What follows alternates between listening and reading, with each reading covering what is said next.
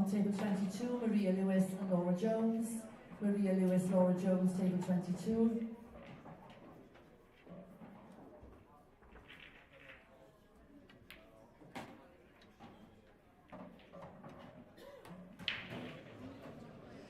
Good afternoon and welcome to day 2 of the IPA European Open here in Newcastle.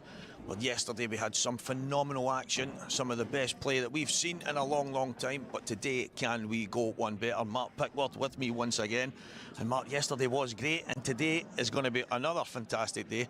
A few words about yesterday. Yeah, I think that we didn't see too many close matches on this stream table, but there was definitely a lot of close matches in the professional event, and don't be surprised if that happens here today, because I'm expecting some nail biters towards the end with all the spills, the dramas and everything.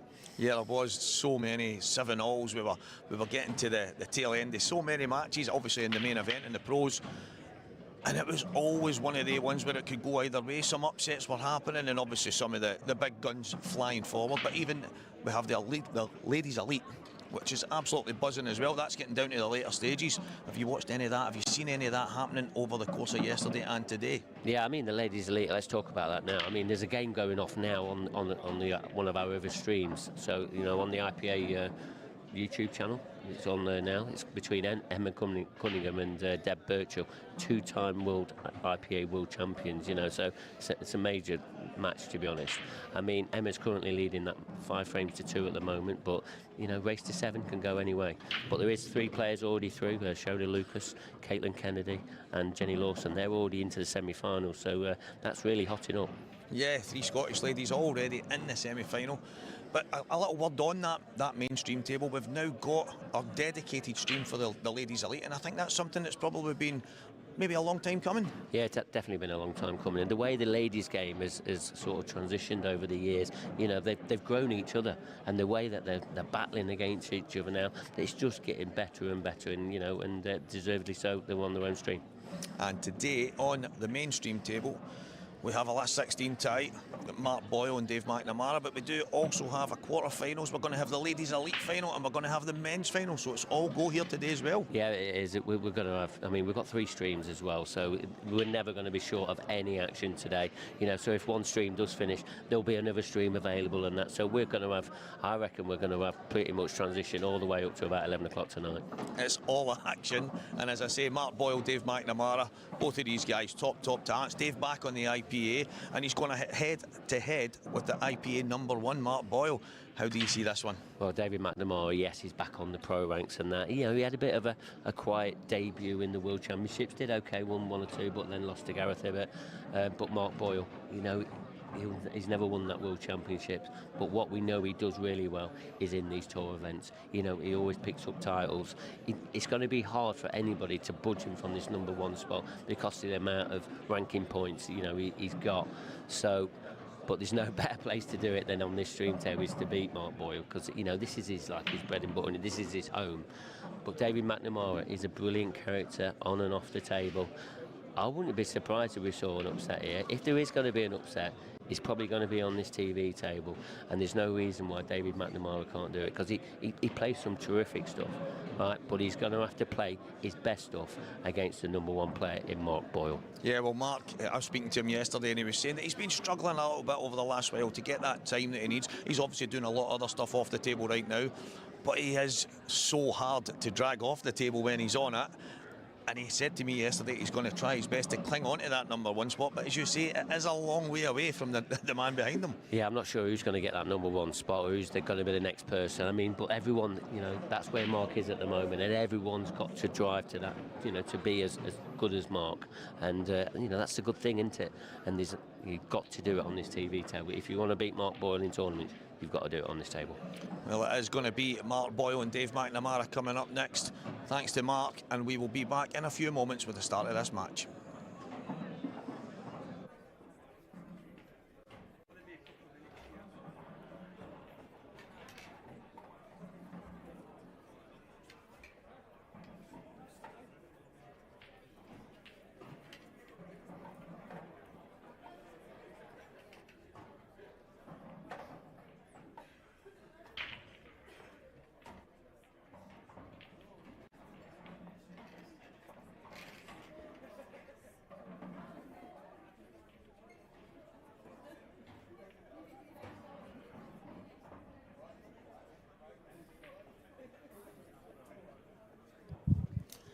And I am now in the commentary box from the studio and delighted to have Morgan McInnes next to me, 2025 professional. How are you, mate? I'm good, mate. How are you?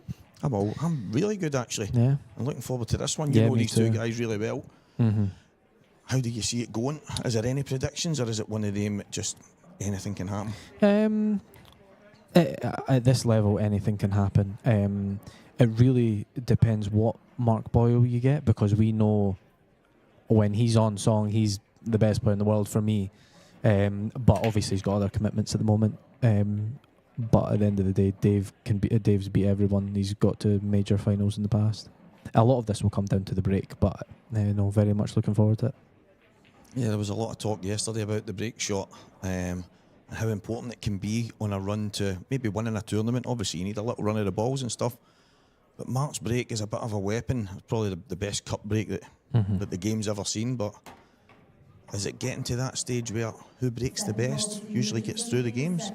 The thing is, you can break unbelievable, get kicked in off, still come out dry.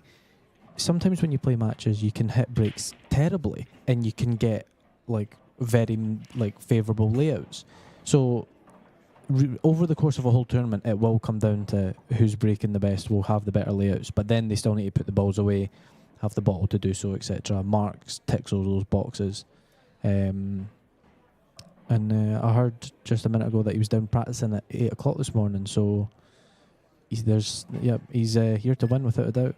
I mentioned last night young Ryan Martin and his dad were leaving the venue, and young Ryan wasn't too pleased that his father was taking him to his bed. I think it must have been about 11 o'clock, and so they stopped at me and he said, Steve, he's not too happy about going to his bed, but we're down here to play pool. And I says, see if you come down in the morning, you will likely see a Mark Boyle, a Liam Dunster and numerous other guys on the practice table. They'll be down here early, and it's no surprise that they end up at the latter stages of these events. And he kind of had a little smirk on his face as if, right, okay, that's it. And he says, well, there you go. I'm not doing it to be bad. I'm doing it for your benefit. And obviously off he went. And then you've just confirmed it. Mark's in there at 8 o'clock this morning. Mark and Mark Farnsworth are both down here. But Mark's kind of just gone around these quite routinely, isn't he? Yeah. They were all nicely spaced out. What he just needs to do is get a nice angle on the last red to the bottom right, just to float down for the 8-ball, and then that'll be 1-0. He was actually saying to me yesterday, obviously struggled to get some time. He got an hour during the week on the table at home. And he actually did it, I think it was Coventry last year, and then he went to Newcastle and he basically won 2 events out of them, and he hadn't been on the table, and he just seems to have so much, I don't know if it's the mental strength, but I think it's incredible that he can come in and focus and do what he does. Yeah. What I find is the more I play practice-wise, see if you hammer the practice table and turn up at an event, I don't really enjoy it as much. Right. So I think he's coming here and actually just enjoying switching off and playing pool. Like, what's his biggest worry now? That getting on that 8-ball. You know what I mean? Whereas he's obviously got a full-time job, he's got a kid, he's got his Lolas that he's doing, so he probably just enjoys coming here, playing pool and switching off for a bit. So I think that might have a factor to do with it, but as we look out to some other games. Yeah, as all go, as you can see, guys, there's a famous Danny Turner in the background. Oh, there he is. The grinder, I like to call him. I often say Dunster's Liam is like a pint of blood. As well. Oh, look, he just pops in. Yeah, every ball's a pint of blood in that. Danny Turner trumps Liam in that, without a doubt. Oh, Mark McAllister, nice shot there.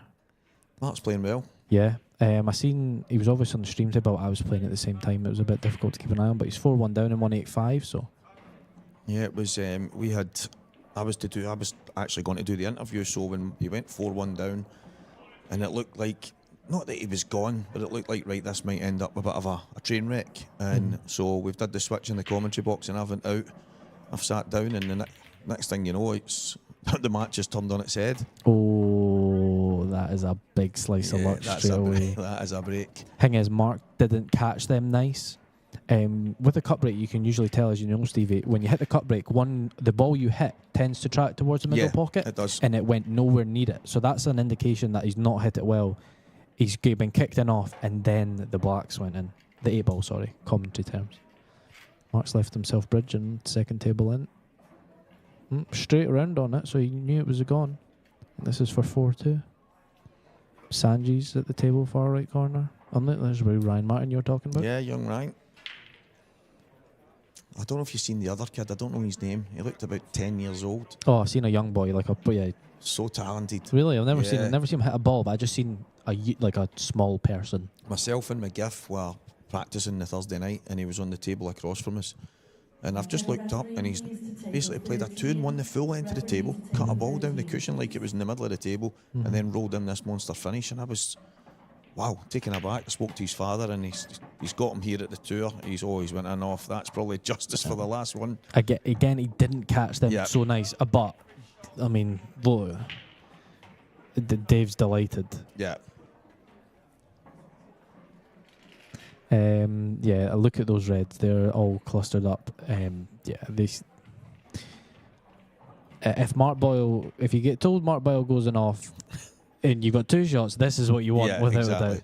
Because with the cut break, all of the balls can go really clustered, which they have done, but he's just been really fortunate that all the reds have got clustered.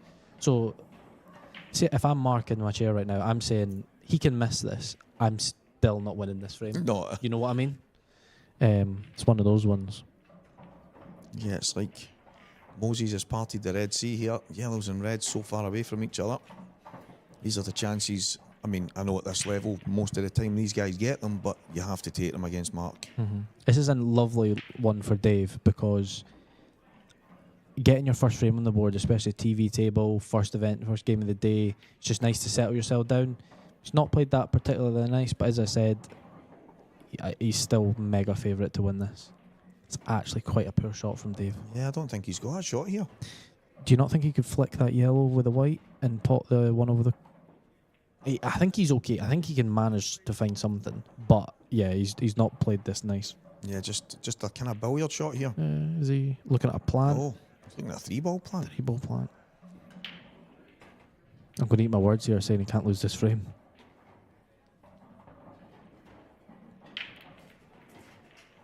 Almost a 4-ball plant, and that'll do. You know what? He's actually...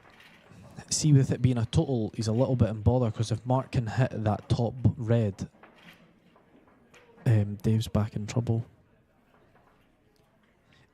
The issue is here, if Dave doesn't win this frame, he's going to feel terrible. Yeah. That's as easy as it gets at this level. He's playing knuckles.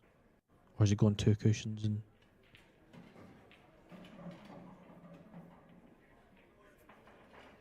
He's just going to be back in the same situation. Back in the same situation. Oh, looks like you can only see about one half of the ball. Dave maybe going to go across the table here. A bit aggressive. I like it because Mark's balls are all dead.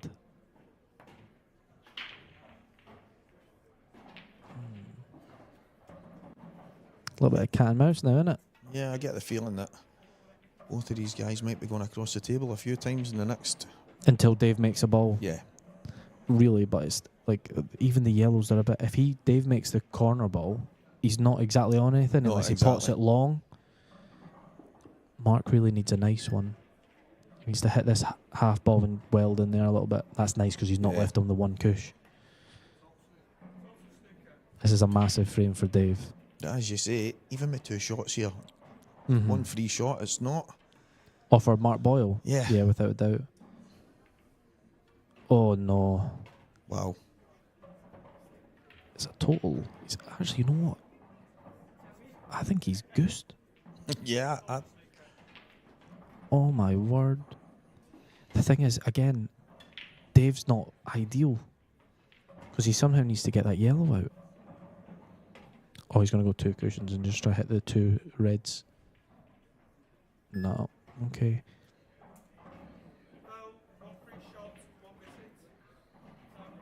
There'll be a massive sigh of relief if Dave wins this frame. 3-ball plant, back heel the yellow out. Nice. Yeah, That double do. kiss was quite Yeah, nice, wasn't it? that'll do. Because he's got him on that one. Shot at Dave. Yeah, he was massive favourite from the start, and the reds were always going to be awkward. Mm-hmm. You see what I mean, though? Like, Mark's actually got to the table, played a good few snookers, and he's still lost. Like, it's just the way it goes. Dave obviously had a bit of fortune by... I mean, he was proper hooked, wasn't he? Yeah. But, yeah. And it's a tough shot. You'll know yourself when the shot mark's played, he's rakes and rakes aside to try and hold it, but it's so hard to control, especially when the cloth plays like it does. And it was kind of in the hands of the gods for Mark. Dave's overrun it a wee bit there. Table's not sliding as like if it was new, like it was at the World, so he's fine. He can check it, and he's Yeah, good shot. just doesn't want to be bridging. He'd be fine. He's got a nice cue action.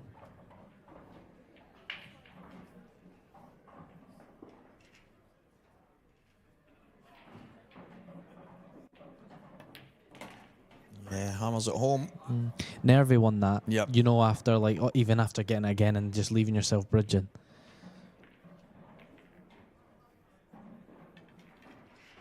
Look, Sanchez, Stuart McCulloch, Gibbsy, The Dunster. Gareth, the Duster. Wonder who came up with that. Do you think Liam named himself the Duster? I don't know. He had an old top years ago with a Dunster on it. It would have just been a local guy, I'd imagine, or maybe Renzi. Renzi's quite good with those type of things, isn't he? The Dunster, the Duster, Dunster.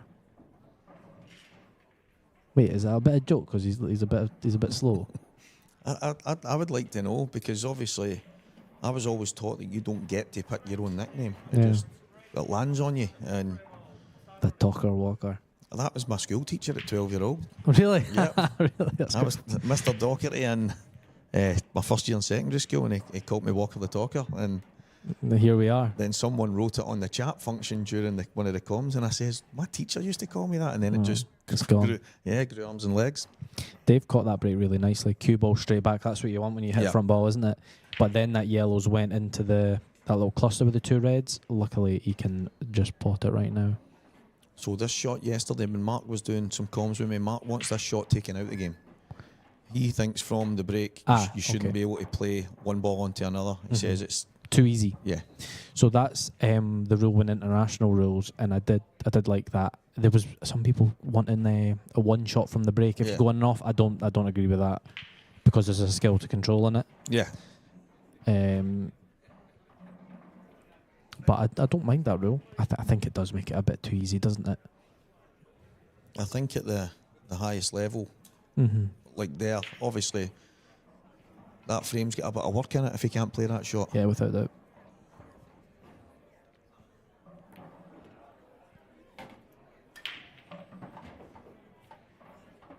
The yellow at the left-hand side, what you thinking there? He might have to play it long, because he's not got the double. Would he want a cannon it? I'm not too sure. He could maybe take the one closest to the 8 ball to try and get onto the right side cushion, and then go to, like, pot the one top right and go into it. I think he's going over there now. Close to the right cushion he's looking at. I don't fancy playing it in the middle, like, dropping on it. I think it's just a bit too fine. Just need to be careful of these cushions. It's quite a big target though, isn't it? Like, even if he misses it by a while, hits the red, the white cue ball's gonna then knock it.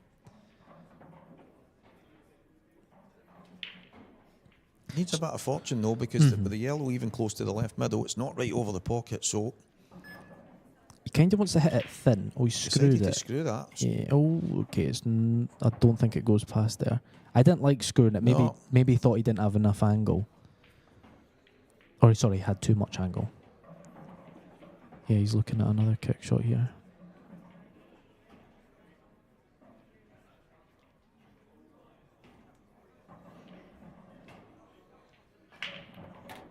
Yeah. Whoa. He just had to try and avoid that red, but it was when it panned back to the normal angle, didn't it? It looked quite tight. Yeah.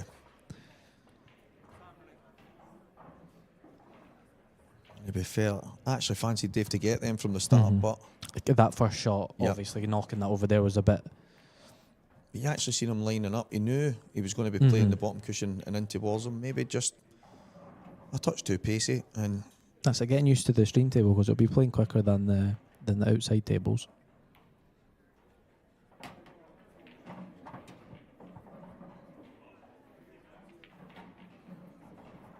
these are bread and butter to Mark Boyle.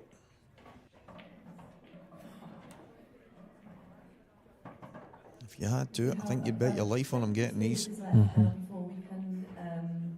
But look, he just looks laser focused. You know what I mean? The nice pace around the table. sometimes Mark, probably more in Scotland, but not these big events, can kind of go a bit quick. Sometimes he looks like he doesn't really want to be there, but he looks, just see the facial expression on him. First time I seen that was when he's played Farnsworth down in Newcastle. Right. And I remember his walk on, and it was I couldn't even describe it. You just need to go watch his walk on. It was brilliant. And then it was just laser focused right from the start. And that's what you need, because you can't make mistakes at this level, because it'll cost you 2, 3, 4 frames. But he's given every ball the respect it deserves. I played him in a Saltire and Players, and he beat me 7-6. It was a good match. I made a mistake to win the match 7-5, and then he's won that frame and then dished the last. And there was a point in the middle of the frame where I had a wee joke with him, and you talk about laser focused. He just ignored you. Yep, and I went, right, I like that, and I had no issue with it at all. But then after the game, we were laughing and joking. I thought, no, he was obviously there to win. It was all about, and the fact that we were maybe in a match, it was actually a good learning thing for me, because I thought, right, well, it's not a joke. We're at war with each other. No, 100%. I like the fact when he's like that, even though he's taking them quite quick, he's probably 10, 15 seconds at the most a shot. It doesn't look like he's rushing. Looks like he's just in a nice flow. Yeah, a nice flow, yeah. Some really tight games going on in the professionals. Dan Davies 3-0 down. He's 4-3 up now. Dunster was 3-0 down. He's 4-1 down. The 5-1. Tracy's just potted a black there.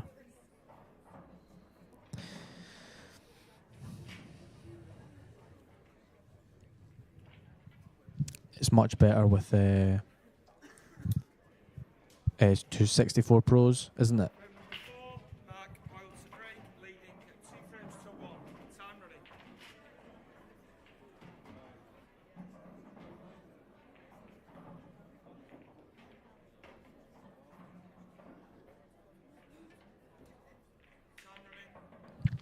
Here we go, the Mark Boyle cut break. Yeah, can it be better than the last one? The last two?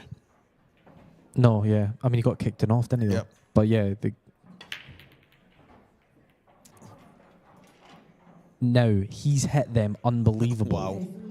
Because the cue balls went side cushion straight back into the centre of the pack. And just look, they're just so nicely even spaced out. If you're in Dave's shoes, these need to be going if you want to beat Mark Boyle and get to quarterfinals. The two balls that were going towards the left middle hit each other on the way in. And you seen a little shake of the head from Mark, you knew that.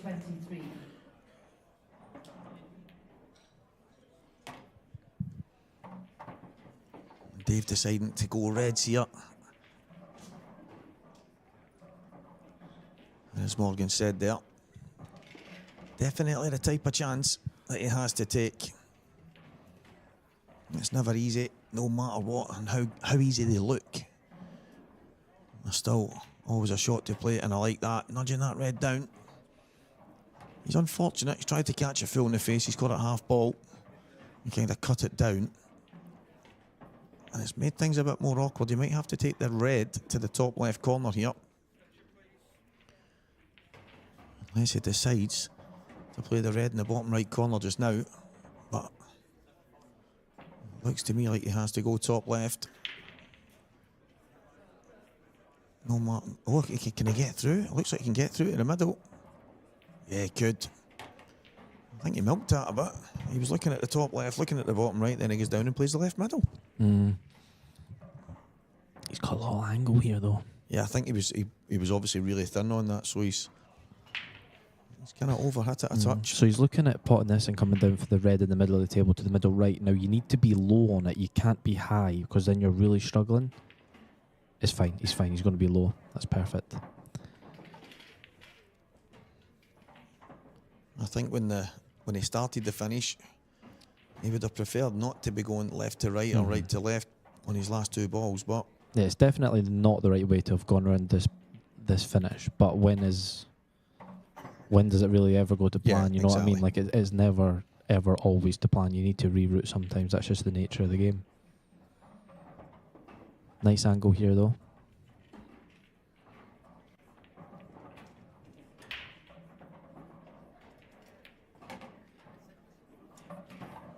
Just about perfect. See, I would been trying to get a bit straighter personally, because I like the black. Sorry, the 8 ball was right over the pocket. You know what I mean? Yeah. So just kind of leave yourself in that left channel. Now he kind of needs to play a little bit of a shot. You think you'll go 2 cushions here? No, it's just Yeah, going to just a drop in. It's fine. Played it well. Yeah. Thing is, it's just some way it could go wrong. You know what I mean? Because you're having to play the pot and position. But no, he's played them the last 2 nice. 2-2. We got a game. Yeah, it was some break from Mark Boyle. But unfortunately, he's left a chance for Dave McNamara, which he took with both hands. Matches are all on the go right now. Emma Cunningham, Deb Birchall, that match still going just now. See what the score is for you guys. 5-all, and Deb was 5-2 down in that match. So the IPA legend of the ladies elite digging in against our current world champion. Great result for Caitlin Kennedy as well, beating Yeah. Alexandra Cunha. I said that earlier. Fantastic. Shona's swagging as well. Shona's brilliant. Jenny Lawson as well. Oh, Yeah. Deej making a couple of balls. A little bit clustered. Let's see what he's got. Not a array of nice balls to start at all. Yeah, they're awkward. Yeah. Has he even got a starter? The red at the bottom right, Yeah. yellow thin nick in. He's even cut. He's bridging over that as well. 4-ball plant, yellow in the right middle. Personally, see the yellow at the bottom. I'm thinking maybe just slice that over to the red and kill it. I'm a bit more negative than these Yeah. guys though, so yeah, that's not how I play pool, but I can see why he's going for it, because at the end of the day, you need to take these finishes out. You know what I mean? I mentioned yesterday, that ever since I started doing this, and obviously on the live stream table, it's very rare, unless it's forced upon the players, that they get into a kind of fudgy tactical kind of frame. It seems to be that they'll go for a finish. If they've got a couple of pots on, they'll just try and manoeuvre some kind of finish. And it seems, I've actually asked the question, is it the shot clock? Is it the stream? Do they do that in the outside tables? It makes me wonder, because it always seems to be really aggressive on the main table, which is great to watch. Yeah. I think the main tables obviously might play a bit bigger than the outside tables. But I think really just this generation of pool players are just aggressive, you know what I mean? Whereas up in Scotland, we've got a couple of negative Nancy's like myself and whoever else. I don't mind it going tight. If I don't think I've got the capabilities of taking a finish out like this that Dave is doing, then I'll just kind of tie it up a little bit and let Mark go for the wild one. There is a bit of a stigma, well, not even a stigma, but there's a lot of people that will say to me, "Oh, you guys love a tactical frame in Scotland. You love tapping the pack. You love it," and it's like, I think it's just a winning mentality. Do whatever it takes to win. Yeah, I just feel like personally I know my own like limitations. He's not played that good. Is he playing for the double here? Yeah, he must be. He's just a bit low on this yellow as well. The thing is, after Dave played his first shot, he could have the white could have went in, you know what I mean? And he's second favourite for the frame, Mark with 2 shots, but it didn't, and now he's taking them out. Natural angle for the white to come round though, so it should be fine. Nailed it. Ooh. Maybe caught it a bit thick. Yeah, you're taking this middle, aren't you, Stevie? Yeah, you've got to cut it back. Yeah. It's not a nice cut. The white, it might be going 2 cushions. I don't think it's got the pace to go 2 cushions in the same pocket, fall in but the same pocket. it's kind of on that line. And he's putting that touch of left-hand side on it as well. So, yeah, pace. He's played it. He's potted it really thin, but Really, yeah, played yeah. it nice. A potter's finish wasn't easy. Made a bit more hard work than it had to be. He's played a good shot to get the balls open in the beginning, and it ends up a good finish from Dave McNamara. Some of the scores as they go just now, guys. Adam Davis 2, Craig Marsh 5. Mark Farnsworth, who is on one of our other stream tables, he's 4-3 in front of Luke Sanches, as you can see up in the distance. Richard Swarfield 4, Drew Hughes 5, Liam Dunster 1, Connor Tracy 6. Big result that so far. Stuart McCulloch 2, Scott Gillespie 3, Rob Wilson 3, Dan Davey 4, and Mark McAllister Jr. against the Godfather. That is 4 frames all. Some tight matches in there. I mean, all of them are a 1 frame apart from 2 matches. There was quite a few last night late that ended up finishing 8-7. I'm looking Yeah, there, I me. just seen you're one of them. Godfather showed me how to dish. Mark Farnsworth and Johan Attard. And that was the early it was section, around. wasn't it? It was around before. It was Dean Shields, Stuart McCulloch, Dale Lawrence, Corey Reese, and I think all of them came from behind. And Curtis Lee and Tom Barley, they were all sitting at 7 each for ages. Mm-hmm. I just Oh, seen I was Andy another Croasdale, 8-7 there, yeah. Mark McAllister, and you again. Yeah, love a decider. Yeah, lots of tight matches. And we've actually mentioned it at the top of the show that maybe on the stream we haven't had them yet, but we've had loads across the weekend so far.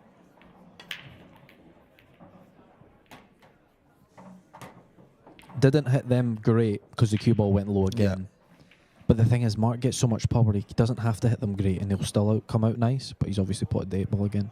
There's Adam Davis at the top left. He was quite good in the stream table yesterday. Did you catch any of it? Yeah, just the tail end of it. And I mean, I think I was told yesterday that the last time we played in the IPA was like 2013 or something, a long time ago. I don't know if Really? I've misheard That that. would have been when it was World Rules. Right. Because it used to be the other rule set. Right. But he looked so good in it. As I say, only caught his last few frames. But he's obviously a really top player. Doesn't look as if he gets flustered too much. Just No, he's played in the Supreme Series. He's Yeah. played in massive events. I'm sure he won one. But he's not been in he's played quite a poor shot there, to be fair. He's not played in many big events the last few years. I think he's got his own club or something like that. So obviously that life takes priority. But here we go, Mark Boyle again. I feel that Mark's broke about 10 times in this Yeah. match already. Wow. Yeah. Creamed him. See, that's a proper Mark Boyle where just explode, balls flying everywhere. A little bit of a cluster. He doesn't have a red to go on. He's got one long, but he's bridging. I think he's forced to go yellows here. Does the red and yellow, the shot that Mark Oh, gets, yeah. does it cut back? Yeah, I think it does. And the thing is, the way that he can play it thick to manipulate the white. He'll be happy it's not banned right now. Doesn't have to take it, but No. you probably really need to. No? Is he screwing in now? Does he have an angle just to screw into it, maybe? He's boycotting the shot because he doesn't like it. Is he looking at the cutback on the red? I think he is. This isn't easy. He's obviously going to open the table up if he gets it. And it's not gone to plan. Yeah, cue ball flying about everywhere, wasn't it? He's tried to play it in a controlled way, but it's kind of in the hands of the gods when you play a shot like that. No, without a doubt, because the cue balls, you can't control it because he was like playing a soft cannon, and then it's flying into it, isn't it? So a little flick and it's flying everywhere. And now Dave's got a bag. If he can get round to the right-hand side of the two reds, which I don't think he can. He's on it though. Can he play the top red off the yellow and then the red off the yellow at the bottom, maybe? It's a lot of in off the yellows. Yeah. Do you think he might come downstairs right now? Yeah, and then have Yeah, the red yeah, and the he may- opposite. Yeah, he could pot the one to the bottom corner and then try and play position to play the one across to the other corner. Don't know if I'm describing it that well enough. No.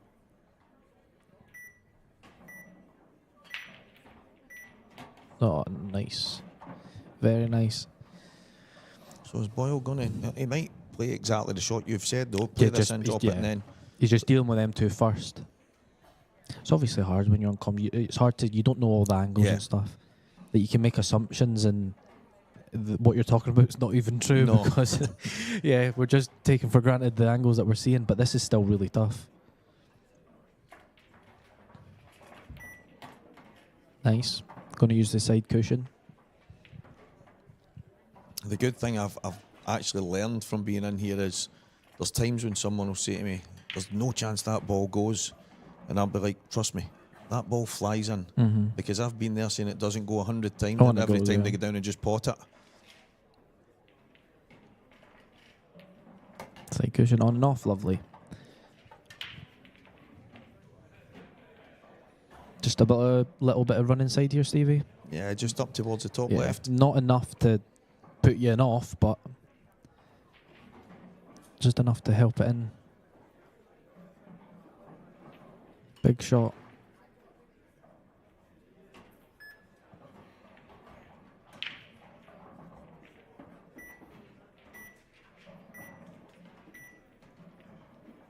Beautiful. Yeah, played it in like a champ. Yeah.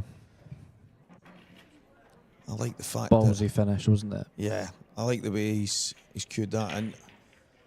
There's a lot of players, I'm getting to watch a lot of pool these days, but they kind of try and just run that in, and one of the kind of, if I go too far, I've got it in the middle. If I don't go far enough, I've got it in the top, and kind of get caught between the shot, whereas Mark's just... He's getting the pot, he knows that. Well, it's obviously, it would be cruel to not be on that 8 ball, but yeah, he cued that so nicely as well. Mr. Nice Guy. That's Connor Tracy for anybody wondering. 6-2 up on Liam Dunster. So on table 7, please in the open. Didn't want that. Daniel Thompson and Paul Ridge. Daniel Thompson and Paul Ridge. Godfather's over there. Looks like he's dishing again, but he's played a poor shot. Yeah, he's 5-4 He's up. so good, isn't he? Yeah, Have you ever seen his break cue? No, I haven't. It's bent as hell. What is it? Oh, it's honestly, it's crooked. I thought you were going to say, have I ever seen his break? His break's Oh unbelievable. no, his break, yeah, but his break cue is bent as hell. I need to find some bent cues to break with. Yeah, he's just, I think he's quite inspiring, the fact that he's played for so many years at the level he plays at, and he just doesn't show any signs of slowing down. No. I actually think he's got better in the last few years. Yeah, it's incredible. Good hit by Dave. I think I'm going red to the middle right here. Yeah, I think... I think yellows is a bit of a tricky starter. Yeah, it's not an easy red, but drop that in, and it's probably frame ball. I know there's work to be done after it, but yeah, you just want in on these frames. Nice. yeah, jumped off that there, springing the step. Dave McNamara giving himself an opportunity here. It's the kind of chances you want when you're at the table against Mark Boyle. Yeah, without a doubt. Showing Mark how to break right now. Two contrast of styles, isn't it? One cut breaker, one front ball. I've actually noticed that quite a lot with Dave, with the way he kind of pulls the left hand away. It's always... Yeah, I've noticed that he plays a shot and the cue's still in his hand, but his left hand's away up in the air.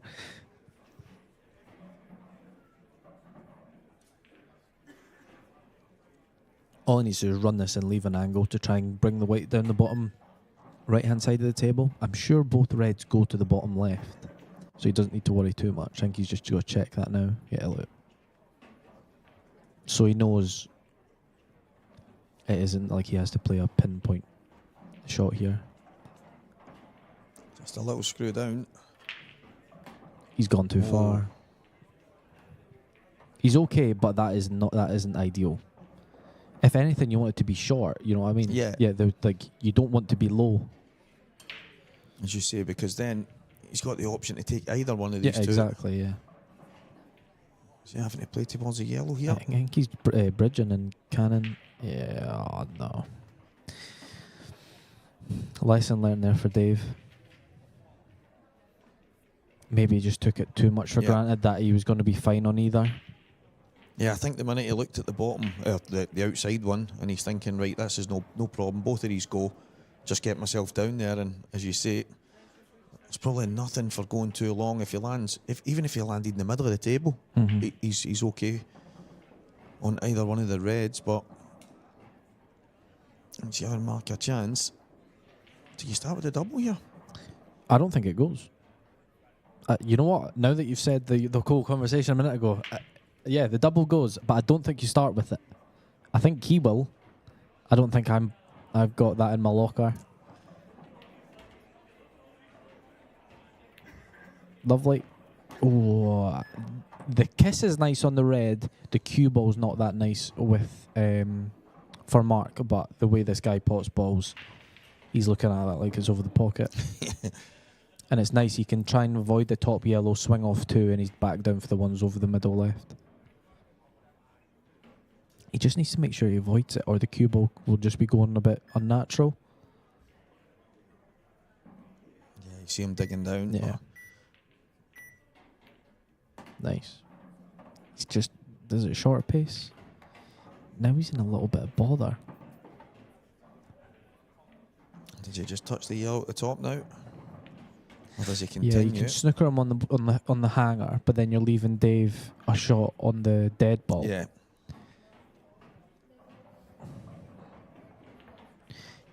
I don't think he's got a shot, as in to continue this finish. He is just going to play that. He's going to play it in it. Ooh, aggressive. Oh, wow. Like it.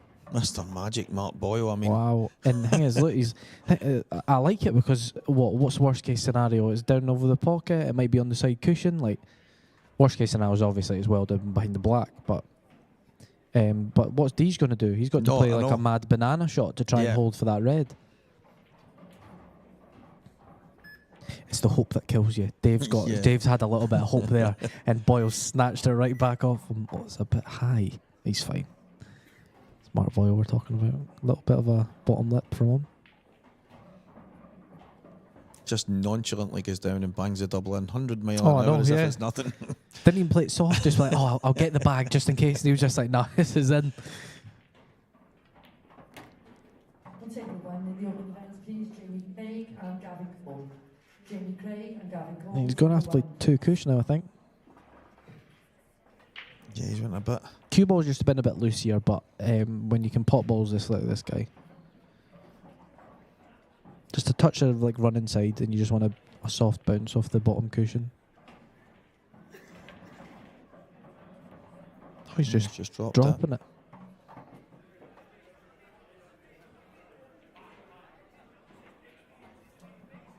Yeah, it's one that got away from Dave McNamara there. That's it's criminal from Dave, if I'm honest. With that layout, you know what I mean? As soon as you said, first red, frame ball. Yeah. Yeah. Mark McAllister winning the frame against the Godfather there. I think that's quite a tight game. 6-5 now. But yeah, Dave will be sick with those because that is as basic as you really get at this level. But it happens, and that's why the game's so... I mean, look at the finish you took. The frame before? Exactly. Like, you took out a monster, constantly banging into balls, left, right, centre, doubles, and then he's got a pretty... Yeah, as I said, basic. There he is. Man who was up practicing at 8 AM this morning. I'm starting to think that Mark Farnsworth and Liam Dunster speak to each other about what T-shirts they wear. I mean, when did they get them? No, like 2020. Like, was it even 2020? Was it not before that? It might have been. Yeah, get them in the bin. Paul Sandler, have a word. It's either the purple one or this orange Oh, one. I know. Yeah, you're right. Yeah, it's them too. Maybe they're fishing for a sponsorship deal from on board. Hit them good. Cue ball tracked high though, so it just means he's hit it not as flush, but as I said, he doesn't have to hit them perfect, does he? No, they seem to open pretty well most of the time.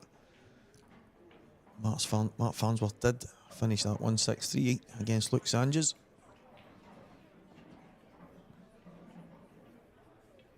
It looks like all the Reds go. Just a little bit of tight cue ball control. Can't play his cue ball the same way as he did last frame. But that's probably as loose as I've seen Mark's cue ball for a while.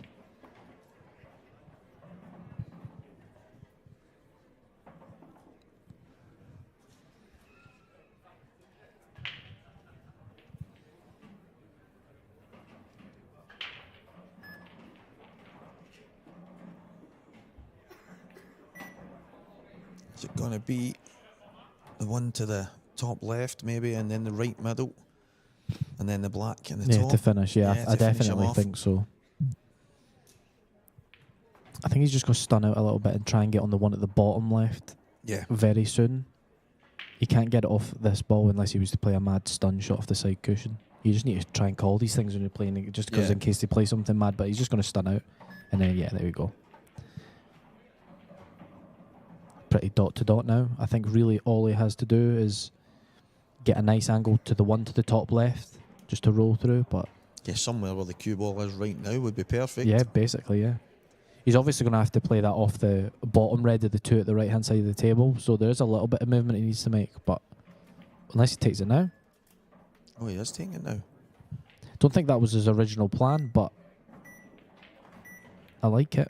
Yeah, he's maybe not came far enough to take the one to the middle for the bottom and then work his way back up. So, as you say, it could be the one to the bottom left now as his last ball. Anywhere towards the yellow, the left-hand side of the table, he's fine on the 8 ball. I wonder if he'll flick the yellow a little bit. Yeah, just to open it slightly. I don't know. Obviously, we don't know how straight this is. He won't risk it if it's not a given that he's going to get out. I think he's just stunning out.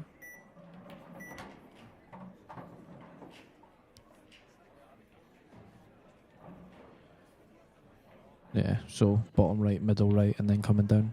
Is it always top right, or is there it's an argument for left middle? No argument. Not in this type of frame, though, with the way he's going with his last ball, because he just pots it and hits off the side cushion. In another world, maybe, but it would have been... the way they were mapped out, it's always set for... There was not a ball to get him to the top right, unless he left his first ball as his last ball, but it's just... Yeah, it's never happening.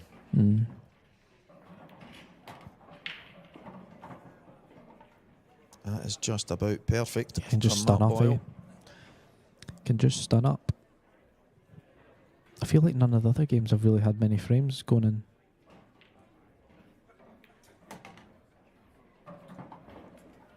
That's nice. Even the way he played that is just so nice. Because why do you need to stun up? You know what I mean? You might do what Dave did in the previous frame, just stun too far.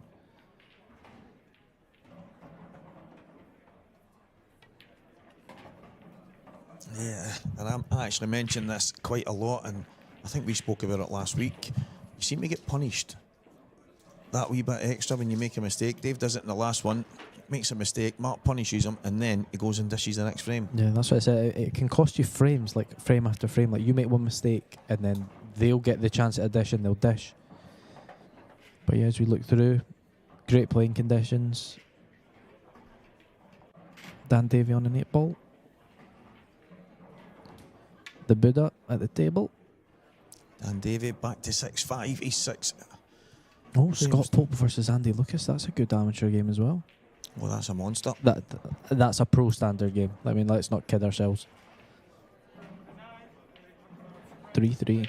3 frames apiece in that one. Yeah. Gareth Key against Lee Anderson. Gareth 4-3 up. Gareth beat me 8-6 yesterday, then beat Davey Forrest 8-6. Playing some good stuff. Took some of the maddest finishes you have ever seen. There's a lot of that. Dave hit them quite well. Got a couple of balls. Not much of an opportunity here. Long yellow. I think it's going to be the way. Long yellow, and he's kind of tracking over to the left-hand side for 2 of his other balls.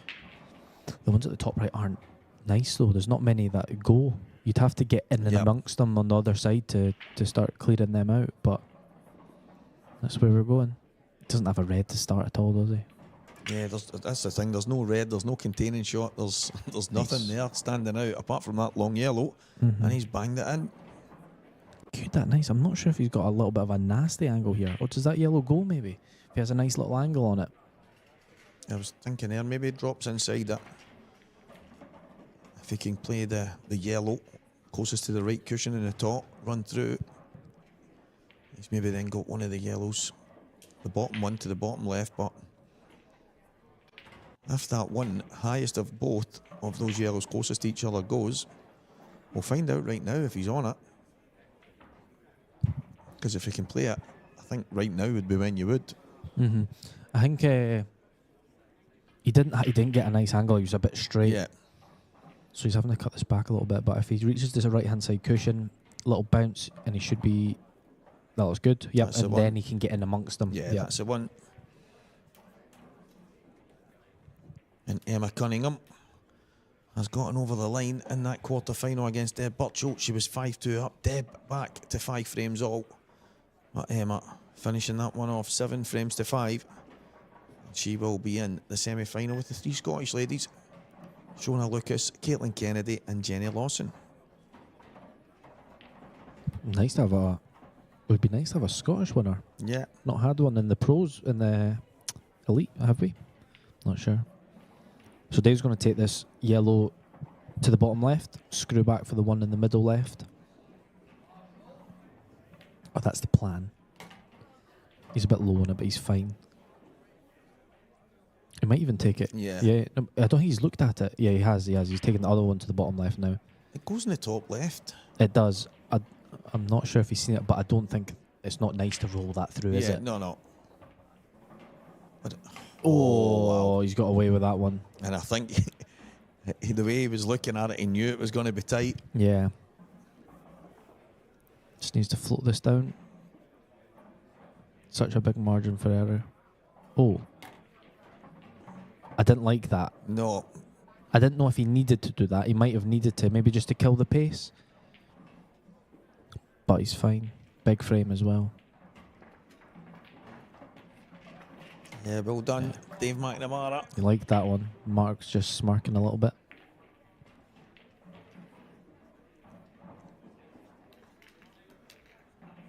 Apologies, I forgot Ash won an elite title. Thanks to Yvonne for correcting me. And then there's Adam Davis. He's 7-4 down, needs 4 in the trot here. Doesn't look like he's bothered.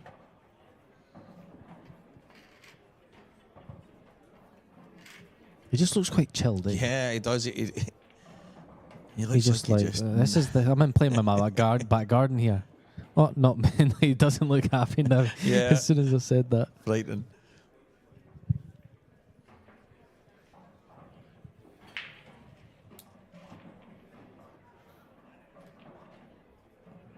He's milking it. Mark Boyle to break. Good game this. 9 frames, 6 dishes. Craig, I think you need to turn back. There we go. Thanks, Craig. Let's see if the Mark Boyle break. Oh, balls flying in everywhere. Now, this is similar to the basic one he had before. Yeah, this is... And we've had our first game finish as well. These are done. I would... I'll quit the Pro Tour if he doesn't get these. Yeah, this is like a practice routine you set up for the kids. Oh yeah, exactly. I was going to say, not for Dave. Wait, the thing is, the only thing that can cost them here is thinking they're done, being complacent, and exactly. Just kind of maybe a little bit of bottle, but you'll be fine.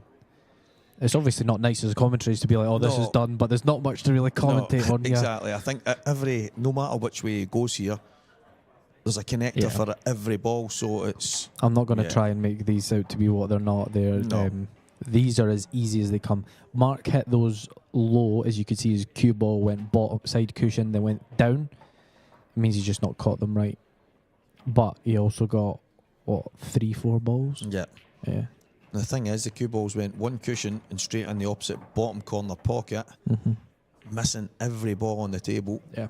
You could have told Dave to go yellows there, and he still would have got them. Yeah. They were that easy, both colour sets. Yeah, I would actually argue that he's taking these in about 25 seconds totally, never mind the 30-second shot clock. Shades of World Championship final Ben Davies there. He took them that quick, but they were easy. Except But, Dave got on the shot. yeah, yeah, exactly. But Ben just swung his arm. Yeah, they were straightforward there for Dave McNamara. Oh, the Buddha's not happy. That cue ball looks welded.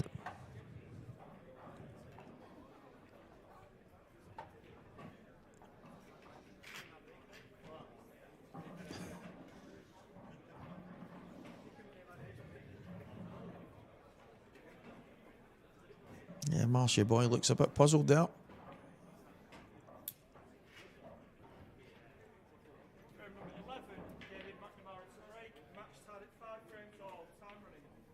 And that frame was absolutely massive. It's now all square, and he's caught them good. Dave's been hitting the break much better than Mark has. And he's got one kick shot here to go in the lead. Has he got enough to play it now? Yeah. The thing is, a lot of people think these are down to luck when... Okay, he's just hit it as hard as he could. But a lot of kick shots are also, like, calculated. Yeah, very controlled. Yeah, of course. It's not all just luck. Like, a lot of it is calculated. Dave probably did calculate that, but at the end of the day, he's thought he's canning it into the cushion and the red. He just wants it to get it out. Yeah, I think he's... Look, he's tried to stun run He through needs there. to slow down a little bit, doesn't he? I think he's kind of getting maybe not a little bit excited, but he picked up the pace in the previous frame and he's playing with this, and these aren't as easy as the previous. Yeah, he's taking his time now. He understands he's played a poor one there. I don't think the shot that he's trying to play was as easy as he's thinking. Obviously, the stun run through is a hard shot at the best of times, but to get the kind of power he needed to get to the left-hand cushion wasn't easy. That's okay. He's given himself a nice angle. The two yellows at the bottom kind of take care of themselves. But you're right, even walking around the table, he's picked up the pace. He's slowed down now, but it's obviously just a bit of adrenaline, isn't it? Nice. That's it. Doesn't need to do too much, just off and on the cushion. Maybe he could screw it back if he wanted to. Yeah, I was going to ask you that. Would you be just running off one cushion? You don't need to be I would swinging be, round. yeah. There's nothing. You don't need to be overcomplicating it. No, not at all. Kind of like Dave's done. Yeah. He's okay, but yeah. He's part of the media team. He's just trying to get some some content. Good on Dave.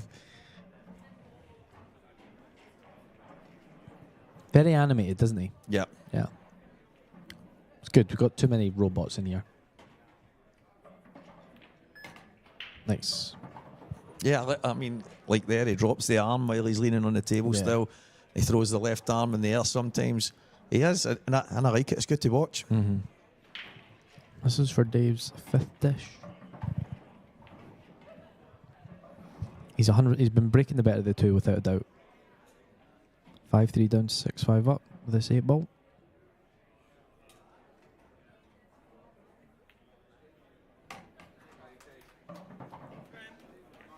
Yeah, all of a sudden this match has turned on its head.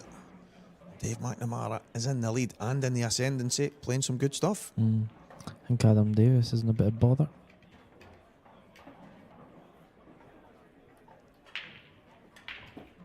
Budo's on the hill. Dan Davey, from 6-4 down, is 7-6 up. And he's got- just broke. I just got a couple of balls.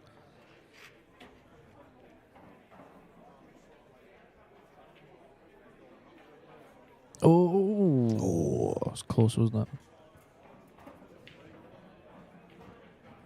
that could be all Adam Davis wrote, because Craig Marsh has the yellows to go to the next round.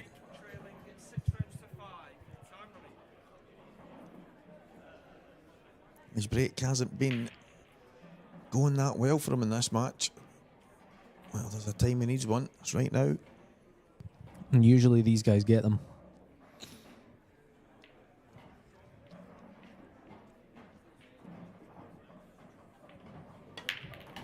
No, he's hit them. Unbelievable. He deserves everything he gets.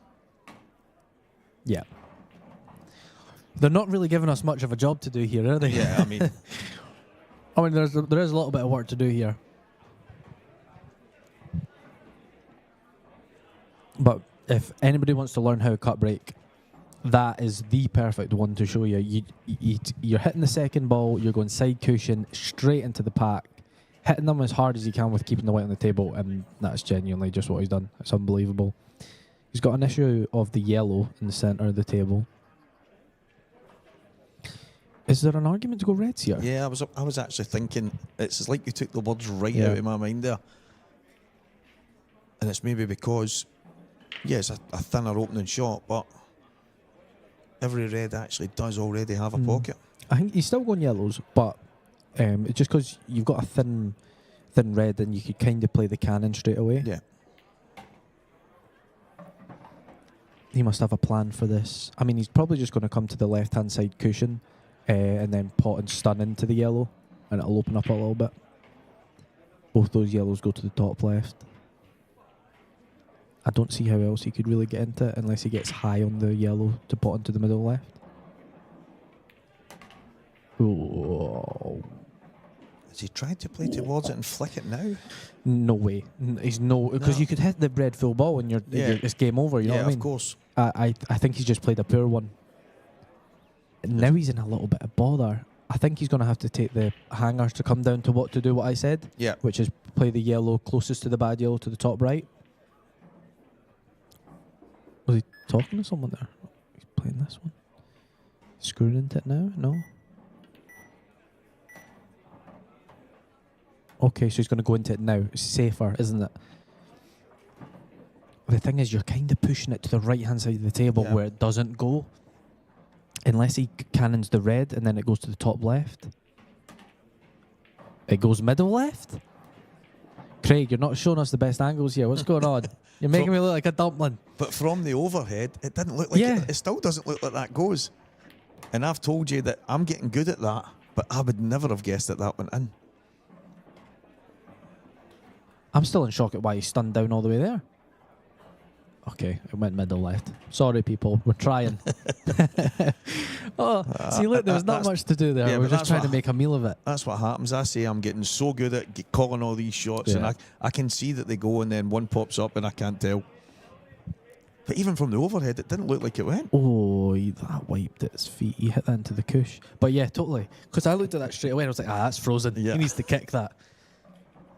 Yeah, Mark just drops on it, making us look silly in here. The Buddha is through. So Craig Marsh will play the winner of the game we're watching. Drew Hughes and Connor Treacy are also through. Andy Lucas is 4-4. Oh, and there's... Looked like Scott was on a finish there. There's Dan Davey. Doesn't look best pleased. 7-6 up. I'm going to guess he's on reds. As he did have the break, and I'm assuming he's still at the table from that break. If he's on reds, you're not taking the double here. Looks like he's bridging, taking a long... Oh, maybe pot kick, God knows. Dave's break, he's been creaming them. He's been hitting them so well. Cue ball straight back to the bottom. And it's kind of went a bit wider. He's not got a ball yet. There's one going middle left, though. Yeah, Mark was on his way. Mark was on his way. And see, look, now Mark's having a joke one because Mark's not at the table. You know what I mean? Dave was like, I'm not even looking in your direction, mate. I'm getting these done. Dave spun round there like Michael Jackson and grabbed the playing cue straight back to the table. Mark's still laughing. It's mad how often that happens. The last ball moving. Now it's getting a crunch time, so it's a little bit more bottle. How can you control your cue ball under the pressure? There'll be a lot more people.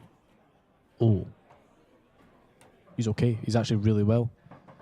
A lot more people crowding around the table and that because they'll know there's a tight game going on. And by the way, what a game. 12 frames, 9 dishes. Playing middle.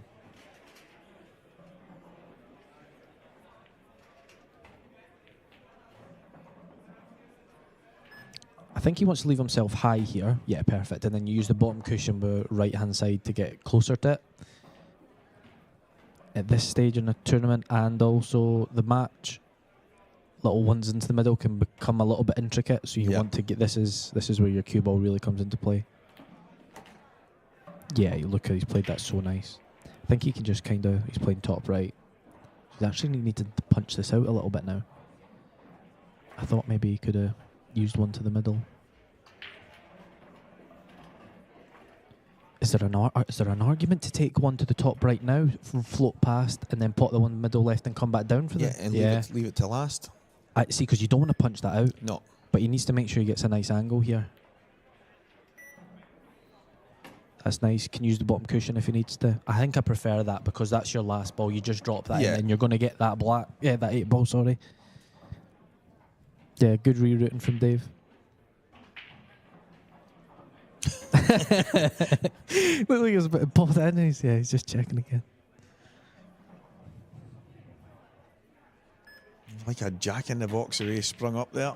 Yeah, nice. Good shot. See, on a new cloth, that's going that's sliding in behind that red, but no, it grips it nice now. Mr. Magic. It's going to be 7-6 down. Well played from Dave McNamara. Another dish.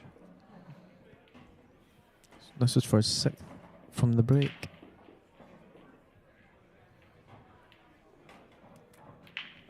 And he gets it. Nice. Tapping the leg from Mark Boyle. Very nice. And it's 7 frames to 6. There's the Dan Davey. Dan Double Davey. I call him the system. Ooh, what's he looking at?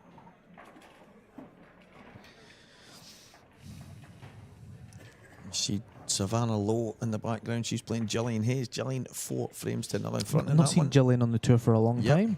It's good to see her back. She walked in earlier and I was surprised. I know, snooker player. She plays snooker at a high level in Scotland.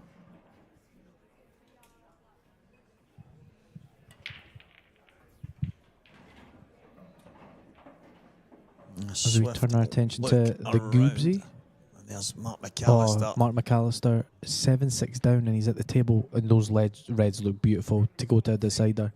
Mark's got a little smirk on him.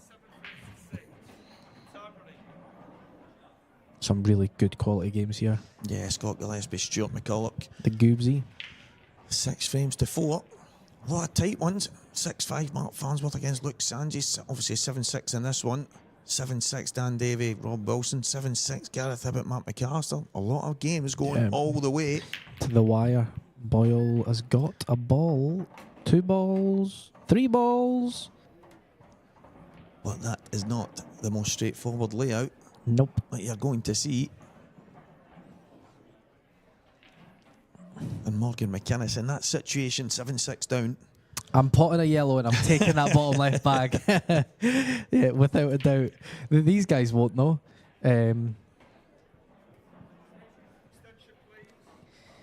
What's he looking at? The obvious one's the yellow to the bottom left and cannon into his bad one, but you can't really. You've got no insurance. You know what I mean? You need it to come out nice for you. It's also not easy to get on the angle where he wants to be.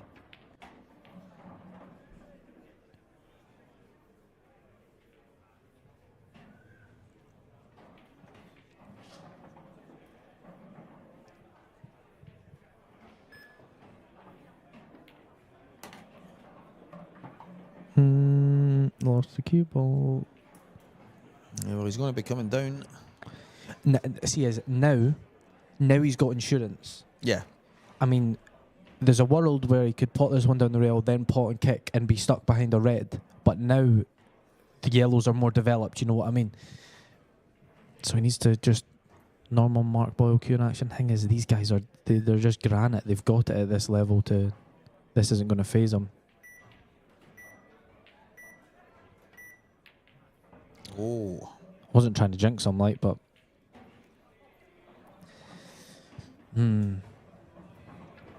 Not easy. Sometimes those misses can help you, because Dave's going to go for this. Yeah, exactly. Dave's going game. Dave's going match. He probably rolled us through, and he's probably just going to hope the pool gods are on his side, pot and go into them and see what happens.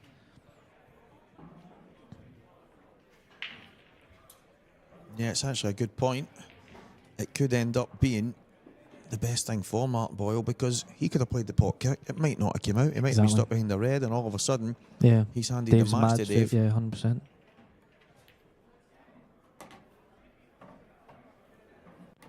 Okay, Doc, whose day is it? Because Pool's a funny old game. He doesn't look like he's cracking into these. He might just be playing for the plant. Pool's a funny game. As in, obviously, Dave wins this frame, wins the match. Boyle could just dish the next frame. He's got a thick angle. I think he wanted an angle to play the plant and go to the side cushion for the other red. Yeah. Is he trying to float this down, maybe? It's going to be tough. He's playing the plant. Yeah, I was thinking off the yellow, and that's what he's played. Nice.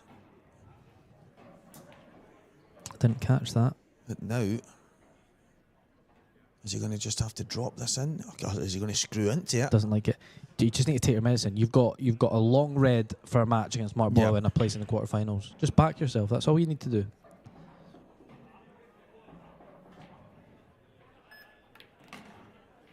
Oh. Just put it into the pool gods, and fair enough. It's your day, Dave. Well done. Fantastic. He's played fantastic. Yeah, he's flying round the table. 5-3 down.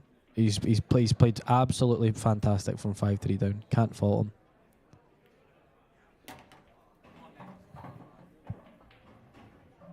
So this black for Dave McNamara. And a date with the Buddha, Craig Marsh. And number one, IPA professional Mark Boyle has been put to the sword. Dave McNamara, well done. That was a good match. Oh, look, it was, 10 dishes and I'm trying to do my maths now, 14 frames.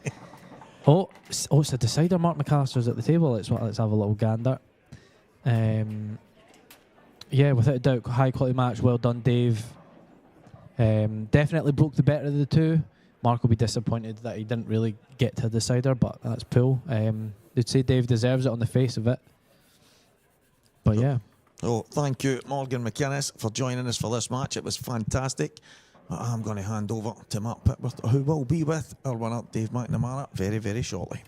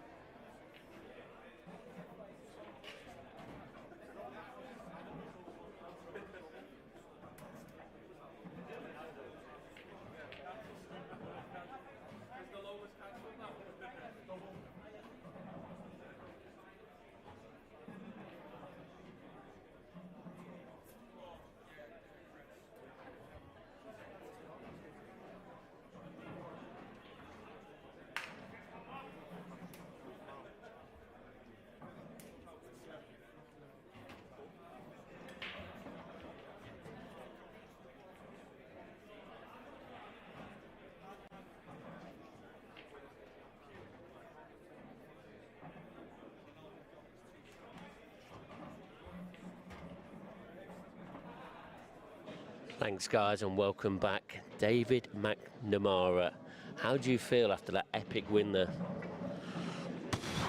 Absolutely buzzing. Mark, it's my first tour back, and me and Mark are friends off the table, but I know how good he is, being the world #1 and stuff. And I seen the odds this morning, and a lot of people ripped me off, but not me and the lads.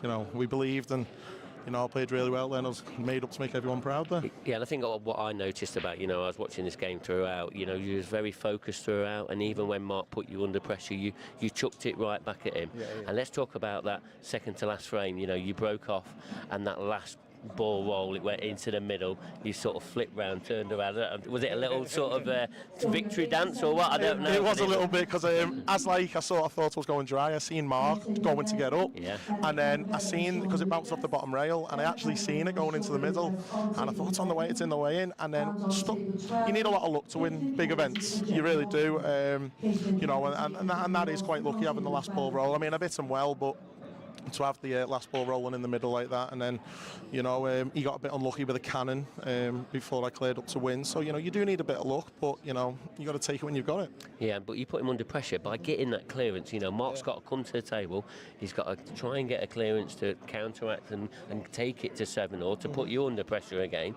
But you really held out at the right moment. Yeah, I felt really good out there, and last couple of years with the business and making the bars, I've not really played, but I made a promise to my friends, my family, my backers, that from January I'll be playing again, and I felt like I played really well at the Worlds. Obviously ran into the robot Gaz a bit, but I felt really good out there. Practice pays off. Happy on the table, happy off the table. You feel like you're unbeatable if you're getting a little run of the balls like I did today, and even when I was under pressure, I knew we had the game to come back. And I felt really good. I missed one ball, I think 2 balls maybe, early on, and I missed one finish near the end. But it was just, I was made up the way I played under pressure. Like I say, putting the pressure back onto Mark's a massive thing, scoreboard pressure. So, mate, I was just made up, honestly. We've got all the lads there behind it, just buzzing. Yeah, you've got some great support as well. I mean, your return to the IPA was at the World Championships. You didn't have the sort of best run in there, but you came up against Gareth, which you mentioned. But, you've obviously been spinning a few plates as well. You've been doing a lot for the IPA behind the scenes as well. How do you find to try and balance it and put in a performance like that? Where's that come from? It's just, I think it's my family and everything in the background, do you know what I mean, believing in me, my friends. Like, I had a big crowd then, I had a good 15, 20 people watching from around our way, so, you don't want to let them down, and, sometimes you need someone to believe in you more than you believe in yourself to kick you up the bum, really. And, I love working for the IPA, so it doesn't even feel like a chore. We had a great laugh this morning filming some darts. So off the table's good, on the table's good, and working with you guys, it's quite easy, isn't it? Do you know what I mean? We're all friends here, so it's just basically now before the game, I switch off from it all, try and turn my phone off and get in the mode, get in the zone sort of thing, and so that's pretty much it, really. I'll have to get my camera back out and take a few photos for the socials after this, but mate, it's easy when you've got a good team around you. And a little bit just about the vibe in the arena, the way that the IPA started off in this tour one. How have you found it? I think it's great. I was walking through with a few of my friends last night who've never played on the tour, and they just said the atmosphere is really good. There was a bunch of lads that my friends don't know, and they welcomed them with open arms, had a few drinks, had a good chat, and I introduced my friends to a lot of other friends because last time I played on this tour was 2019 when I won the English event up in Bradford. So it's a long time off, but coming here, it's like I've never left. Everyone's such so welcoming, I think that's the word, and the people who run it, Paul, Santa, I mean, they're amazing people. Santa was watching that game, and I know he's a big Boyle fan, so I'm sorry, Santa, but no, I've got he'll probably give me a room on the top floor with no lift at next event, but no, I've got everything's great here. The standard's fantastic. I was looking at the pro events, looking at the amateur events, the women's, they're all, it's a fantastic standard, and such great people as well. So I'm buzzing to be back. I'm buzzing to be playing well, and I've got 3 more cup finals to lift that trophy. Well, we're buzzing to see you in the next round, which is certainly what you are now. You're going to have Craig Marsh in the next one, so I'm going to wish you the best of luck, because I know you'll be pretty much soon after. Okay, that's great. Thank you very much. All right, well done. Cheers, mate. David McNamara, everybody. Into the quarter-final. Stephen Walker, what a match that was. Yeah, I mean, Dave had a bit of a spring in his step. It was mad. Morgan McInnes joined us on commentary there, and you could see Mark had a little bit of a laugh here and there.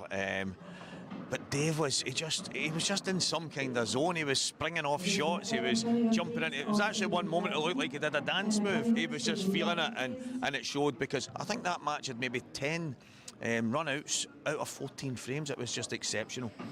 And a little bit about the match. I mean, he got such a great run out at a really crucial time and put Mark under pressure. And that's what you've got to do against the #1 ranked player, isn't it? Yeah, well, Dave made a mistake, and he ended up finding himself 5-3 down. He's made a mistake. Mark's stole the frame, went 4-3, then Mark's broke and run out to end up 5-3 in front. And it looks like Dave was going to get punished at that point, and maybe he was going to be chasing and maybe not catch Mark, but all of a sudden he fought his way back into it, and the standard that he played at for the remainder of that match was absolutely exceptional. And he's had a few shots to play, a few kick-outs, a few great positional shots, and I have to say, he looked like he was enjoying himself. Yeah, and that was a really good standard. I know that we spoke about it in the studio earlier. There could have been an upset on the cards, and here he is, just proving it. Yeah, I mean, obviously we've got world #1 Mark Boyle, and I think most players, no matter the level they play at, if you come and beat Mark, it's generally thought of as an upset. Dave will feel he can beat anybody on his day, and I think we all know that he can. But any time you see Mark Boyle drop, it does often feel like an upset. But I think that on the day, the best player won, and Dave McNamara, to me, they have played absolutely fantastic. And the #1 and #2 seed left the tournament in the last, overall over the last 2 minutes. I mean, what are you going to say about that one? I mean, you was commentating pretty much on the last of that, was you? Yeah, I mean, it's Mark McAllister Jr. is obviously a new professional for 2025. He's such a talented kid. I've known him for a long time, and I've mentioned him yesterday. I've mentioned the contingent that's come through from the Ayrshire Coast, the Gio Edgars, Johnny McDermott and such. I know a couple of people were kind of questioning, wondering whether Mark would cope in the pro ranks, and I think so far this weekend he has shown not only can he cope, he can succeed. Yeah, we're going to have to work on his interview skills, aren't we, etc. Yeah. But the way that he's producing the stuff on the table, it is pretty much phenomenal. But it's no surprise to you. No, I mean, obviously the great work that we've got with all the streams. We're getting to flash back and forth between the matches while the frames are getting set up on the main table, and we got to see a lot of what was happening between Gareth and Mark.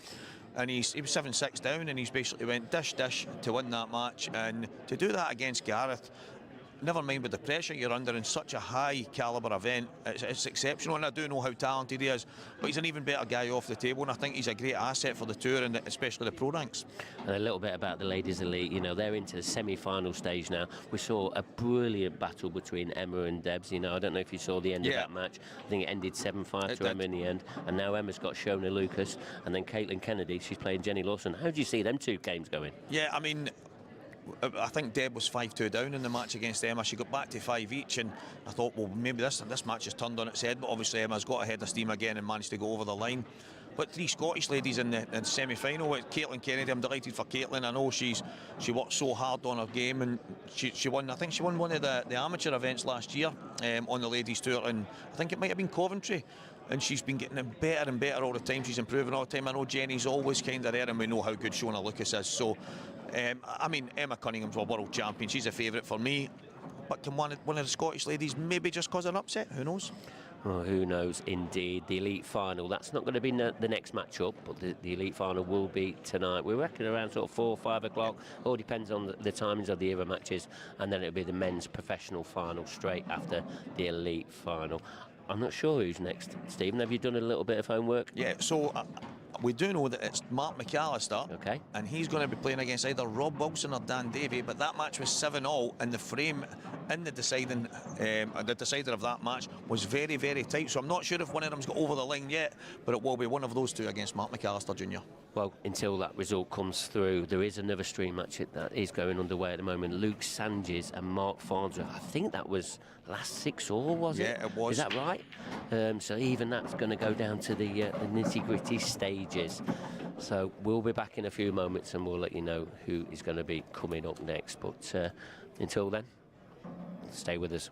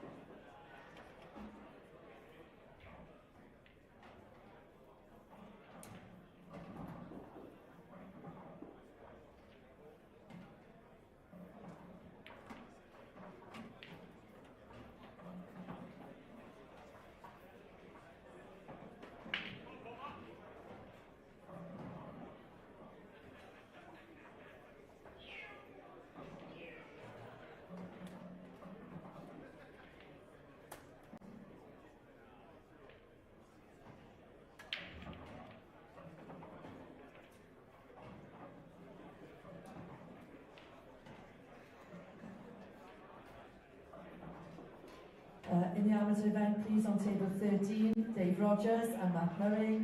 Dave Rogers and Matt Murray, table 13.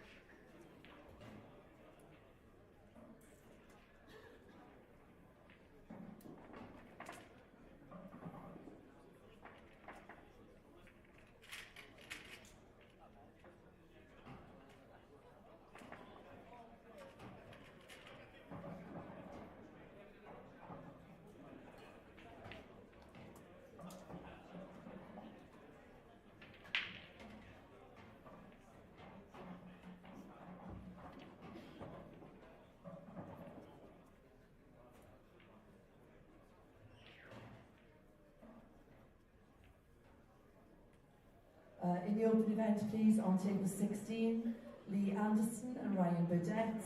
Lee Anderson and Ryan Burdett on table 16.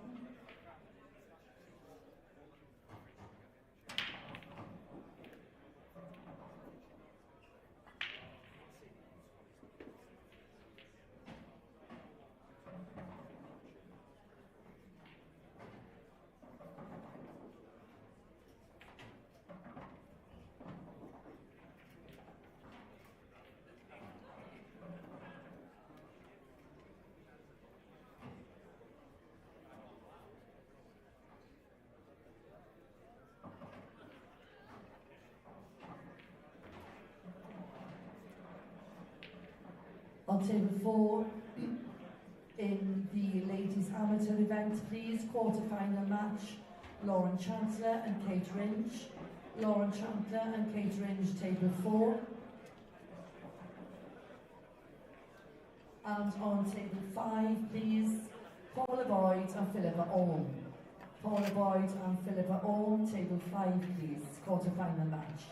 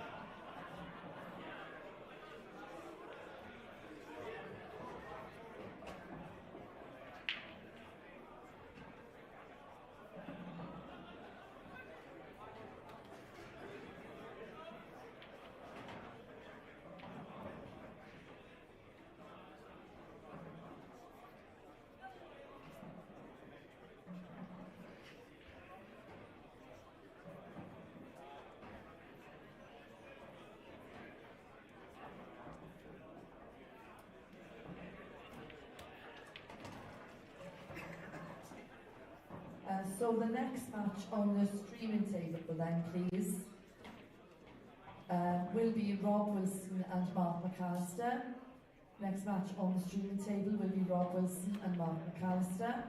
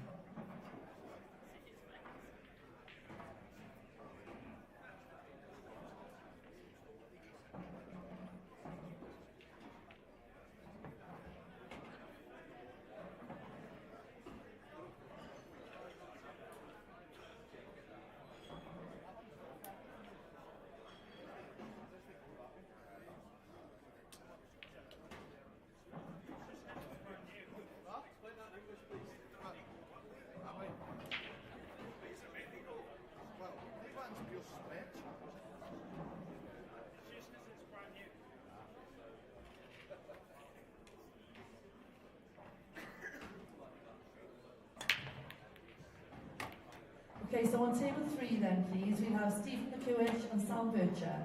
Stephen McEwish and Sam Bircher on table 3.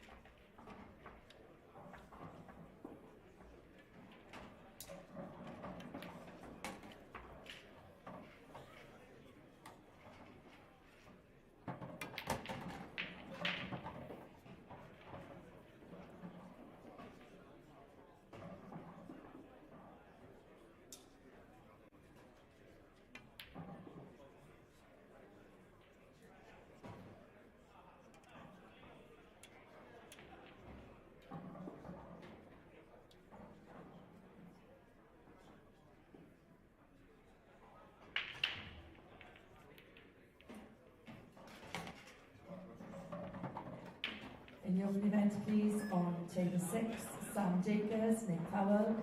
Sam Dakers, Nick Powell, table 6.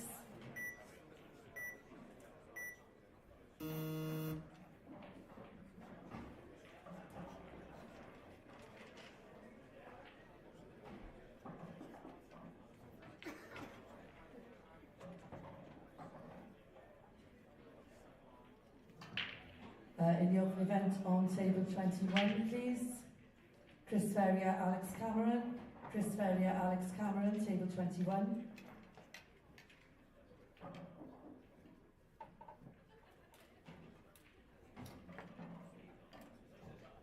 On table 23, Scott Davidson, George Henderson. Scott Davidson, George Henderson, table 23.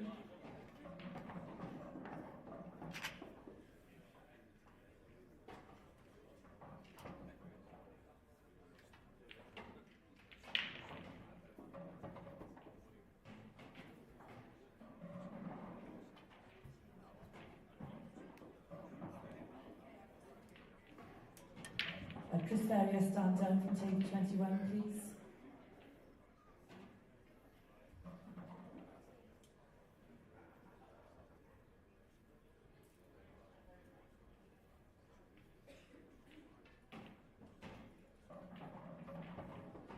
On table 21, Craig Ingman, Graham Hardy. Craig Ingman, Graham Hardy, table 21.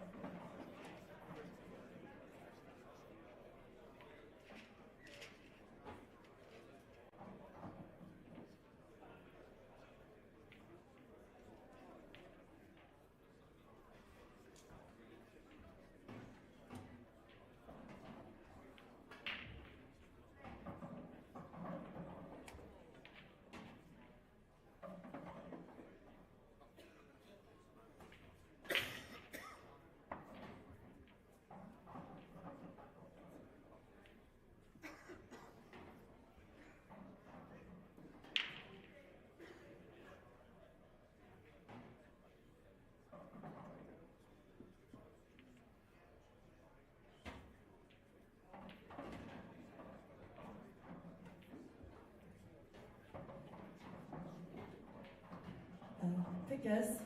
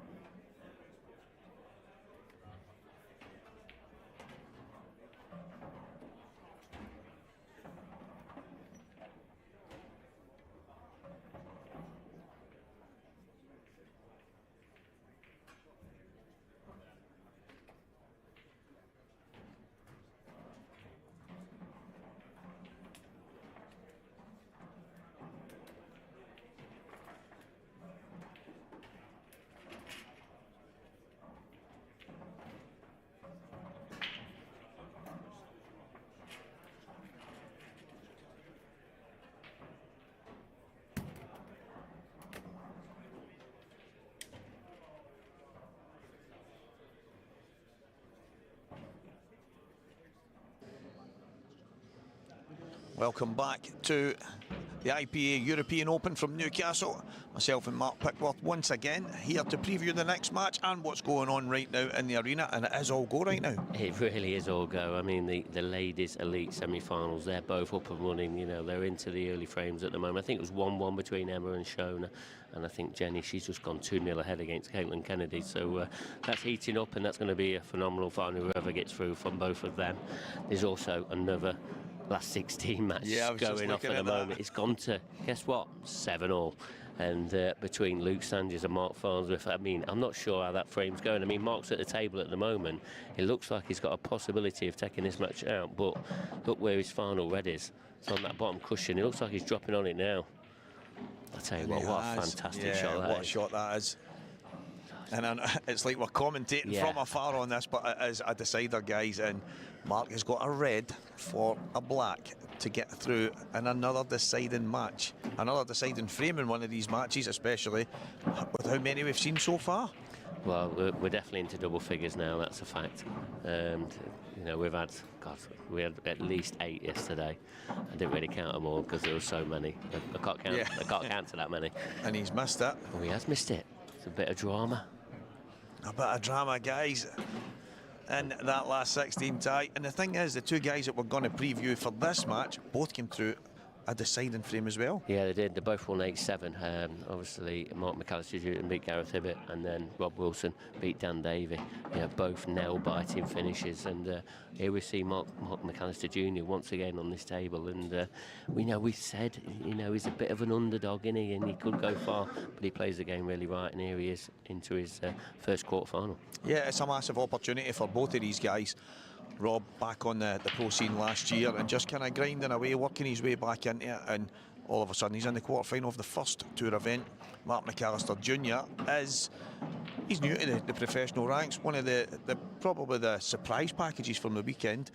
For me, it's no surprise to me that he's getting the results, but obviously in his last match against Gareth, he was 7-6 down, Mark, and came on to win that. Yeah, let's remember that Mark McAllister Jr., he won a world title back in February, right? So he's no surprise that he's not doing well here, you know, especially to us, you know, but obviously with the viewers, an underdog doing well, because everyone loves an underdog to do well, and, you know, he's doing very well. But Rob Wilson, you know, as you said, he had started his professional ranks last year, and you've got to say he had a very steady sort of year, you know, made a quarter-final, etc.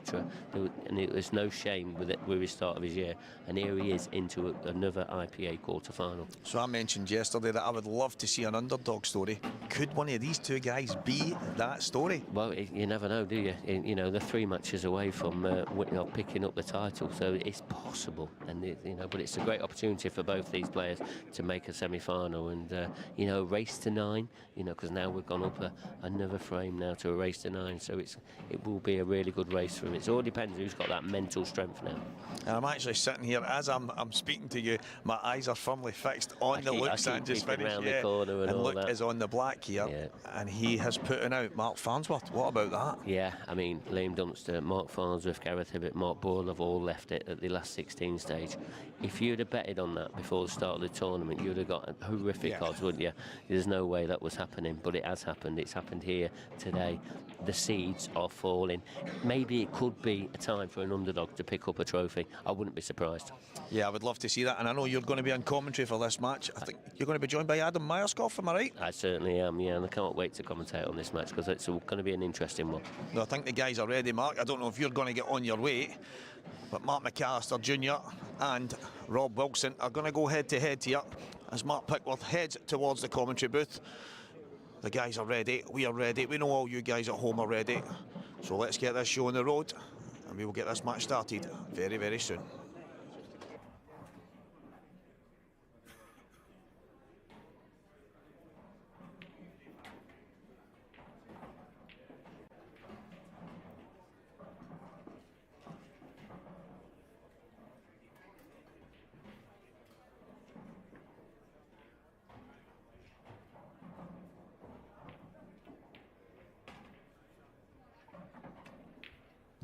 Well, thanks, guys. Just hopped, skipped and jumped to the commentary area. It's a bit of a distance, to be honest, but here I am. I ain't got an assistant just yet, but I'm sure he'll be on his way. But what a match we've got installed here. A quarter-final, Rob Wilson against Mark McAllister Jr. Mark McAllister's won the leg. So remember, race to 9. I'll keep you up to date with all the other scores as well. The other quarterfinals, they haven't got underway just yet, but in the next sort of 20 minutes or so, they'll be underway. Just let you know about. Just looking at the ladies' elite matches. That's what's on your screen at the moment. There's Shona there at the table. Shona Lucas, she's playing Emma Cunningham. Just try and get the scores. And then Caitlin Kennedy, she's on your screen to the right. She's playing Jenny Lawson. And the current scores is a 2-1 to Shona Lucas against Emma. And then Jenny Lawson is 3-0 ahead against Caitlin in a race to 7, who is going to be making that elite final. We'll keep you up to date with that one. But this is the match we're going to concentrate on now. Mark McAllister Jr. We know we saw him last night play Robert Stephen, won 8 frames to 5. But he's dry. Dry break. Gives Rob Wilson an early opportunity.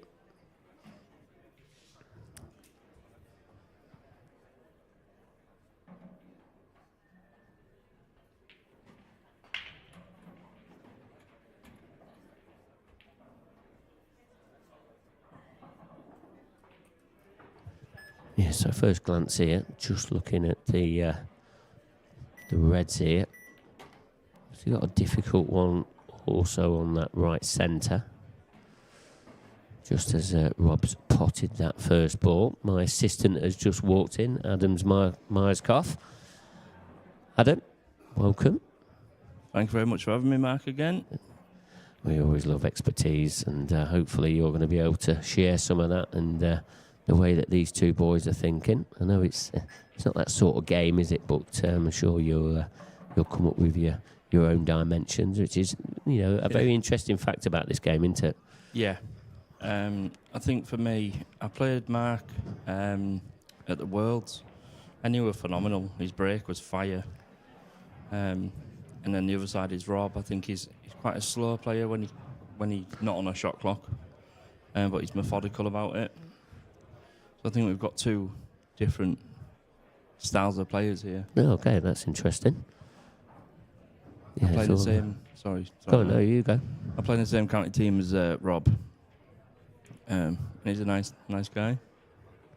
Yeah, he's a good guy on and off the table. That's a good shot, but look where the Red's gone.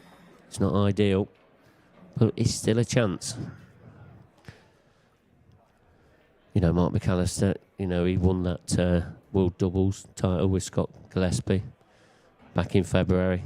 So he is no stranger to being on this stream table, no stranger to picking up titles. Is it a surprise that he's made the quarter-final? No. Just like, obviously he's one of the new pros that have come up, but he's as good as anyone on the day. He's proved that he can be with the top people. He's beat Gareth. Who else has he beat? Robert Stephen.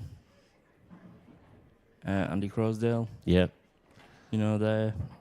Yeah, he had an 8-7 against Andy Crosdale as well, and then 8-5 against Robert Stephen. Rob Wilson, though, he's also come through a mighty tussle there with Dan Davey, 8-7. I mean, do you think having them 8-7s, it takes a bit of a taking on you? Does it take the toll out of you? I'd say yeah. Especially against these top pros.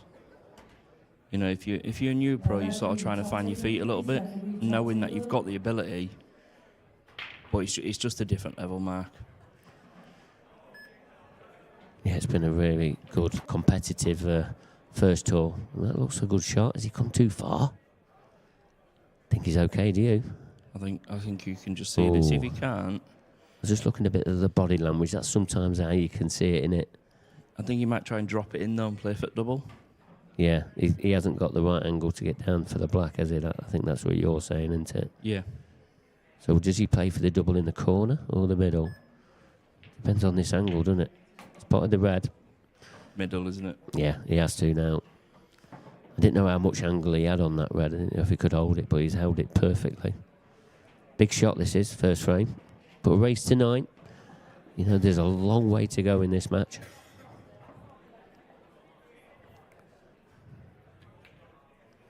No. Not quite there. Wasn't really close either, was it? No, and look where it's gone.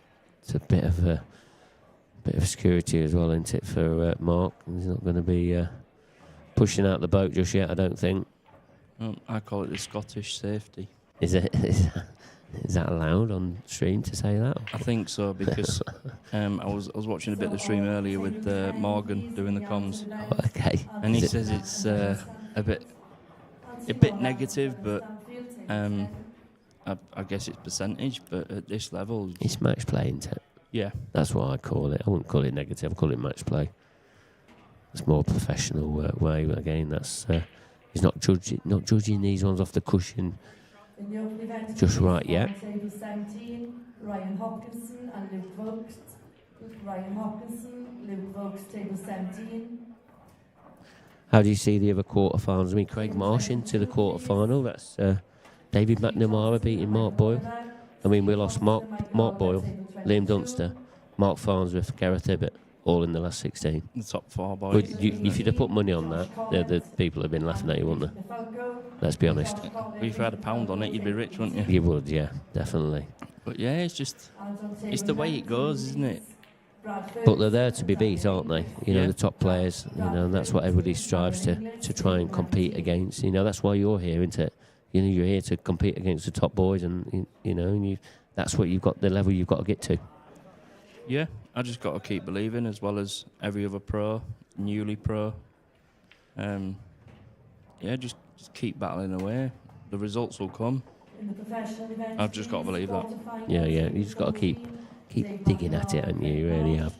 I mean, the quarterfinal lineup: David McNamara against Craig Marsh, Luke Sanchez against Drew Hughes, Connor Tracy against Scott Gillespie, and then this one, Rob Wilson against Mark McAllister.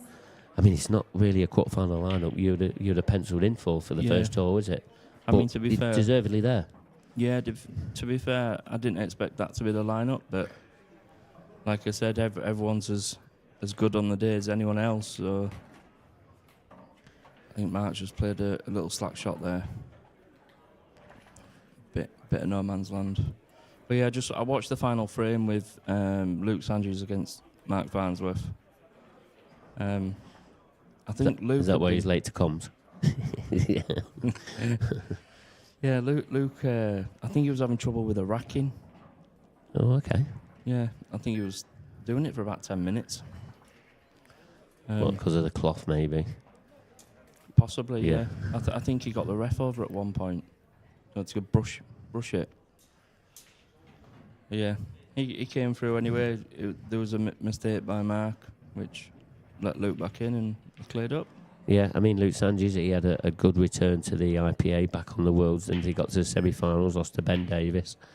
And he knows what it's about here at the IPA. So again, it's no surprise to me what a shot that is from Rob Wilson. And again, do you think Mark McAllister's played one too many snookers in this frame? Yeah. Because it can come back to bite you, can't it? That match play or negativity, whichever one you want to call it. And I think me and Stephen were talking about this yesterday, where when you become professional on, say, like the match table, there's not so much of fudgy frames. You know, it's sort of like attacking, aggressive pull, which is great for the viewers. Yeah. But you see some on the outside tables, and it just gets a little bit, I don't know, tedious. Yeah. But yeah, I agree with you. A bit negative there. You know, he's still learning, and he's in his first year. So, but at the moment, a terrific one, and he's been playing some solid stuff.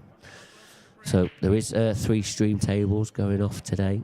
There is the ladies one that's got Jenny Lawson, Caitlin Kennedy on it at the moment, and I think Craig Marsh playing. David McNamara is on the other stream that has just kicked off as well. But this is the mainstream match. Rob Wilson taking the opening frame there against Mark McAllister. And a successful break as well. Potted a red. Mark McAllister was dry on his first break. But what can Rob make of these? What's your thoughts on this one? First glance, then Adam.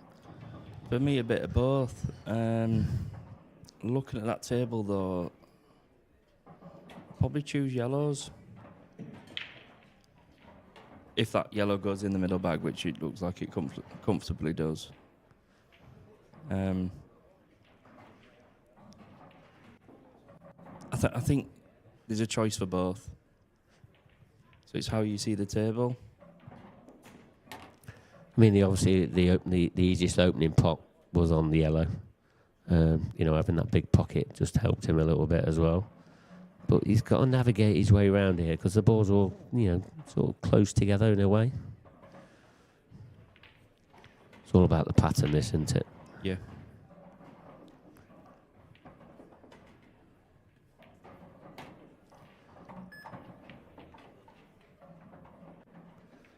Seems to be in good position at the moment.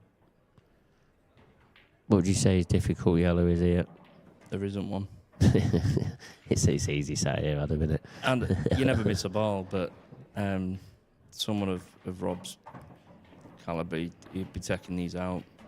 But for me, I think he's come a little bit too far here, Mark, because if it had been straight on this yellow now on the left-hand side, just run straight through for the one at the bottom, the yellow in the middle, the other yellow to the top, and the black in the bottom right corner. Yeah, so the one that's sort of right at the blue spot now, the yellow, that top right, that's probably his last ball, and is that what you're thinking? Yeah. It's all about getting down to this table. There's one at the bottom as well, though. Maybe he's going to have to reroute now. So he can either here, Mark, go top right now with the ball in the middle next to the blue spot. Which we said could be his last ball. Or he uses the middle yellow to come off the red into the middle, but then where does that red go? Yeah. Yeah, he's knocking it into motion, in it. It can go anywhere. But yeah, this is the best option, I believe. Just drawing this back. Not really drawing it back enough, has he? He's going to play. I think he'll play the bottom one with right hand side, but softly. Can he hold it? That's the question.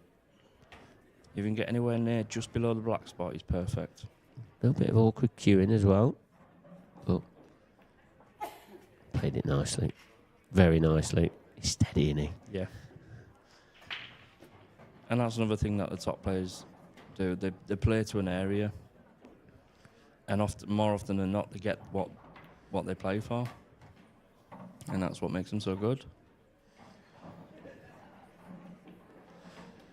Here we are. Rob Wilson going to be opening up a 2-frame lead. And indeed he does. 2 frames to 0 to the good. Latest scores then. There's only been 1 frame. Craig Marsh has taken the opening frame against David McNamara. Remember, that is on our other stream. So, you talked a lot about Mark McAllister's break. That's what you remember Mark a lot about, don't you? He's got a good break. Yeah. So he needs to have his break working here if he's going to really compete with Rob. Is that what we're saying? Yeah. I mean, don't get me wrong, Mark. I think at this level, your break is the biggest asset to you. And I guarantee these balls will be flying.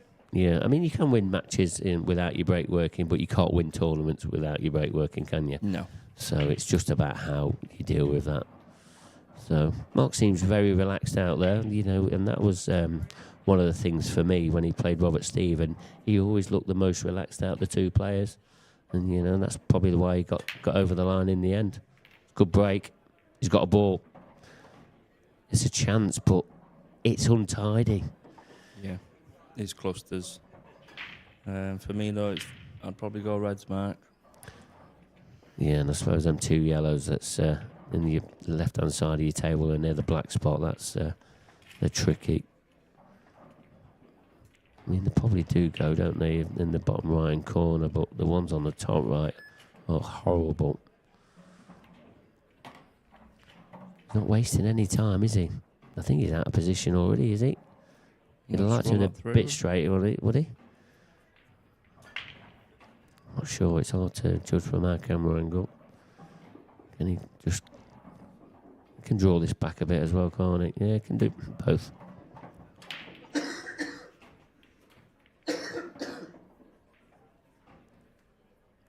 As much as we like to see all these dishes, Mark, I think he might just come undone here. He's going to have to play Does the that shot red now. go? It does go, the middle one. Wow. But he's going to have to get the other one out, which he could leave himself on nothing. Yeah, there's no guarantees here, is it?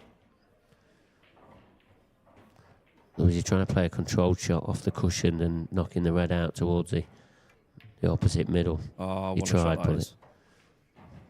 That's an excellent shot, Mark. Yeah. He'll be happy with that one, definitely. And he's in prime position now. Should be able to drop this in at a nice pace, just roll down the table and get his first frame on the board. That'll settle him down. Guess I'll eat my words, Mark, there. But he played the shot well. Very good stuff.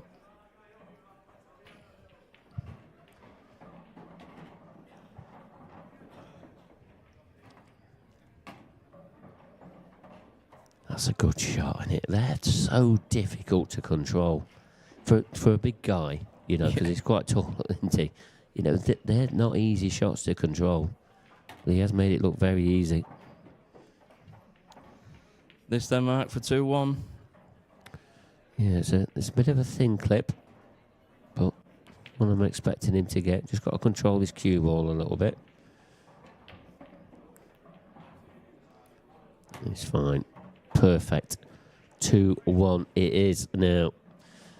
There's Connor Tracy playing Scott Gillespie. We saw Scott Gillespie pretty much on our last stream match on the other stream table, beating Clint Jansen. I think it was 8-4. Some player, isn't he? Yeah. He's won a lot of titles everywhere. I think the best way of announcing that.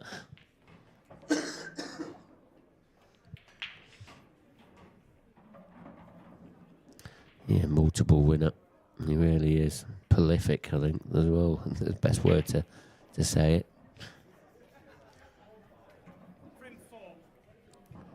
Connor had a good win there against Liam Dunster in the last round. Scott Gillespie, as he said, back where he belongs here at the IPA.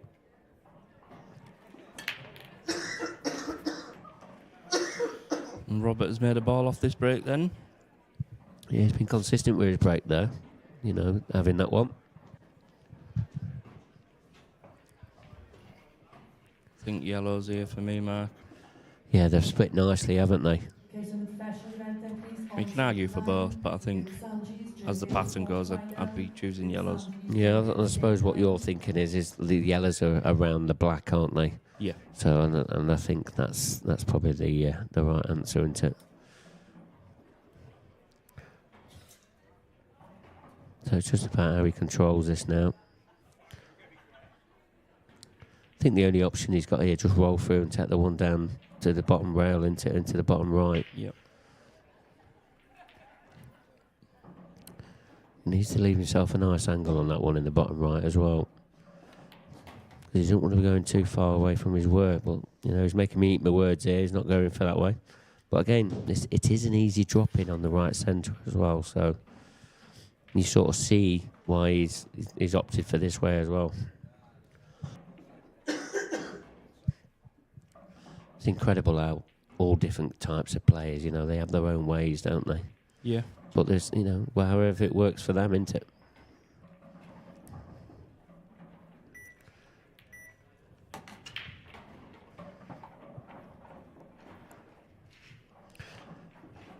So for me then, Mark, I think he's taking the red just below the yellow just below the red, sorry. Yep. And then the yellow next to the black, to put the one in the middle, take the other one back into the bottom left, and then it's on the black. Yep, it looks like exactly that.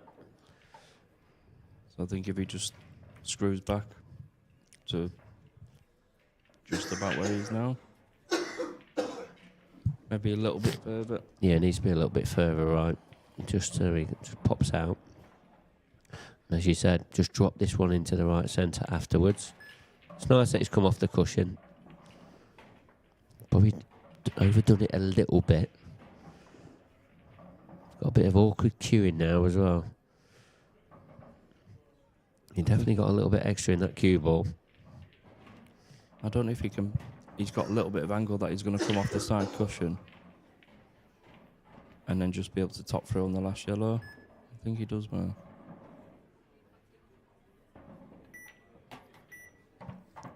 Yeah, he was forced into playing that off the cushion with the angle that he left, because he'd have liked to at a deeper angle, because he's probably over it that previous shot by 6 inches. Yeah. But this is where he is. He's back to the position now.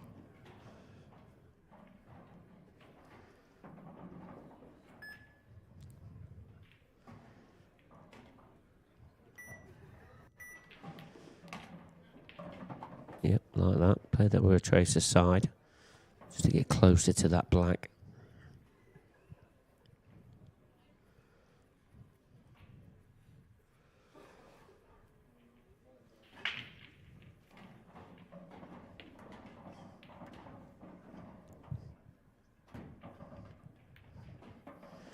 Nicely done. 3-1 now. Rob Wilson leads. And at the moment, the break is a bit of a difference here. And Rob Wilson, that's the reason why he's leading 3 frames to 1. Back to this Connor Tracy game. This is currently 1 frame apiece. Connor back on the IPA ranks. I think it was 5 years ago, I think he was last here. Might not be that long. I mean, despite his nickname, he is actually a nice guy. He is a nice guy, yes. He is. He's always been called Mr. Nice Guy.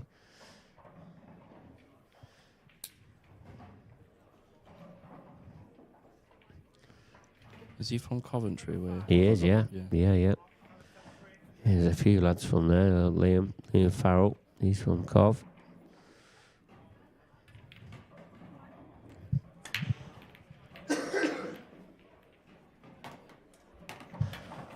Gotta say that's unlucky. Big break as well, but unlucky.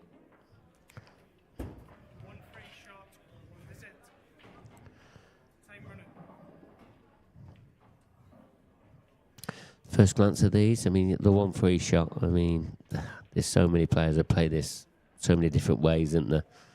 This opening free shot. Yeah. Because, I mean, the red next to the yellow, where the white ball is, cue ball, it goes. So if you did want to be red, you don't need to think about that.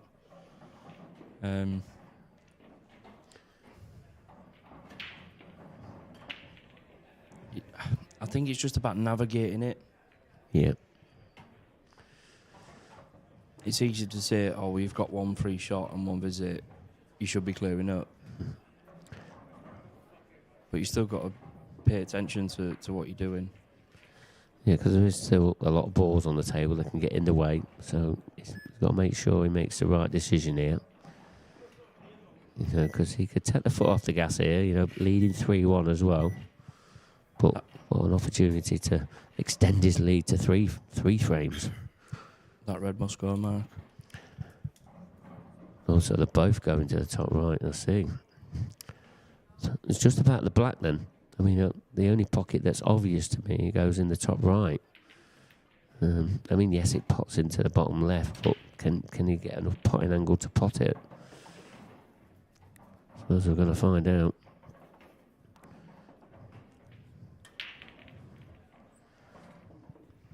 I think he's run just a little bit too far there, because I think he would have wanted to screw it back a little bit.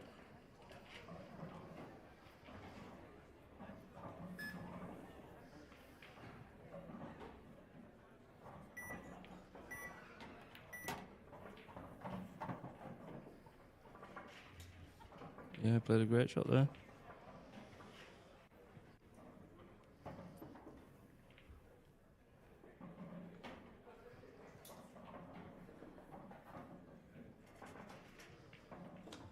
So just a little bit of attention on this one.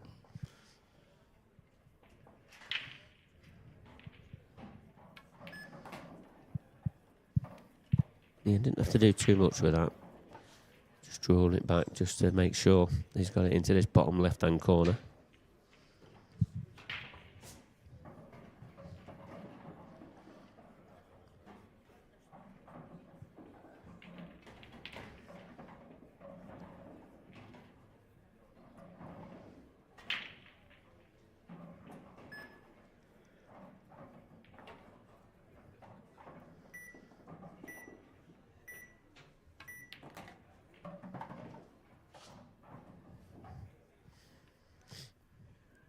I think he might nudge that black now, Mark.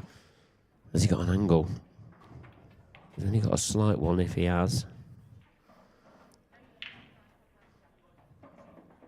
Has he got one? I mean, got to make sure he gets on a red as well. Oh, I don't like. Oh, I didn't like that shot, did you?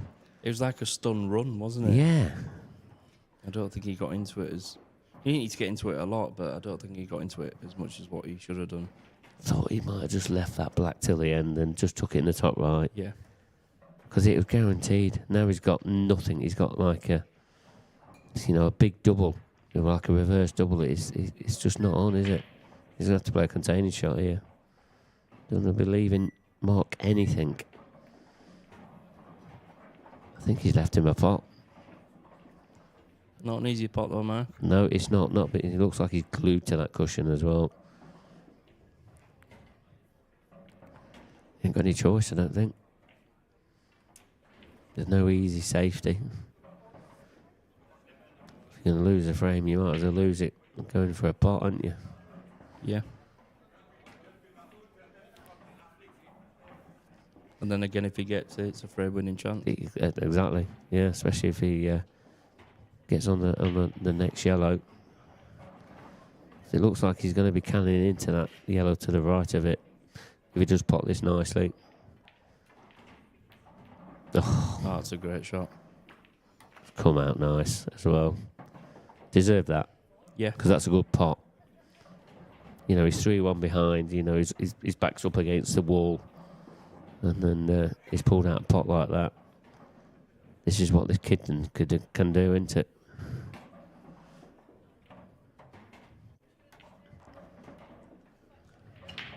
Bob should never have left him a pot there. No. He should have probably come round the table and just looked where he left it, because the more right he leaves it, he don't leave him anything. So, a bit careless there. Yeah, and on the other hand, we should be sat here 4-1. Yeah, really? Yeah, it should be, yeah. You know, 2 careless shots really in one. And that was all down to that ball shot on the black. And you got to remember, this is off Mark McAllister's break as well. Just a little nudge on this back, I think he'll do, Mark, now. I think he's got too much angle. Yeah, should be able to play this quite controlled, so don't have to do too much with it.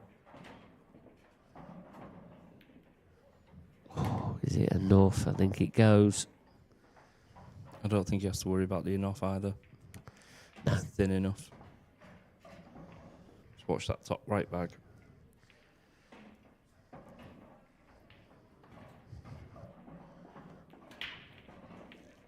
Perfect. 3-2 it is. And again, well, that frame there, definitely, probably Rob Wilson should have won. This is the match between Craig Marsh and David McNamara. Craig Marsh is 3-1 ahead, and look at these yellows. It's looking like it's going to be 4-1 here then, Adam. Seems to be on fire this weekend, does Marshy? Yeah, he said he's put in a bit of time when I interviewed him yesterday. After that win. Here he is back. He beat Marco Rhodes yesterday quite easily. 8-1, I think it was.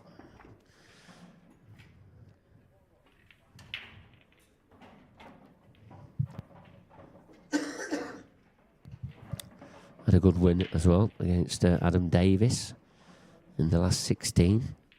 Beat Adam by 8 frames to 5, and there he is, 4-1 ahead against David McNamara, who beat Mark Boyle 8-6. So David has got it all to do. He wants to be beating the former world champion.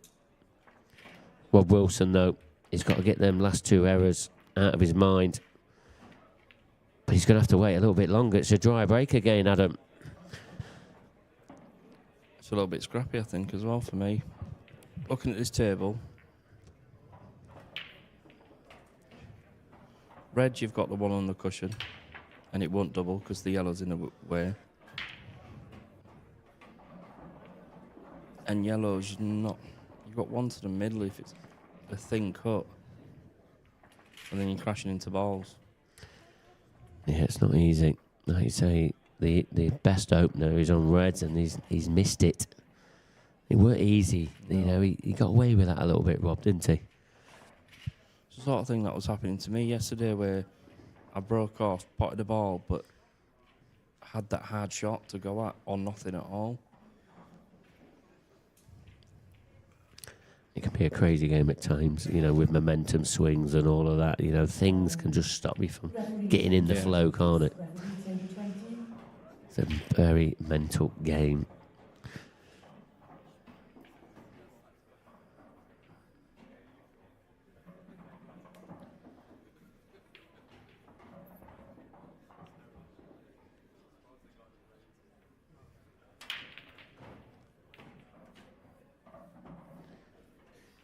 Just looking at the ladies' elite latest scores.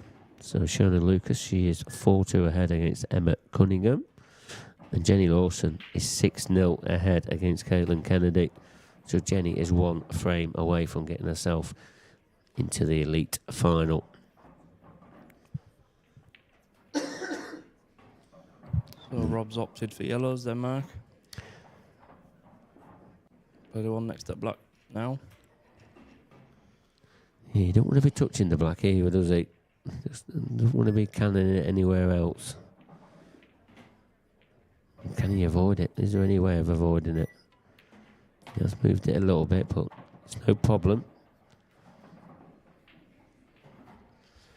So it's all about the one on the top cushion, isn't it? All about the leaving himself the right angle to get back down table.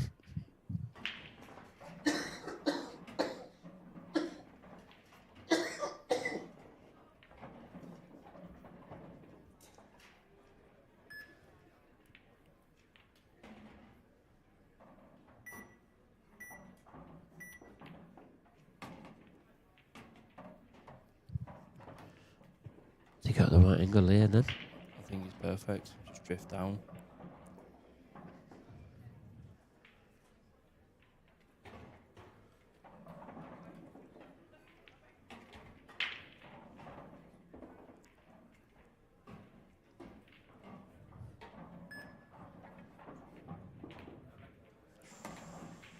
Didn't look good, did it? No. He's out of position again. That's another error. Is he on anything? He's got the one down in the bottom left-hand corner. I mean, that'll be a very tricky pot, but I think it's on. Can't get to the one to the middle, can he? Or can he? Looks tight, doesn't it? But to be honest, Mark, even if he could see either of those two, I don't think it would matter, because getting out for me is... Clock's ticking as well, look. No option. Used his extension as well, so under shot clock pressure. What's he left Mark here then? What's Mark thinking? Do you think he's a containing shot here? Yeah, one on cushion. And then just glance down to the pocket. Needs to make sure he yards his cue ball. Perfect. He's fine. Here's another look to see if he can see that yellow, but I don't think he can. Yeah, there is a gap, but I don't think there's a gap for the cue ball to get through.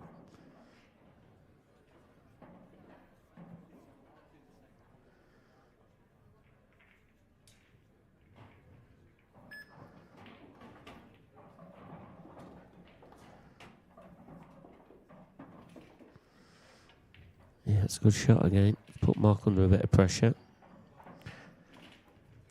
It's like this is quite an important frame.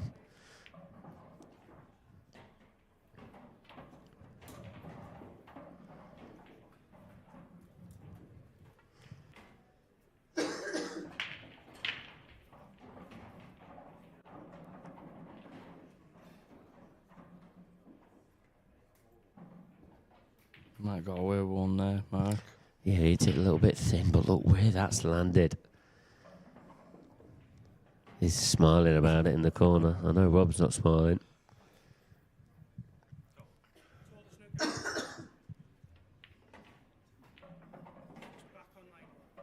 I think if he could have put that anywhere, I'd have loved for it to be there,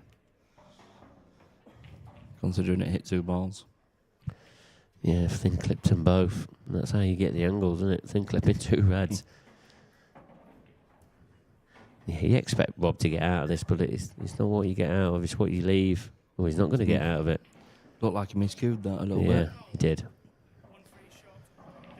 I'm giving this one free shot as well.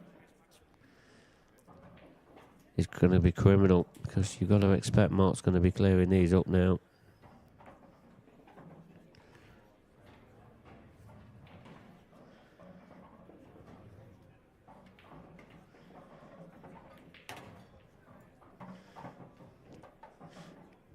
Yeah, just sort of open that yellow up, just get it out of the way. You sort of understand why he's done it. He's opened it up for the left middles now, for them 2 reds that's in the middle of the table. So he'll probably make light work of these remaining reds now.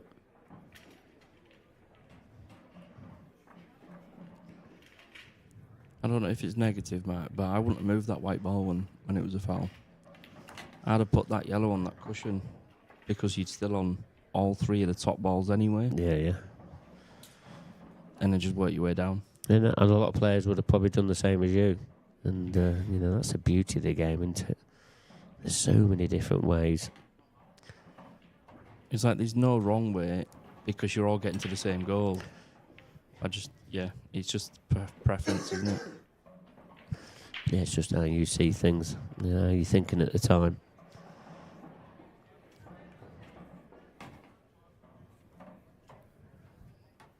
Perfect.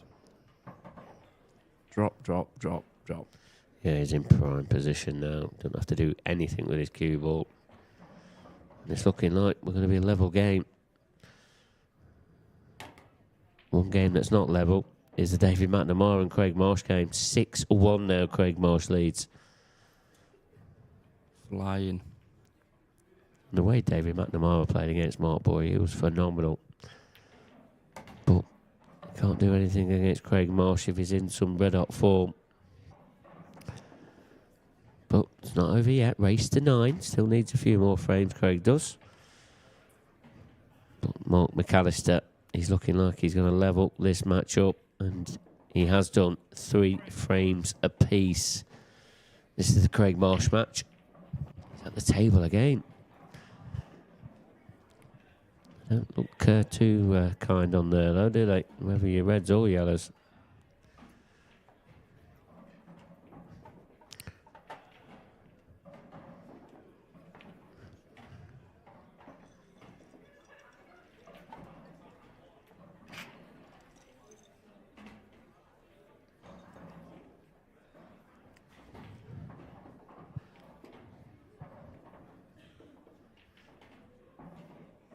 Just opening up like a dream. So obviously the yellow that's tied up with that red, that's probably going to be his last ball, is it? Doesn't look like he's got. Now, man. Well, he doesn't look like he's got a lot of room for error with that last one either, does he? If he does go there, he has gone there, but he's gone too far. He's gone too far.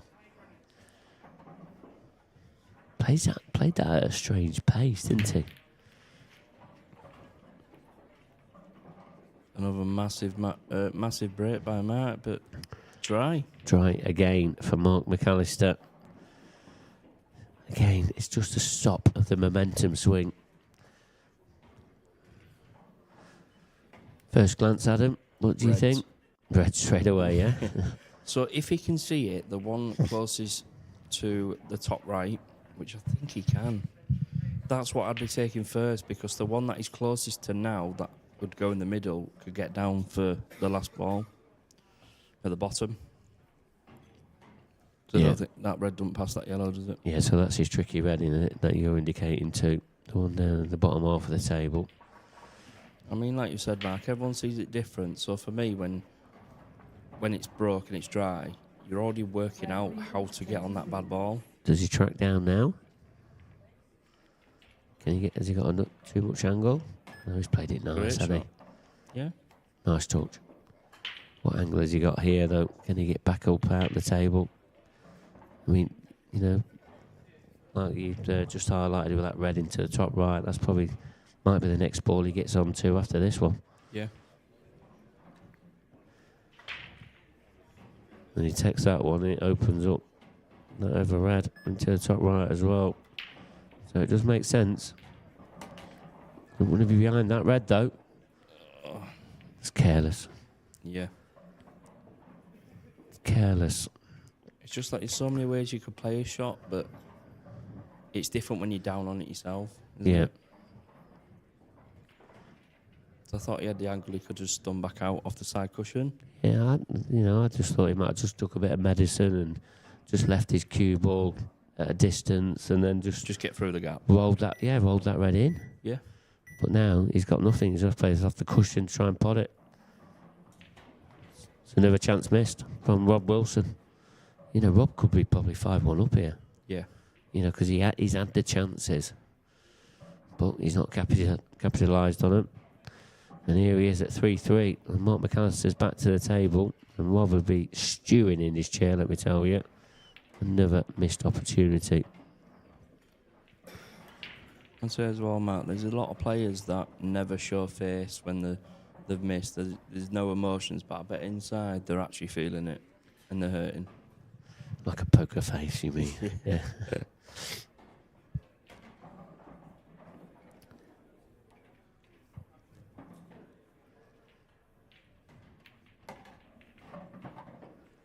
Tough out here, Mark. I don't. Do you think he's got doubles? On the obviously the two yellows on the right hand side, do you think they're both doubles? Or He could possibly play the one to the middle, the closest to the middle, and then nudge the other one out. that's a good shot. He's played that ever so well. Yeah, if you get on it properly, Mark, I'd play the one closest to the middle to double it, nudge the other one, so that you could just play it down the line for the last yellow near the reds. Yeah. Or you can go Mark's way. Is he on the double? I don't think he's come far enough down. It's tight for me. Got to try and avoid the double kiss here, hasn't he? Nicely done. Great shot there, Mark. Yeah. It's a chance, this is. Still not easy. But it's a chance. I think he's got to come down table.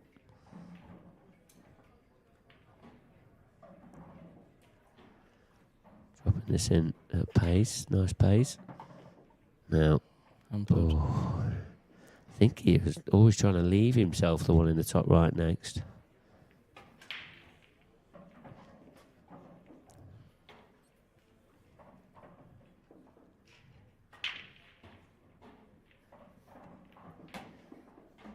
Yeah, it's a good shot, that. I like that.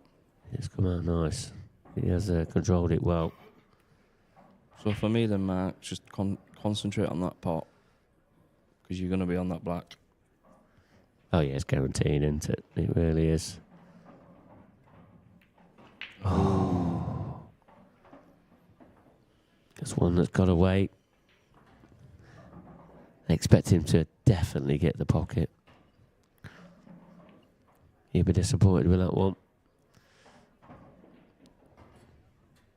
I'd say the match is having a bit of everything at the moment. We've had a few dishes, and we've also had some errors that you just don't think that will happen, but at this level it's hard. Yeah, at this level, IPA quarterfinal, you know, a trophy at stake. So you know, there's a lot of factors.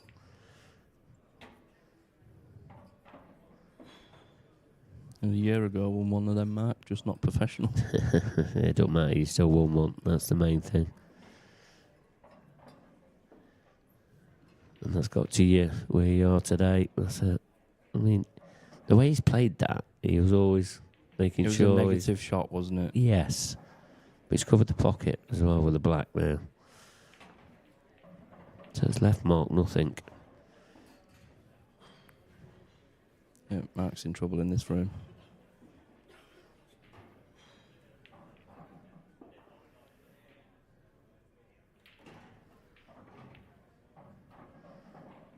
Yeah, it's okay. But you do expect Rob to get over this left-hand side, making sure he's not leaving Mark a thing. Either way, it's, you can't really avoid it. It's going to have to be a one cushion escape. Don't think he's totaled though. No, I think he can hit this. He's going up and down. Yeah, but if he gets it, either pots it or gets the pocket. Looks good. Looks good. Got the pocket. Good shot. I think where the cue ball landed, getting the pocket was the best outcome. Rob's got to really, take the ball by the horns here. He's got to go for these. Probably see him hit this at pace, would you think? Trying to clear that top right-hand pocket. Yeah.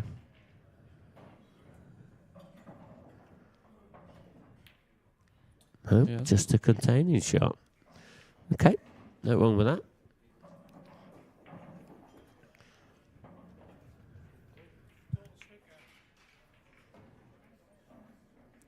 To be fair, no, Rob, and I should have called that. Yeah. I didn't see it, to be honest. I saw the angle for him to go up and down and get on those two reds, or even develop. I just think he's got a free shot at it, hasn't he? Because he's going to have to clear that top pocket anyway. But, now he can do it with his one free shot, one free hit. So, it's worked out well for him. One free shot, one hit. Time running.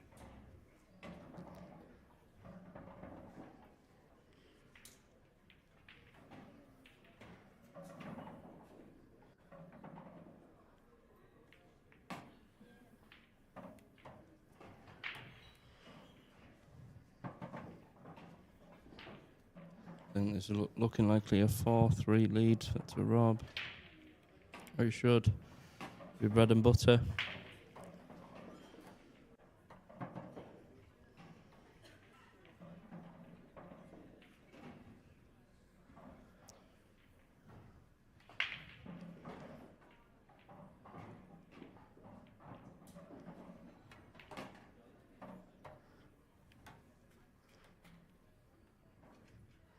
Yeah, he's got a choice of both.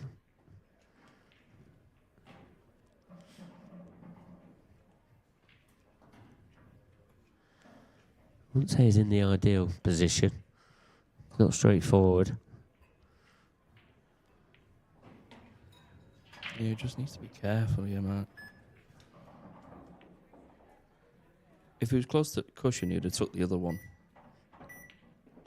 and just come round.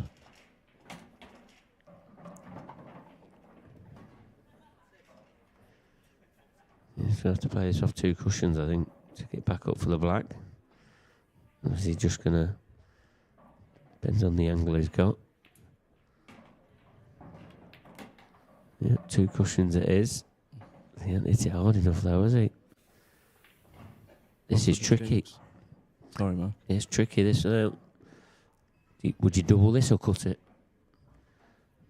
Cut it right hand side. Yeah, just to try and get that extra bit of pace on it. Or is he going to play a containing shot? Surely he doesn't. He has a containing shot. You're getting to know Rob, aren't you? I am, yeah. So it's a clever shot, to be honest. And but what does Mark do here? Does he just go all out for the double? I think he does. But does he also play a containing shot? No, straight for the double. What's he left?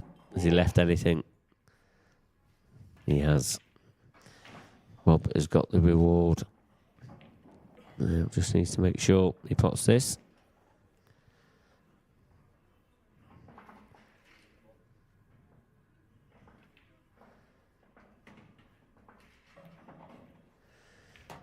In it goes 4-3 ahead.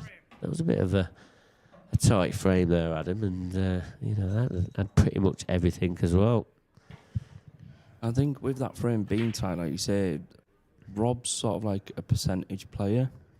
You can see that he will play that safety if it will give him an upper hand. I mean, I know he's just left Matt that double. I mean, what are the chances of getting that double? Yeah, it's one of them, isn't it? But there was nothing else on for Mark. You know, he had to take that on, didn't he? So Scott Gillespie then. So at the moment, Scott Gillespie is trailing by 3 frames to 2 against Connor. But Scott's at the table. Looks like he's only got a double. Has he got the clip? I'm not sure how much pocket he's got. He has got the clip. He's missed it. Connor's back to the table.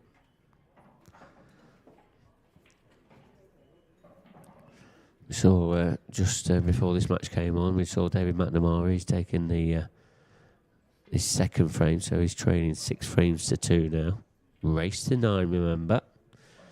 And then in the other match is Luke Sanges 3, Drew Hughes 2.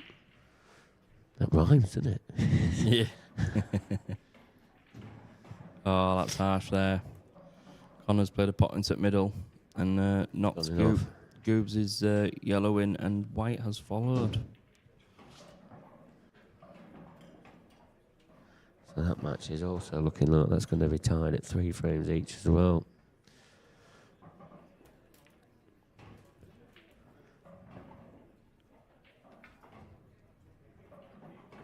Yeah, it's a little bit unlucky that, you know, because they're not easy times. You know, when they're sort of rolling after them, you know, you don't sort of see it too often, do you?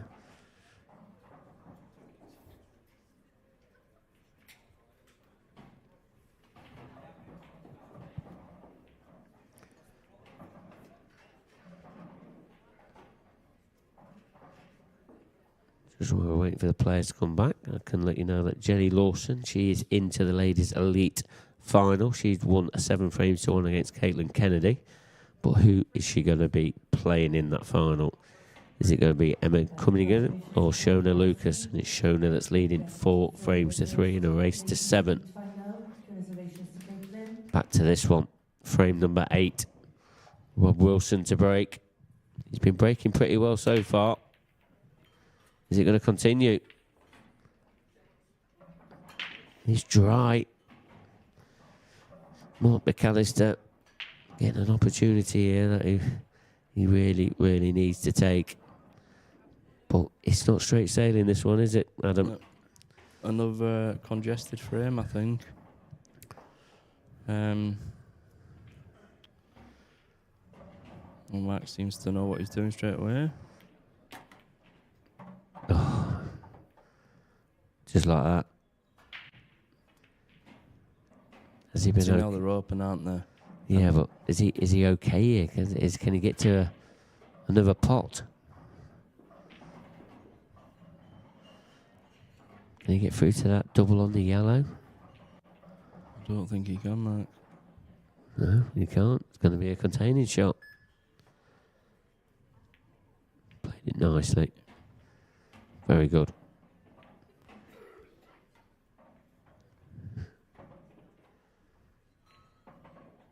His first shot was the type of shot that you'd think it'd come out for him if he was playing against you. You know, but that obviously that time it didn't come out for him. Yeah, a little bit unlucky. But played a good containing shot, so he might get another chance here. Let's give Rob something to think about anyway.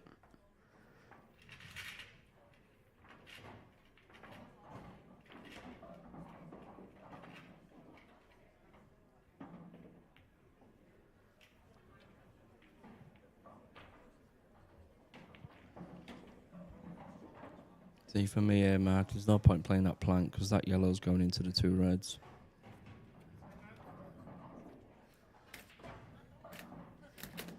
So what are you thinking? Containing shot or? Yeah.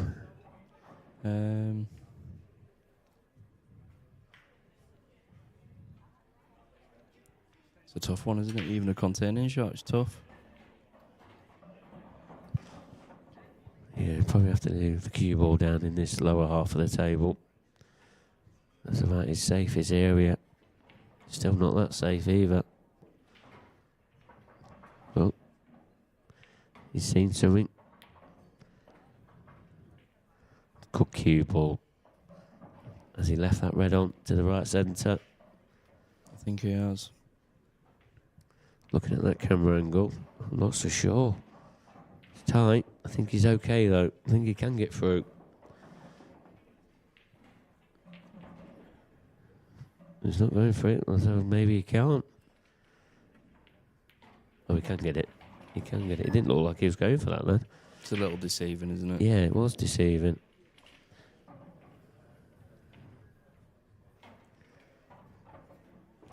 But he's got through, and now a chance. And 2 reds on the left-hand cushion. They're tricky. What can he do with them? Ooh, that wiped its feet, that man. Wobbled in. He's going to have to move them though, Matt, because I'm sure when we just saw that camera angle there, they didn't go. The 2 reds together. Yeah, I mean, he could drop that one into the left centre, couldn't he? And that'll open it up, but it's about getting the right angle. I'd go for him now, Mark. Yeah, I think this is the time, isn't it? He's got to go and try and get this cannon. He's guaranteed to be on the red to the right centre, is he? Surely.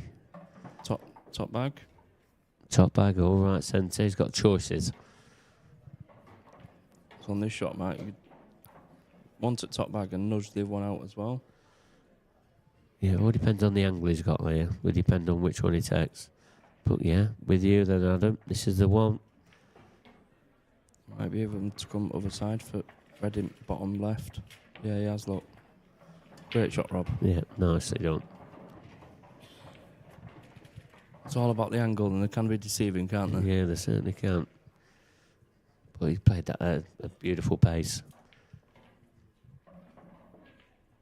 And that one shot has now got him in perfect position.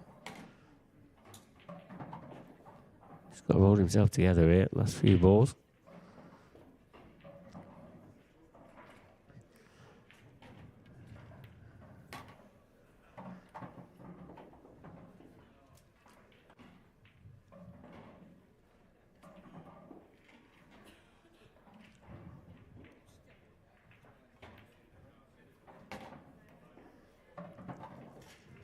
This black for 5-3. Yeah, 5-3. I mean, he probably should have been on 5 frames ages ago, but he is on 5 frames now. 5-3. Rob Wilson leads.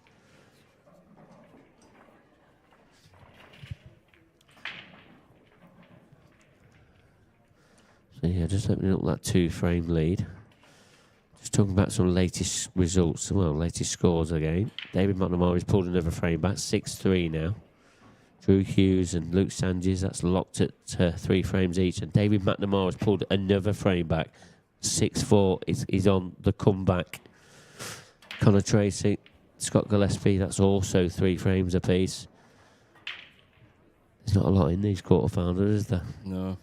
And it's a bit like this ladies' semi-final that's going ahead at the moment. Emma's at the table that you can see on your screen against Shona. That is locked at 4 frames apiece. So they're into a best of 5 to see who plays Jenny Lawson in that elite final.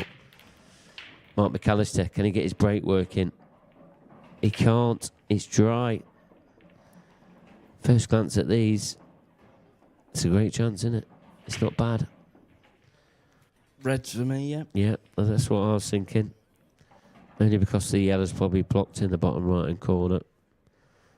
And the 2 yellows together near the blacks, we've only got a small window to try and pot them. But yeah, straight down, these reds.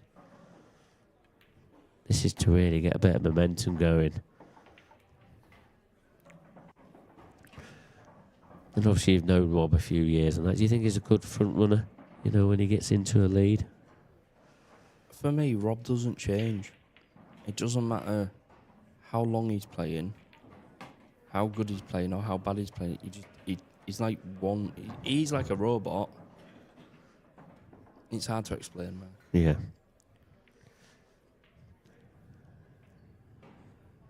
I think in terms of emotions, he don't show anything. Raises his eyebrows every so often. Yep. I think he's perfect there. I think that black helped him.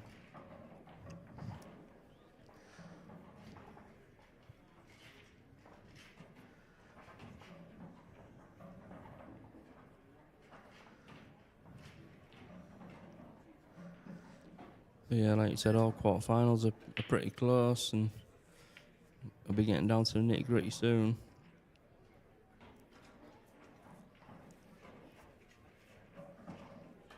Yeah, there's no one really winning out with it. I mean, Craig Marsh was, but 6-4 now. That's put a different dimension on that game. It was hard to see where this match was going as well, but at the moment, looks like Rob's now going to take a 3-frame lead. Still not quite over the line yet, but it seems to have got a bit of momentum going. I think he's perfect there, man. Just run on and off the cushion and put red in opposite corner.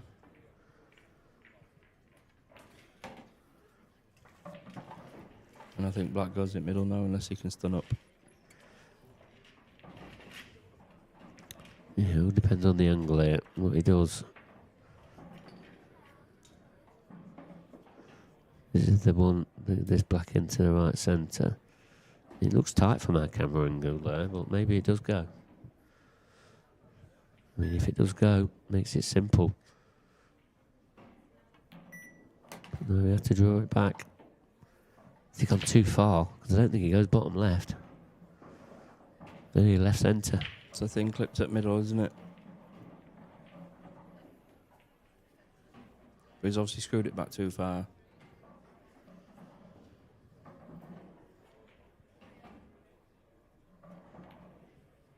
It's there.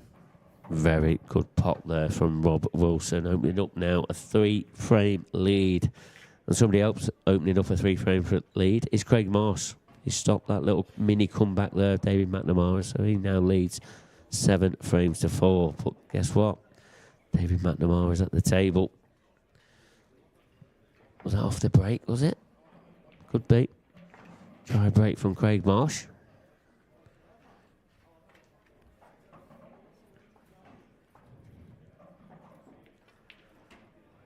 Got to say, McNamara, he's been playing with a bit of an extra spring in his step, hasn't he? I think he was springing the cue ball there. Yeah, he has. He's got a little bit too much on there. He was excellent against Boyle, though, wasn't he? Yeah, he was. Yeah, he really was. Took his chances. Took them well. Another one taking his chances well is Rob Wilson. Frame number 10. Another dry one, it looks. Dry break. This table's playing so mean today.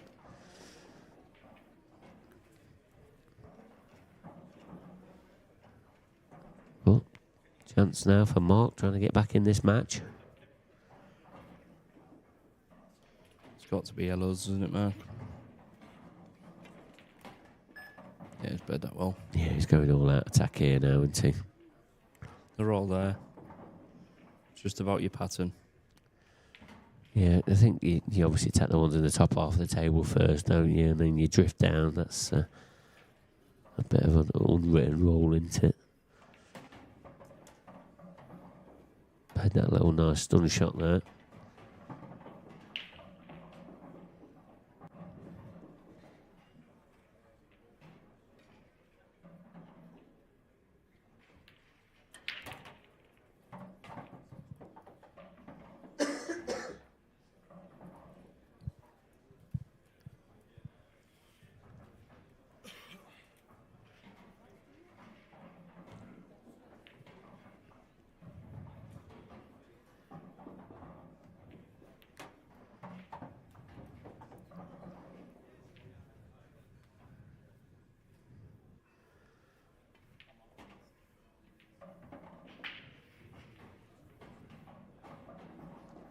So on table 12, please.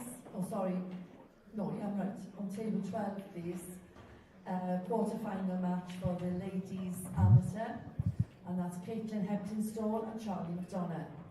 Caitlin Heptonstall and Charlie McDonough. He's making light work of these. I think he's making our job easier anyway, isn't he? Yeah. The way that he's going about them. Not much commentate when the... No, he's just commentating for himself in the way that he's potting them. Good stuff. it just shows that he's, you know, he is still in this match now. Just needs to make sure this simple black, like the way he's composed himself there, is in within 2 now. And, you know, he's still in this match, isn't he? Especially the way that he's took out that clearance. You know, he's obviously still thinking positively. Yeah. Like I said, it races to 9, so like I said, he's back within 2 now, and I believe it's his break again, isn't it? So if he can somehow manage to get a ball and give himself the best opportunity to get within 1. Yeah, the match on your screen, Scott Gillespie. So he's at the table. Just needs this red and then this black and this to go 4 frames apiece.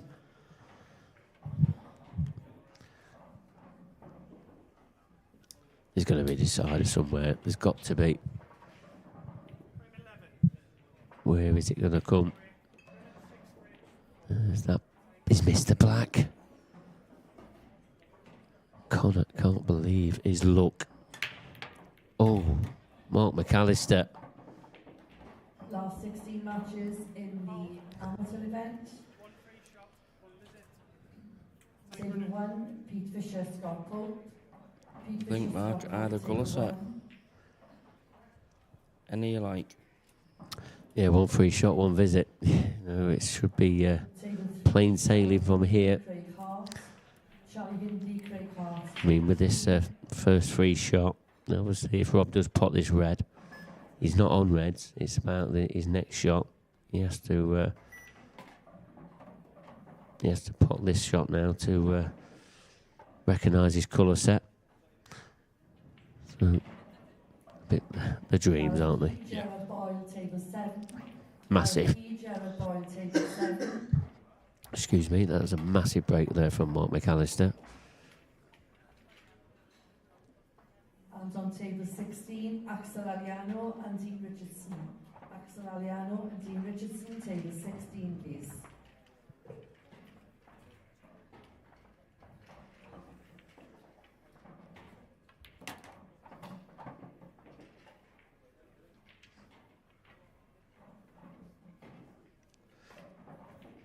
Can't see any problems here, can we?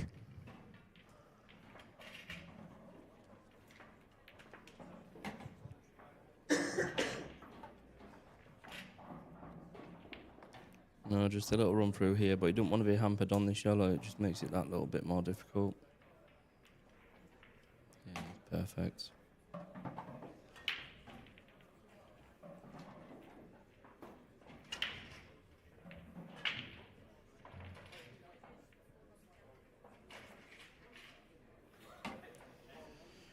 And this 8 ball then for 7-4 Mark.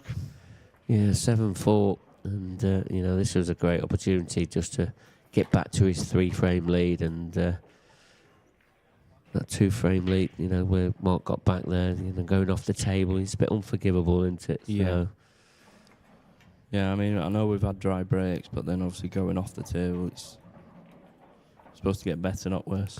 yeah, exactly that. David McNamara. He's stopping Craig Marsh at the moment. So Craig's leading 7 frames to 4. This is a good chance here for David as well. I'm sorry, I'm going to rectify that scoreline. It's 8-4 to Craig Marshall. Craig is 1 frame away from getting himself into a semi-final. I can tell you, Conor Tracy, after Scott Gillespie missed that black that we saw him, he didn't go on to win that frame, so that's gone to 4 frames apiece now.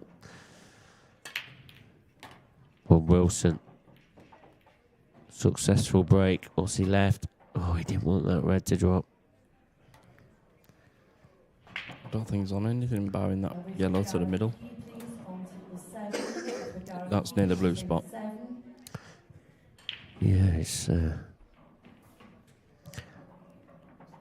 mean, if that red would have, you know, hung on up against that pocket there, he'd have been blessed, wouldn't he? Yeah. Because them reds are not too bad. But now, what does he do? I think he's got the angle for the one next to the blue spot, and I think he's perfect.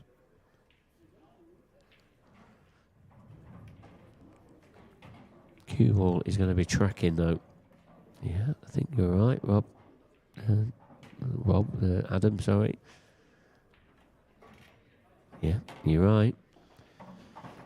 Still a little bit of work to do, but it's not bad, is it? It's in good position, really. Try and navigate something. I think the shot here is obviously to play the one next to the black and try and navigate through, like, the right side of the table. To stop for the one in the middle bag. So control, moves it to Ada.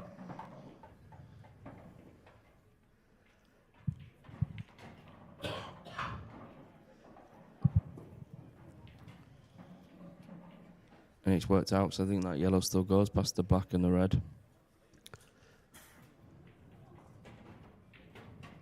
It's how he gets on it.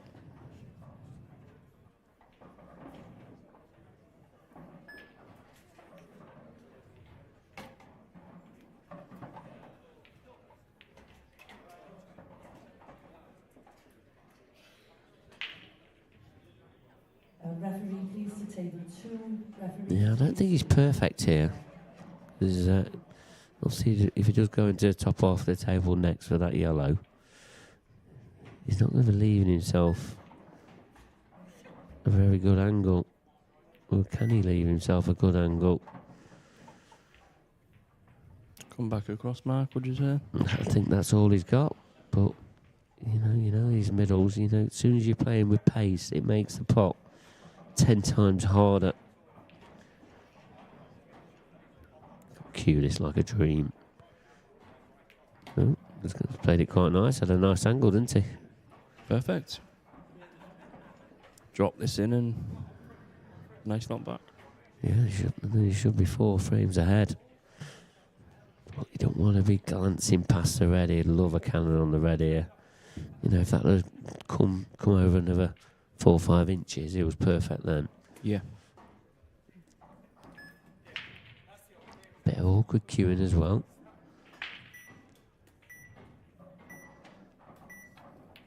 Yeah, draw it into that red. Is he on it? I think he is. He's got away a bit there, hasn't he, Mark? Yeah, but that was a shot. He had to draw it into that red ball. Because with the angle that he left himself.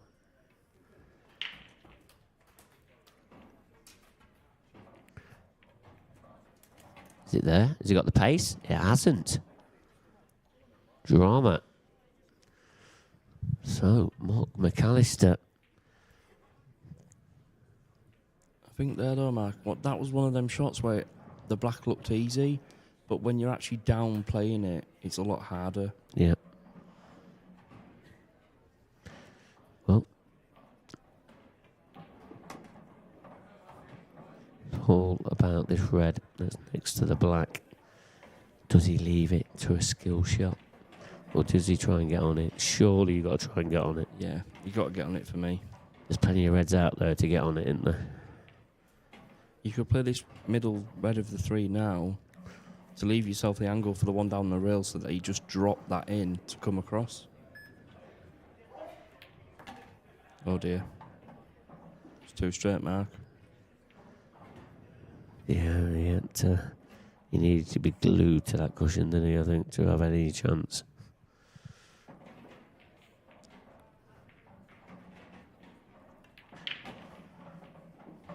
I think he's just going to be screwing now if he can get the angle. You think he's like resigned to the fact that he's probably going to have to play the skill shot now? But he's got to get them both, hasn't he? If he does leave his last red, play red onto the black, but he's got to put on both. I think that's what he's playing. He's going to have to now. He's got no angle here, has he? To get down to this red, has he? If he left himself straight, he could have screwed down, but I think, like you said, it's a skill shot now.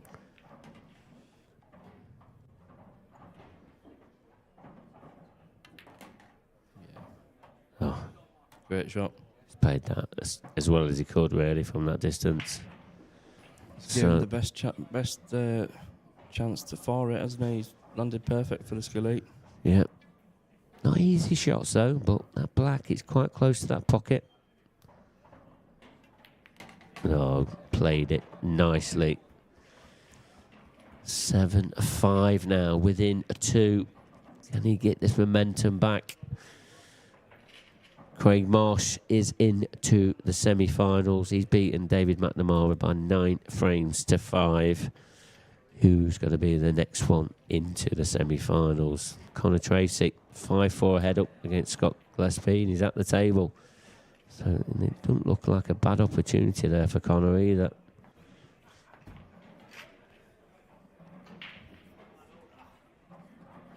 In the other game, Luke Sanchez 4. Rectify that. So Luke Sanchez 5.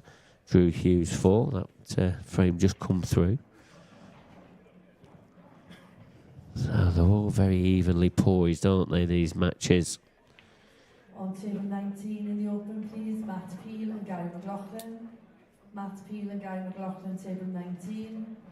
The Emma Cunningham and Shona Lucas match, that's still locked at 4 frames apiece. Daniel Hemphill and Sean McMahon, table 18. So frame 13, Mark McAllister to break off the table last time. What's going to happen this time? Blackstone. It's a re-rack. It's the only thing we've not had in this match yet. The re-rack. But is that a turning point? Because he's not putting the ball off that break. It's looking like it's dry. What does he do next? Does he change his break over a little bit? What do you start thinking? Because his break hasn't worked in this match, let's be honest. No, it hasn't. There's too many dries, so I think he's been kicked off once, hasn't he, and come off table once. So. Yep. I think it was his first break that he actually did pot a ball, and then ever since then it's gone downhill. Yeah. I don't think he's a fan of the cut break, so maybe slightly move the cue ball.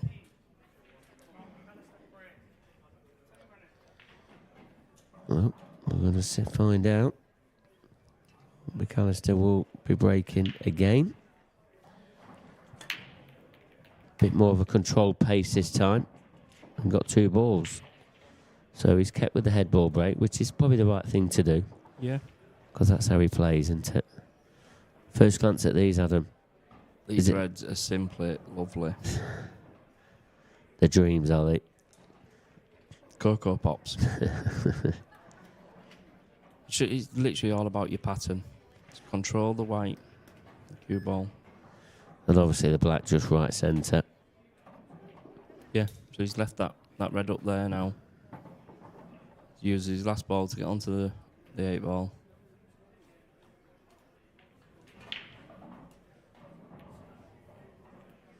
It's going to be a long while since he's been within 1, but this is a great opportunity for that.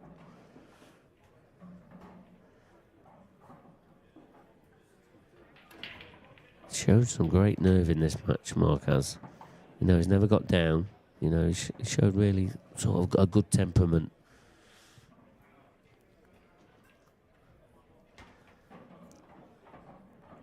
I think he's slightly out of position here, but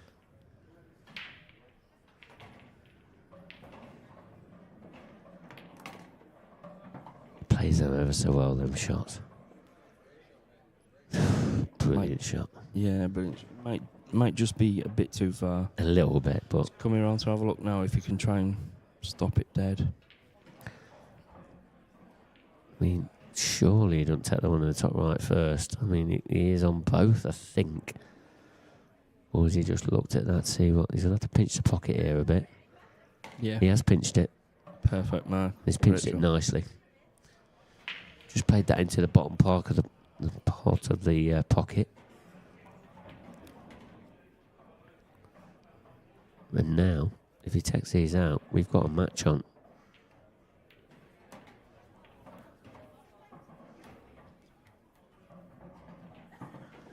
This black then to go within 1. And there you see it, 7-6. How do you see this match going now then, Adam? It's heating up, Mark. It is heating up. I think it's Rob's break now, isn't it? So he'll be thinking, just make a ball. You know, as things just turned around. Yeah, this is a big frame now for Rob. It's, you know, you feel like it's got to be the frame that he gets, you know, to go Yes. within one from getting into the semi-final. You know, because he don't want this to go 7-all, does he? As a No. player, that's the last thing that's going through your mind, isn't it? If it goes 7-all, it then returns to Mark's break, doesn't it? So, yeah, Rob will be hoping to get this frame. Big frame incoming. Frame 14. Rob Wilson break. Lead 7 frames to 6. Yep. Rob Wilson then to break. Looks like he's moved his break over a little bit.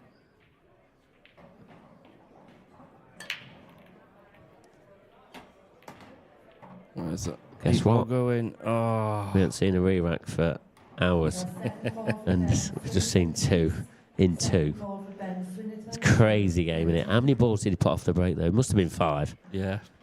And the- Absolutely crunched them. But what does normally happen when that happens? You normally end up dry, don't I'm you, the not next being one? I'm not being the It does, commentator's doesn't curse, Mark. Come on, you can't sit on any fences. Get yourself off them. But yeah, it does. It does happen, doesn't it? And is it a turning point? Everything else has happened in this match. It's had absolutely everything. Scott Gillespie chasing.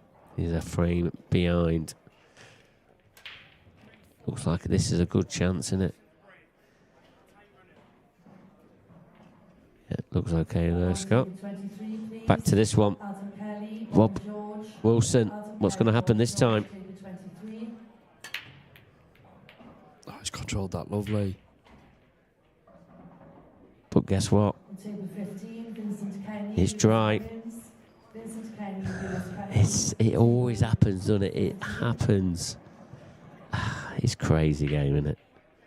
Mentally draining. But first glance at these, it's a tricky opening pot. But red, surely. Yeah, for me it's red. I think you got to play the one that he's about to play. The left centre, yeah. Yeah. Ideally wants to come through the gap between the red and the yellow. Oh, he's played this nice. Lovely shot that. And Drifted. if he's on this, on the one in the middle, he's just opening these reds up now. Where does the black go? Does it just go bottom left? Does it go bottom right as well? Hard for us to see.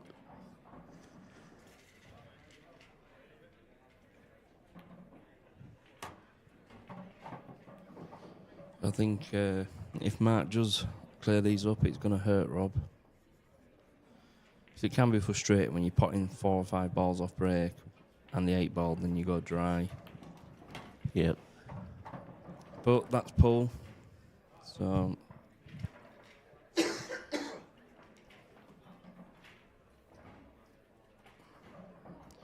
Mark's looking good here.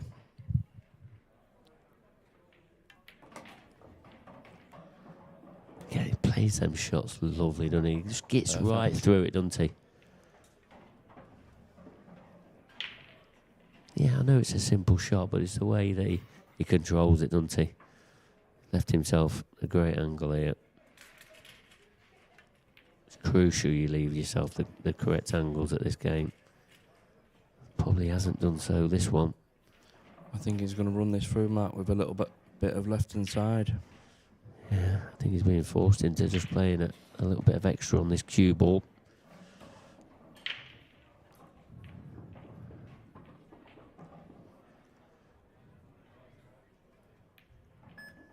Did play it with left hand side. I mean, the black goes in the same bag as this red, so doesn't have to do too much with the cue ball.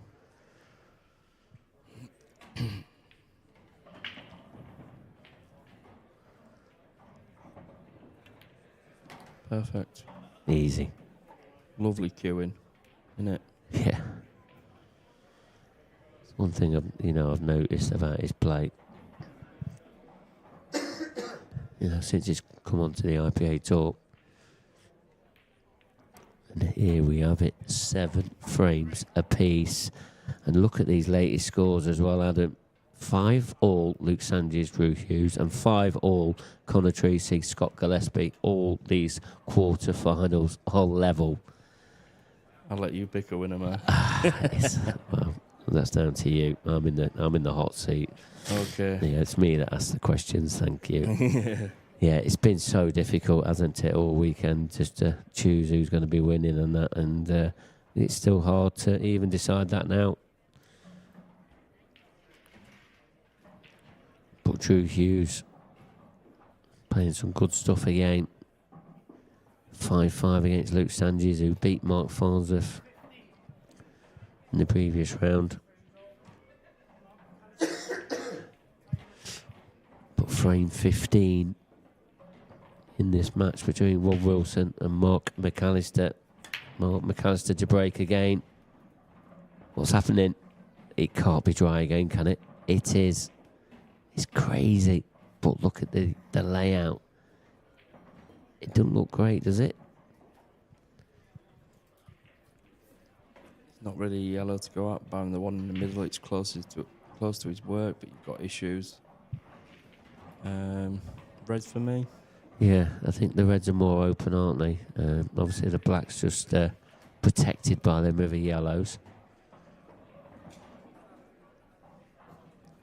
But there's a bit of pressure on Rob here, you know, because obviously Mark's taken all these frames. You know, he has got a bit of momentum going again. But that dry break has stopped him in his tracks again. But we're into a best of 3 here. There's going to be some pressure out there.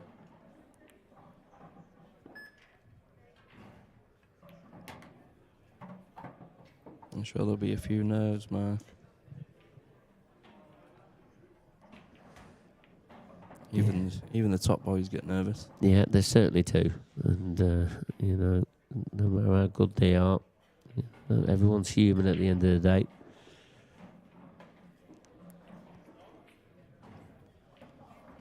They've still got a job to do, as do these two. So what's he looking at here? Red onto red plant. This is a huge shot. It's not straightforward. And he's missed it. Chance. I'm not sure why he went for that way, but I suppose he was just trying to take one, opening them up down the table, weren't he, I suppose. But yeah, another chance missed. What can Mark do? Drew Hughes is 6-5 ahead now against Luke Sanches.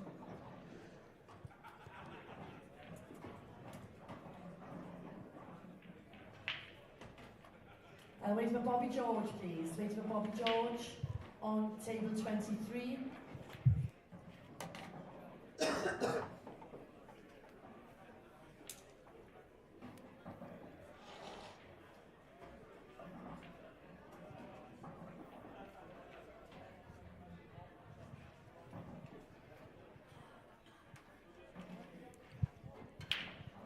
Making light work of these. Still going to have that tricky yellow on the right-hand side. That's not a give me, is it?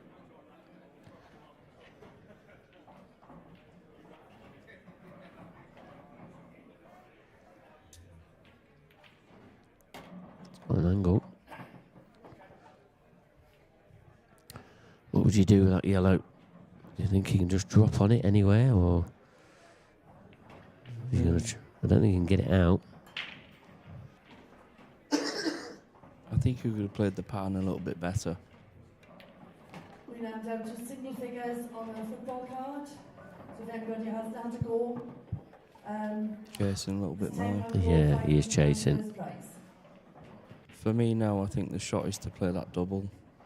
He ain't got any choice. He's come this far. But he knows if he misses it, it's probably end of frame. And potentially could be his last shot. Yeah, this could be, as you say, because Rob Wilson to break. Well, what a pot that is. He's nailed that. That is a massive shot in this frame. Huge moments as well.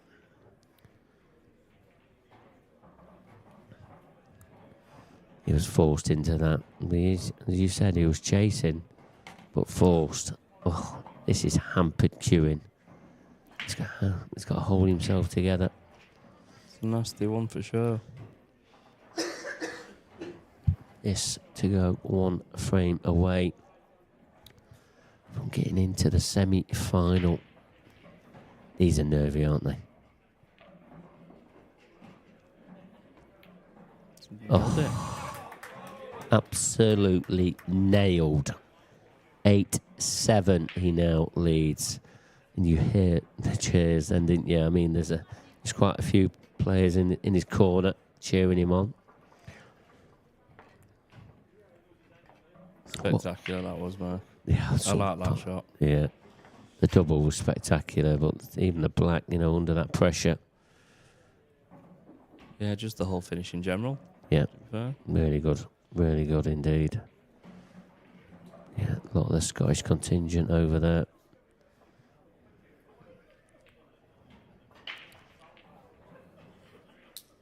Literally all of them, isn't it? Yeah, it's everyone. Frame 16. Rob Wilson the break. Trailing 8 frames 7. So, Rob Wilson's break.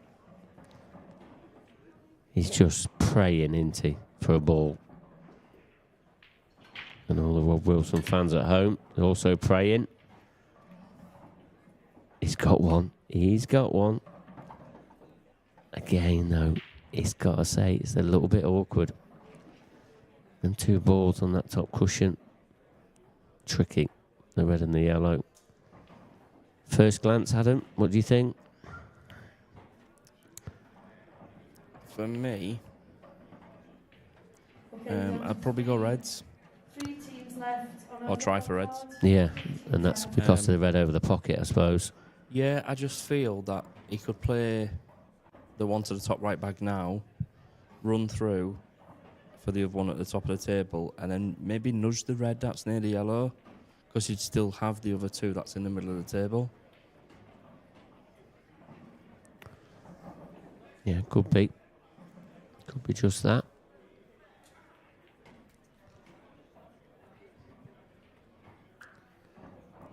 But the question as well is, Mark, does that yellow near the red that's over the bag go? Would it sneak in off that near jar? Yeah, it's tough for us to say that, isn't it? I mean, he's played the first shot that I've said, and it looks like he's going to maybe try and nudge this red out now. He's got to. This is the shot. This is the big shot of the match. Is it going to come out? I don't think it is.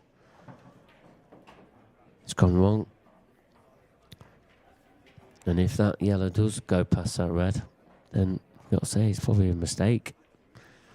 But does it? Is the question. I'm not sure about the safety in our match, so He's got to get the red out for me.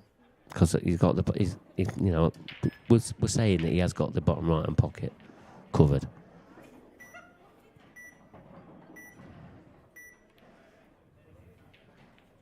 Not the in the yellow's middle. going to go though, innit? Yeah, Sure. definitely don't go now. What does Mark do? He's just going to glance this up the table, or can he cut it back? If he can cut this back, this is a bad shot from Rob. But don't get me wrong, it's a huge shot if he does cut this yellow back. Taking his extension. Is it cuttable back into the bottom left-hand corner? Or does he see something else? Bobby George, please. Final call for Bobby George. No, he's taking the one in the left centre. Yeah, good shot. What does he do now, though? It's not an easy skill shot. The other one's a red. I don't see another option, Mark. No, I don't. Covering it. Covering that bottom cushion. Clever shot.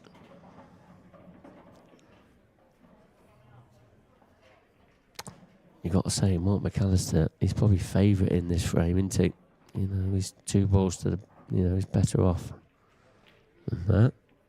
What does Rob do?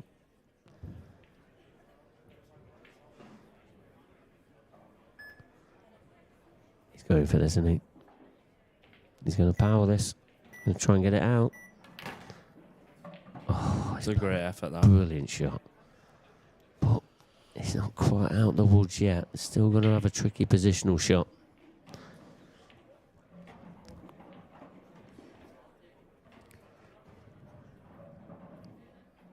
It's getting tense, Mark.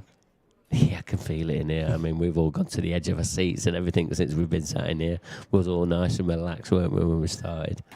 And now the tension is growing. Rob Wilson, though, oh, this is... Tell you what, Mark, he's perfect. You think so? Run through. He's got to get a nice cannon, though. You're thinking the one through in the red in the bottom left. Yeah. Is he perfect, though? Rob will know, because he's directly behind that shot. Yeah, he's looking at it. Here we go, Adam. This is a massive shot, by the way. Massive. This match is all on this shot. Oh, look at this. Wow. What a shot from Rob Wilson. To keep himself in this match now, this final red, followed by the black to go to our first deciding framing on this table. There's been so many on all the other tables. Oh, is he come far enough? He's fine. We are going to go to 8 frames apiece. And there you see it, 8 frames each. I knew there had to be decided today. There had to be. There was too many yesterday for us not to get one today. We've already had a good few already today, so there's 3. Was there 3 in the last 16? I think there was, yeah, 3 in the last 16. There could be some more in these quarterfinals as well. That's Luke Sange's table, playing against Drew Hughes. 6-5 still to Drew Hughes, and that frame doesn't look like it's going too far anytime soon. Not the Welsh boys. Craig Marsh look happily in the semi-finals already, waiting the winner of this match between Luke Sanges and Drew Hughes. So it's going to be an all-Welsh affair in the semi-final. So that means guaranteed a Welsh player into the final later on. But who else is going to get into these semi-finals? Connor Tracy, Scott Gillespie, that's locked at 5 frames each. That's been locked at 5 frames each for a while. But now we're into this deciding frame between Rob Wilson and Mark McAllister Jr. Mark McAllister to break. There we go, Big Mark. moments. Big break. He's got a ball. How's it going to come out? Horrible. Or is he on the yellow? But look at the yellows. Are they okay? I think he's got a chance. It's just this little cluster down the bottom here, isn't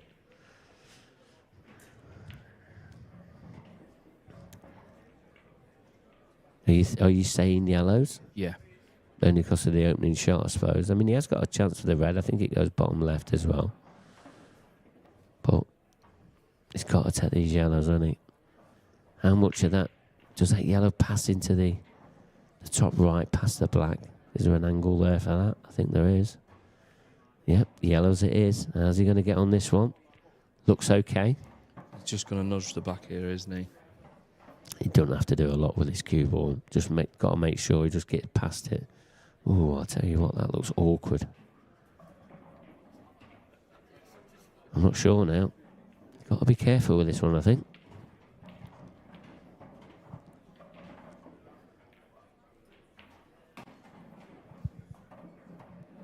He's fine there, Mark.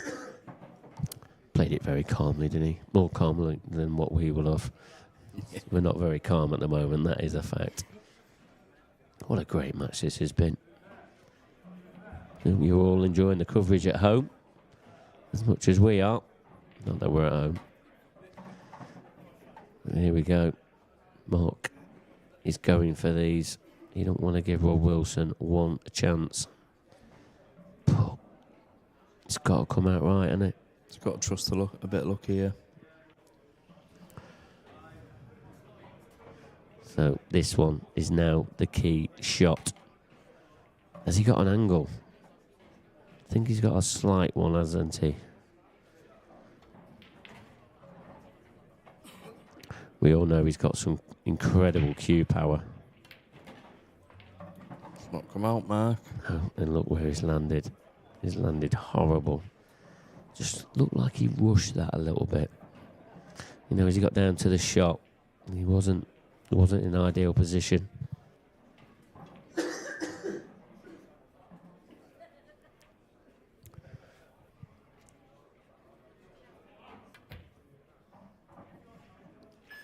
Again, trusting to luck, but look where he's not the black. It hasn't turned out too bad. But what does Rob Wilson do here?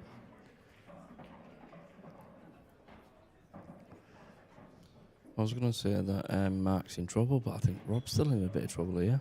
Yeah. Does he try and get a containing shot? Can he get behind that black somewhere? You know, from this red in the Borg area? Does he want to play that? He's not using his extension, so he feels like it's quite an easy shot to play. He has just played the easier one of the two. Is this a one cushion escape with a chance of a pot? But he's covered the black as well, so he's got a bit of insurance.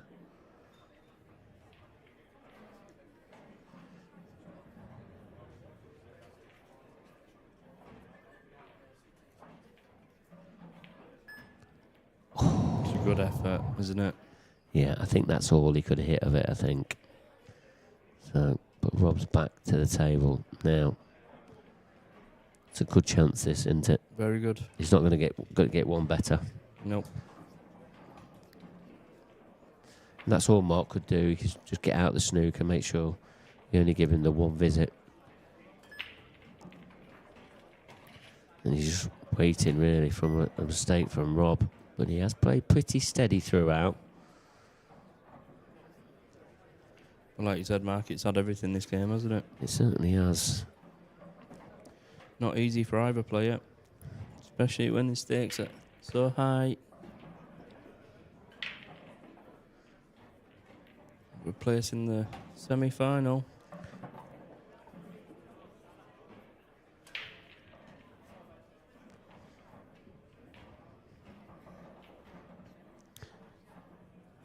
Can tell you Luke Sandys, Drew Hughes, that's gone 6 frames apiece as well.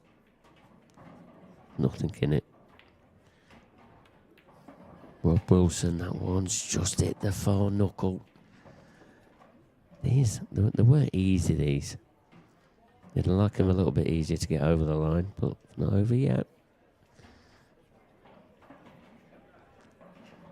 It looks very calm, though. I'll give him that.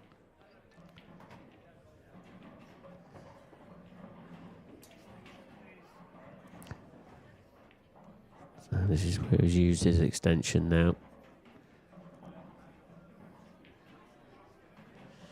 Just about holding himself together.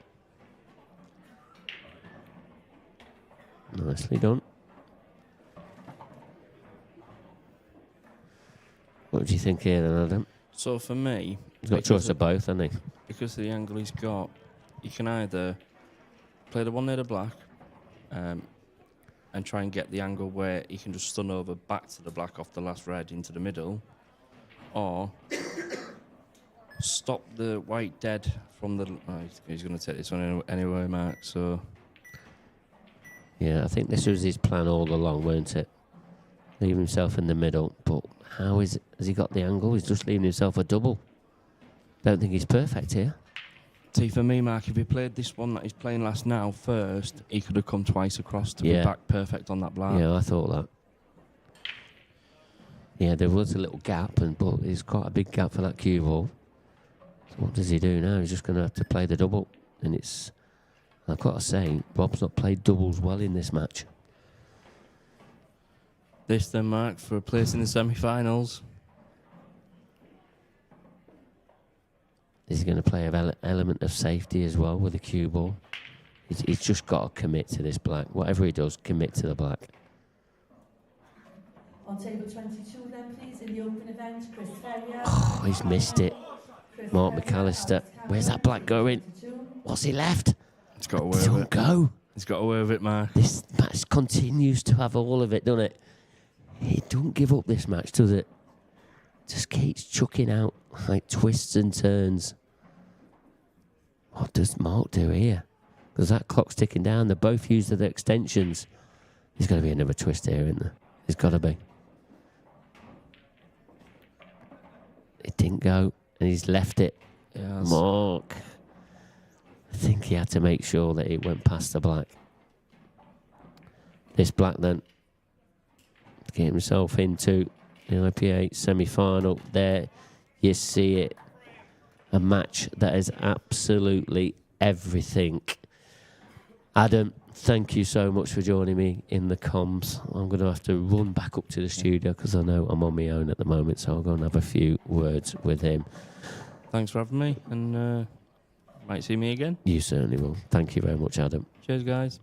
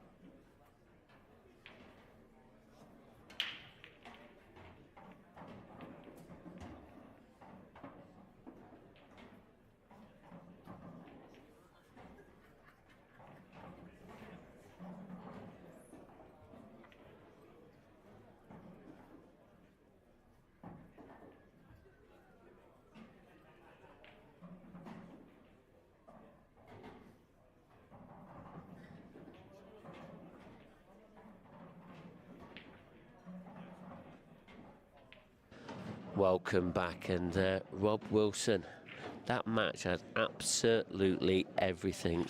Yeah, crazy. How did you get yourself through that one? I don't know. I'm just lucky, really, I think. Brack wasn't working and table caught me out a few times. It plays completely different to the outside ones. And I've just been lucky when I've missed the double and then left him like a tricky shot, and he's managed to miss it and left me in. Because when you opened up, you know, your 3-frame lead and that, and then Mark came back at you, Yeah. you know, what was going through your mind? Because you looked very comfortable in these 3 frames ahead. Yeah, I just thought, just try and get into a nice rhythm and then try and forget about the clock. Just try and, like, that's what, he's into a rhythm, but then as soon as Mark gets a chance, I didn't really see much of him last year as an amateur, but I've heard, like, good things. And obviously won the doubles with Scott, so yeah. can play. Like, so I knew it was going to be a tough game, and I just thought just try and grind it out, and that's it. And talking about grinding it out, I mean, how much did you, your previous match, you know, you had an 8-7 win, and also Mark had an 8-7 win. You know, them 8-7s, they do take the toll on you, don't they? It's more mentally than physically, I think, because you win a game 8-7 and you're on a high, and then all of a sudden you've got to try and calm down and start another game in like 5-10 minutes. But that's what the best players do. They change and adapt, don't they? So, yeah. And when Mark was in that final frame there, did you sort of think that your chance had gone maybe? Yeah. And you thought he was going to take him out? I did when I missed the black, because two doubles caught me out with a slide at the table, and I could see behind the shot he were playing, it were really, really tight, and I thought even if he misses it, he leaves me a double as well, but he left me more or less a straight black. Yeah, I know you had a little bit of run, you know, talk about this final frame now, you had a little bit of run with the way where the black landed. Yeah. But going back to your doubles, you haven't played doubles well on this table, No. have you? You know, No. you started off and it went wrong from you from the sort of the very start. Yeah. And you know, and I said in comms, I said I don't fancy Rob for this double because it's not easy. They're not easy to judge on this table.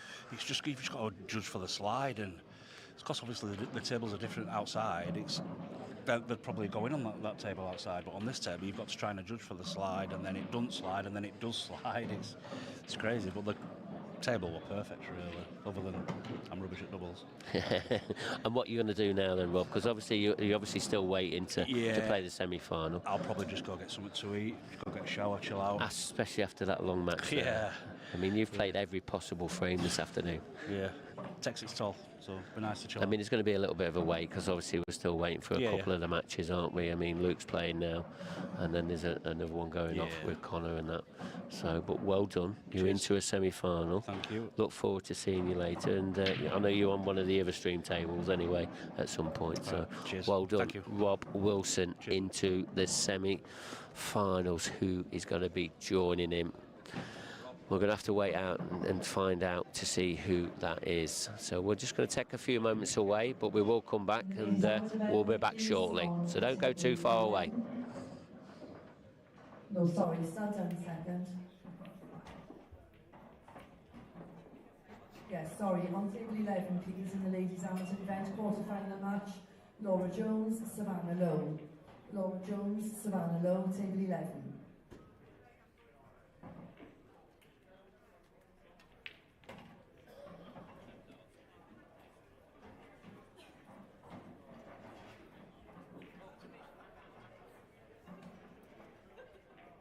On table 20, please, in the open event, Brian Cumming and Andy Balshaw. Brian Cummings, Andy Balshaw, table 20.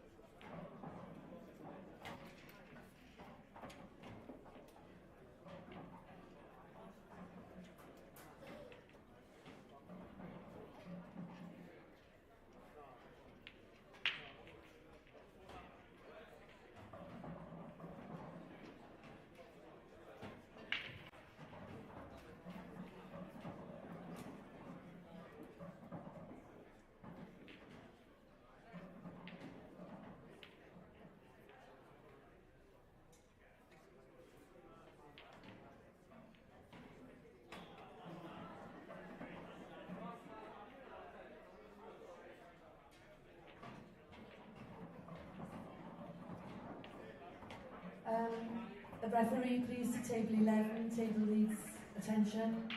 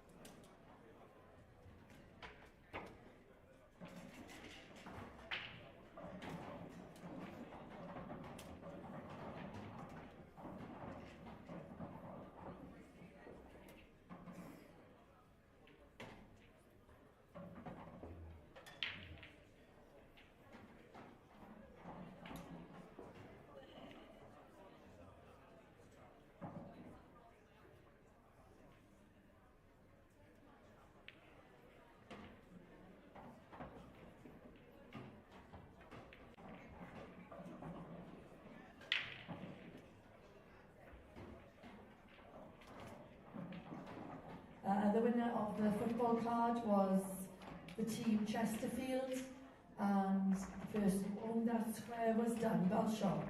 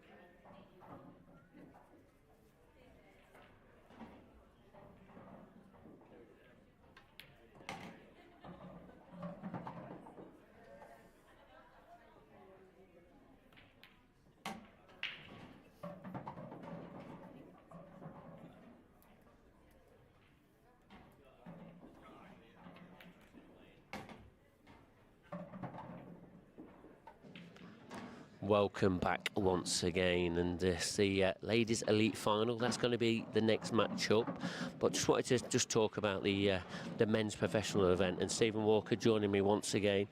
Men's professional event heating up a little bit. That last match though between Rob Wilson, I know you've been playing yourself, but it had absolutely everything, and it went all the way down to the final frame. Finally, we've had a decider on this stream table. Yeah, I was playing. I was actually only a couple of tables away, and I could see the atmosphere building as the game got closer and closer.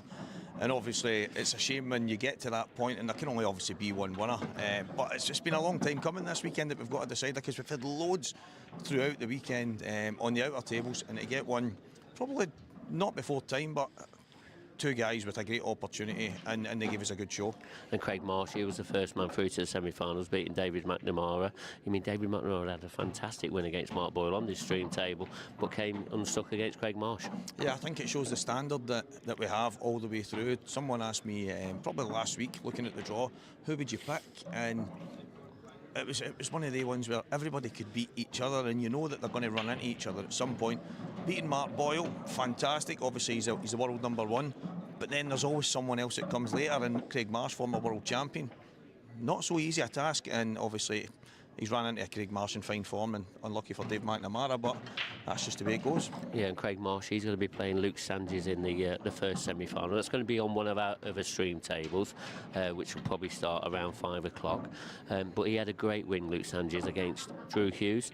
You know, it's good to see Drew Hughes back into the quarterfinals. Yeah, Drew's obviously, I know he's had some tough times off the table and stuff in the past, and he's slowly but surely getting back to the kind of form that we all know he's got. And quarterfinals is no mean feat, especially in the first tour of the year, and he'll have obviously strong ambitions now for the rest of the year to kick on from that. But Luke Sanchez is obviously a World Championship semi-finalist. He's came here, he's beat Mark Farnsworth before beating Drew, and so he'll fancy his chances as well. Obviously Craig Marsh, one of the top Welsh guys, and he played, I think it was Ben Davies in the semi-finals in Bradford.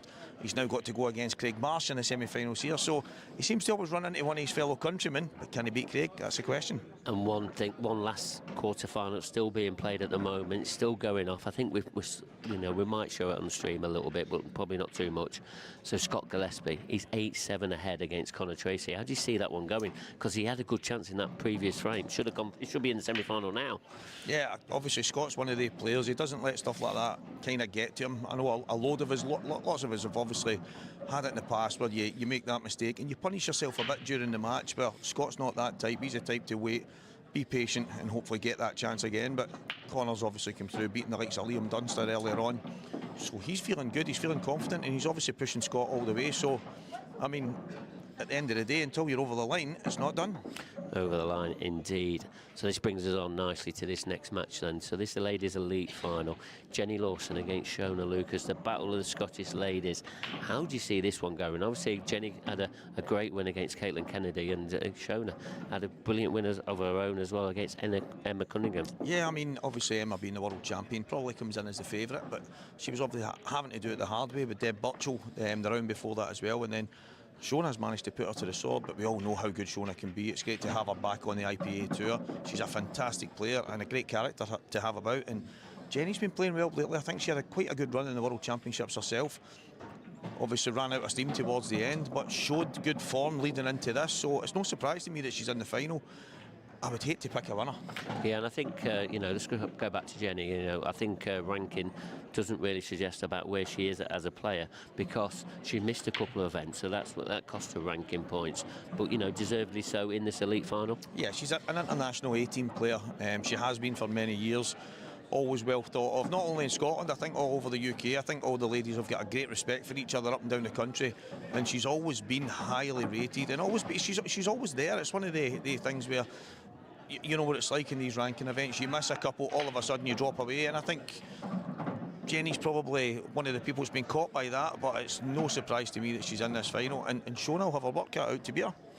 Well, we're going to find out in very, very soon. So these girls are about ready now, so let's get over to the commentary box with Yvonne Ewing, but first of all, Alan Reynolds.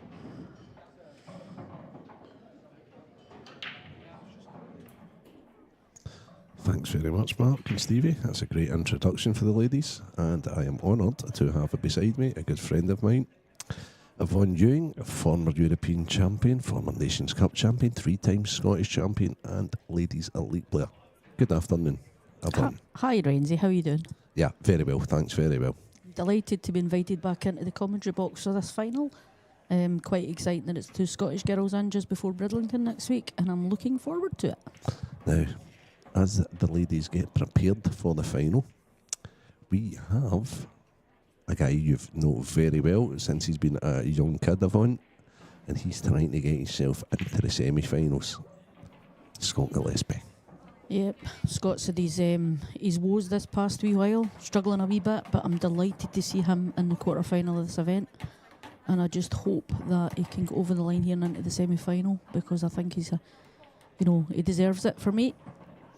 And I know you've been monitoring and obviously played. We'll not talk too much about that just now, but you watch all the pullets on. Some real shocks in the men's pro event. Yeah, definitely. I mean, I was watching Mark McAllister's quarter-final there. I mean, the round before he's beat Gareth Hibbett 8-7. Fantastic win. I think he's dished the last 2 to beat Gareth. He's had his chance in the final frame against Rob Wilson, who I will say was always ahead in that match.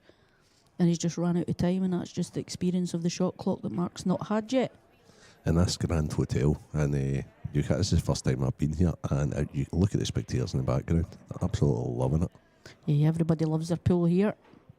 I think Newcastle's, is that where Mark's from? Farnsworth? Yeah. There's so many. Chris Boron, there's loads of them, to be honest with you. And the borough champion, Michael Rhodes, they're all, a lot of them from the northeast.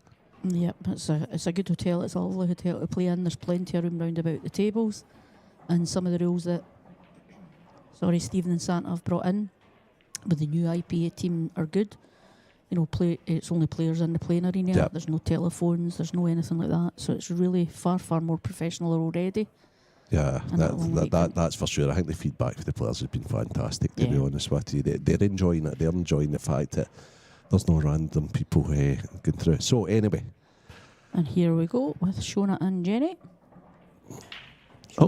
Shona's sporting a new T-shirt that she just... Oh, we've jumped back. Shona's sporting a new T-shirt that she's just gifted by Stephen. Yeah, and I noticed there we have Fiona Atkinson. So it's Scotch Day. It's Scotland Day. It's St Andrew's Day here at the IPA. We have 2 Scottish commentators, a Scottish referee, female.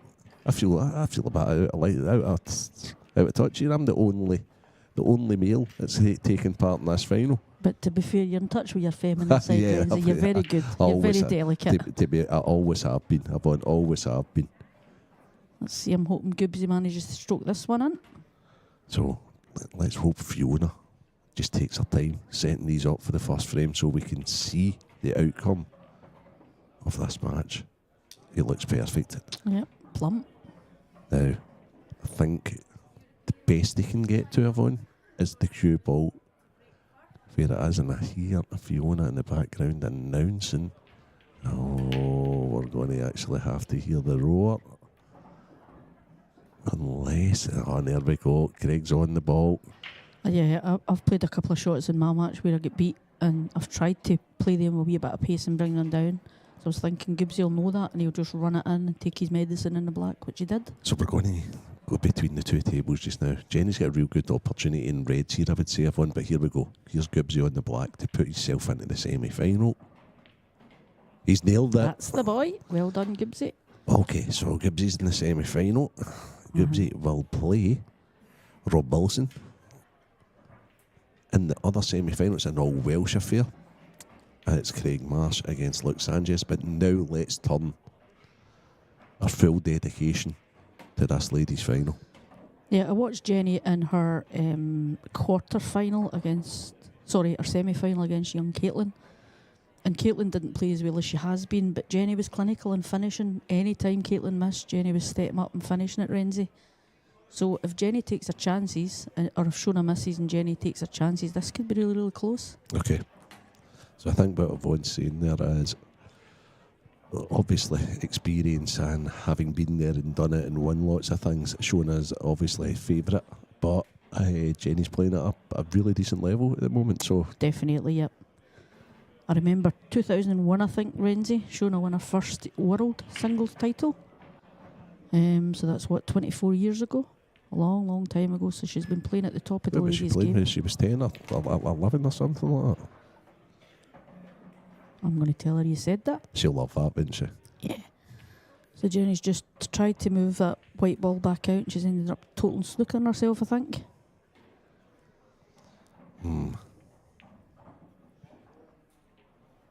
What do you see here, Yvonne? I think she's got to go off 2 and try and put one into the middle, Renzi. You know, the black. Yep. You know, She's going to go leather rail. left cushion, right cushion, and try and pocket one of these in the middle. Yeah, I think that's all she's got. Well, there we have it. Nearly.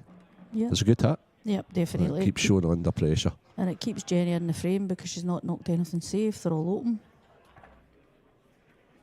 So, I don't think it'd be out of line saying Shona's one of the most aggressive lady players ever.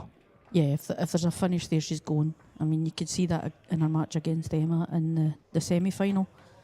I said at the beginning of the weekend, you know, there's only a few people in here that would I'd be confident to call beating Emma, and Shona's one of them. So guaranteed what she'll do now is run off this yellow and behind the 8 ball in yellow after me saying that. Yeah, because she's not one of these players that will just go gung-ho. Yeah, clever. Jenny bridging over the yellow. I think I'd be if she can see the one just above the black, I'd maybe try and just flick that. But I don't know if she can see that or not. But this is where the experience of Shona will shine. Because she's not going to take any unnecessary chances. She'll not have stage fright playing in the stream either. No. And you know, that's something that young Caitlin will need to learn. She came off that and she'll speak to you and I. Yeah. And going on about, you know, I was fine up until it was on the TV and then I struggled with the TV. But, you know, as we were saying here, the TV cameras are so discreet now, you don't really notice you're on the TV unless, you know, it's something that bugs you. It's so much different. They are. The streams are like... They're motionless for starters, whereas you and I have both played like on like Eurosport and things like that, Sky Sports. That is the actual cameras. Yeah, and those wheels wheeling behind you when you're on a black to win something for your team. Yeah, absolutely. Shona's played that pot with a wee bit of safety in mind. I don't know what she'd have done had it went. That's a great shot, though. Yeah, and again, Jenny's just making sure she's getting contact here. So they're just feeling it out, this first frame, as happens in lots of frames. Yeah. First time on the stream table, we get used to the pace. I was laughing with Jenny earlier on. I said to her, you know how you're in the final? Normally she sponsors Ashley O'Neill, who's in the background with the pink top on. Yeah. So I did say to Jenny, this time are you giving Ashley some of your prize money? And she sniggered. And she said, I might think about it. So Ashley might get a couple of quid out of this as well. There we go. There we go. Even if you're not in, you're still... Jenny does well. She does well with the ladies, doesn't she? Yeah, she's brilliant. It's like the streaming in Scotland. I mean, this is Craig, Scottish Cuesports streaming. He's doing it for the IPA now. Yep. We're spoilt with that. We're spoilt with our venues, with McGoldrick's, Jenny's Club, Santa's Club. You know, all of them. They're fantastic venues up in Scotland. So we are a bit spoiled with some stuff. And for ladies' pool support in Scotland, Jenny's phenomenal. I mean, she's come straight in off the bat this year to sponsor her Scottish singles. So I'm looking forward to it somewhere different. Yeah, anybody that's up in Scotland and up in the Dalkeith area, corner pocket Dalkeith, loads of friendly staff, great tables, and you'll see Jenny up there. Is it 22 to 24 Buccleuch Road or something? Is that? There we go. Something like You've that. got the address as well. In the background there, we've got Ashley and Gillian Hayes. Jill's another one of your top ladies in Scotland who's joined the IPA for the first time. She was unfortunately beaten in the quarterfinals. Quarterfinals, I'm sure, or semi-finals. Of the ladies amateur. Yeah. Oh no, it was the last 16. She played young Savannah Lowe, who came back at Jill. Jill was well ahead in that match, and Savannah's just pegged her back. So I think that'll whet Jill's appetite for the Open and the next event. So it's good to see her on the tour as well. It's good. I actually met her this morning, and I was talking to her because she'd been playing a bit of snooker and things like that as well. So it is good to see Jill back. And it was Emma that put Ash to the sword. Yeah. Would I be right? Yeah. That was 7-2 in the first round. What a first round draw that is for the two girls that contested the world final just last month. Yeah, In incredible. the first round, yeah. And Ash was so close that day as well. So Yeah. I think she's watched it back a few times, she said, and she doesn't feel too bad getting beat because she feels that although she had her chances, she knows what she's done wrong, and she says once I can work out what I've done wrong, I'll not do it again. I think that is a very positive way to look at things like that. Yeah. You see her up in Scotland, she's phenomenal in Scotland at the moment. She's very good. And she's won, six out of the last 7 events. Up That's in really Scotland. consistent. Yeah, she got beaten the Saltire last weekend. That's the first event she's been beaten for a wee while. That's a double elimination. That's Paul and Santa that run that for ladies, masters, seniors, everybody up in Scotland, and the men's one. There's lots going on in Scotland, so it is a good place for the ladies to be playing their game. I know there's a few travel from all over to come up and play in that event. Yeah, you've got Tilly and Kelly, both from, I think, Bristol area. They travel up for the Saltire.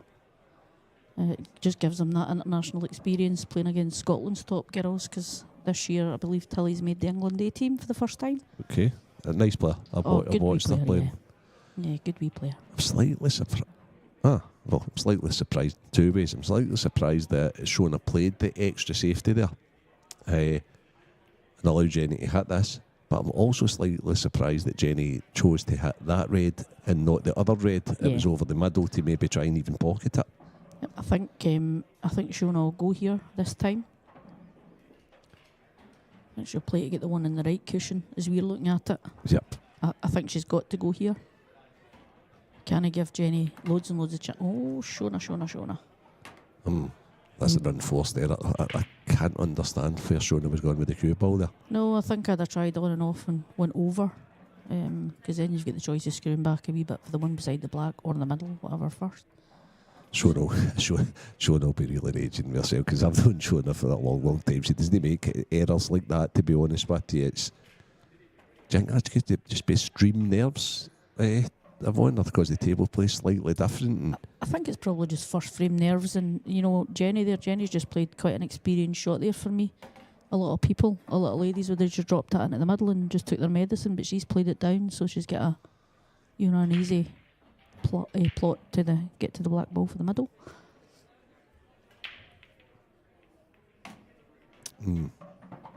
That's a big shot. Yeah, she needs to get this one, and these are the chances that she was taking in the semi-final against Caitlin. I think she'll get this, Renzi. She played it great. Yeah. Yep, good pace, well done. First frame, Jenny. And just squeezing in behind the trophy there's the ladies' A-team manager, Quentin Campbell. That's Ashley's partner. That's Big Quinny, as he's known, and there's the diamond in the background as well. The Birchall. It's good to see some of the other top ladies coming out and supporting the final. I like that, I really do. I was up in the room earlier on watching the stream when Emma was playing Debs. I watched some of that in the stream. It's great, you can lie in your bed and sit and watch some of the matches, and the main one on the television and your own one on your tablet. The great thing about these tournaments and hotels and what have you is you never switch off the pool. I know you don't anyway, but everything you do in Scotland, things like that. But you like to relax sometimes, and you can relax up there just sitting watching the pool. That's what it's all about. Yeah, definitely. So that'll be an air settler for Jenny, I would think.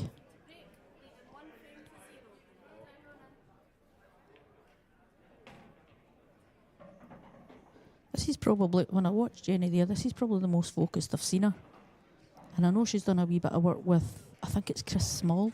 Ah, yeah, okay. She did a wee bit of work on sighting the ball, and and what I noticed there was... So technique then? Yeah, her cue's dead centre on her chin. Yeah, good. So no eye dominance from either side. Okay. Chris Small, for anybody that's not knows, he's a former Scottish professional snooker player. He does a lot of coaching at the snooker, obviously all Cuesports, and I mean he's just a fantastic guy to do that sort of a thing, to be honest with you. Yeah, definitely.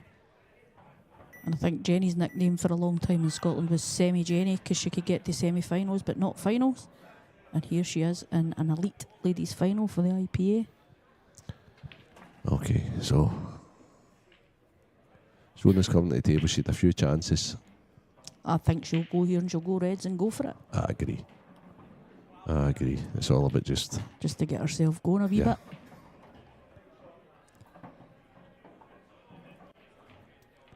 It's just how you go about them. Yeah, I think I'd be taking the one into the middle and then I'd try and play the one.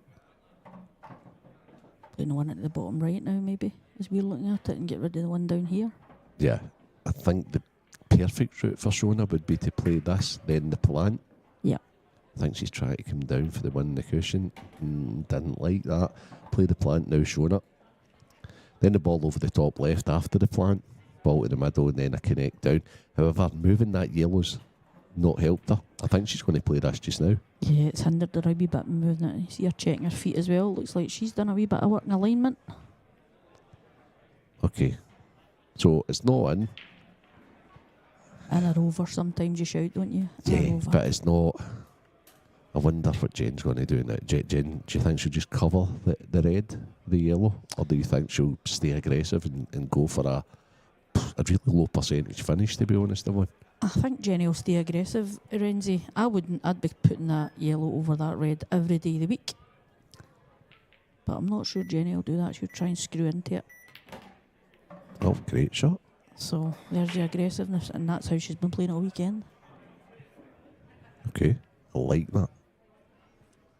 Yeah, it's just how she gets on that one beside, the red now. That's probably the only one. The one in the middle, I think, will drop in. But it's not easy, and these tables are a bit tighter.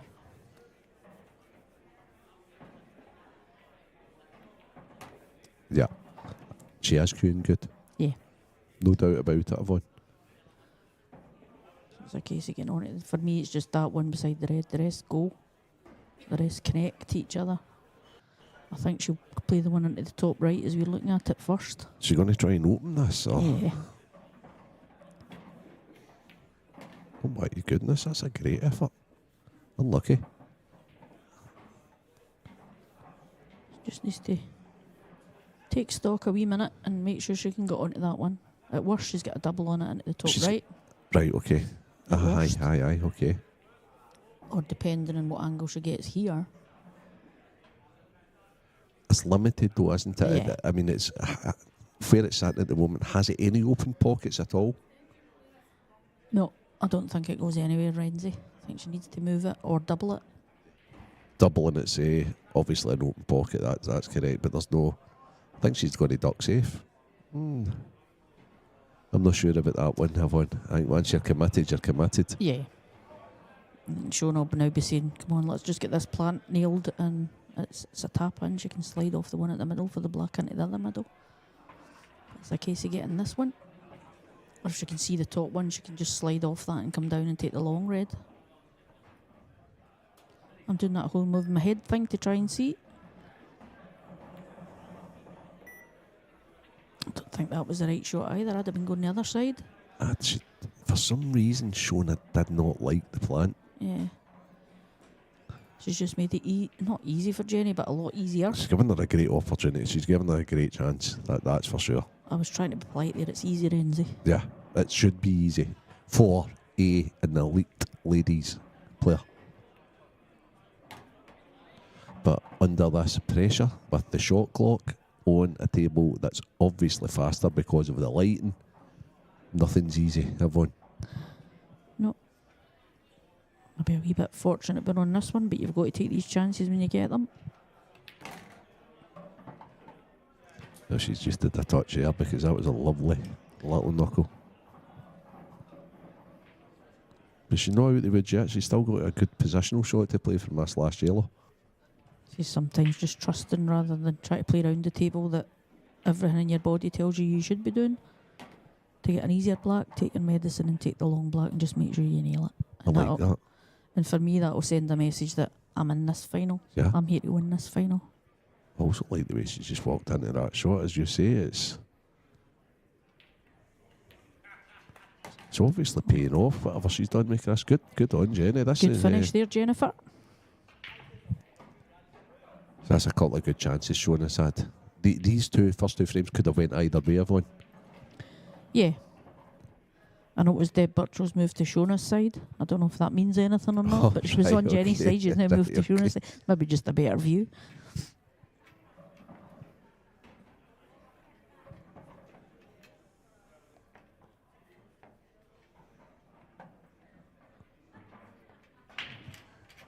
Shona's quite a superstitious player, and she had her own black IPA top on. But coming here, she had to get the IPA logo put on sort of last minute at the top. Yep, sure. And she changed her top for the final, so she'll probably end up going away and ripping that off and putting the black one on. Her 5-minute time out could be she could come dressed in a different top for the second half of this match. She still looks relaxed enough. Yeah, but this becomes a big frame. Good break. A little unfortunate for the cue ball's part itself. That's an on cue world breaking cue that she's got. I checked that earlier. The guaranteed balls breaking cue that lots of the Scottish players are using at the moment, Yvonne. Yeah, I've got one too. I love it, but I either get loads or I get nothing and leave a tap in. As Shona's playing safe here.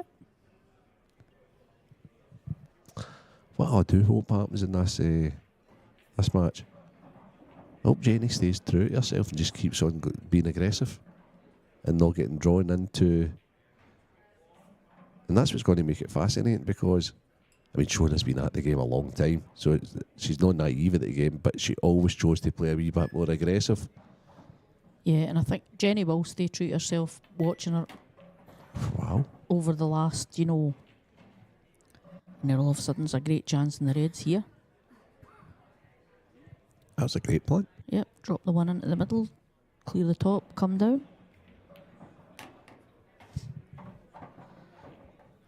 Just a tad too strong, but still okay. Just trust your potting ability. She's shown already in this final that she's there.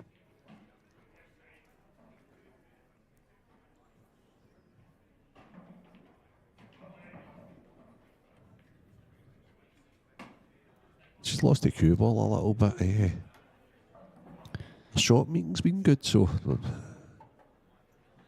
The only one that's got a bag is the one in at the top right as we look at it. Yeah, it's a tough pot. Yeah, it's a real tough pot. Not only is it a tough pot, but then you're trying to play position as well, which isn't easy. Casey taking the white up the way and then trying to get one of the two of them are together. That's. Dollied it in. I was just about to say that it wouldn't be the worst result if that red stayed over the bag, because she showed us 2-0 down, and there's a lot of work to be done on the yellows. I see young Philippa joining Quinny there. Philippa's in the semi-final of the amateur. She's playing Kate Ringe. She's come through and beat Paula Boyd, who's an England international player, 7 frames to 5. So she's doing fantastically well, young Philippa, at her first IPA event as well. In the second semi-final, who's in that, Yvonne? Young Charlie McDonough is playing the winner of Laura Jones' Savannah Lowe. Savannah was the girl that beat Jill. So, and I'm trying to think, Savannah won an amateur last year, I'm sure. Renz, I'm sure she beat young Caitlin. Yeah, I'm sure it was Savannah that won the one in Coventry. So it's all going on. We have a lot of open matches at the moment as well. I'd seen Marcy had beat Dave McNamara earlier on. Dave had a good run. He beat Mark Boyle earlier, then Craig Mark. Oh, in fact, no, I tell a lie. Marcy beat him in the pro event quarter-final after Dave had taken out Mark Boyle. Yeah, I watched Mark and Dave's quarter-final as well. He was absolutely brilliant. Dave McNamara there. I was slugging him about his dancing abilities though, and his arm that kept falling and stuff like that. What a character that boy is. Oh, he's a character. He's been great. He's great for the IPA. He's come over. He's our media mogul, if you want to call him that. And yeah, all these guys playing darts in this commentary booth this morning. I'm rotten at that. I tried that before we were commentating here. Everyone's getting a bit of practice in for when the ladies do theirs. I'll be there. Wednesday. I've got a dartboard in the pool shed now. Now for me here, confident Shona would be taking the one at the right of the black and finishing it. She's played that. half-baked, really. She's played it to make sure she potted it, but all I can see is a wee snooker happening here. Yeah, I think snooker here, try and get the 2, but the way Jenny's playing, she'll be lucky to get the 2. Jenny's been fantastic so far. Desperately trying to get herself back in this by playing the right shots, so I think she'll maybe be able to see that red. Maybe not, I'm not sure. maybe she's tried to let her see it. No, Jenny's calling the total.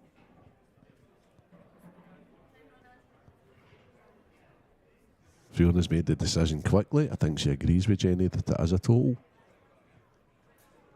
The important thing here, Jenny's contact, but when you look at the yellows, even if she does get contact and not potting one, there's a chance on the yellows. That's in. Unlucky. Oh, wow. So unlucky. Okay. Now, the only issue I can see here, Yvonne, I don't know how you look at this, is the ball that's closest to the left middle. Okay, so on It's getting up I on think I'd that be screwing onto that just now, Renzi, because I think there's a wee angle there. to go to the left-hand side. Yeah. Aye, okay. I think it. I don't really know. I'm trying to do that head turning thing that I know you can't do, but I keep trying it anyway. No, Shona's not liking that very much. She's not playing another safety, is she? Well, that's dangerous, Shona. That is dangerous. A wee chance of the, I call it the carom, but it's like a billiard shot. You come thin off the edge. You're hit to pot the ball over the bag, Yvonne. Yeah.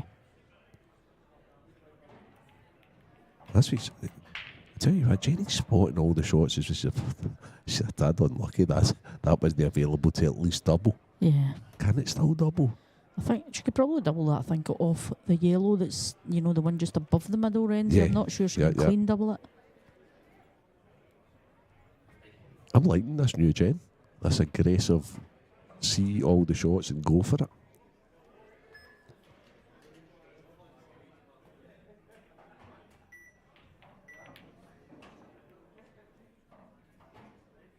Not sure about that one though. Okay, so we're going to put the professional men's semi-finals on now.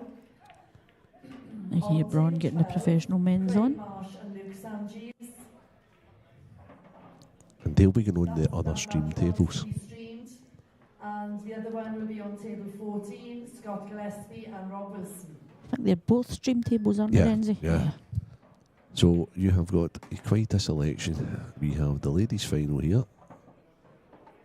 We have on Craig Marsh, Luke Sanches on table 12 and Scott Gillespie, Rob Wilson. And that is the semi-finals of the men's professional. And Shona has played another little safety. Not so sure Jen can do anything here apart from just try and stay in the frame.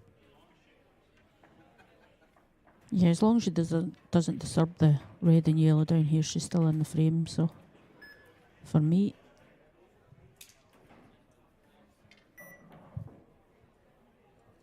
that's okay.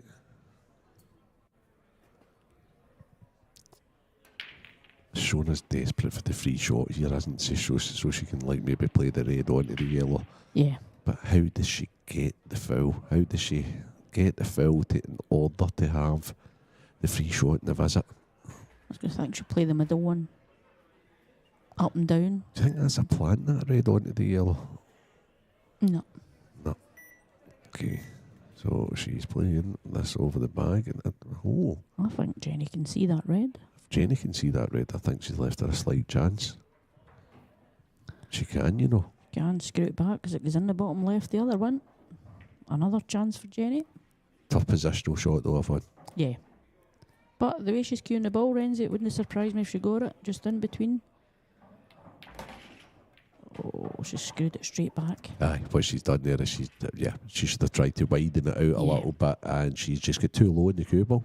Unfortunately for herself, we'll know if it's a plan on the yellow now. She needs to watch what she's doing here, Jenny, because yellows are everywhere over bags apart from the one that she's got. I think she's going to try and come off the cushion and kick it into the back heeler. Yeah, into the left corner.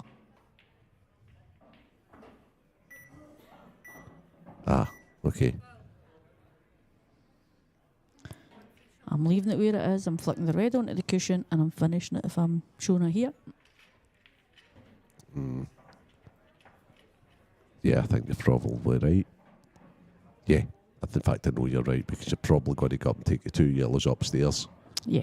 Okay, so Then the one downstairs, and then the. then please on table two. Yeah, that's okay. That's okay. Away with that a wee bit. Well, her heart would be in her mouth in case she covered the 8 ball. If the 8 ball's still available into the right middle, I think it's pretty easy out. Take your 2 up the top, 1 to the bottom right, left middle, black to the right middle. But Yeah. she's feeling it a little bit. She's 2-0 down. Oh, she's moving that fight too much for my liking, Yvonne. I'm not liking this at all, the way she's going. I was just looking through the results from our Scottish Ladies Tour last weekend, getting some of Jenny's results. So she get beat in the quarterfinals by young Caitlin. So that'll be a bit of revenge. Also revenge today in the semi-final. But that was a 6-5er, so it was really, really tight. Previous to that, Jenny beat Susan Scotland, who's a talented young girl, 6-0. And before that, Billy Robertson, who's a fantastic, fantastic lady from up Nairn area. She's beat her 6-1, so Jenny's had a really good run last weekend in that. Shona not up then. For those that don't know Shona is I would say an Anglo-Scot now because she's been down south for a long time, hasn't she, everyone? She's an Anglo-Scot if she's not playing pool, but when she's playing pool, she's Scottish. She is. I know she is. I'm just trying to find... Oh, Jenny. You contact them, you've still got a chance, but she needs to be getting them Jenny in the soul tie-up. Where is she? Okay, so Shona, what are we going to do here?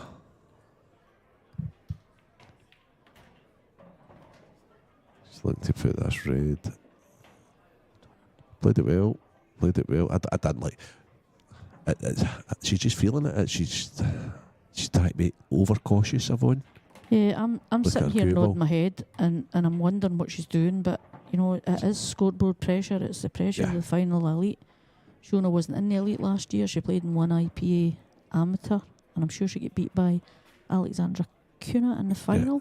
And she's played very quick. The thing is, like, it is shot clock pressure, right? But she's not quite adapted to the That's 30 no one seconds either, yet. I don't think. So with the free shot there, I think if Shona looks back on this, but no doubt she will. Mm-hmm. She plays the 8 ball down off the bottom cushion. Yeah. She pots the yellow to the middle. She goes upstairs, pots that, and then she's got the yellow into the bottom right, and then a pretty much hanging 8 ball. Yeah. Easy when you're here, everyone, isn't it? Oh, it's definitely easy when you're here. It's different when you're out there playing. We all know that. Any pool player knows that. So last weekend, Jenny in the soul tire, she got beat by an old bird in the first match.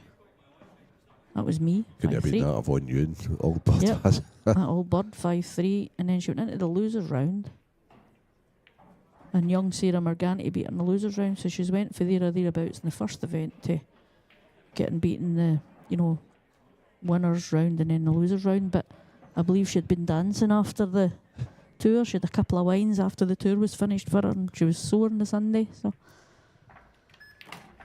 Shona second guessing everything she's doing right now.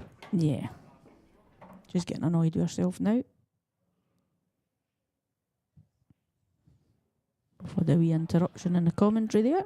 There we go. I think it was just letting people know that the professional semi-finals were available now. Jenny's playing the right shot. She's just going to move the 8 ball down. Nick a fight through for the red into the left middle. She's not played I was it going hard. to say the only thing she can do here is hit it too soft and no be on the red. This has just been one of those nervy frames. This is a cute right round the table, Renzi.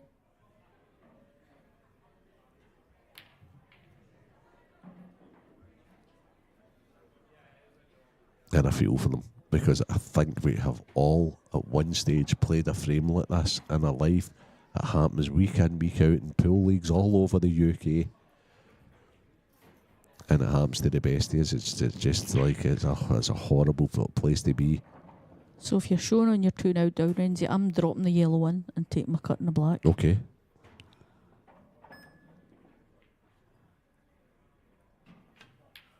I like that better, I've got to admit, Yvonne. Even though she's not as good on it, at least she cued it in Yeah, I with get conviction that. and positivity. And I suppose where the whites ended up, it makes, if she missed it, the red slightly harder. But for me, I think I'd have just took my my 2 pots to get myself into the final. She's actually going to play another snooker here, I think. She's not going to play a double, is she? Okay, so the ladies open event then, please, on table 2. Yeah, she's attempted the snooker. Table 2, Viv Rusco, Just shy. Vicky Lewis. Viv Rusco, Vicky Lewis, table 2. Yeah.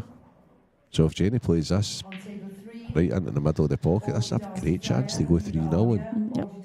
And the way she's been hitting the ball, apart from this frame, I think she'll take these out, Renzi, and go 3-0 up. Rachel Sherratt and Nettie Anderson.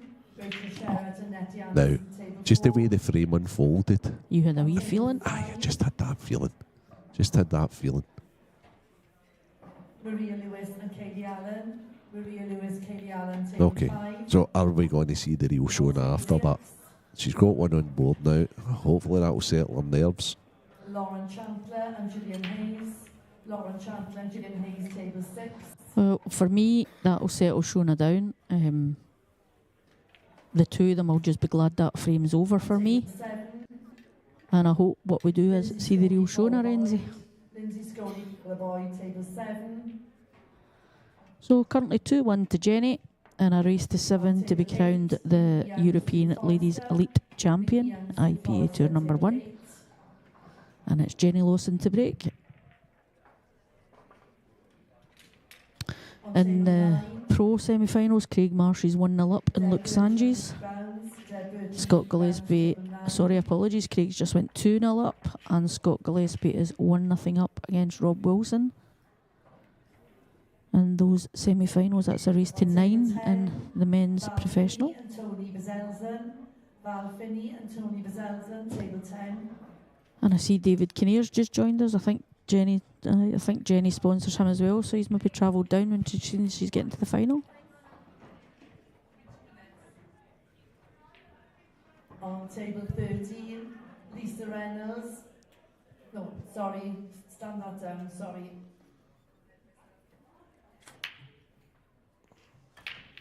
She cured that break really well, More straight a, up the more a table. control break, isn't it, than a Yeah. power break.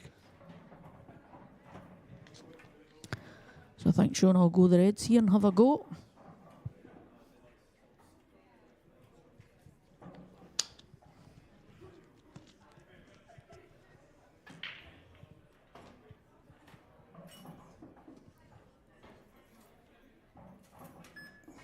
These look easy, but Yeah, that's the one. She had to get on the one. tell you what, she's played it great, one. Yeah.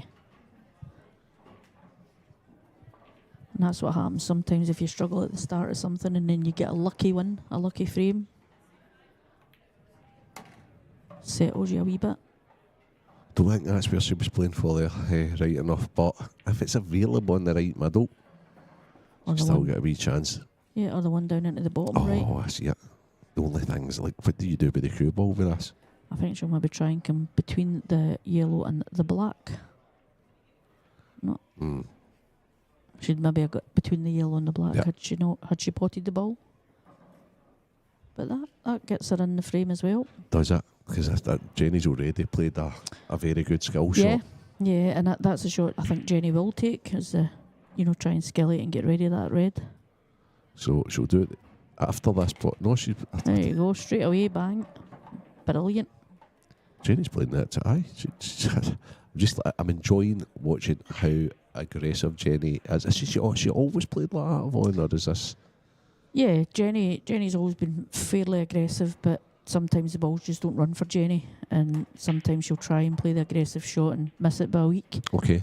But she likes to play aggressively, Jenny, and I think, sponsor Ian Ashley and Amber and her league, all these young girls that come Fairly through. as well, obviously. Fairly. Yeah. All these people that are quite attacking players.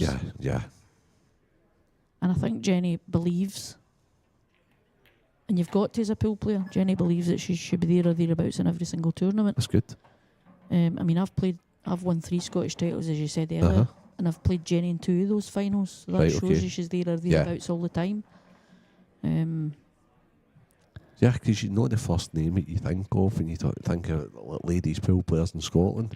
But when you start watching a wee bit of what she's doing, and then the stats that you're coming away with, like Yeah. being in 2 Scottish finals, and fair play. I mean, she's been part of Scotland. I picked her for Scotland Ladies A 15 years ago or something. And she's never missed an event. She's always there. She's so passionate playing for her country. You know, when people look and think, why is Jenny Lawson in your team? This is the type of pool that you see Jenny playing, and that's why she's in Scotland Ladies A team. I like the fact that, and I don't think Jenny will mind me saying this, I don't want to go on the wrong side there, but she's learning new things as she's more mature. Yeah. That you know, so it's that's what I like about it. She is getting better, but she's getting better because she's putting the time in probably more now. Yeah. And she's realised that she needs to take care of herself a wee bit better. I mean, she does monstrous hours at work. Yeah. But she goes and sees somebody that does that click chiropractic. Aye, okay. When she's struggling a wee bit, she takes better care of herself. She uses this, when she's trying to feel a wee bit better, she uses this cleanse juice stuff. Okay. And you see her running about with her protein shake bottles at events, and she's just brilliant. She looks after her mum. Her mum's not very well. Yep. So she's got hundreds of things going on in her personal life, but she's definitely a dedicated, I think so. Dedicated to women's pool, Scotland women's pool. And if I went to Jenny and asked her for anything for Scotland pool, she would do her best to make that happen. Do you know, I loved that and hated that all in the one go now. Yeah.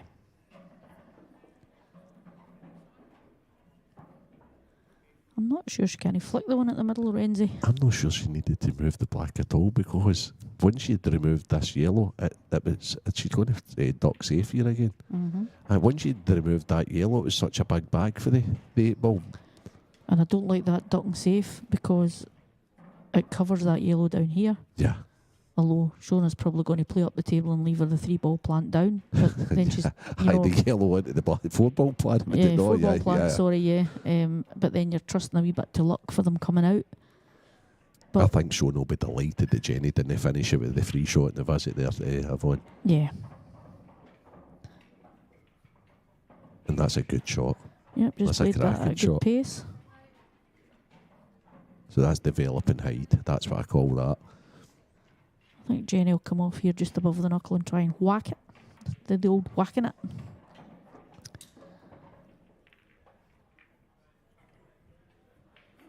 Oh, she's missed it. She's missed it. She's missed a few she's of up them in against it, yeah. the thin side, hasn't she? There was just patience, really, with Shona. Shona's obviously going to put the yellow with her free shot. She's going to play the red onto the yellow over the bottom right. I think you'll probably find she'll play another snooker and try and get another free shot and then finish it the next time. Oh, maybe not. I wonder if the black goes. I've not got the angle to see if the black does go or not. If the 8 ball goes, it's pretty straightforward. Oh, it's 8-ball, isn't it? Sorry. No, that's... Everybody's got their own terminologies of all that. Doesn't it looks tight. Looks tight. Stevie the Talker Walker, a right character, right? As you know, he's our SPA commentator, salt tire and all that sort of stuff, as well as the lead man in the IPA now. He was trying to razzmatazz it up. I think he was calling it the zebra ball at one stage. It's not took off yet, so... I don't think it will either, Stevie, sorry. Yeah, so it's either black ball or 8 ball, whatever your preference is. I think 8 ball's the right way now, isn't it? Only because it's got the white stripe on it now. Oh, yeah. I'll tell you what, if Jenny would have played that harbour, that'd have dropped in. And that's what I was going to say. See if you hit this, you've got a chance. Yeah, I don't think she tried to pot it. I think she just tried to make sure she hit it. She just didn't see the fact that it would have dropped in. Yeah. And I think she's laughing now, thinking to herself, if I'd have known that, I'd have played that harder. Semi-Jenny with a wallop. Yeah. I don't think the wallop issues will finally put it with the worked either. Right? It was just like a more controlled shot. Absolutely. I jest when I say wallop it. A good old Scottish word, that, everyone. So I'm seeing Luke Sanches has pulled one back against Craig Marsh. That's now... Oh, what a shot that is. Unreal. Oh, that's now 2 frames to 1 to Craig Marsh, and Rob Wilson's pulled one back against the Gibbsy. Now is the 8 ball available? Yes. That is the big question. And that's what Shona's really looking at. That's And what she's round looking at. Shona Lucas, this is your chance without playing your best to be 2 each in the final. Lost the cue ball again. Oh, Shona.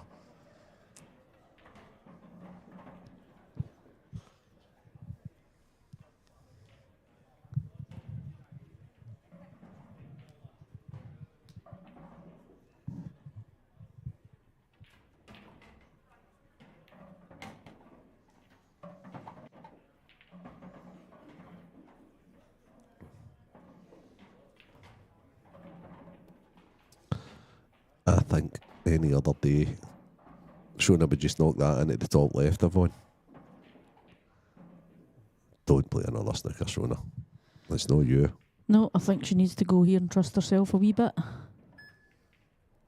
That's a good one, right enough, but Yeah, but you're letting your opponent back Yeah, to the table. yeah. Shona's normally got that killer instinct.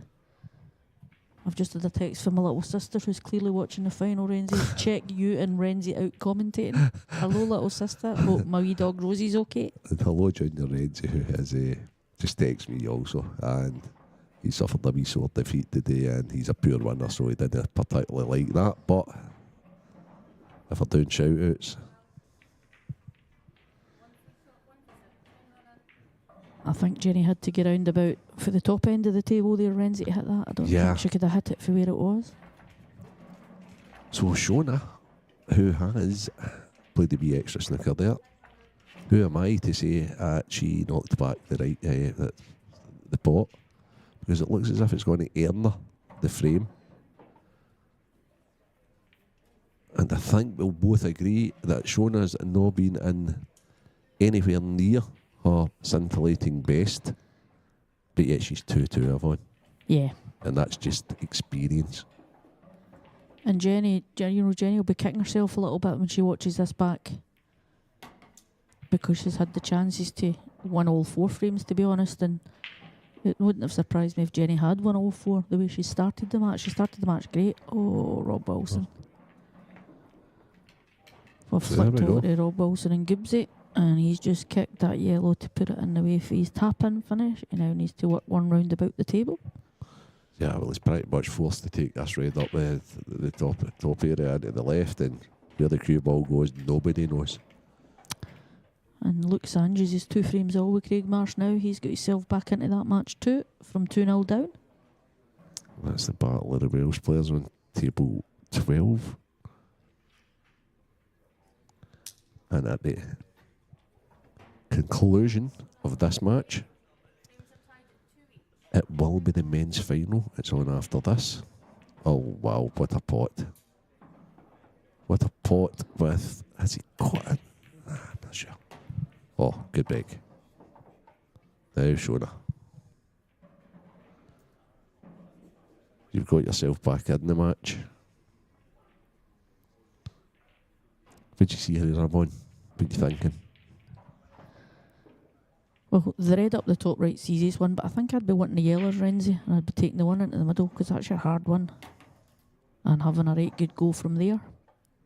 Okay, what's the ball to get you onto the 8 ball, everyone? Well, the one into the top, the one up furthest up for me, Okay, and the 8 ball's going... into the middle. Okay, left middle. If it goes in the left middle. Yeah, I'm sure it does.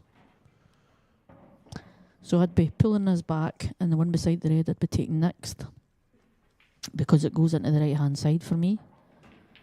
And then I'd be screwing up off the other one, into the middle, and at the top, and then the black into the middle. So the tough ball here, to go on, believe it or not, is probably the one to the right middle. Yeah. Because that's the one you need to be most cute. Yep.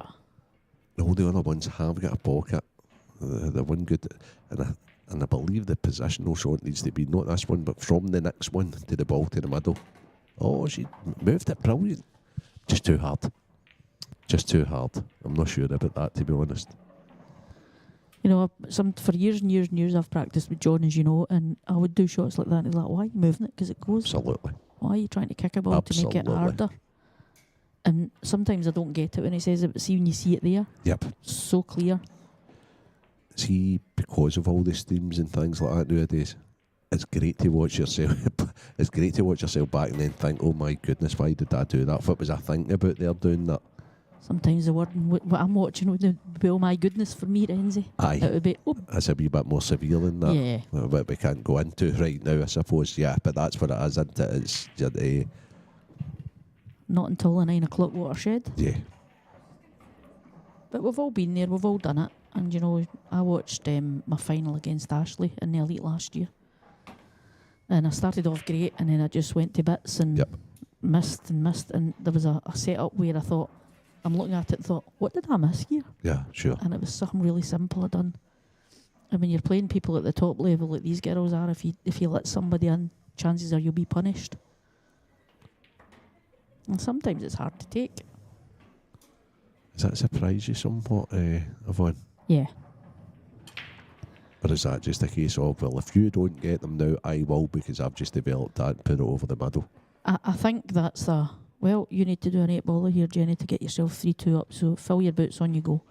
Because no matter where you leave that white, if I can see it, I'm potting it. Yeah, it's like an invitation. Jenny should get these.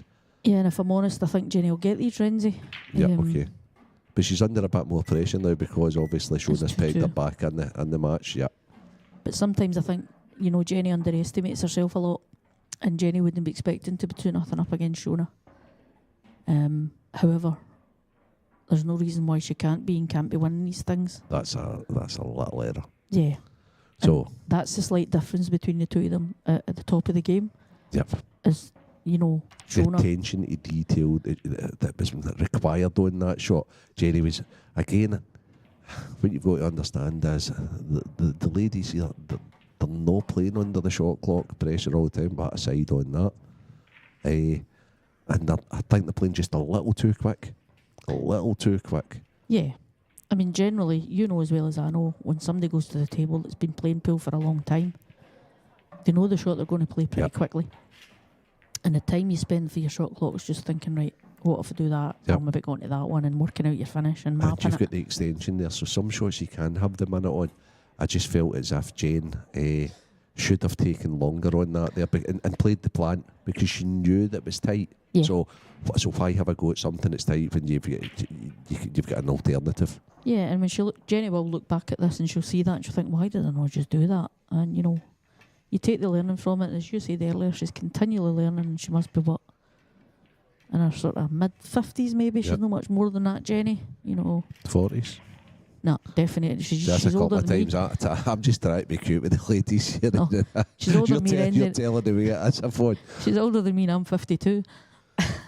So I don't know how much older, not much older. this guy's not 52 anyway. This is young Luke Sanchez. And he's just played a brilliant shot there. Yeah, I like watching Luke playing. And just so everybody knows, if he wins this, it's because I bought him cheese and chips at the bar because he didn't have his card before this match. Hopefully I'll listen back to this and I've been caught out a couple of times with that myself this weekend. It's great, isn't it? I know. I think he just came back onto the IPA at the Worlds there, didn't he? Yeah, Luke? yeah, he's And new pro. What was his semi-final at the Worlds? He was indeed. He was Semi-final indeed. at the Worlds, young Luke. Good player to watch, fantastic to watch. And he's took out a legend in the last round when he beat Mark Farnsworth. Yeah.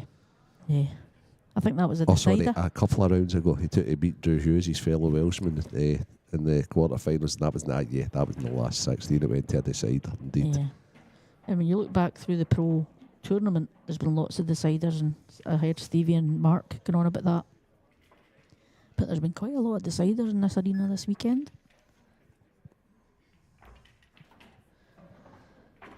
There's Shona, take the yellows and go for it here. Yep. I think the most difficult one's probably the one that's closer to the right corner. Yeah. Shona's played that great. She's on the one to the middle bag. Yeah, for me, when I'm looking at these and I'm mapping them out, I'm like, I need to know how I'm getting on that ball. Yeah, I don't know whether Shona will take that as her last ball, Renzi, and just play round about and get the black into the That's same bag as that actually- would go. Yep. Looking at it, I think that's the way she'll go. But What I have noticed in this frame, though, and the way she's at the last 2 or 3 pots, you can see she's settled a wee bit now because she's got the frames on board. she's now queuing through the ball instead of stabby. I don't think I've ever seen Shona nervous before. So and I've known her for so long. Oh, some of the stories I could tell you, Renzi, over the years we've shown Yeah. it. But I won't. But I think she always looks in control. Yeah. You know, but earlier she did look a little nervy. And she's not hit that one brilliantly. She's now having to play a cut into the bottom left as she's looking at it, as we're looking at it. Instead of being on that one if she'd missed the red onto the top, the yellow onto the top right. White ball. Yeah, she's just lost her cue ball a little. And I was going to say there prior to her doing that what I do like about her though is she's not pushing the boat right out. She knows when to slow down and say, right, okay, I've had a go here, I can't finish it anymore. Yeah. I'm going to just try and make it as difficult for you as I can, Jenny. And I think this is what Jenny needs to use her wee bit of experience here. And, you know, she takes the one away for the bottom left. How's she taking the one away for the bottom left? I think she's going to play off the cushion and then move the yellow away. I would be doing with that with the top one if I could do it. That's a nice actually shot. quite a good shot. Good shot, Yeah. Jenny. So that keeps Jenny in the frame. It does. I think they'd be trying to control the yeah. I like this. Control the other back now and just shown out. And the thing is, Renzi, if this drops in, she's still got a chance at the finish. Yeah, that's so true. It's not easy. No. Oh, she's going for it. She didn't even consider putting that over the bag.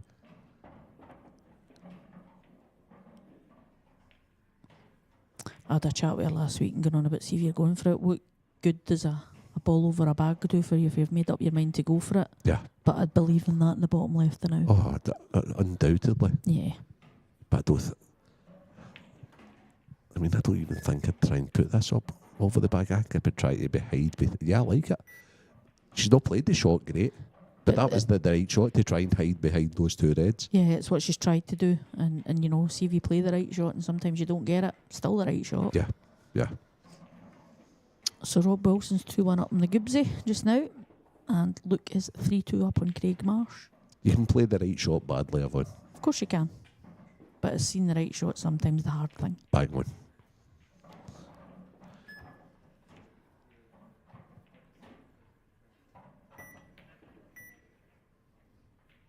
That's a good shot. Keeps it in it. Keeps showing it in it. Yep. I'm wondering if that yellow can maybe just sneak in and knock the red away with this bottom left bag. The way Shona's played that. Shona's got a chance. She has got a chance to finish, but she can also play this first pot. If she pots the ball into the top right, she's got loads of things she can do. She can actually like go for all those. Oh no, she's. I've got a feeling this is going to kiss into the red. Yeah, it wasn't very well thought through. No, I'd have been taking the one up into the top right and then nudging the middle one away and leaving that over the bag and the white right behind the reds. Showing us having a wee look there to see if that goes. Sam's got her eyesight.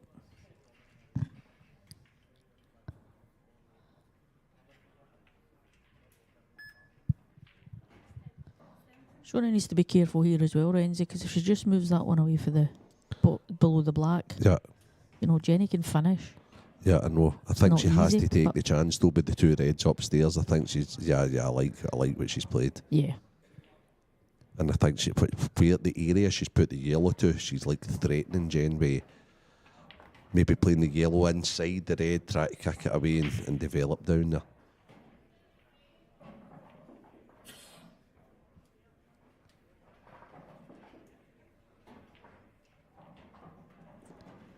I think if I'm Jenny, I'm taking the one that's on the cushion and I'm taking my white over that side. The right hand side. Okay, now I'm sure Shauna's put this yellow over here for a reason. We'll soon see now. But Jenny's she's put the cue ball in a good place. But I don't think you'll see Shauna playing this hard. I think she'll no, she decided against it altogether. If they continue doing this, there can only be one winner, and it's got to be the Reds. I agree.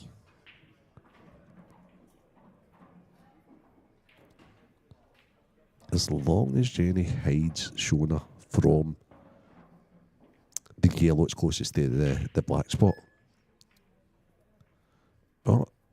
Jane lets Shona see that, then it's a different game. Okay, it's a good shot. She's going to play a snooker now, Yvonne. Yep, as she should be playing the snooker. But you want to leave that so she doesn't see the one you're talking about, even if she does see the one over the other bag. She played it good. Yep.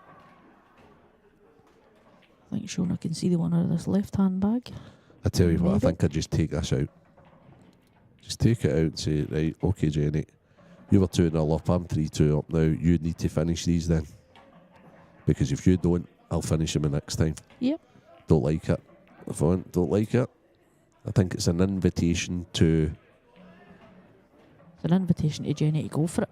Yeah, but it's also an invitation to play another better safety shot. And, Sometimes in a frame you need to make up your mind and go for it, Renzi, and I think Jenny needs to do that. But she's not. She's I just listening think to you. Yeah, I think she's playing the wrong ball. Yeah. That's the thing. I think the one it's closest to, if you imagine if it was the snooker table or the brown spot, that's the one I would have been playing there. And then you've got an auto hide on that one. You're shielding it behind the red that's down there. So, hey ho, it's... Do you think Shona could play the one at the middle and then kick into the one on the right-hand side? No, she's not. I think Shona's just delighted to be making it hard, although it's made it harder for the yellows are on the reds. And what Jenny should be doing is playing this ball over the right corner. She doesn't want us to drop in. It has. I don't think she played to pot that. She's walking round as if she's played to pot it, but... I'm sure she's had that as sweet as a nut to pot it. Yeah, a wee bit of run inside in this one, Jenny. Again. No, Jenny. she's hiding, Renzi. Yeah, she just want to hide her on the two. Yeah, perfect. That's exactly where Jane wanted to hide. Let Shona see the ball that's hanging over the bag. Don't let her see the ones that Jane wants to keep there beside the ball she's got over the left corner. So this has been the most fudgy frame of the final so far. Yep. Shona's trying to come off the knuckle and leave it hanging.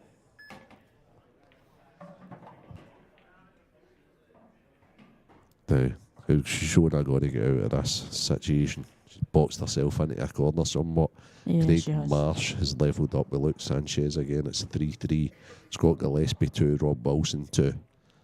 The winners of those two matches. Don't know what Shona's done there. She's just decided to... Wonder if Shona thought she was playing another rule set there.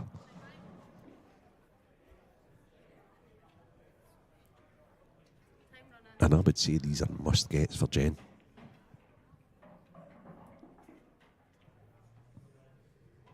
Yeah, I think so. Like this, because that would then auto-connect. Yep, it doesn't want it in. It looks like it's curling a wee bit. Yeah, Comes I down like at that pace, shot. Renzi. Yeah. Because- it gives her options. You Yep. know, she's not now just playing this one to get position and the one in the middle. She can run through. She can do what she wants. I didn't like that though. I think she can see the bottom one and then float up maybe. Oh, okay. And I think that's I what thought she would have. I thought she would have hit that with a lot less pace. Then cut the one in that she had promoted down Yeah. the bottom left, and then left the red to the middle. As you see, I think she can just sneak past this red. Okay. Now you need to be brave here, and you need to stun it in the top right, Top right. Stun. or even a 2-inch screw back shot.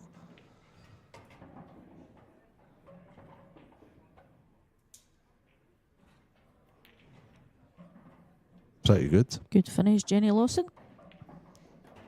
As they say in Scotland, that's peels at 3. Yeah.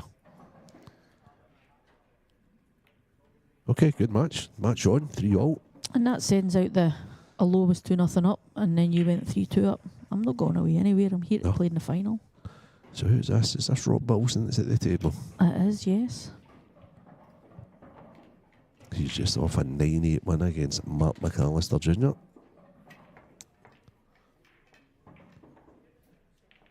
Great to see young Mark now progressing through the ranks, Yvonne? Yeah, it was good, at the start when you seen the new professionals getting announced, there was a few questions over Mark who. But we know in Scotland that he's a talented young man. Fully deserves it, and I think he's shown by, some of the wins that he's had that he deserves to be there. And Gareth Abbott 8-7, he's been beaten a final frame decided by Rob Wilson in the quarterfinals, his first professional event. Yeah, but she's like, he's a world champion. Yeah. And is he a Scottish champion? I'm not sure off the top of my head. I think he has been. Have you won the doubles together? You know the answer to that is no. Oh, so he's not a Scottish doubles champion. We get beaten in the final by Shona and Jamie Burnett. Oh, dear. I've only ever won that more than once with you, Renzi. Ah, well, okay. Well, you sacked me, and quite rightly so. 4 times I think we won the Scottish mixed doubles. So, anyway. There's one difficult red. There's an argument can be made for yellows here. But again, there's the one difficult yellow just down below the black. Because I think that I would be going reds here, Renzi. What about you? Yeah, the only problem, Red, is the one that's over on the left-hand side. And I think Shona might have a double at it now. Yeah, you go for the double. If you don't get it, Jenny's got a chance. We know that. She doesn't like it, the way she's looking at it. She doesn't like it, but I think she's forced to play it. Yeah. Because she can't play the red she's closest to the top left. She's now down to 5 seconds. Oh, she's developed it and had. Okay. Don't mind that at all. A wee stat about Shona. She's played for Scotland as many years as I have. Probably one more than me. And she's played something like 14 deciding frames for Scotland. 13 or 14.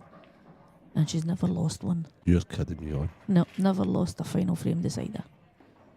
That's a phenomenal stat, to be honest with you. That really is a phenomenal stat. It's either 13 or 14. I'm not 100% sure, but definitely 13, but it could be 14 now. So I take it when the team's getting put out, whatever number plays the last frame, that's what number Shona will play in the starting lineup. Every single time when it was me picking the team, yep.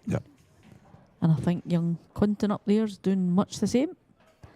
With stats like that, you're going to... Used to be known as our number 4. Because when you're the home team, I think the 4th person plays last. Okay, so that's an interesting one. Yeah. Needs to play this with a wee bit of pace, yeah. Yep. Yeah. Just a wee bit low. However, she's developed. She's had pretty well. And for me, the yellows are now favourite in this frame. Yeah, I think Shona can see the one it's closest to the red closest to the top left corner. She needs to try and, I don't know. Maybe she couldn't get it thin, but I thought she should try and cut it right across and get control. She's kind of got her. That was a kind of decent, as you say, development safety there for her as well. When you look at it, the yellows are hard. Would you flick off this one and come right down the table? I think she's going to. Yeah, good shot. Good shot, Jenny. And it's nice to see Jenny playing them because Jenny normally would just go all out attacking, but she's thinking really clearly. She's cueing the ball great. And I'm just having a wee look at the scores in the men's. Shona's just going to flick this one and take it back up. Yellow just hit the cushion. Craig Marsh is taking a 4-3 lead against Luke Sanjus, and Scott Gillespie and Rob Wilson are tied at 2 frames all.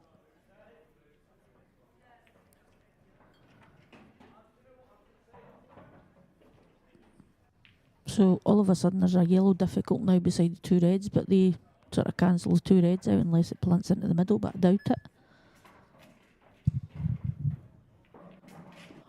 I hope the 2 of them just don't go into their shells a wee bit.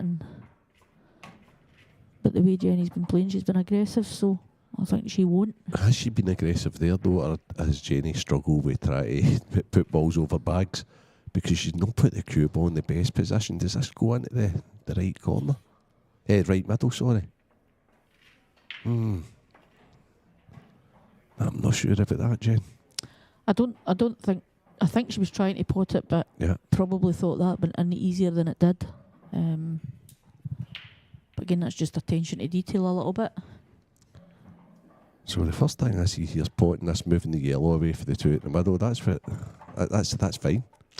Yep. That's So fine. all of a sudden there's a finish now for showing it. Yeah. And for me, it's pull this one back. Mm-hmm. I think I'd be trying to play the one into the middle, the right-hand middle first, Okay. then into the top to stun down for the red and then the black. But I think I'd just stop it and play it. Okay. No, so she has played for the left middle. I think I'd have played for the bottom left. And then that way I can take it back to the angle it needed to be. I think she'll just pull this. No, she's stunning it in. Okay. Kicked it. And it's not bad, but that was the issue. So I think what Shona should have done is trust herself there, played the long pot, and then she had no work to do with the cue ball. Yeah. Now, if she's cutting it in the middle, she's losing the cue ball a little bit. I don't think it goes past the yellow into the bottom. That's what she's looking at just now. Even if it does, how are you going to get on the last red? Is that available into the bottom left? It looks like it. She's but going to cut and kick, I think, Evelyn. And has she got an extension? Needs to really hurry up. It must go. It must go into referee on the TV table. Fiona's watching. Eagle-eyed Fiona. Oh, it goes. No problem. Great work with Craig. This has actually been a really, really nice, tidy little finish. Yep, and the black goes into the middle. So that'll be what, 4-3 Shona if this black goes? 4-3. That's better. That's a better finish for Shona. Yeah, that was a little bit more an intricate finish where it was just stop the ball, make Yeah, sure for of your sure. pots. We're back over. Luke Sanchez is 4-3 down. 18 then in the ladies, Lauren Williams and Caitlin Heptonstall. She's potted a red. Caitlin Heptonstall.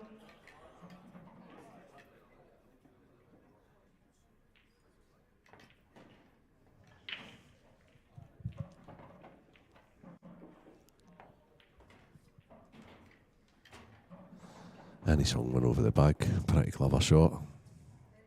And we know Marcy doesn't like this sort of a stuff.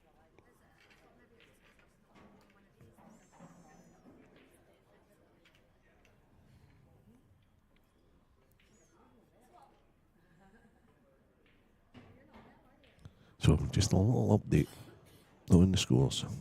It's Craig Marsh 4, Luke Sanchez 3, and Scott Gillespie 2, Robert Wilson 3. That's the semi-finals of the professional event.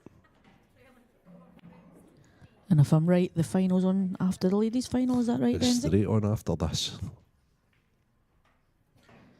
No matter who's in it, it'll be a cracker. So here's the Jenny break.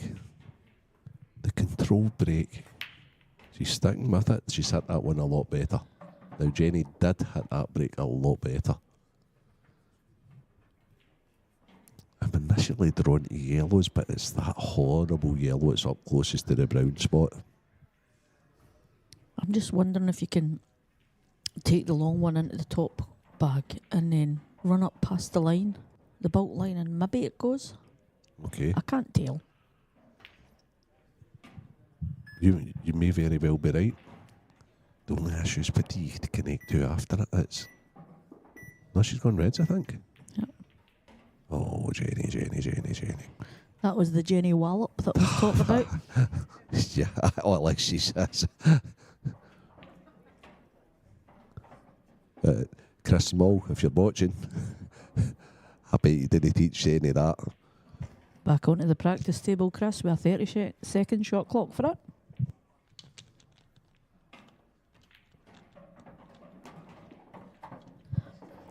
So Shona's opted for yellows, and she's still got that problem ball up the top. I think Shona looks much more composed now, Yvonne. Yeah, she looks more like Shona.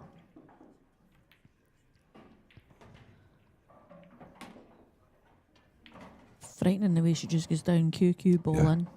Now, that bad yellow that you've alluded to, it's up there. I'd say this is the time to go on it.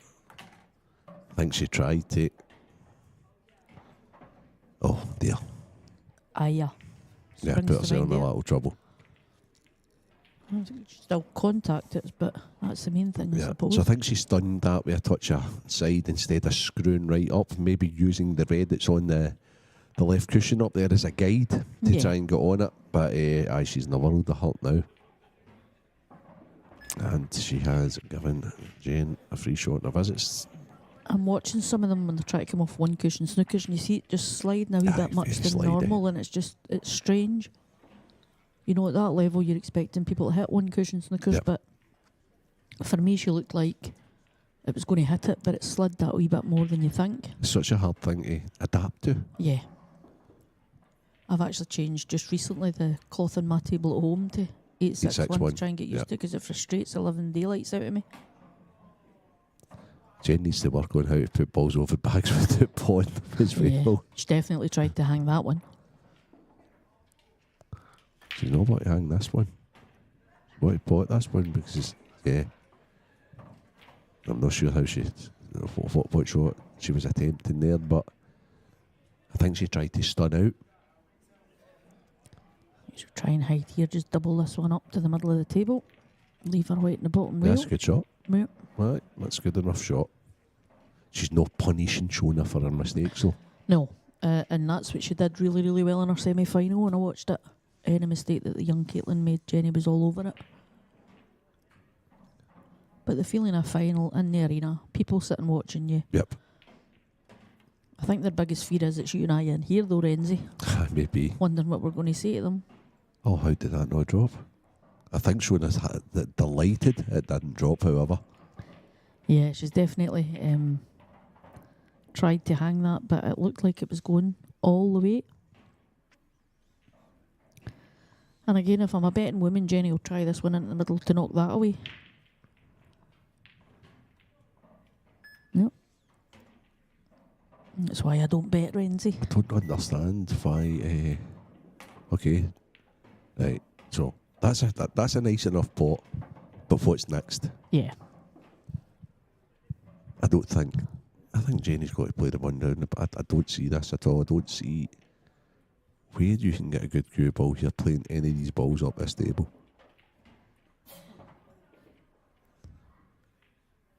It's not bad. It's not bad.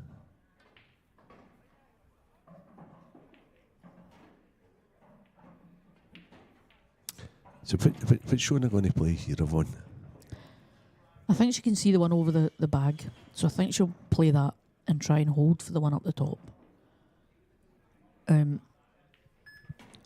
For me, I think I'd be taking the hard one and cutting it, but yeah, that's what she's doing. And again, that's time. She's not held it. Or she's held it too well. Yeah, even. she's held it too well. I think she's just tried to come down onto the line. And that's why I would have considered the one that's in between the two reds. Just knocking that on and off the reel and leaving the white up the top and saying, go and throw your boots, Jenny, see what you can do. Because that's the only one that could have stopped Shona winning. But it's easy sitting here, isn't it? Always. That's a good effort. That's a good shot. That's exactly what Shona played there. Yeah.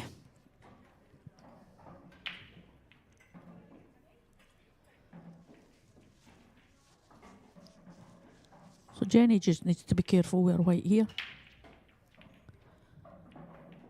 She might even be forced to go for it here, Renzi. Do you know what? See, I don't like this. I think she should be playing the one she's closest to. Yeah, the one into the middle. She's played that okay, but she has let Shona see the bad one. But again, where does it go? Does it go? It's not a bad shot Jen's played. Yeah, she's forcing Shona a wee bit to go for something. And I think Shona's going to I think Shona's going to give Jen a chance here.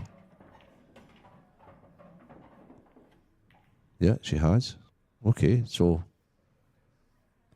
I'd be delighted if I was on the reds here for that shot there. As well. I think I'd screw down for the one into the middle though. If she gets playing off it quick, everyone have no idea what Jenny's playing here. Right, okay. Now, she's perfect here if she has a look. She has, yeah. She will. I'm confident she'll take the one in. I don't know how she's on it. Okay, Screw back a tiny wee bit. that's fine. And then pull the weight back to the line. Yeah, and this just is all run about off it. just pushing the cue through, just Yeah. finishing the shot off. 5-4 Luke Sanchez. Still 3-2 Rob Wilson against Scott Gillespie. That must be a very tactical frame. Played it good. And now just trust yourself. Don't try anything silly, just roll it in and take the long 8 ball. Yep. And I think that's what she'll do. She'll maybe try and play it on and off the reel to bring it back over Renzi. She got the angle for that. Mm-hmm. She has. Good shout, Yvonne. She played it very well. Again, there's no danger here run off into the bottom. No. So just make sure you're pot. It really helps, doesn't it? Yep.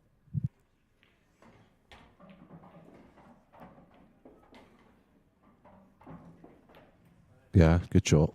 Very good shot. 4-all. Race to 7. Actually, it's now just a race to 3. It's the best of 5 for the title. Well, it looks like... Oh, that's not a good shot. I think they'll be calling referees for this one. I know that all the pros trust each other, but no, it looks getting down on it pretty quick.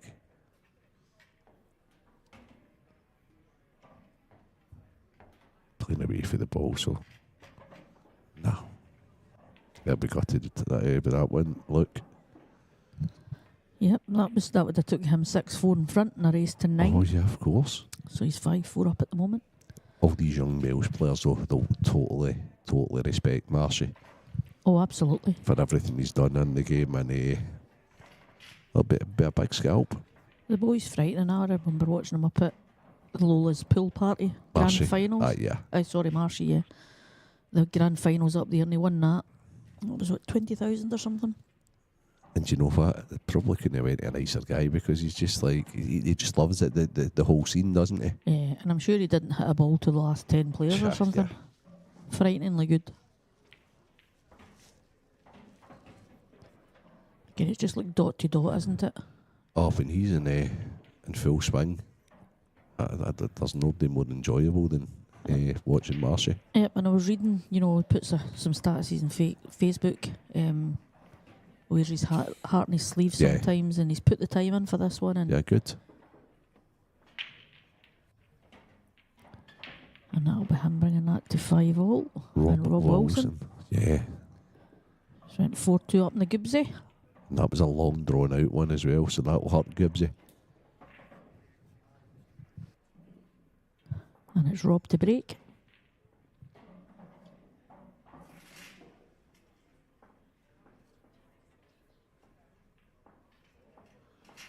So, a ladies' elite final. They must be having a little comfort break at the moment.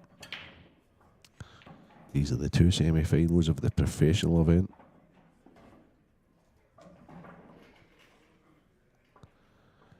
Rob Wilson's 4-2 up on Scott Gibbsy Gillespie. And Luke Sanchez 5-4 up on Craig Marsh. But it's looking like that's going to go 5-all.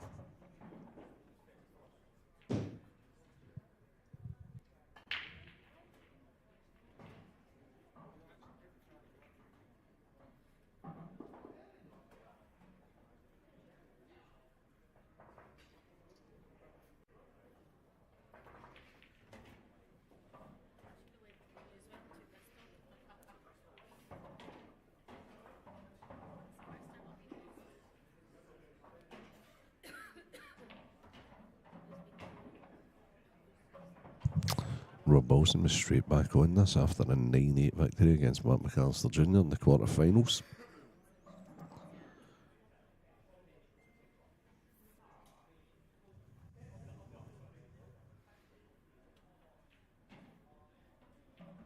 The semi-finals are races to 9 in the professional event, as with the quarterfinals.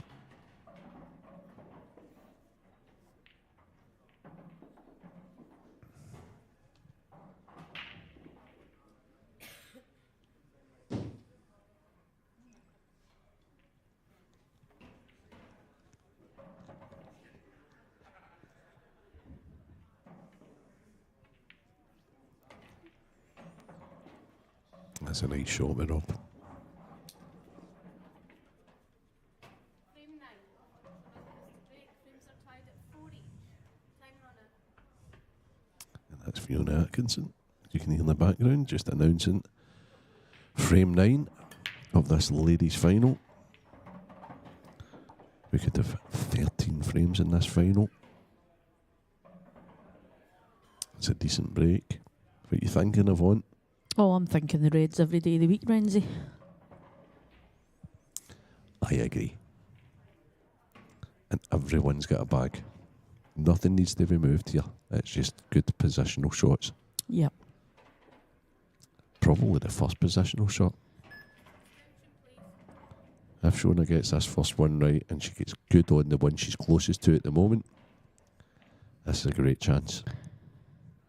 Using an extension at the beginning of the frame. Yeah, That's I like that. That's something I've learnt watching, you know, the elite guys or the professional guys. Very much so. Every single time young Liam is, you know, at the table, he Yep. uses his extension straight Yep. away just to map out his finish. Because this is the most important visit. And there's change to yellows. I think I see what Shona sees. She's going to, but it's in the lap of the gods where this comes out to. She's going to play it off the red, Yeah. develop the yellow. But what's she going to stay on here? She's going to need to pull back for the one into the top left, isn't she? Yeah, and she's still got the problem of the wind. It's worked out okay. It's okay, but the one you were talking about there, she's put it kind of semi-safe, hasn't she? Yeah, I think it goes up into the top though, Renzi, or it might go into the bottom right, but there's a ball in the way. But I think it goes up into the top. If it goes to the top, I'd be playing for it just now from the one to from the bottom right. I'm less sure it does have one. But every time I've said that, Craig's come up with a camera angle and proved me wrong. Oh. Wonder if she tried to hit that there. I wonder No, if she can I think actually play. I think it does go. I think she's playing it last. Yeah, or even play the one now into the top right. I think that's really tight.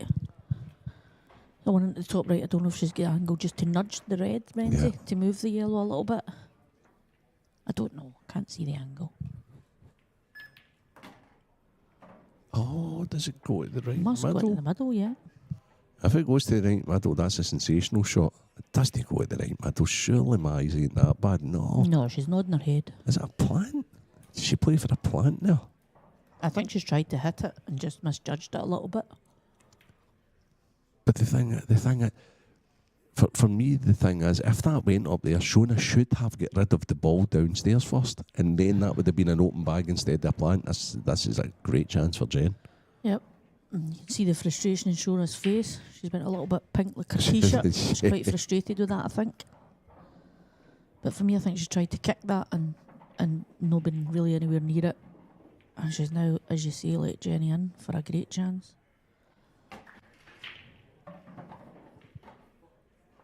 And you know, every frame Jenny gets nearer the 7. Yeah. It just puts that wee bit of doubt into Shona's head, Of course if I'm it does. honest. And vice versa. Well, I think this is pretty much 50-50 now. It's like, Yeah. I know Shona started as favourite at the start, but based on what I've watched, I think it's very, very 50-50. Yeah, I agree, and you know, I'd be delighted for either to win it. It would be Jenny's probably her first IPA title. Yeah. I'm trying to think if Shona won any IPA when she was on it before. I don't think she has. So it would be both ladies' first title if they win it. Jenny's good here. She just needs to stop the cue ball. Yeah. Stop the cue ball. Take the one into the top. Yeah, that's fine. Okay, so this needs to be low with a touch of right hand side. She might just drop it and take it into the middle, Renzi. Can she? Knowing Jenny. Can she? That's the thing. Okay, so she played pretty much nothing shot. I think she tried to play my shot, but didn't play low enough and didn't play enough side. It's actually worked out pretty well though, because if she plays this long and just takes it back an inch or two, she's got the 8 ball in the left side. That's straight in the heart of the pocket. Fantastic last She spotted well, to be fair. Give her the chance to go 5-4 in front.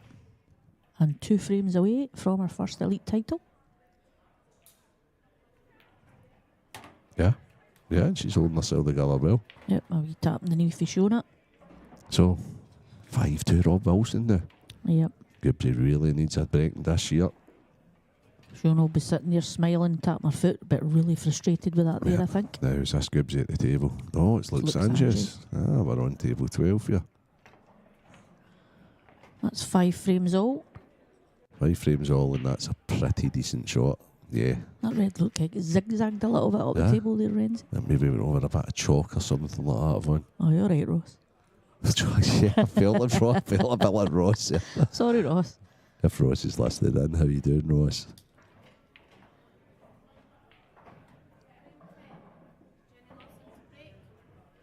So I'm going to be flicking straight back over because I hear Fiona. Jenny to break, leading 5 frames to 4 in the ladies' elite final. The last break was fantastic. Yeah. And I see young Mr. Fernie there now. He's come down to see Jenny playing. So I knew if I says her last break was fantastic, that's exactly what would happen. It would go dry. Yeah. Ross looks like he's suited and booted. Yeah. A wee handsome suited and I booted. wonder if he's going doing a presentation tonight or something like that, an exhibition or something. He just won a tournament last week. And he was brilliant, wasn't he, in the Saltire? Amazing, amazing. He took out That was Dunster. incredible. Oh, frightening. It was just a who's who of So, Shona going for the Reds. That's a nice wee kick. And they're wide open for Shona. And this is just about mapping it out and making sure she gets them. yeah, for sure, because they're all available. It's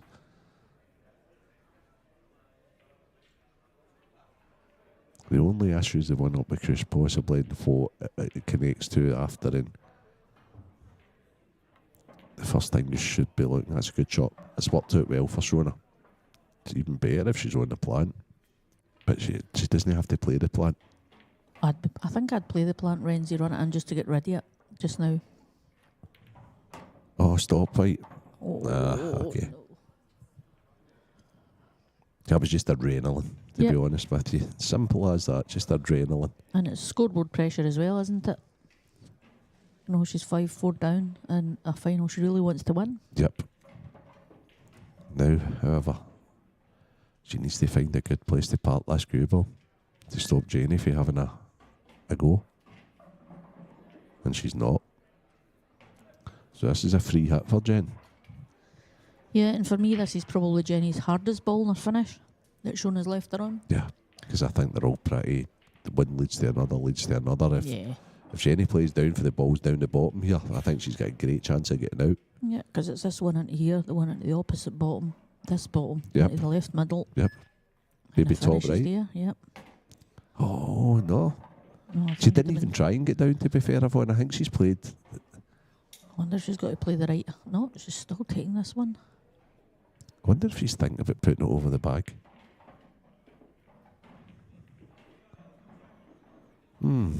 Okay. That's not a bad shot. And it's the first one she's managed to go over the bag. Critical time, 5-4 up. So well played, Maybe Jennifer. she went for the comfort break. Chris Mull would maybe message her or something like that, you know. This is how you do it, Jen. This is how you get the ball over the bag. Or Yorkie saying, "What are you doing?" York is Jenny's partner, for those that don't know.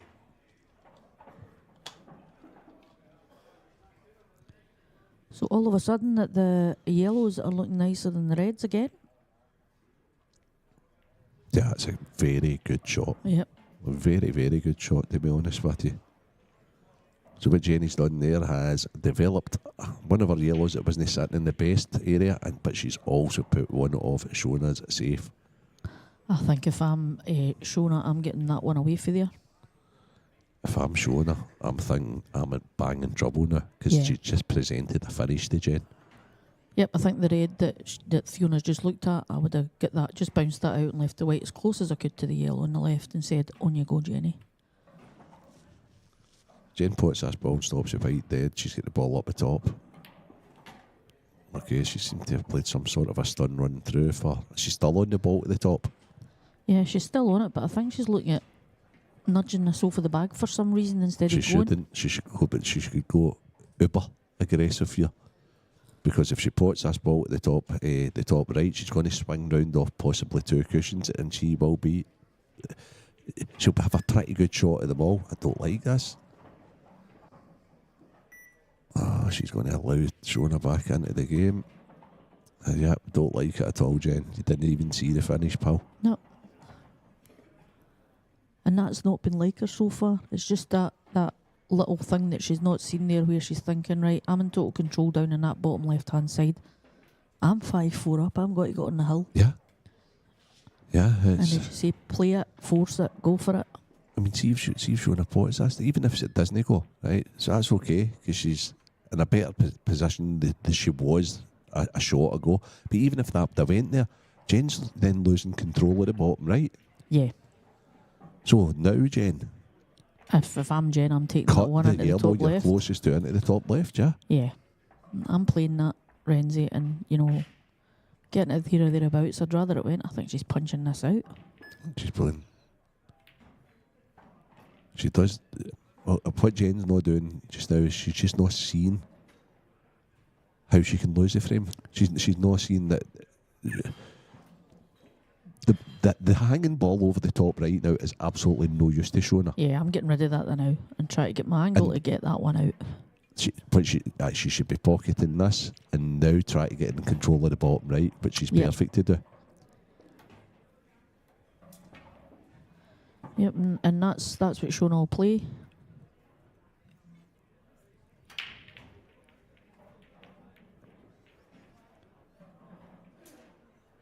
Okay.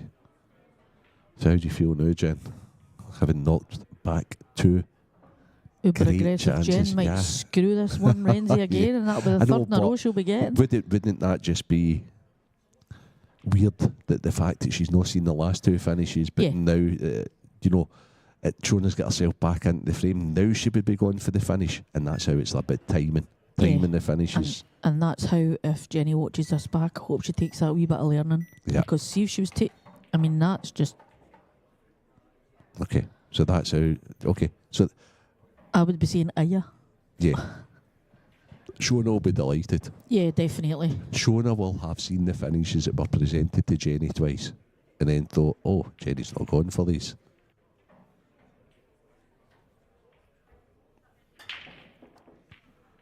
Oh, okay. That was just a wee rush of blood to the head there.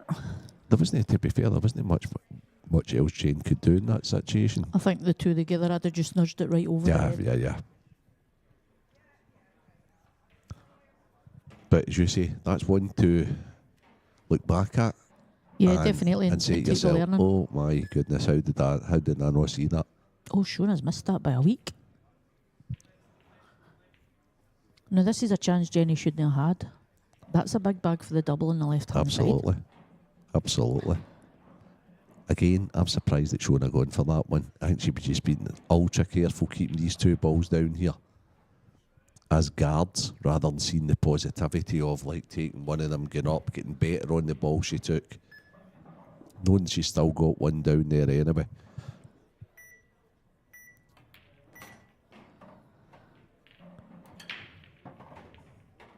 Jenny needs to try and get this in front of the red. It's not easy, but it can be done with the right pace and direction. She's attempted it, but she's got it a little too thin. Now, I tell you what, if I'm showing her this time, I am bumping the one off the up top. Yeah, absolutely. And just leaving the cue ball up there. And saying to Jenny, what are you going to do now? Yeah, for sure. But again, she doesn't want to leave the cross-face double on the yellow on the right-hand side as we look at it to knock the red away. There's still that little bit of danger there, Renzi. Oh, I'm surprised at that. See, for me, when I'm in this frame, I'm in the cross-face double. Oh, absolutely, but Shona should not have left Jen that. Yeah. Shona should have not tried to promote the red as much. Just knocked it out and left the cue ball there. Yep. And there's Mr. Lucas Join Quinney. Arms folded. Oh, his arms will be folded. He'll be saying it. He'll be saying exactly. Oh, Jen's tried that, and it's just like slid on her. Okay. Well, she's not giving away two. No. However, I'm taking bottom left, tap the bottom one, and come round for the black in the middle.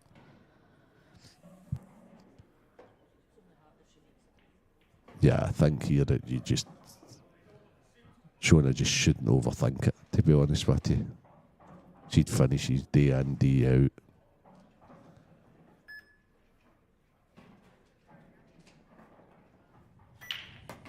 It's absolutely fine.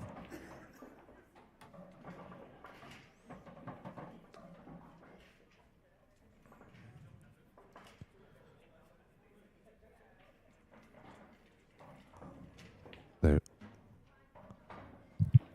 these are tricky.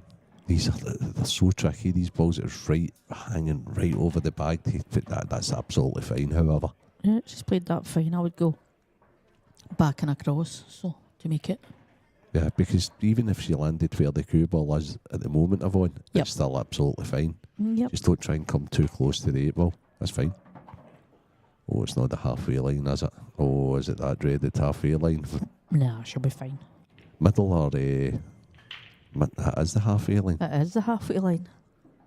I'm taking it into the middle. Oh, wow. Where did that come from? Because she hit that absolutely fantastically. Frustration, Yeah, annoyance, and Andy's there. and I'm Try to getting this. impress Andy into the bargain. I don't want her out. I think she's probably just told to shut up or something. So, we're back over to the men's. So Rob's 6-2 up against Gibbsy with these reds for a 7-2 lead.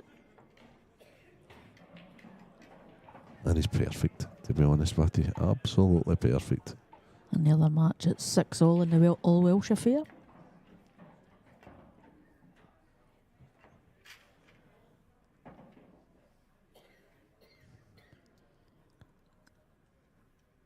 So it's now a best of 3 to be crowned at the IPA Elite Ladies Champion for event 1. Yeah.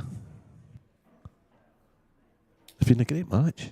For all that's been error-stricken at times, Yvonne, it's been good viewing. Yep, and excuse me, I'm just having a wee coughing fit. Yeah, it's been good, and it, you can see how much it means to both ladies, going for it and playing. They both want to win it, they're desperate to win it, and that's why there's mistakes happening. Yeah. And there's a lot of dry breaks now as well, which is adding to the tension. Yep, I'm yellows here and I'm having a go straight away. Pot dislodge Yvonne, and then just taking it for there. Yep. I don't even think you need to dislodge any. I think Oh, it does it goes. go? So it does. Yeah, but the black being up there makes it a wee bit more difficult, so I'd probably come down, Yep. clear the bottom of the table. Yeah. And then go lead your way back up there. Yep.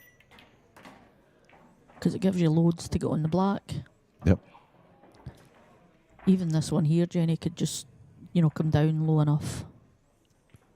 The obstacle here is probably the one next to the red. Yep. It's yeah.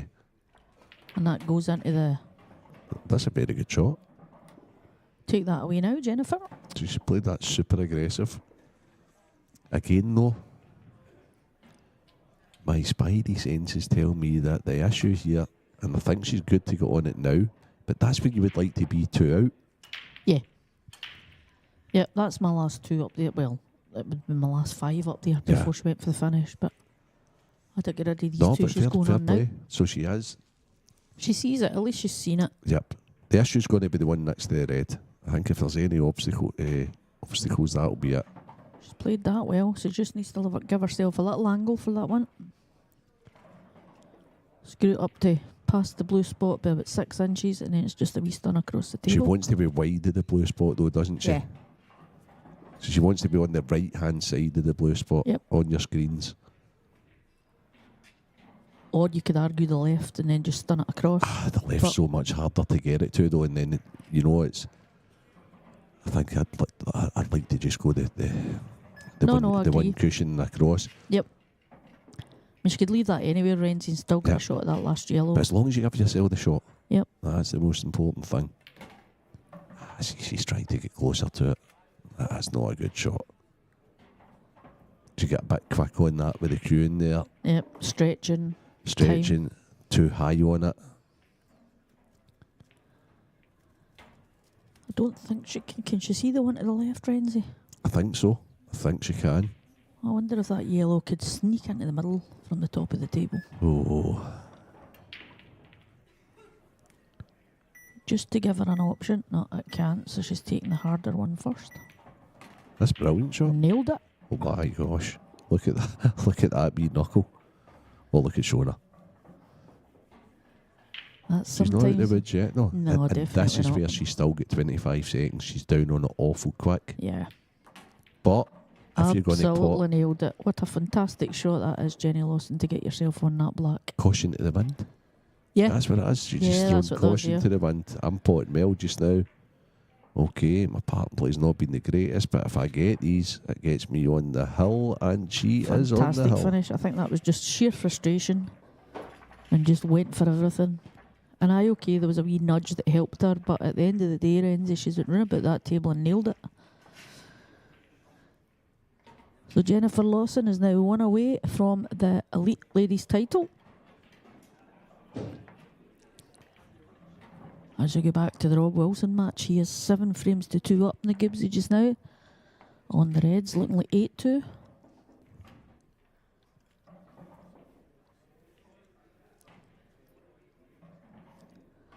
And Luke Sanchez has taken a 7-6 lead on table number 12 against Craig Marsh.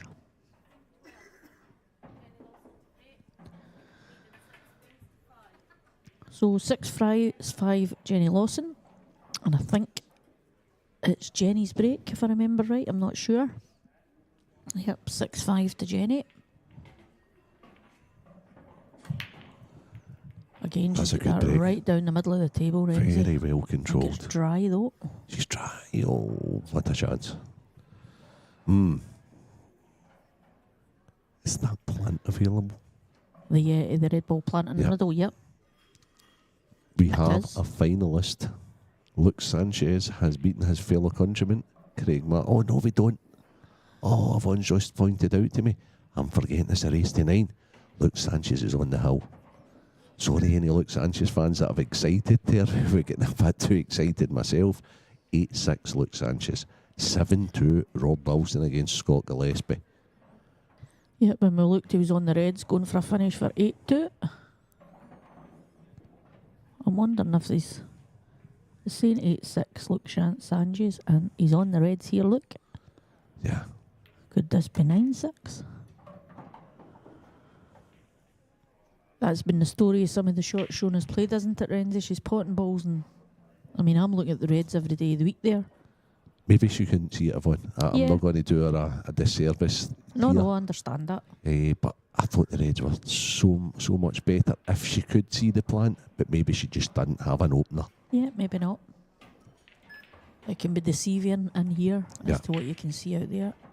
So, what we've not mentioned, we did mention that Andy there. Andy's been like world champion. He's like a legend, an English legend of a pool. He's back playing amateur, believe it or not, which we had a wee laugh about because Andy's like probably be him, Mark Farnsworth, Gareth Abbott, probably the most experienced guy in the field. Yeah, absolutely. Do you think he did him and Shona like look at matches, and did they did they talk about it after it, and does he like coach Shona?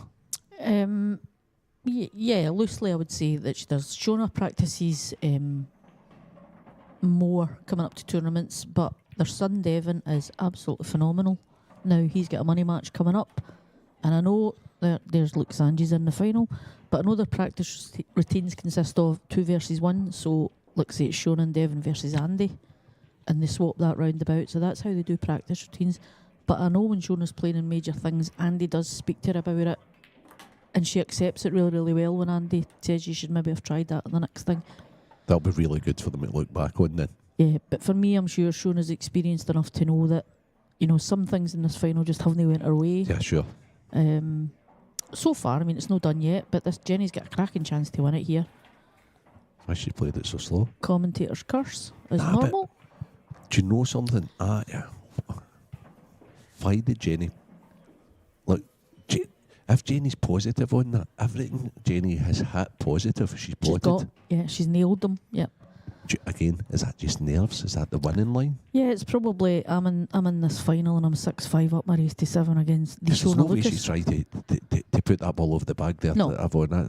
She's tried to pocket that. Yeah, she tried to pot it, and I would argue she's tried to go into the one down the bottom as well. Well, I tell you what, she's got another opportunity. And she'll hit this, and she'll she'll play it and she'll just come up enough for that red into the other corner bag. Is Renzi. the red when she puts this hanging ball, is it available into the left and the right? I think she'll just play it and hold it for the left, or I would. She's okay. Yep, I would still play it, I think. Oh, she's okay. But she needs to be bold here. Because she can't. She's okay, she's on it. Yep, and I think that, play it bag weight and you're right in the middle of these two reds, probably. She just needs to make sure she hits a cushion here. Yeah. She made it. No. She's not bodied it. And now Shona Lucas needs to finish these. Yeah, I probably agree. She needs to finish them now.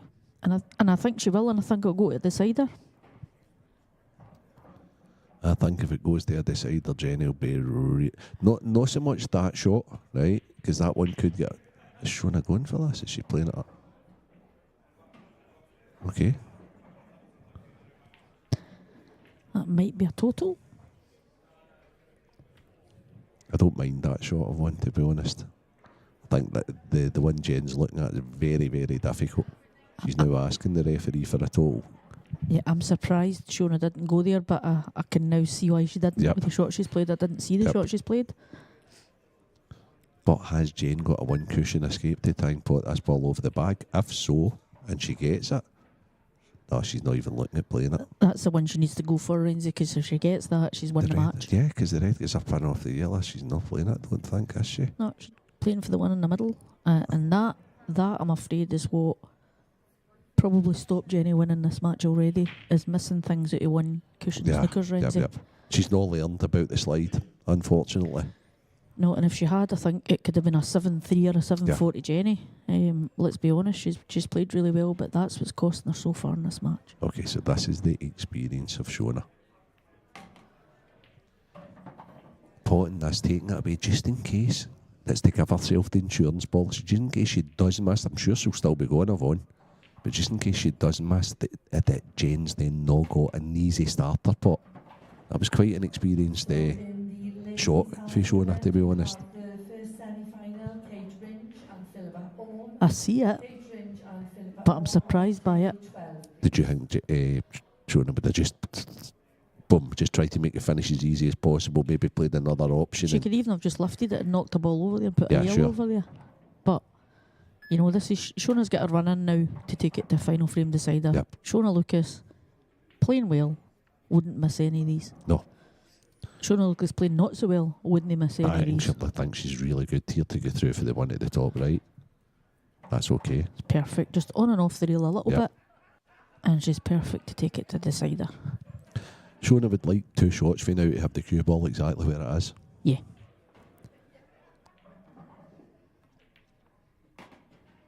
That looks fine. I think she'll just pull it back and leave it a wee bit straight here. Yeah, doesn't even need to. She can run it, on and off the bottom rail if she needs to. But I think she'll just pull it back and leave it as a run in. Aye, she'll just stand in the middle of the table, won't she? She's just settling. She's just deciding, she is playing that shot. Oh, and why? Why so hard, Sean? Don't understand. Tell you what though, one good positive pot. Yeah, pot the yellow, stop the cue ball. Yep. And you're not leaving Jenny an easy shot. That shouldn't even enter your mind to hear of one. No, I know. Shouldn't even enter her mind. It would enter mind. Yeah, it would enter. Oh, has she going to play it positive? Yep, she needs to play it positive. Has she got an extension? She's missed it. Rolled it. Oh, it's missed it. Now, the issue with playing it that way was she was always going to leave Jen on the ball down the rail. I think I'm running inside this a wee bit, Renzi, and tracking her towards the black. Are you? Are you even going for it? Oh, I'm going for it. Right, okay, good. Oh, I'm going to try and win. I actually thought Jen might have played the snooker there. No, she'll go. She needs to go. She's spotted that. Nailed that.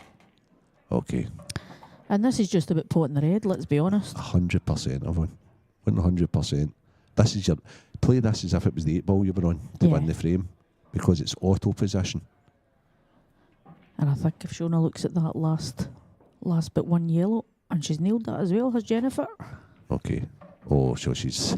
Did you see the puff in her cheeks there? So Jenny Lawson, this black, what she'll get What a to camp win review. the IPA Ladies Elite title. She's slow rolled that. She's made it. Congratulations, Well Jenny done, Lawson, Jenny well done. Lawson. Yvonne, many, many thanks. Your insight into the ladies' game has been absolutely fantastic. Great seeing Fiona giving the ladies a hug there as well. I think Jenny might cry. Oh, aye, Jenny's going to be full of emotion. And look at all Ross of the Fairley. boys. Ross Look Fairley is, look.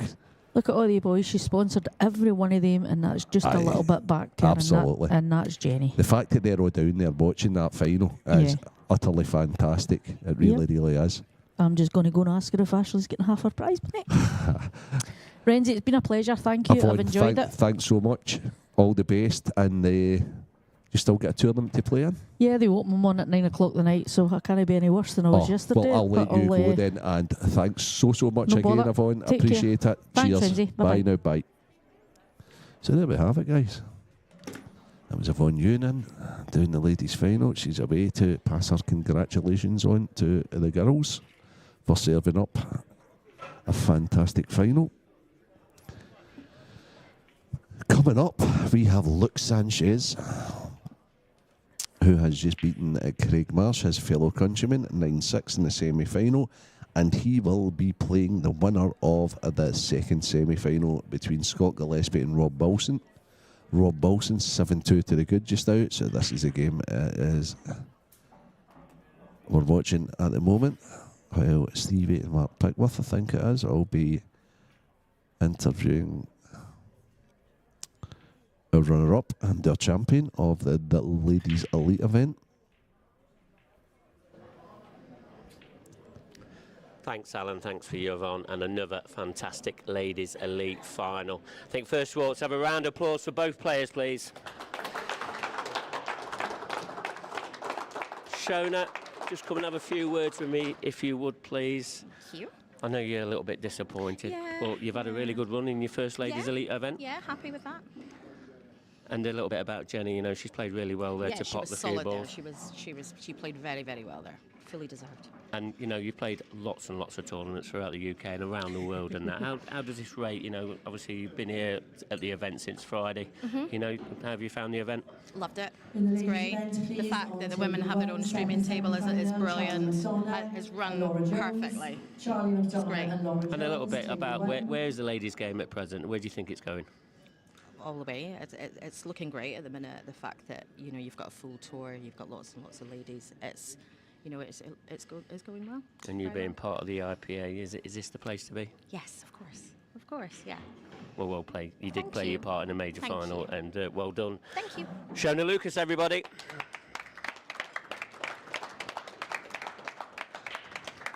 Well, she's done it. Jenny, our champion. Come and have a few words. Jenny Lawson, everybody. Jenny, is this a start of good things to come? Because me and you don't have too many interviews, but is this how it's going to go? Hopefully, yeah. I always knew it was in there somewhere, but yeah, I've played well all weekend, so yeah, I just don't know. I'm not used to short it, of so. words, and normally you've got a few words to say. Yeah, but yeah, I'm just speechless. I'm glad I finally got it here, but yeah. And to play one of your fellow team players, is it always difficult to play one of your fellow Scottish ladies? Yeah. Just whether it's a final, whether it's a semi-final, it doesn't matter. It's always tough playing your teammates. And I know you Scottish ladies, you're always well supported in that. Was it a split camp, or was you all together? I think, I don't know. Probably a split camp, because a lot of them stayed away, didn't they? So. Yeah. And I know you've watched a lot of Ross Fernie's finals in the past. Are you surprised that he's turned up for your final? I had to send him in, by the way. Yeah, well, he said he was going to come and watch. Well, he was stuffing his face with a burger, so yeah, it was nice to see him there. A little bit about what's your expectations for this coming season? I mean, it started off really well in Tour 1. Did you expect to be picking up the trophy today? Probably not, but I've been playing well, so I was kind of hoping that I would have, got into the business end, and I have, so yeah. So when you turned up from the event yesterday, did you expect it that you're going to be standing here with me? No, because I couldn't see for the first part of my game yesterday. My vision was all the way to pot and stuff like that, but I kicked on won that, and then obviously played really well all day today. So, yeah. So obviously you missed a few tours last year, well, a couple of tours last season. You know, that's the reason why you're a bit lower down in the rankings. Is your plans to try and play all the tours this season? I only missed one, I think. But yeah, I'm hoping to play on them all, yeah. And a little bit about the IPA at the moment. Where do you think we're heading? You know, obviously Shona was mentioned about the ladies' stream. Is that really good for the ladies' game? Fantastic that the ladies are getting showcased and stuff, you know, and the streams there and what have you, you know. And obviously this is the first year for Santa and Paul. So, you know, it'll be interesting to see where things go and how it progresses. But so far so good. I have no complaints. Well, Jenny, it is time to give you the trophy. Stephen's going to hand you the trophy. Thank you. And you are the IPA European Ladies Elite Champion, everybody. Just take a seat to go a few words to Stephen. Stephen, another fantastic ladies final there. And Jenny, you know, the deserved winner. Yeah, I thought the standard was absolutely phenomenal. Two of them going at it. It looked like it was going to go all the way. Just in the end, it looked like Shona was going to take that finish, take it to a decider, but I think Jenny was a worthy winner. There was a couple of minor mistakes in there, and Jenny just seemed to keep pouncing on them and taking the finishes. And yeah, it was a fantastic standard, and it was good to watch. And Shona, obviously back on the IPA ranks, really great to see. You know, she's won many titles throughout the UK, but it's a really good start in the elite finals. Yeah, I think there's quite a few. Obviously, the ladies that are now back, and the elite ladies looks amazing. The amateur ladies looks amazing. The strength and depth. Obviously, we spoke about them having their own stream that can showcase all their abilities and where the ladies' game's going. And obviously, Shona's one of the big names coming back, and it's absolutely fantastic to have her here. And Scottish ladies, you know, it's going from strength to strength, you know, and once again they're showing it, both Scottish ladies in the final again. Yeah, I mean, Scottish pool's always been quite strong, and it's a bit of a hotbed for the game. A lot of talent from kind of different ends of the country, but none more so than the ladies. And right now it is absolutely booming in Scotland, and it's no surprise to me that we've ended up with two Scottish ladies in the final. But obviously, long may it continue. As a Scotsman, it's good to see, but obviously for the ladies' game, it's just about showcasing what they've got, and I thought that was fantastic. Thank you very much, Stephen. Well, that is one final completed. The next final is coming up, so join us very shortly when me and Stephen will be giving you the outlook of how that final is going to be. We'll see you all soon.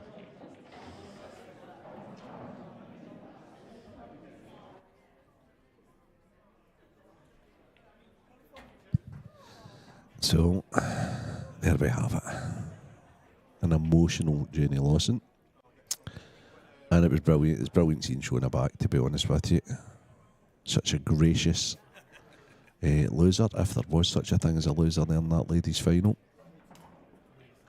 Good advert for the game. Good to see different girls in the final as well. We have quite a stacked ladies elite nowadays. We've obviously got legends there like Emma and Debs, Yvonne, Ashley, and now these two ladies have just come up and shared the spoils somewhat in that final. It was a shame they had to be a loser. Now, however, this frame's been going on for a little bit. Rob is in a mile of trouble here against Scott. He has to make a valid attempt at the red.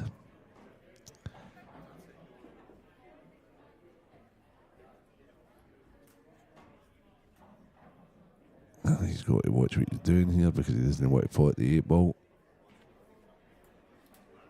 Oh, that's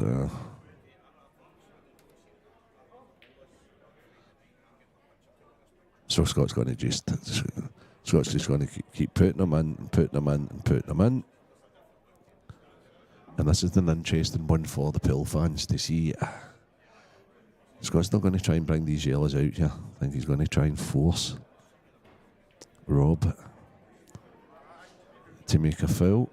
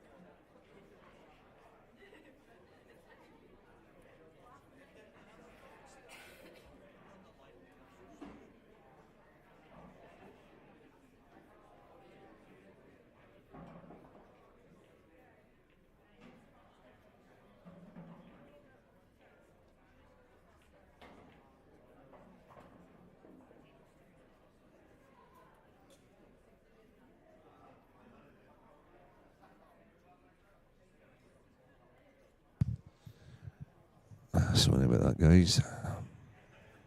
I was just talking to a fellow commentator. Rob's made 2 great attempts so far. Oh, this one looks even better again. Andy Lucas, top table, please. So it's very hard as a referee to judge what is and what isn't. I think that's 3 good attempts, to be perfectly honest with you. And Scott is. So we have a referee there. Kevin Chalmers, one of our top referees.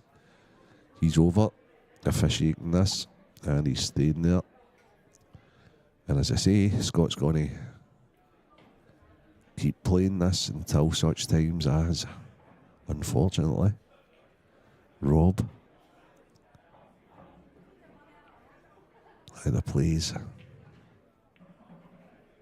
He's that cushion, Scott. He's okay.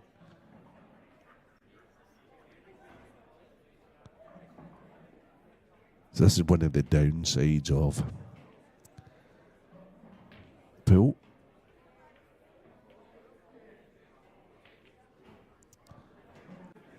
And Rob has still got a 1 cushion to try and hit the red, because he can come down between the yellows to the middle bag. Kevin Chalmers, our referee there, is on the move. He's just having a wee look to see what he can play and what he can't play. Can he come?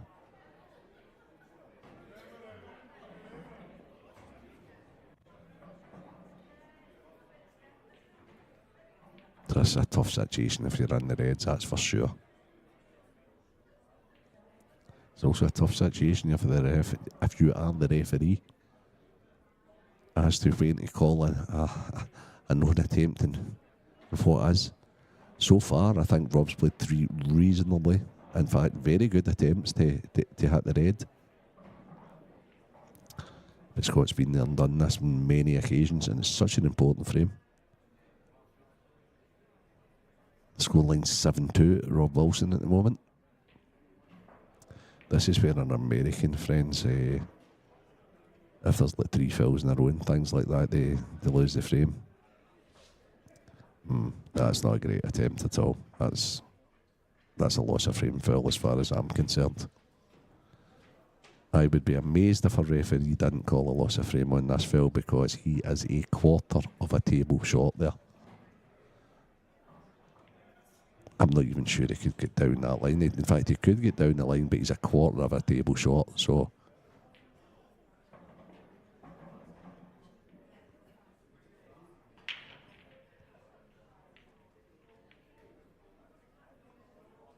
Okay. So, as I say, a little surprised at that. I think when you're a quarter of a table short of a ball on, and you're a professional player, and I don't mean any disrespect to Rob, I probably think the referee should have called that there. Benji, there's actually a couple of people in the venue saying the same. On that last shot? Yeah. These first 3 attempts were brilliant. Yeah, they weren't far away. Right. That one there, though, however. But listen, it's a very experienced official we have. So maybe because of his first 3 good attempts, Kev has given them the benefit of the doubt. Again, this one, distance-wise, is fine. He's lost the frame last time. Okay. Yeah, and that's what Gibbsy was playing for. Yeah, of course it was. Of course it was. So I think Rob, basically there in the end up, maybe himself thought that wasn't a great attempt the last time, and then played this more full-blooded. Yeah. So, yeah. And the thing is, I think obviously, no matter what, against somebody of Scott Gillespie's ability, 7-2 up, he can be forgiven for deciding to then just have that goal, because how many more shots of that are we going to have before the frame goes anyway? So for sure. But that's game on again. Yeah, exactly. Scott had a little break to the toilet not so long ago, and he said, I've made it easy for him. And I've not seen enough of it. Obviously, I know you were doing the ladies' final there, Renzi, which was fantastic, but I've not seen enough of this to know whether Scott's made loads of mistakes or he's let him in too many times. But none of us have. We've only been flicking over. I remember flicking over to both matches. Yeah. What about Luke Sanchez? Oh, I said at the start, and I mentioned to Mark there, I had high hopes that we would have an underdog coming through in the end this weekend. And obviously, every now and again, I love a Rocky story, as I say. Yeah. And the chances are, if Rob gets through this and it's Luke Sanchez, we're going to get that. And two cracking players, and nobody would take it away from them winning. But on the grand scheme of things and the strength of the pro ranks, they're probably considered underdogs. I agree. And I tell you what, the underdog has just broke the balls magnificently. And he probably should be getting onto the hill, because there's only one bad yellow, Stevie. That's the one that's... And can he get on it just now, Renzi, screwing the yellow in the top left, just back onto the red, and then he's on it? Yeah, and if he's not, he's got the one. Yeah, I think that's exactly the way he's plotting this finish. Yeah, it's a chance. And a chance to get in to the European Open final. It was a race to 9. I made that mistake. Oh, it's as a race well. to 9, that's yeah, right. It's that's okay. right. That's right. You're only human, Stevie. Yeah, I made the that's exact right. same. That's Any right. Luke Sanchez fans, I had him in the final. Yeah, that's right. And then I realised the semi-final was a race to 9, so that's to go on the hill. And the big thing for Scott, obviously, trying to keep him off 9. 8. Yeah. Is absolutely huge. Yep. And in this moment, this is a massive opportunity, and he's played exactly that shot. And it's opened up that one awkward yellow. Yeah, I would be surprised if Rob doesn't get these. He's obviously playing well. You don't get to this stage in any tournament without playing some good stuff. And it just shows you, because Mark McAllister, Rob actually missed a double on the 8 ball against Mark McAllister. Okay, And Martin missed a yellow. Or Rob didn't even be here. It's incredible. So Rob sees this yellow as an obstacle. And I understand why. I've been very impressed with Rob. Yeah. On table 2. On table 3, Keith Robertson and Dave Rogers. Keith Robertson and Dave Rogers on table 3. Stevie, On table 6. is he going to play a plant here? Yeah, I was actually going to ask you there, is he going to push through to the side cushion, but then how does he come round the back of the red for... I think if he's going to play the plant. So, yeah, the great thing about the plant is he brings the fight forward, and then he has got a choice of yellows. Yeah. The yellow he's playing into first, but he can take the fight through for the other yellow in the middle. It's not a straightforward plant. The yellow's He's going to just go got- slightly left here. That's why I think that he may play forward with the cue ball, so that he's playing possibly this in. Oh no, it's been fine. It it's absolutely fine. Better than it It looked. still went a little to the left, which is maybe making his last positional shot a little more awkward. Can he just check this in, hold for the yellow to the left middle? He's got options as well. Yeah, He's he is checking it. You checking can that see in. that. If he does go slightly wide, he'll have the two of them in the same bag. So Rob Wilson looking like he's going to get on the hill, Renzi.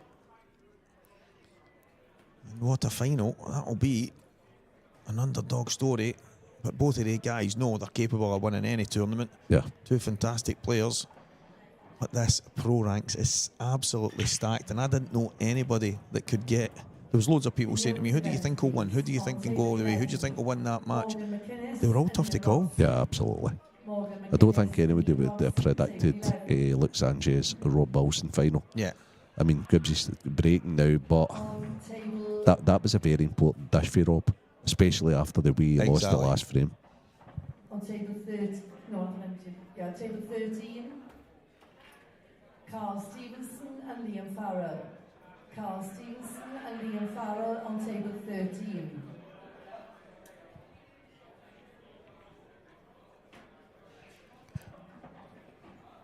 Almost every break in a semi-final, guys, is a massive one. But 8 frames to 3 behind, Scott Gillespie will not have a bigger break. And Mark Boyle. David Gollan Williams and Mark Boyle. Especially tonight, that's for sure. Until his next one, if he gets it. But it looks dry. It might be dry. And look at the way the red just slipped out there. And I think that might drop in the middle. This might be a chance for Rob, if he can get through to the red, to the bottom left corner. Does all the yellows go? He needs to kick the yellow out on the left-hand side. Has he got an angle straight away?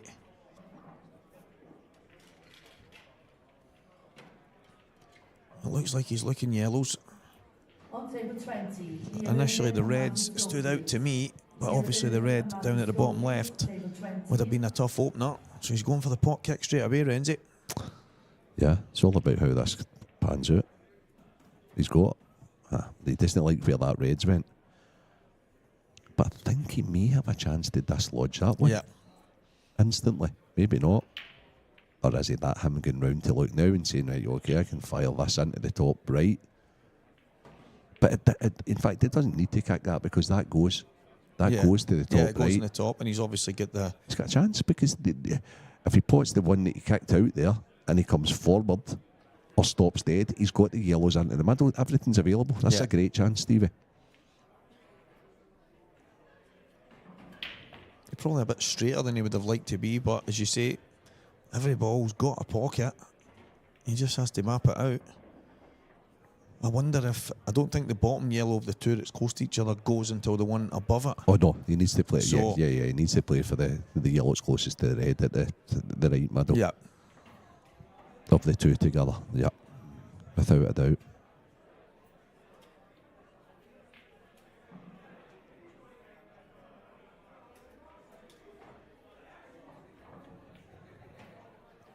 And I like that. That's where I thought he would go. Yeah, I like that because he needed to be low, so he couldn't stun out because of the red above the black. So he was always going to be wrong side. He's played that well, but he's obviously got the problem to come back down again. Yeah, he's not got mega control of this next shot, I would say. Things need to come out favourable for him. Will he play this off the red, Renzi? Oh yeah, more than certainly. But I still think he's getting into balls. There you go. And he's that's missed the red. Do you know what? I think he's got fortunate there. Where he's landed on this yellow, I think he's got a chance to come down between the black and the red. He's not seen it right away, but...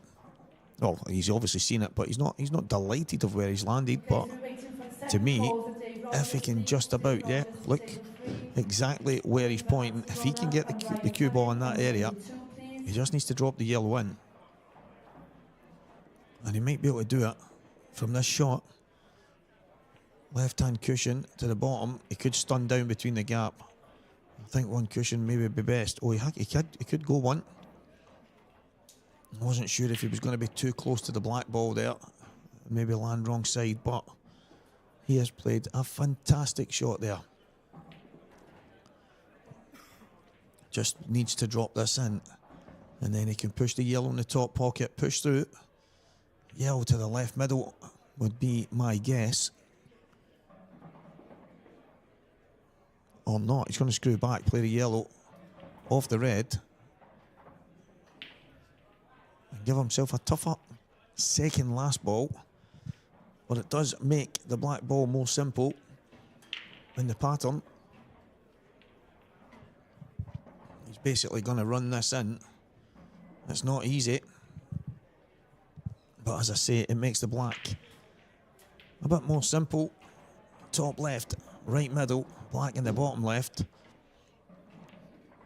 He made the decision to screw the yellow in off the red. Gave himself a tougher shot here. But it makes things a better connection on the black. I like about this guy, Stevie, as he does make the right decisions. And then he doesn't try and get too close. He just relies on his potting ability. Knowing, as you say, the auto connects. He knows if he makes this into the right middle, it's an auto connect for the 8 ball. So he's just waiting on table 13, the person there finishing his shot. Yeah, this has been a good finish. He's took his medicine twice throughout the finish, and as you say, he's just relied on his potting. He's played that so positive as well. What a great performance. Yeah, fantastic. And it's funny, in the last match that Goobs played against Connor Tracy, he said he left along black and he says, listen, I wasn't going to be greedy there, I just took my medicine and trusted my potting. Yeah, and sure. It's very much like Rob's played here.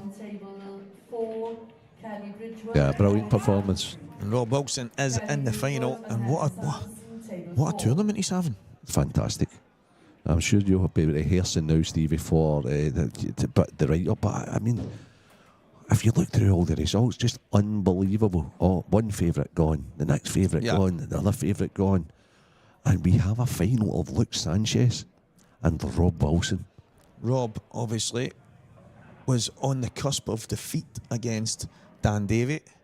He ends up coming from 7-6 behind to win 8-7 in that. He was on the cusp of defeat to Mark McAllister and wins 9-8.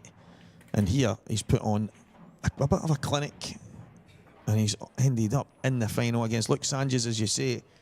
An underdog story it might be, but these two guys are more than capable of winning numerous tours this year. But one of them is going to win the IPA European Open. Yeah, so stay tuned in, guys. We are at the Grand Hotel. We're here in Newcastle. It is the first tour of the season. The professional event final is up and coming. It's Luke Sanchez of Wales against England's Rob Wilson. If you can make it down here, if you're local, get down for the final. If you can get a seat, that is, because it's going to be busy out there. So we're going to just cut off for just now. We're going to get the guys all prepared, and we're going to get Stevie and Mark Pickworth having maybe a wee word with the guys prior to it, but certainly talking amongst ourselves and preparing for the final. And we will be with you very, very soon. So stay tuned. Yeah, see you soon, guys. We will be previewing this match very soon.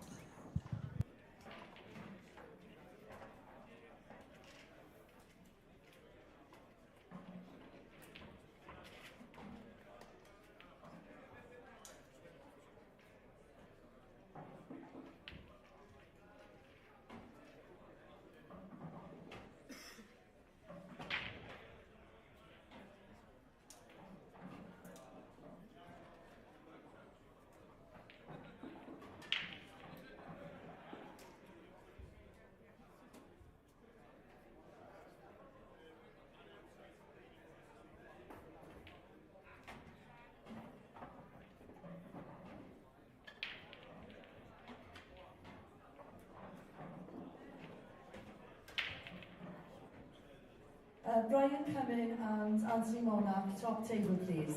Brian Cumming and Anthony Monarch, top table.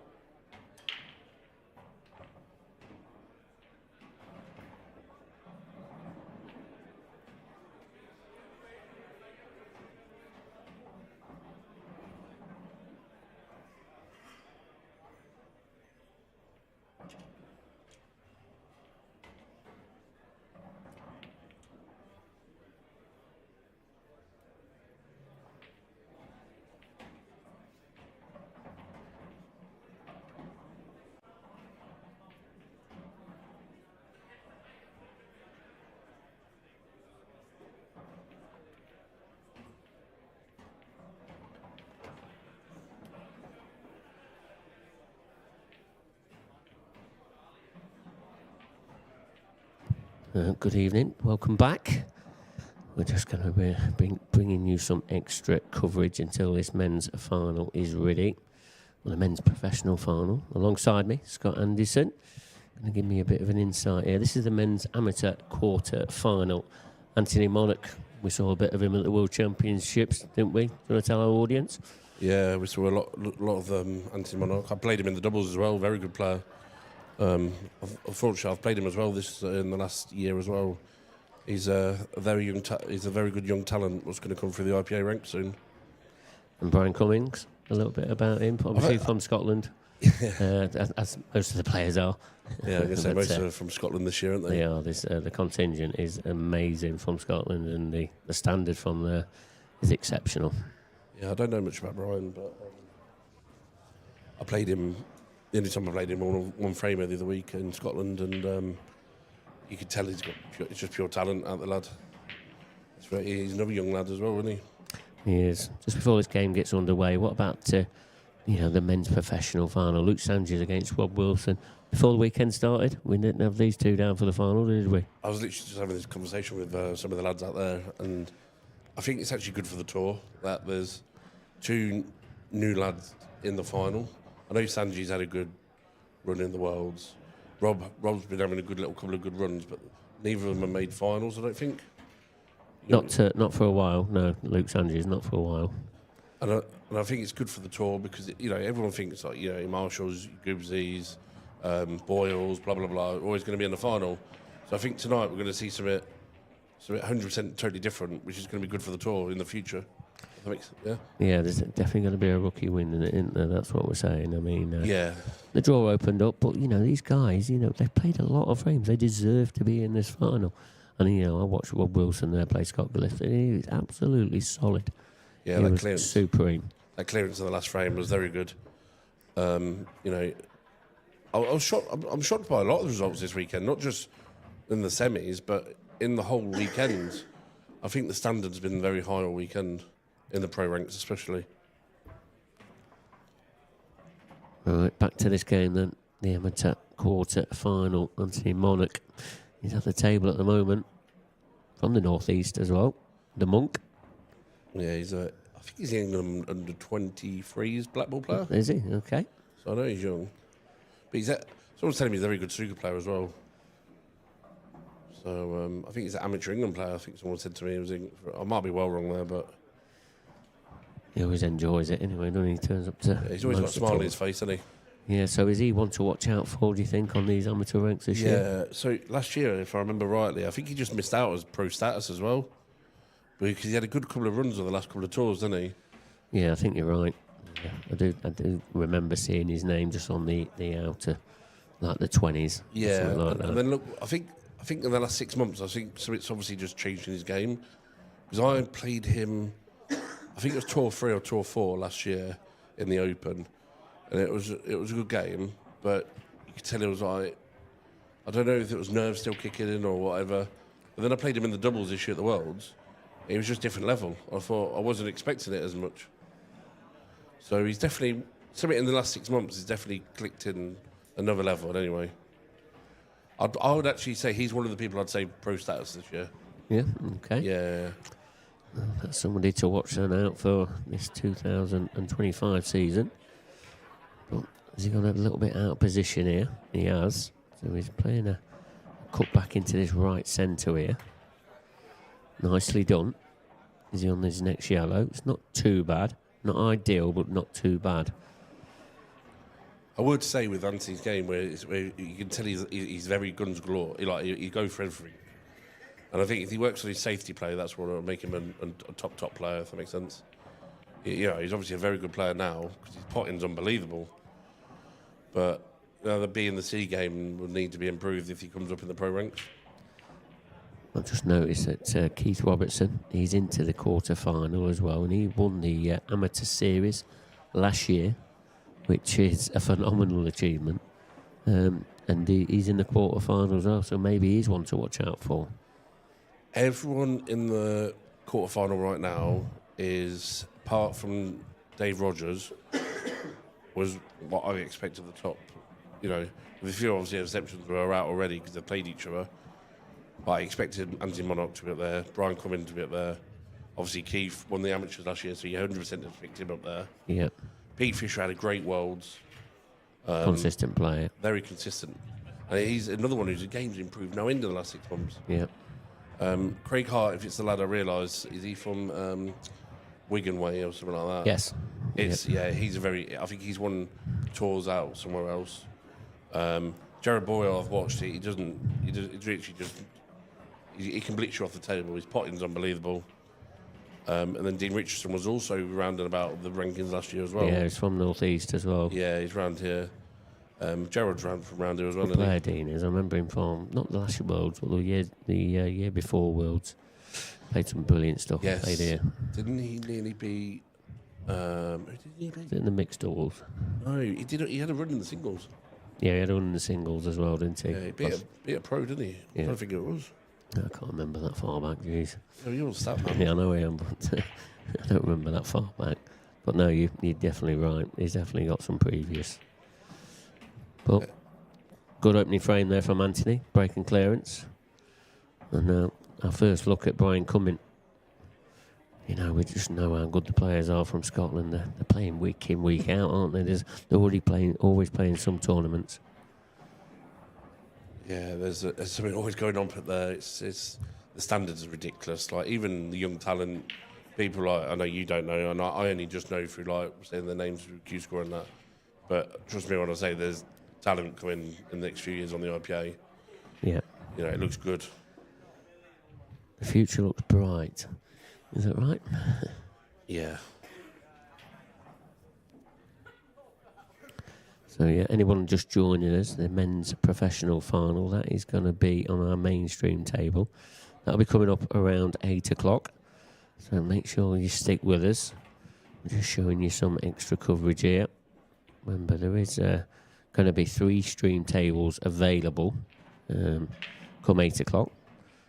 There is a Pacific one for the ladies, and that was new to this tour, which is brilliant news for them. And there's been some really good games on there as well. Then there's always going to be 2 streams on this table 14, and then on the mainstream, all available on our YouTube channel. Anybody that's online, anybody watching on Billiard TV, hope you're enjoying our coverage. We've still got another day's play tomorrow as well.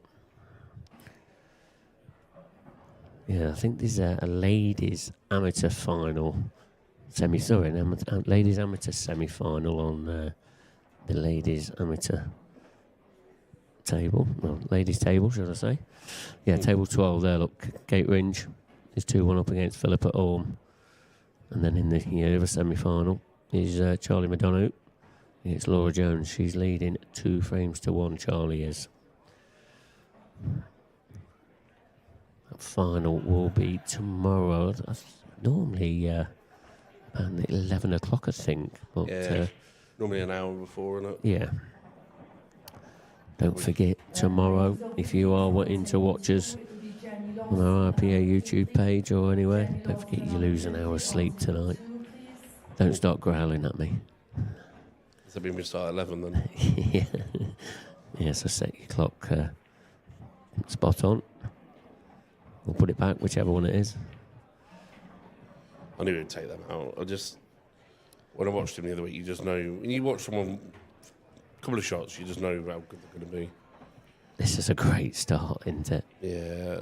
2 dishes. And I actually expected from these 2. Yeah, so brilliant. Like, what I know of Monk and then what I know very little of Brighton, I expect this could be a dish fest. Very good start.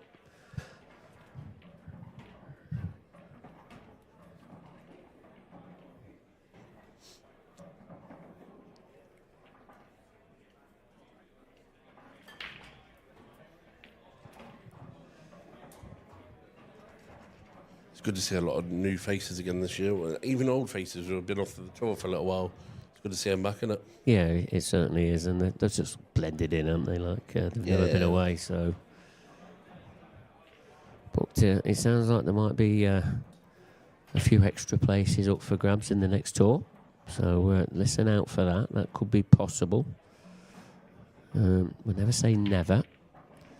No, we didn't have too many extra places for this tour. But keep your eye open if you are interested in joining, just in case these places do come up for grabs.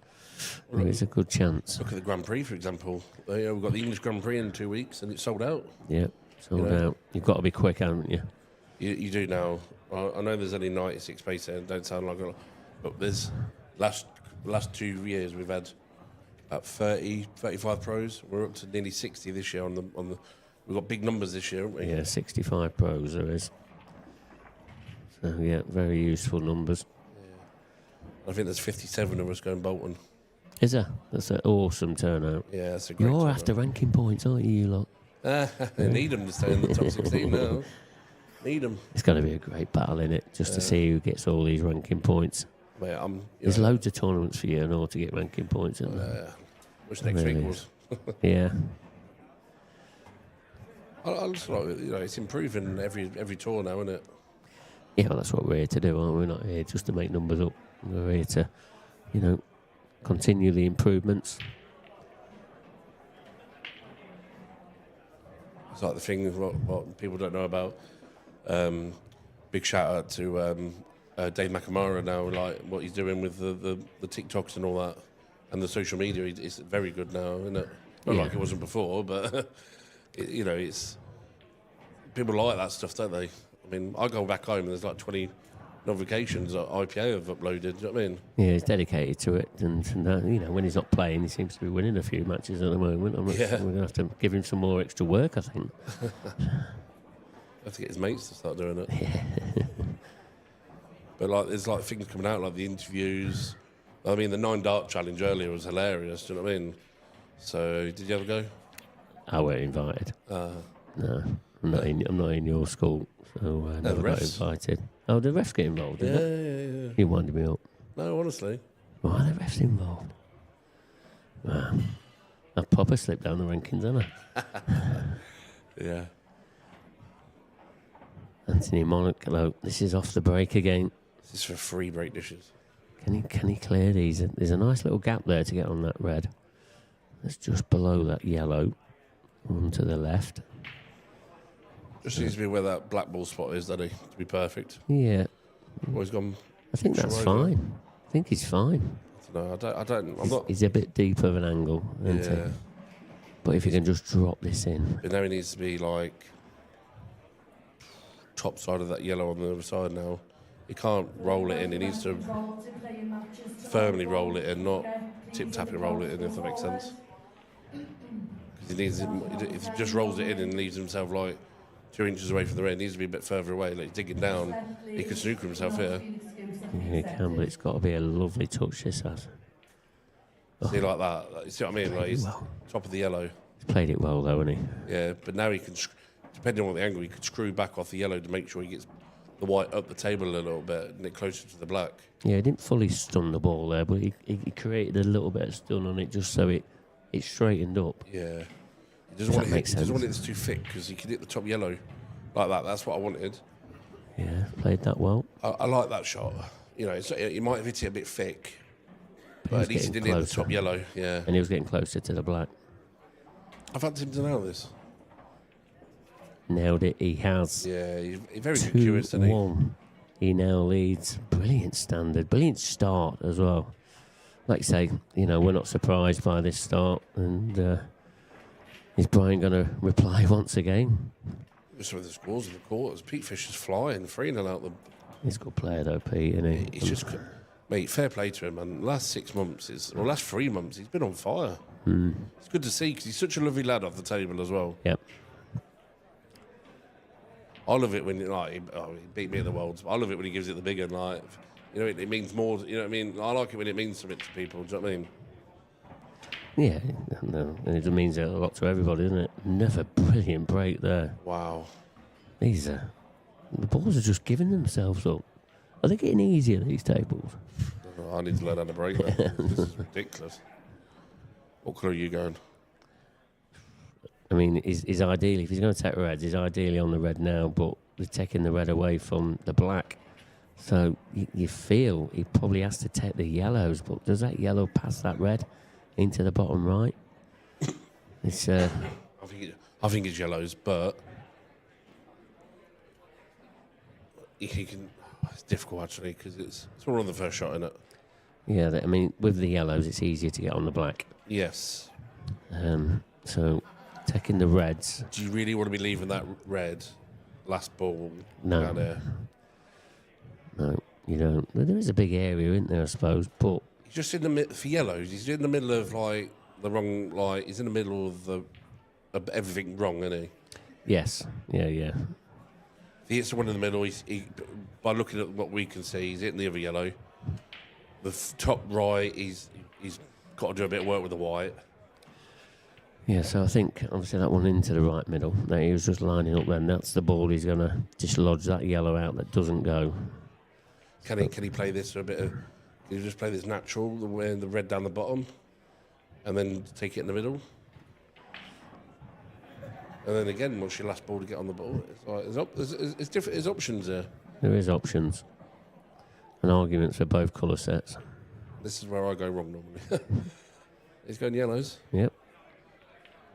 Trying to get his eyeball out now by the looks of it. And then he definitely leaves one in the middle. Or maybe the yellow don't go past the red then. No, that's the issue.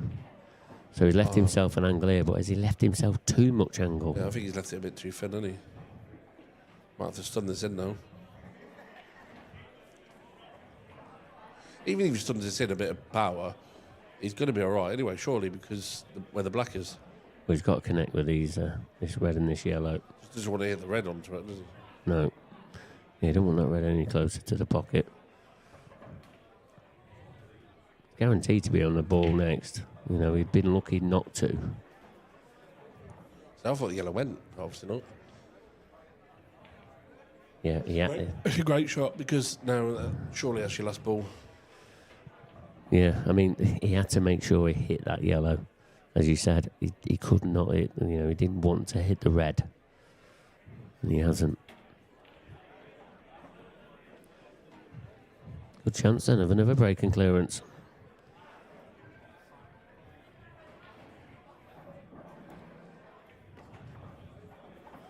Nicely done.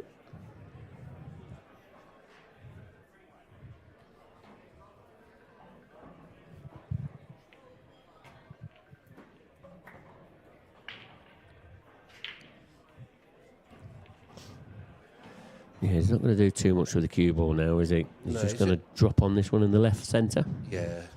But he doesn't want to... He might leave it top like that so he can play it off the cushion so he come down a little bit more. Yeah, so doesn't want to leave it straight, does he? Yeah, he don't want to be on the cushion either, does he? No. For his last yellow. Yeah, you don't want to go too far down because you don't want to take the bottom yellow. Looks like a good pace. Oh, maybe a bit straight. Yeah, I think it's a bit... I think he's about an inch, maybe 2 inches further than he wants to be, but I think he's going to be forced to take the bottom yellow here now. No, I don't think he can't do. I mean, this yellow might be a bit further out than we are actually seeing. He might be able to just draw this back a bit. Looks quite closer to the cushion, doesn't it? Yeah. Yeah, but it's not... It's easy. Yeah, I know, but what I'm saying is, you don't want to get a big bounce here, do you know? No. This looks thinner than what you think. It's not like you can play this dead weight.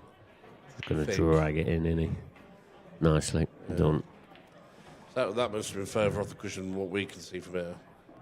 It was all down to his first shot, though, weren't it? You know, he did go out of position a bit, but he pulled it around, and there you see it. Another break and clearance, 2 frames apiece. Not bad for an amateur Quarterfinal.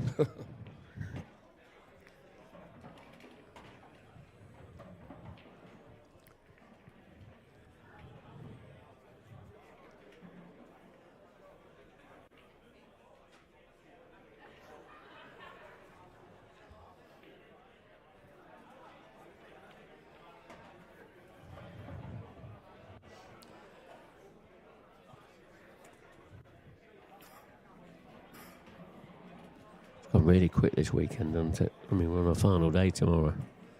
Not sure where the time's gone. That's it. It's slow for me. You've been sat round. I'm not used to this Saturday off.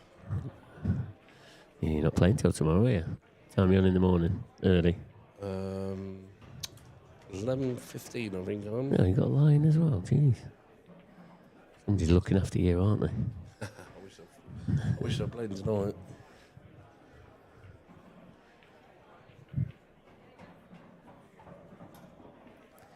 All right, frame number 5.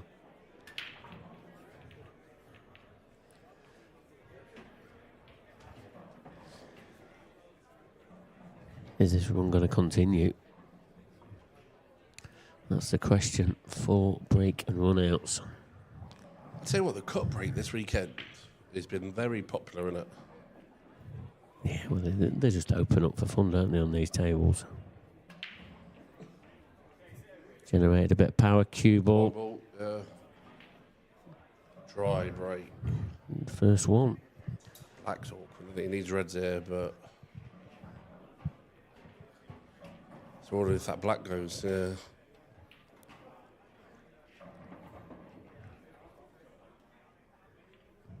It might see a bit of a tactical frame here, 'cause I'm not sure how much of that black does go. I don't think it goes easy. I think if he gets to where the baulk line is, I think he's fine.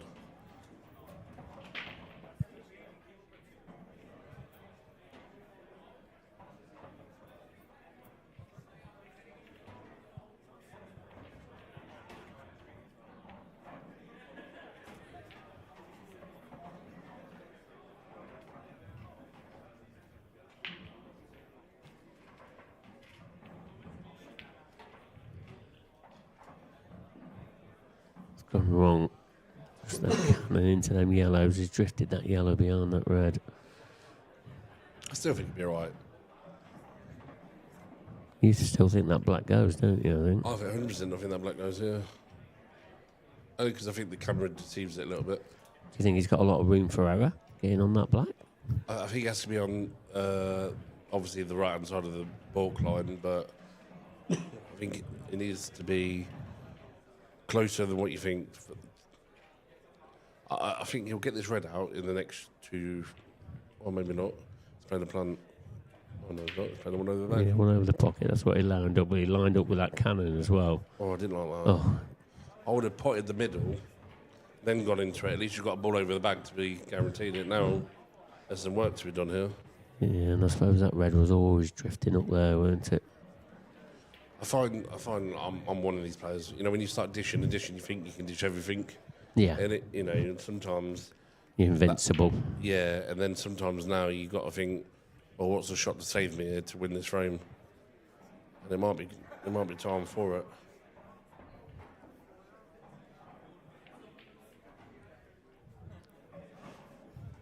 Watch your clear up now. When I said that. I was going to say there's no obvious safety on here.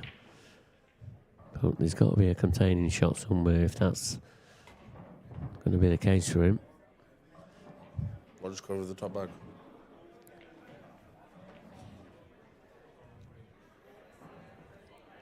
I'll tell you what, actually, if he pops this in the middle, dead weight, and gets on that next red, you play the red into the middle, hit the yellow, the second top yellow, and the red will go middle. And then you've got the other red to get back up the top. That's confused everyone. Yeah, you've lost me there. As soon as you said pop the red in the middle. Pop the red in the middle, right hand side, what you can see. He's going to have to leave himself an angle, isn't he? No, then just drop it in, and then drop the next one in. You're hitting the red on the left hand side near the bottom on the yellow. Right. Thin into the yellow, and then that red will go in the middle. Oh, he's playing like that.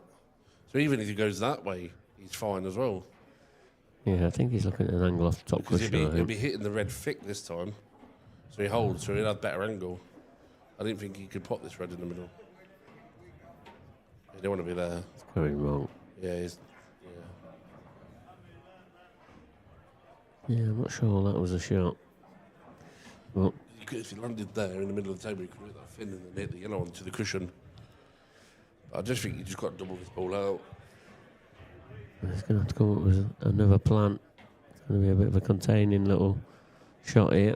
Nicely done. Nice touch. He's trying to open it up, isn't he? Anthony doesn't have to do too much here, though, does he? It'd be good to see how good tactically he is here, because for what I've seen, when I've played him, he's still looking for that attacking choice. Obviously, there's no attacking choice here now.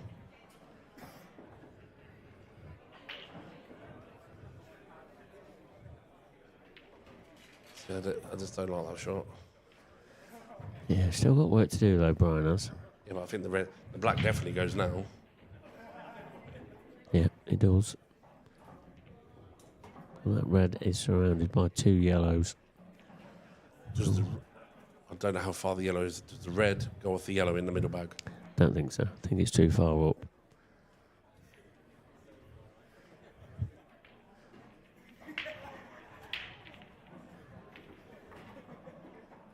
That's unlucky. Is he on it? Is there enough gap? Oh, surely not in the middle. Oh, he is. Oh, wow. No, it can't be. There's not that much gap in between them. Yeah, he's yellows, on it, is you there? can tell. Can you? The way he's looking at it. But he's going to have to try and get the cue ball out if he has been fortunate to leave that gap. Yeah, because he's going to get the yellow, isn't he?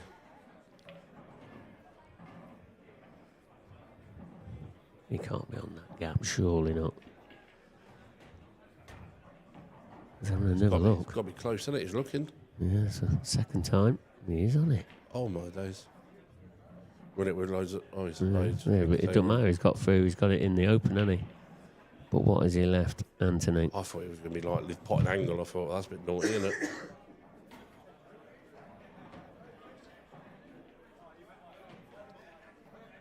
Now, here's a shot for you.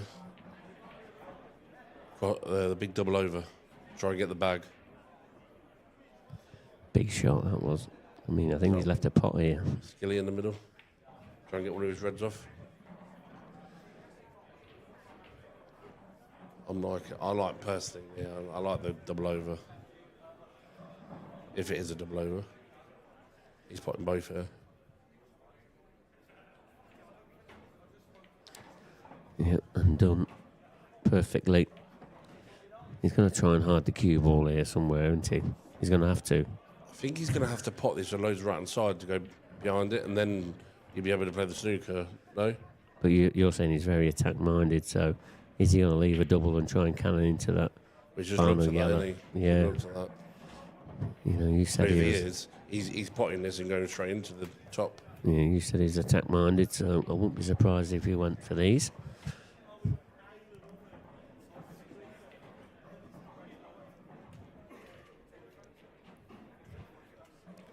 This is what I'm saying, like, stuff like this, and you've got to make sure you get these at pro level, haven't you? If he's going for these, he's debating it.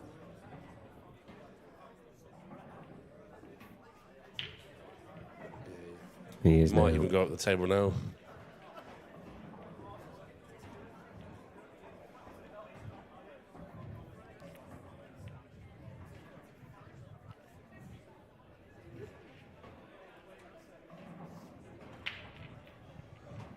Some latest scores. Keith Robertson 1, led Dave Rogers 3, Pete Fisher 4, Craig Hart 1. And in the other quarter-final, Gerard Boyle 5, Dean Richardson 2.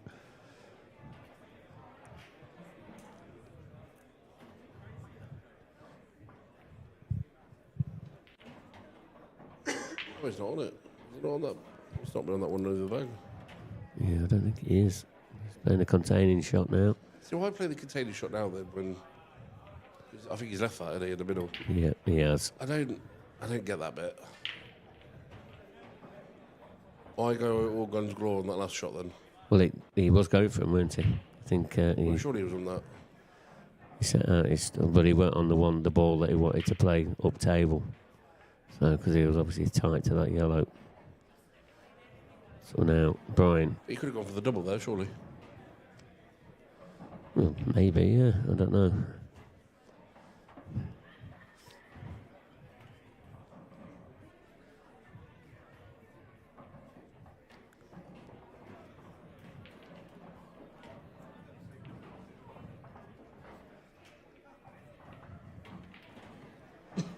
Fine cut here. Yeah, the cue ball is going to be travelling a little bit.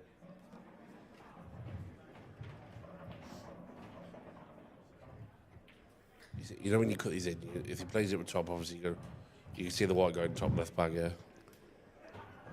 Hit the yellow, full in the face, watch white go top bag.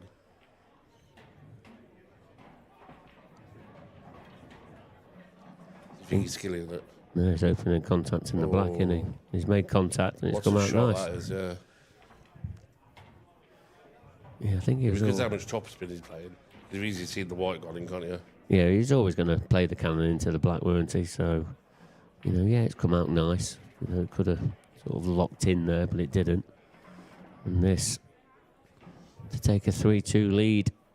There you see it, 3-2 it is, and Bryant will be breaking in frame number 6.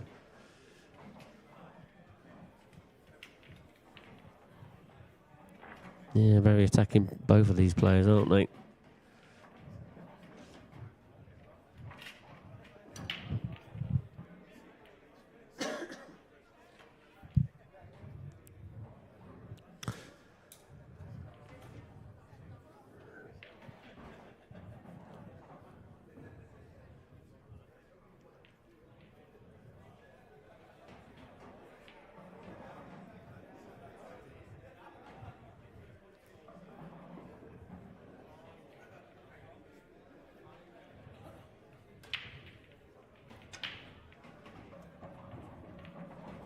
It's another big break.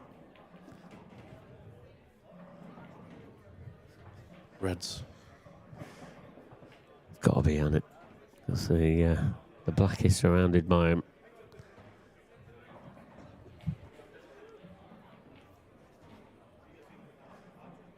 I suppose the black does have a pocket. You know, if he did take the yellows. I'm just trying to see where the first yellow is. Yeah, that's a difficult option, isn't it? Just screw this ball back in the middle of it and then take the long red again. He's going yellow, isn't he? I don't like if he did take this one towards the bottom right. I don't think that's a shot. I think this. I personally think this is a shot. And then I'll take that red.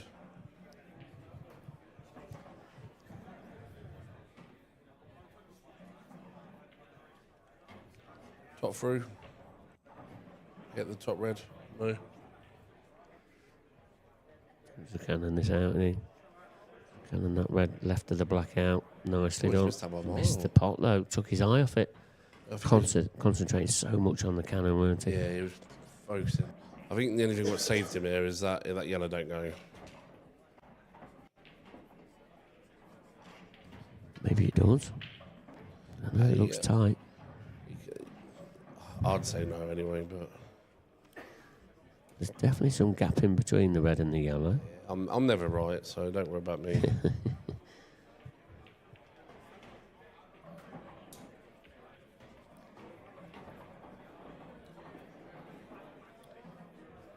He didn't like that for some reason.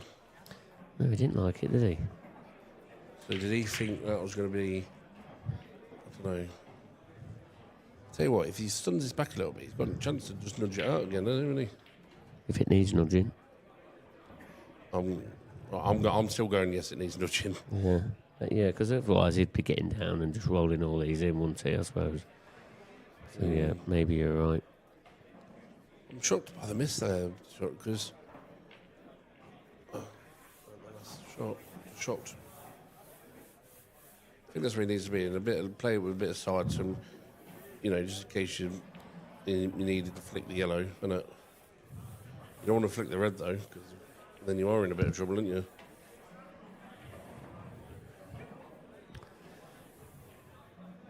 Let's see where he leaves the white. Top him through. Stood him through. Yeah, don't go. Stood him backwards, sorry. He's just going to play a delicate shot here. Is he just going to nudge the yellow and leave himself with the one in the right middle? Is that the shot? And then imagine if he hits the red here. He could easily hit the red here. Yeah, this has got to be well controlled. He's done it because he thinks he's going to leave himself in the middle. It's a good shot. The only problem is now awkward queuing over the middle. And depending on how much angle he's got, would depend on whether he's got to come off the top cushion and back down. I think he can hold, but he's going to be middle of the way between the two yellows are. I think that's how much he can hold. Yes, not easy. Or do you fancy screwing the ball back all the way back down top? He has got good cue power. Is he topping it or screwing it? I think if he tops it, he's going to be going further over on the right hand side. If he screws it, he's got a chance of going all the way down the bottom, if not in the middle. That makes sense? Yeah. I don't like it if he's topping it.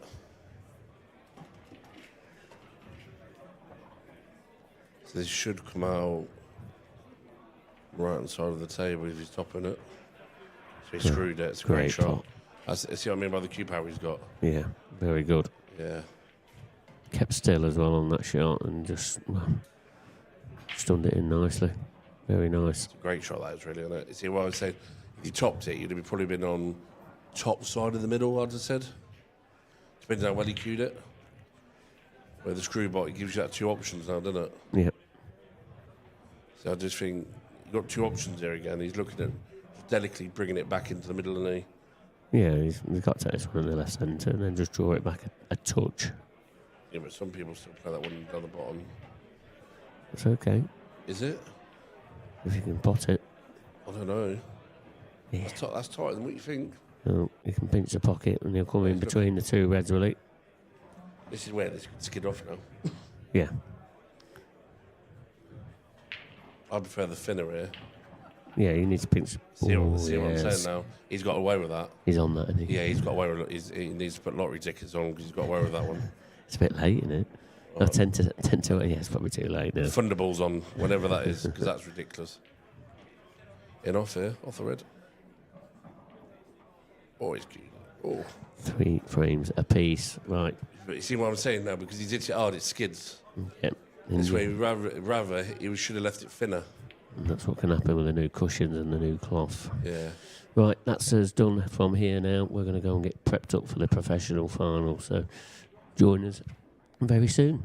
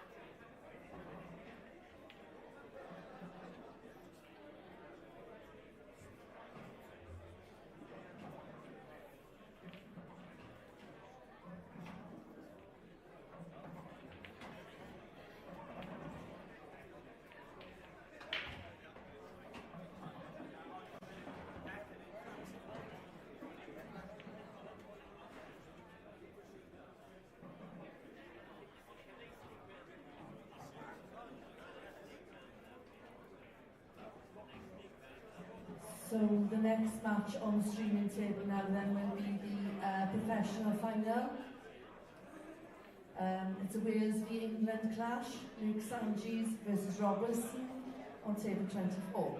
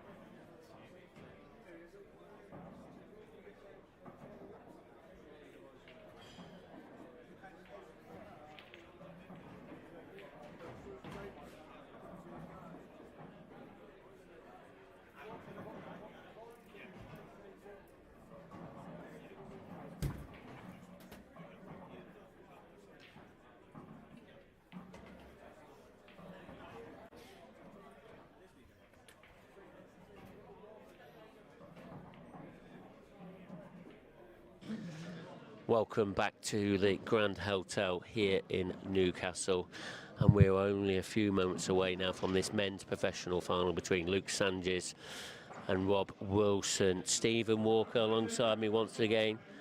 The men's final, this is the one that everyone has been practicing for. How do you see this one going? Do you know what? I've actually just spoken to Rob 1 second ago there, and he said it's probably the first in a while that he's put some time in, some effort on the practice table.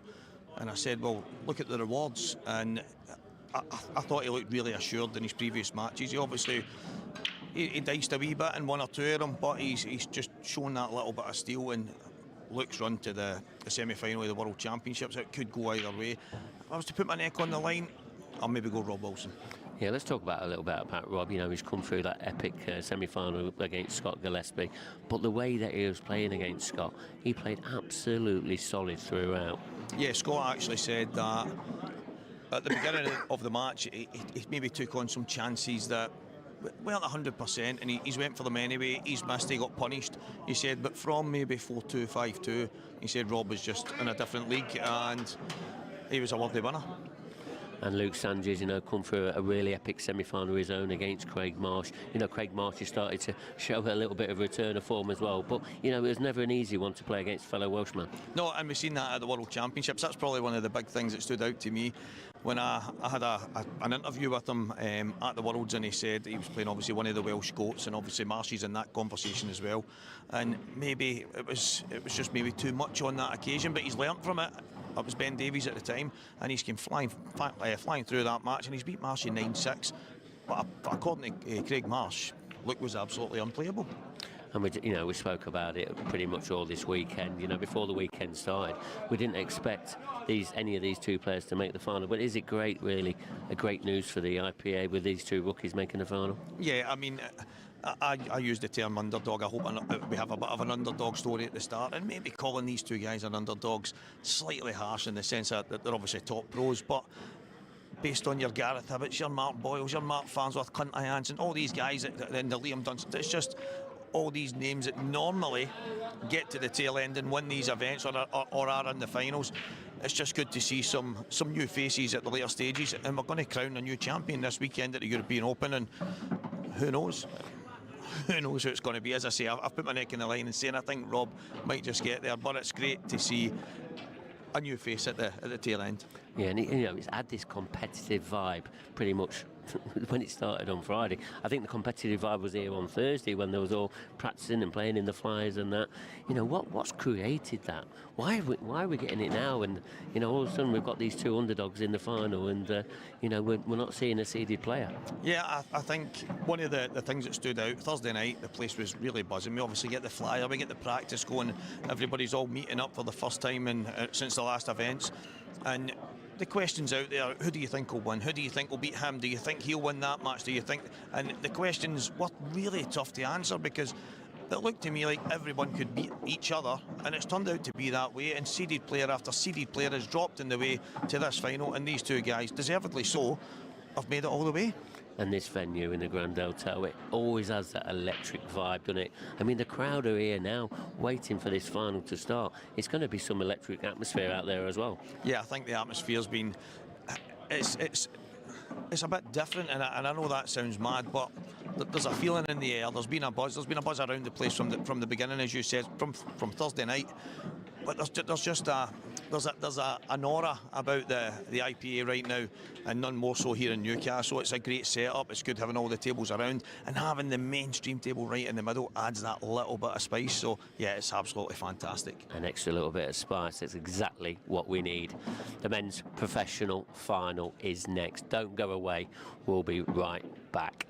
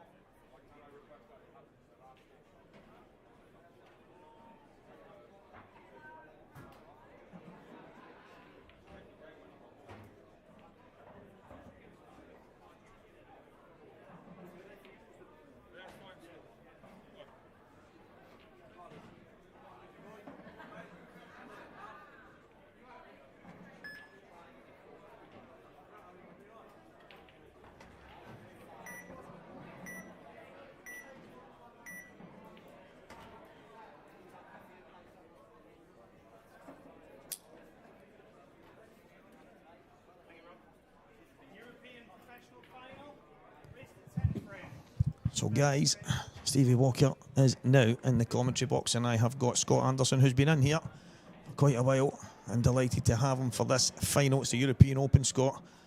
These two guys probably thought of as underdogs at the start, not based on ability, just because it's not the usual names you see in the final. I was saying this to Pickers about half an hour ago. I said I think this is good for the tour.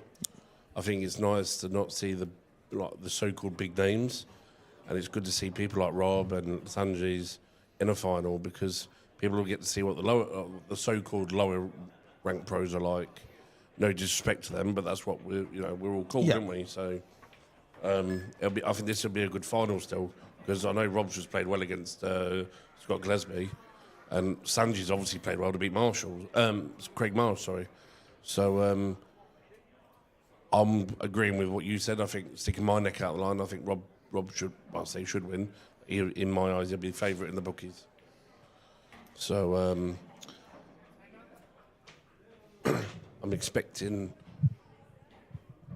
quite good attacking play here, because both are there still attacking players. And you'll see people like Rob. Rob's very, what I call old school. He plays the game very well. He cues the ball well. He thinks about, he's got that methodical old school about him. Does that make sense? Yeah, there was actually a point in the match against Scoobsy. 3 or 4 shots in a row, he decided to try not to get too close. He just trusted his potting ability. But it was the right shot, so he was trying to make sure he had the pattern so that he could get the right way to get on the black, and that meant that he had to maybe leave a couple of long pots, but he trusted his potting ability. And as you say, it's probably that old school thing where, well, this is the pattern, this is the way to go, I'm not going to be greedy and try and get too close. And I said to him, he looked really assured in that match, and I think he's looked assured the whole weekend. So yeah, I get exactly what you mean. He's actually had, what people may not know, he's actually had a good end of the year. And now it looks like he's bringing it into the beginning of the year. So, because he didn't do too bad at the Worlds either, did he? No, he's been feeling good, I think, for quite a while. I think, obviously, Rob was a pro a number of years back, and then he's got himself back into the pro ranks. And that wasn't a surprise in itself. I think for some of the guys, like myself, I obviously knew a bit about Rob from years ago, but I like myself, I didn't play a bit of pool for a while. Then I joined the IPA quite late. And so there's some people that maybe that didn't know Rob that well and would be considering him like a new pro, like a rookie, but that's not the case. No, it's not. I didn't know much about Rob, to be honest. I know every time I watch him, I just think, wow, how's this like? I did watch him and I'm thinking, wow, he's so good. And then I watch his results, and I don't always expect him to win that game. I think he'll be close, but then he suddenly gets a big result, and he's like, no disrespect to him, would you expect him to beat Scott Gillespie? No, and that is a fantastic shot he's played. Scott was obviously favourite in that match, and but to win 9-3, yeah, it was a dismantling. That's a great result. Yeah. Like, you can't take that result away from him. And if you look at his last year's results, I think he's beat Clint, he's beat Dunster. Yeah. And they're top pros. But then it also gets like you'll see this year, the standard's ridiculous this year. Yeah. And what he's done today is amazing, I think. That's the stuff you're talking about, Scott. He's that kind of old school, trusting his ability, trusting that. But he's a lot of players now. It's like a bit more tippy tappy, if you want. Maybe would have just nudged the yellow out the way or tried to slide past it. Rob's thinking, no, I'll just power this back, nice and simple. It's straightforward to him because that's the way he plays, and it's so. And I use that word assured. That finish is exactly that. He's just does the basics very well. Yeah, that's a good way to put it. He's not even trying to go flamboyant. I mean, when he played the yellow, the red off the yellow to get the blacker, he just played it natural. Yeah. I would have done it a couple of shots before. No, exactly. I mean, I would have punched it in. He's just played it like it was over the bag. Yeah, exactly. He's played it. It's like when you're playing a positional shot to get to a certain area. He's played that in that way, like it's not got now the bag's covered, the black's in a bit of trouble, and not, as you say, it's not nonchalant. It's not being. It's just the way he plays the game, and he makes the simple stuff look very, very easy. But look at the way he's sitting now. He's just there, ready for his next go, focused. Where you might see Sanjay's not lose his head a little bit, but he'll be a bit more frustrated. And I think you'll see Rob a bit more relaxed. That's why me personally, I'll go with Rob. Not saying Sanjay isn't no good, but personally, I think Rob's more got the experience here now. Yeah, look, obviously semi-final of the World Championships, he ran into Ben Davies, who was outstanding over the course of that week. Yeah. And but I was actually questioning earlier, maybe when he comes up against the top Welsh guys, has he got a mental block? Can he get through that? And he's proven, obviously, Craig Marsh, who was in great form, Luke's managed to go in 9-6. I think he's beat him. And from what Craig said, he said that there was moments in the match when Luke was unplayable. So he's not going to be easy here. And obviously, any one of these two, both of them are absolute top talents, but it could go either way, it sounds a kind of silly thing to say, but it's just, you're putting your neck on the line. You think Rob just about edges it, but Luke is just so talented that anything can happen. He's quite young as well, isn't he? So, yeah.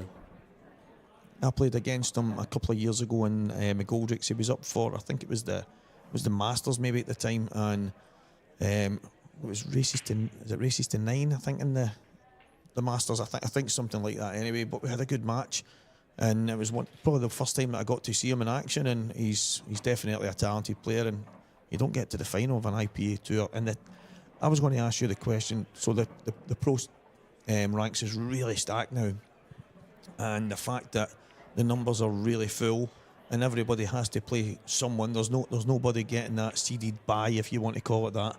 Does that make a difference to the seeds that have dropped early in this event? I don't know.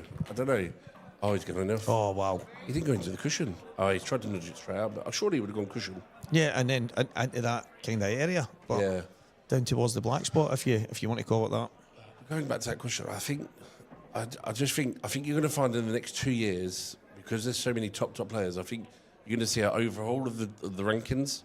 So, like, prime example is Sanjay's. Prime example is Luke, actually. He's come back off for a few years off the tour. Started on 0. First tour back, really, as a professional. He's in the final. So he's going to be shooting up the rankings already. Exactly. There's going to be people like Rob. But Rob's having a good day, so he's gaining points today. But there'll be people like me, Clint.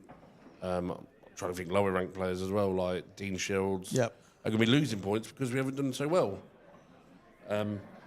So yeah, but I think I think you'll see a difference by the end of this year, if not next year. Yeah, I think they'll be more levelled out next year. It's definitely a great time to be on the IPA. There's a buzz, there's a feeling in the air, and I think this is great for the tour. It's great for the IPA as a whole. It's great for obviously us to see these two guys and not the usual suspects in the final. As much as we all have our favourites and we like guys and we've got friends, I just think this is great for the tour. Yeah, I've been saying it all day. I think this is, well, all day. The last hour I've been saying it, definitely. I think this is the best thing for the tour, because I think people need to see the lower ranked players, is what I call them at the moment. But in 2 years' time, they're going to be, I think Rob will be top 16 now, probably after this. He's going to be surely close to it. Sanjay's his first tour back, so he's going to be climbing. And there's still tomorrow to go. Yeah, exactly. There's still more points available in the Open, and who knows? It could be a tale of the old guard getting themselves back into the winner's circle. But again, who's to say it's not another couple of new faces that go all the way? The Worlds is a prime example. Like Pete Fisher, who's in the semi-finals now of the amateur. I mean, who says he can't win the Open tomorrow? Yeah, we were speaking about Pete out there. Pete's good enough to be a pro. He's top quality. What he's been doing the last 3 months is unbelievable. I said last night that in fact, on the way down, I was telling Sean McGiff, I was looking at some of the names and I says, by the way, mate, Pete Fisher could win that. I said, I hope one of us do it. I hope it's one of the Scottish boys. If it's not one of us do it, I says, but that guy, I said, I got on so well with Pete. He's became a good mate, and he is so good. And Sean Michael says, he's like, I'm not really sure who it is. You only have to look now. But people don't know who, like, for example, Anthony Monarch missed out on the pro status last year. Yeah. Brian Cummins, you know him very well. He's underhit that. Brian Cummins, you'll know better than I do how good of a QS he is. Keith Robertson, you'll know. Yeah, exactly. Another one who's old school. He won the amateur series last year. Yeah. You know, very good player. Dave, I know him from I used to know him when I used to play on the Hearts Right. Tour down south. Pete Fisher, what he's done in the last couple of tours, amazing. Craig Hart, what a player he is. He's won tours before, like in other areas, you know what I mean? And then you've got the two northern lads. They just feel at home when they're here. You know Yeah, what I mean? exactly. And Jared Boyle and Dean Richardson both missed out on pro status in the last couple of years. That is a stacked quarterfinals. Yeah, it is. It's actually mad to think of some of the talent, not only in this pro, in the amateur ranks. So it's a great time to be on the IPA. Big mistake from Rob there, under-hitting that, because even if he's up at the top, he's got a shot in the He black. could have gone up and down as well. He's had so many options there, but he's tried to be too perfect. But that's the way he's playing. He's playing well. But there's going to be times like this in this final now, because I don't think any of them have any been on the stream table this weekend. Rob has been on against Mark McAllister. Right, so Rob will know what the table's Yeah. like. Sanji's might not. And it plays, people don't realise it plays so different. Yeah, good finish, finish. from Luke there. Although you expect him to get them, I don't think he was expecting to get back out his seat. So, but he's had a bit of a run. Just looking back, Scott's flicking through some of the results. He's had some fantastic results, Scott, all the way here. Yeah, he's played Nathan Bridges first round, and then he's beat Craig Brown, which is a massive result because Craig's doing well. Yeah, he is. And then Mark Farnsworth, everyone knows who Farnsworth is. Yeah, some result that 8-7 in that match. That one went all the way. Quarterfinals against Drew Hughes, and then obviously beat Craig Marsh. He's, you know, in the last two rounds he's had Welsh. Yeah. Continuously, you know, in the last two rounds. That's. And Drew's no mug. He's ex-European champion, isn't he? Yeah, exactly. He's playing against, I mean, everyone he walks into in the IPA Pro ranks is top drawer. But for the young Welsh players, when they come in against the guys that they've grown up watching win tournaments and stuff in their nation, it can be tough to play against these guys. That look has made it look easy so far this weekend, and a dry break from Rob in frame number 3. And it's a chance here. I think the reds are standing out. But then again, the yellows look okay as well, Scott. If that yellow goes in the middle, then yeah, yellows look a bit tasty. Only because where the black is.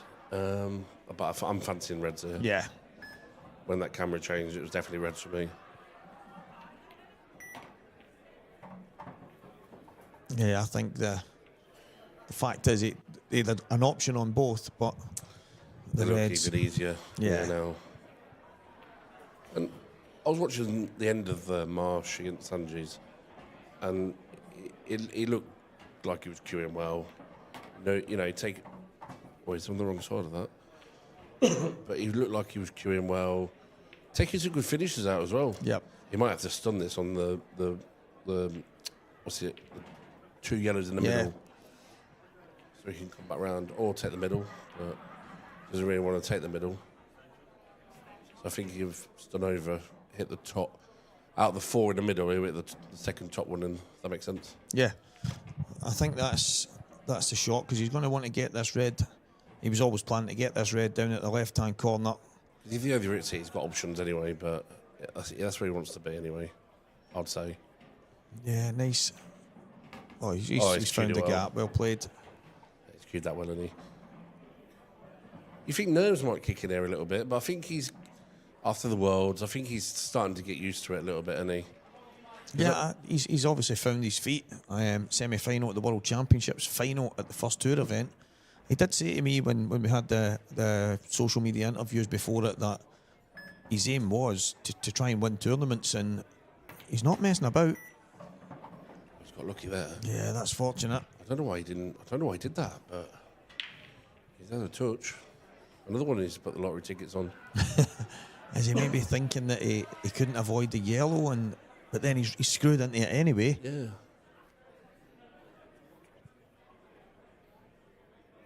Yeah, that could have went very, very wrong. Well, he's queuing well.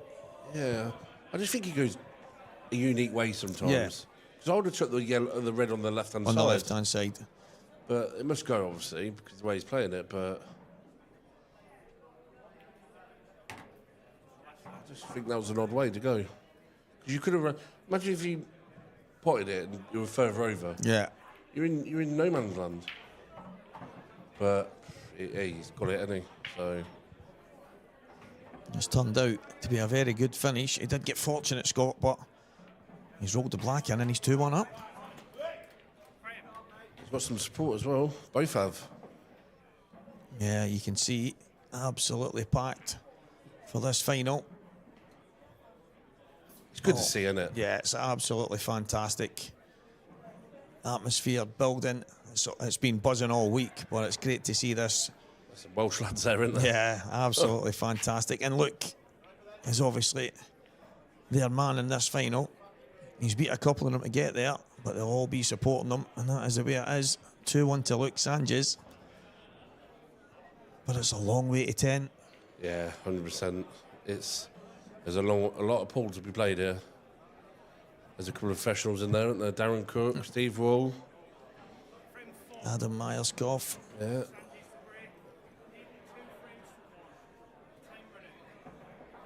Connor Tracy there at the front.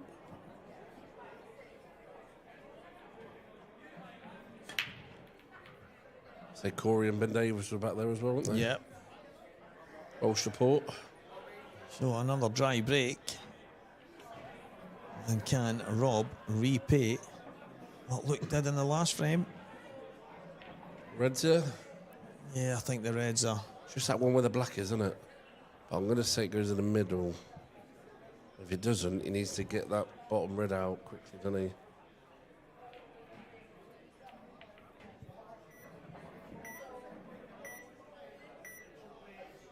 Slightly late calling the extension there, but he got there. It's one of them. He was so concentrated in trying to figure it out. I think he's going to go yellows there. Well, obviously the pot kick is on straight away to the top left. Yeah. Oh, he's going reds. Only because I was thinking, he's only got one bad yellow then, hasn't he? That's a good shot. That's a great shot. I'm probably going down the table here now. Yeah, I think you're right. Only because he needs to get this red so the red goes in the bottom left pocket.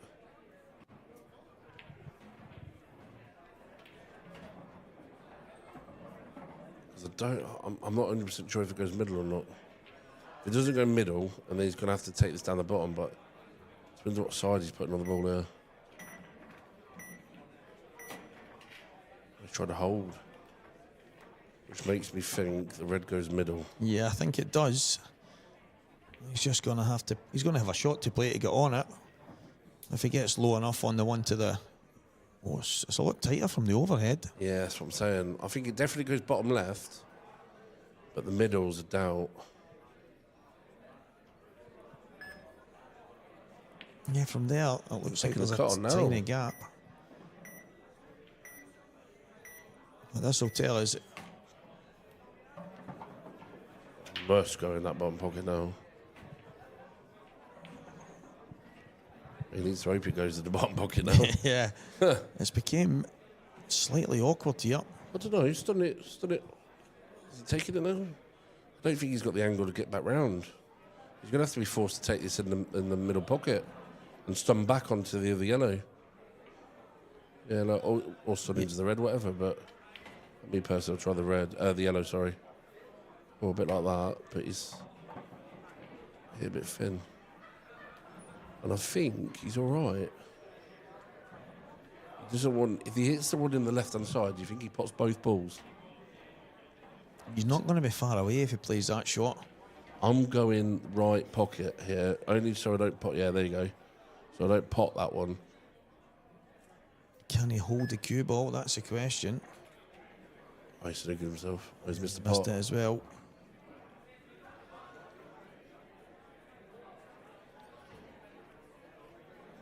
There's always going to be in this final, right? There's always going to be moments like this. Yeah. Because of, I'm actually in the final now. It's that. Yeah, the realisation that it's now time to go and win the trophy. Getting to the final is all fine and well, but you've still got to go and win it. Yeah. And that's a great first shot from Luke Sanchez. He's opened this frame up fantastically well, and all of a sudden, he's got a chance to go 3-1 up here.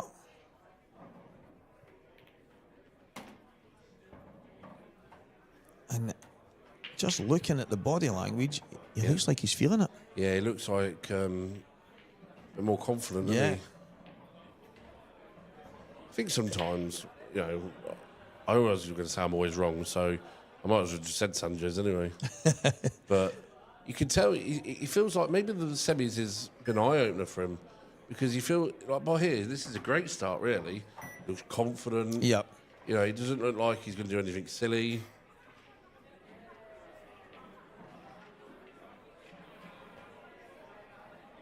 He even looks comfortable, doesn't he? Yeah, he does. He looks in the zone, and for me, that is absolutely massive in any match. Never mind a final. Played that confidently. Yeah, it's a great shot, actually, isn't it? Loads and loads. Check side to hold the cue ball, and he's giving himself a great chance here. Just drop this in bag weight. I was thinking he's. Oh yeah, he's going to go bottom. Yeah, that's a great shot. I was going middle, but yeah, that's the right shot. Yeah, because now he can put this in the same pocket by that angle. Yeah.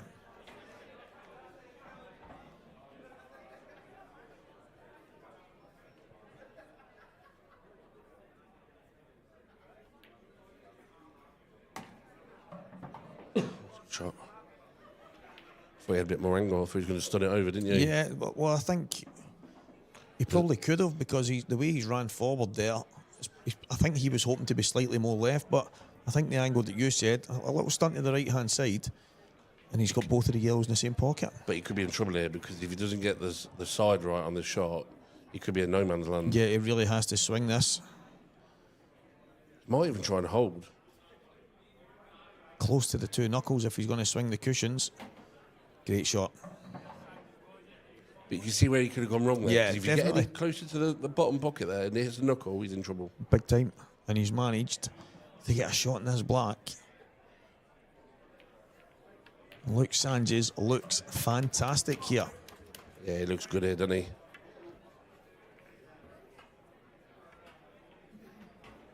So on table 6 in the Ladies Open, please. It wasn't easy there for Rob, Charlie McDonough. but you feel at the final stages of any event, any tournament, whatever it is, even in the early matches, there's certain attempts that you really have to get, and you get punished at this level if you don't. 100%. If you don't put the hours in practice here, you are getting punished. And it's good to hear that Rob's putting the hours back in. I didn't realise he was putting the hours back in. Because like normally he tells me, I've just had a... Yeah. That was obviously when he's just having a quick chat, and I've said to him, well, there you go, mate, that's the rewards that you get. And it was some of his misses, and he's went, well, exactly. But it also proves how hard this tour is this year. Yeah. As a professional. Sanji's thought it was his break. But you obviously, you need to put the hours in, because there is no... Well, there was never really easy games, but if you want to be at that next level like these boys have put the hours in, obviously, you can definitely tell Sanchez has. He looks different player to what I remember him 2-3 years ago. I'm actually really impressed with him. He looks mentally a lot better. Yeah, he does, and it's obviously been a fantastic start to the year for him, but as you say, it's all right having ability. You've got to have something a bit different. You've got to have that mental strength. You've got to have that belief. You've got to be able, again, put the work in, put the time in. But there's loads and loads of small details that matter, and obviously he's been doing fantastic work to get to this stage.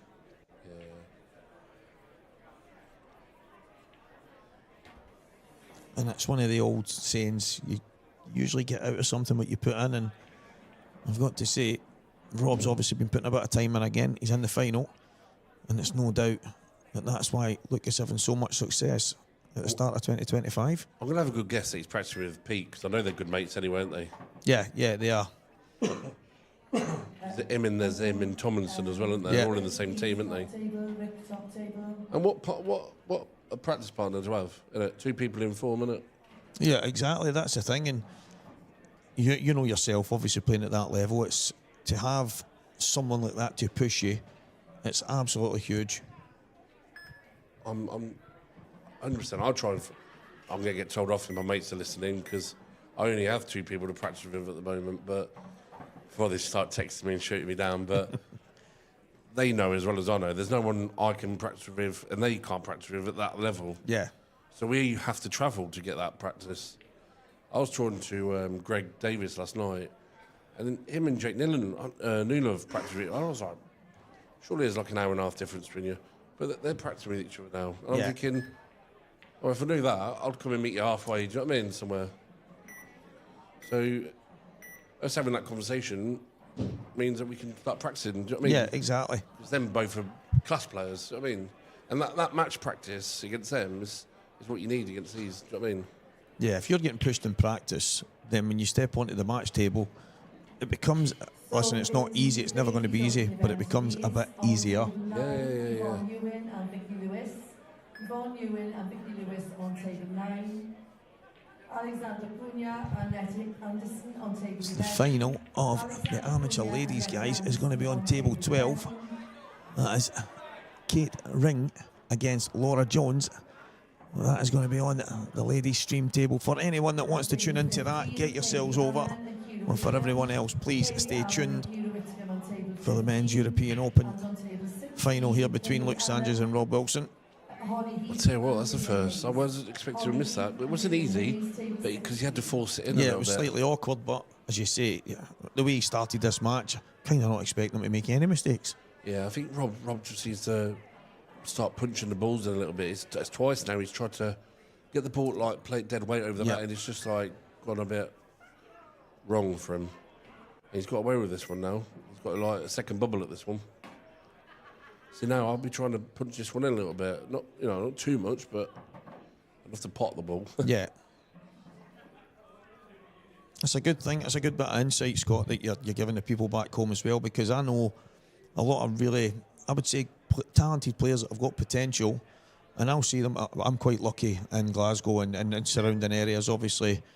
Robert Stevens, one of the guys that I probably practice more with in that neck of the woods, and I've obviously got Sean McGiff and Greg McMillan and all these guys, Johnny, if they're all at a drop of a hat, David Rooney, and I can pick anybody and go and get a game. We're really lucky, obviously, in that area. But there's loads of guys that I see potentially coming through and maybe not pushing themselves the right way. I'll go and see them playing against, no disrespect, but the lower end of the kind of level.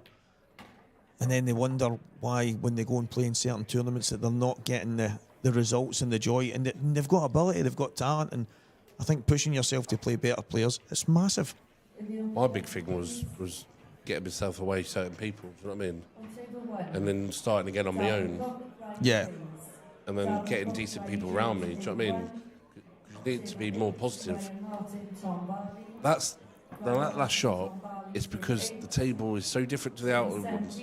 It was skid. I said it in the Anthony Monarch game. Because he's played that the opposite way. If he punched that in, it wouldn't have skidded.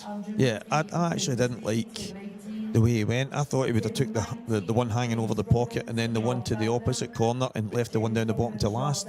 But it was the one when he went across again. Yeah, because he played it dead weight again. Exactly.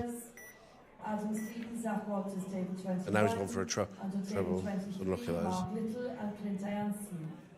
It's a big part of the frame, that is. Because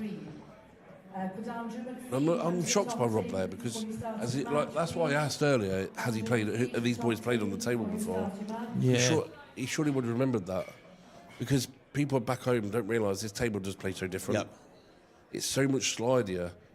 But that one, he should have punched it in. It's like the opposite to what I said with Monarch about an hour ago. He played a shot hard, and because when it came off the cushion, it skids. It's like the banana trick. It does that on this cloth. Where when you play on this table, it's the opposite. Yeah, it's different. I find that anyway. Yeah, listen, I think almost every single pro I've either had here or interviewed or spoken to, they all say the same. They just say it's just different. It just plays different. And you might get 3 minutes before the match to have a hit on it.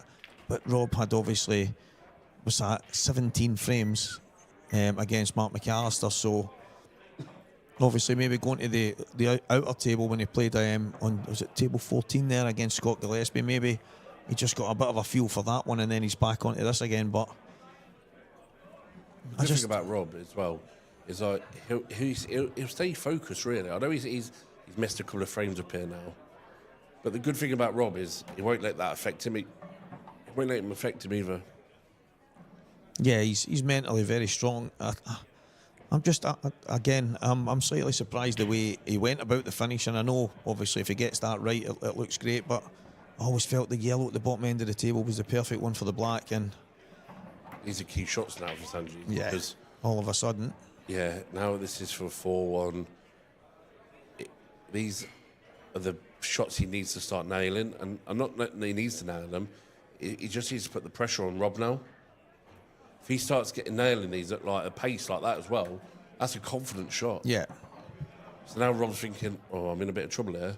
That's when the doubt could come in. I don't think Rob, I know I've just said that I don't think he'll do that, but it is hard when people start not missing against you, isn't it? And it's obviously it's a long way to 10, but I think no matter what, you'd rather be 4-1 in front than 4-1 behind, and you don't want to be chasing in any match, let alone a final. But Rob, he'll know there's a long, long way to go in this match, and if he finds his groove, anything can happen. But right now, like, Sanji's looks absolutely brilliant, and he's going to take a bit of stopping here, Scott. Yeah, I know Rob will keep his cool here. I just don't want him to, like, what's the word? Just go for silly clearances now. Yeah. And I don't think that, I've just said he doesn't do that. I don't think he will do that. But there is a point where he will start after trying to get back in it, innit? Yeah, exactly. So is this anti-monarch against... Yeah, Brian Cummins, as I mentioned as well, guys. Katie Ring against Laura Jones. That will be on table 12 at 9 o'clock. It's on the other stream table, so if anyone wants to go and watch that, it will be on very, very soon. But everyone else, please stay with us for the IPA European Open final in Newcastle. Luke Sanchez and Rob Wilson. And it's a big thanks to our partners, Strachan 861 Supreme Pool, who have given us these phenomenal tables that have been excellent to play on all week. And the Aramith Pro Cup balls, they are the best, Scott. I'm a big fan of Supreme tables. I'm a big fan of the cloth. I have them in my pub, and I'm a big fan of. I don't know. There's a big difference. People don't realise there's a big difference. Yeah, it's huge with these balls to what I call ping pong balls now. Yeah. You know, the old white ball. Yeah. When I was doing somehow I got an exhibition down at a pub near mine. I was helping my mate's pub out, and I said to him, "You not got pro clubs?" He goes, "No, why?" I said, "What's that?" He's gonna be like, "Wires going everywhere here. I've got no chance of controlling it." And so it's so simple. I think it's like, is it something like 3 grams heavier or something? Yeah, there's a massive difference, and even if it's a slight difference, you when you're used to playing a certain way, but I mean, it is mad the way the difference in the cue ball and how it reacts and how it moves. So, yeah, the difference is massive. Obviously, they're all good Aramith balls and stuff like that, but the Pro Cups, they're definitely the choice ball for the elite players. I'd like to see the blue balls. That sounds a bit wrong, doesn't it? But you know the yellow and blue ones. Yeah, I've seen them ones. They look well good. I remember they're doing Pro Cups as well, don't they? Yeah, I don't know what ones. I know they might have actually just been the normal Aramith Premier balls, but it was the pink and green ones that Boyle had for the lowers. I thought that was fantastic as well. See, I thought they were specially made. I don't know, knowing Boyle, because he's probably got contacts and that, I thought they were specially made for him. I think they're actually, maybe, I think they were obviously made to order, but it was a smaller version of the pinks and greens that you would maybe have had on the snooker table, and they were just made into a box of balls. I think that was the case anyway, but I know Mark was working on trying to get special ones made for it, so hopefully he does, but they were ideal. See, this is what I'm saying about Rob now. Yeah, fantastic stuff. Nothing's affected him there, is it? He's just got on, next frame, boom. And this is more like it, the way he's gone about this. He's not, if you want to say, just kind of dollied the shot in. He's been queuing these rather than the 1 or 2 shots that he's missed is when he's kind of taken a bit off it. Yeah, this is a bit more better for Rob. Then he looks confident. Yeah, and it's Rob to break next as well. Obviously, he needs to get this black, but Could it be a massive moment in the match? And he's took them well. It has Rob to break next, but it's 4-2 Luke Sanches.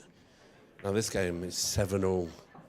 Jared Boyle versus Dean Richardson, both from round here, aren't they? Yeah, that's right. He's obviously a Middlesbrough fan. Yeah, I wonder what gives that away. I was looking at young Preston McInnes has got the Arsenal, the gun thing, the cannon on the back of his top, and he likes Arsenal. Who's that? Preston McInnes. I thought it was Morgan. Morgan might have it as well, but Preston's definitely got it on the back of his tops. And he says to me, Stevie, you can get the badges in the back of your top as well. And I'm like, I said, mate, I'm not playing football. it's pool, but I like the idea that you can get anything you want. I think it's fantastic what On Board do. On Board Sportswear are obviously the partners of the IPA, and everyone, as you can see, everyone wearing the shirts right now, they do anything. The custom wear is fantastic. Anything you want. There's people's faces on them. We've got the old legend of Scottish pool, Mick McGoldrick, on our Glasgow tops and stuff, as you've seen. Yeah. It is amazing what On Board do. And they've been a breath of fresh air for pool, I think. And they're also our sponsors as well, aren't they? Yeah, exactly. They're one of the good partners that the IPA have. Themselves in 8 Ball Direct. And the sponsors of Supreme, Striking 861 and Aramuth Pro Cups. Without all these people helping us out, we couldn't have the tours that we have. It's a good time to be on the IPA. Big things to come, I'm hoping, soon. Yeah, there is.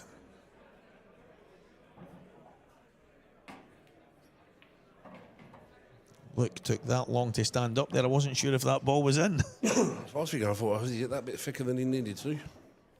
Now this is a big frame after a dish, isn't it? Now you're going to reverse dish him. Yeah, exactly. It's a big moment in the match.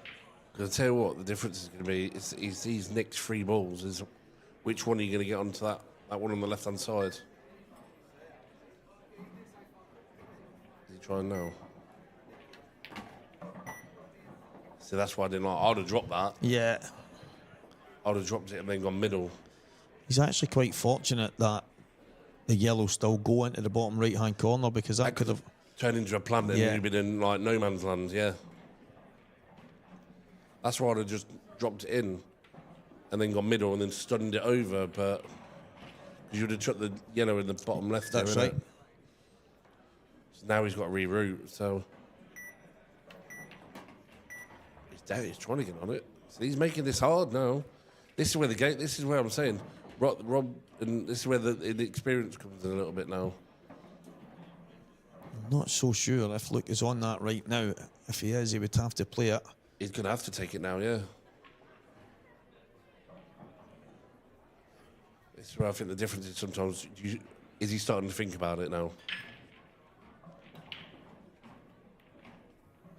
He's missed that.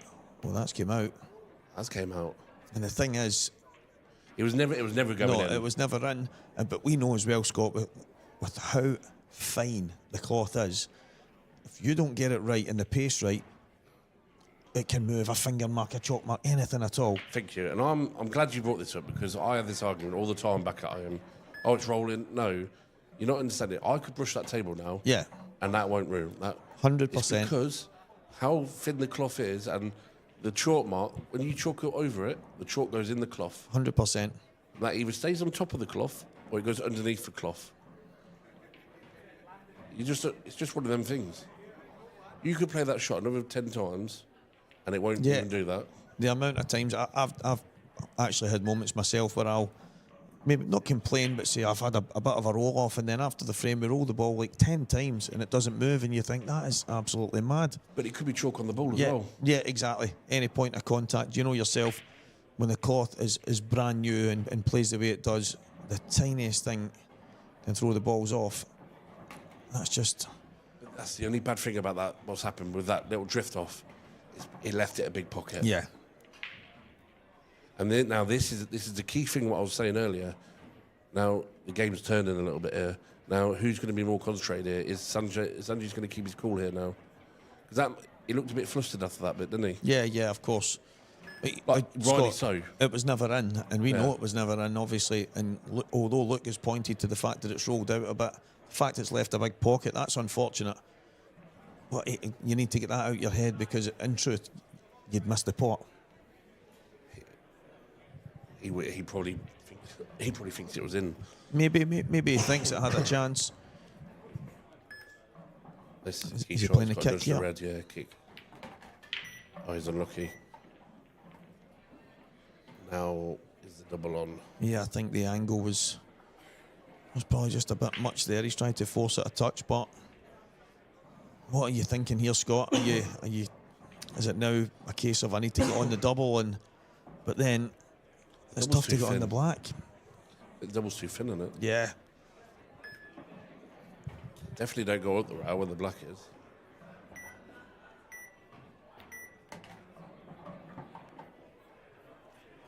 I think he's perfect here, just to come up and play the double over. You can just play it with left hand check to hold it up. Yeah. Stay on the side, I think. You just don't want the double kiss, do you? Yeah, that's it. It's not easy, but you run out of options. It's going to have to be the double. It's just... Is there a gap between the cushion and the ball? Even if it's minor, that's the difference. I think you can see a slight shadow. Well, He's gone down the rail. Well, I'll tell you what, that is a hell of a shot. What a shot, Rob Wilson. What a shot that is. I would have probably gone for the double. Now he can play the shot confident down the rail and bring it back over, and the black goes in the middle. Yep, trace a left-hand side off the top end of the left-hand cushion. If this goes in, this is game on. This is massive, guys. He's Nailed got it. Nailed it. Wow.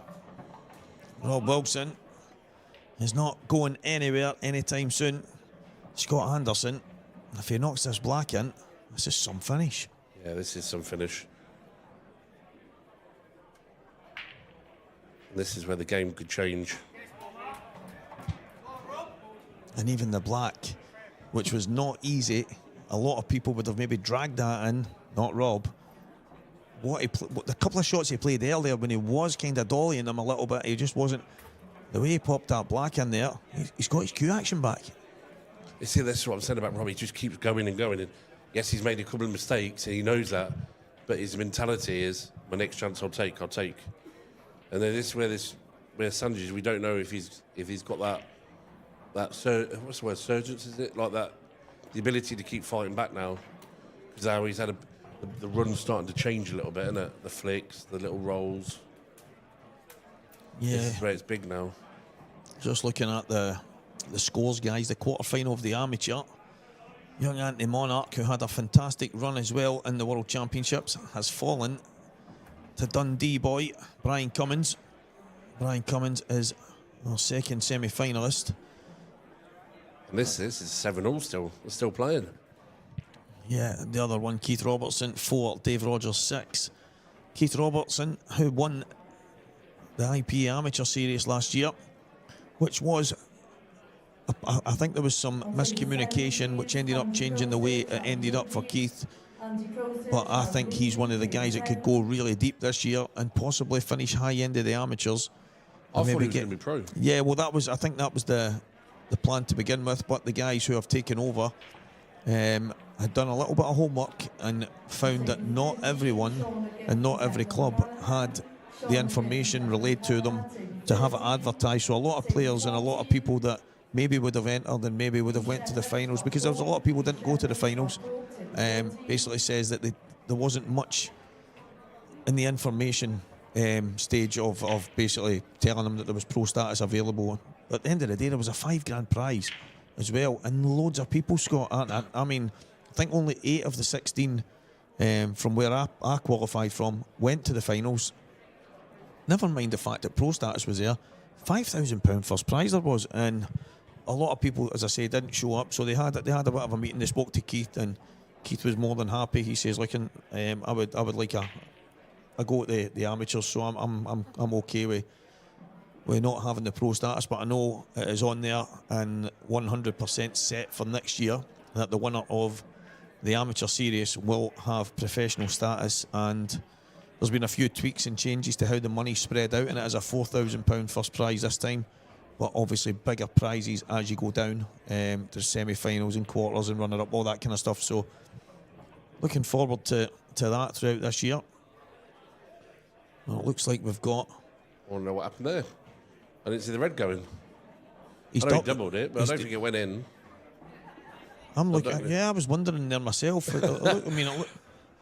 It's obvious that we've got a winner in the match, and he's obviously not going to pot the black. But he must have nailed that double, but it didn't look to me. I don't think he nailed that double. I don't think it was anywhere near, but I think he put his hand on it. Sure. There's Keith Robertson there, standing against the wall. Dave Rogers is on 7 now. There was a huge frame in that match that Keith will look back on. Maybe it should have been 3-2. He ended up 4-1 behind. Really unfortunate. But he'll keep digging as we get back to the European Open final. He conceded. I was going to say that didn't get that double was anywhere near. Where's the white? Oh.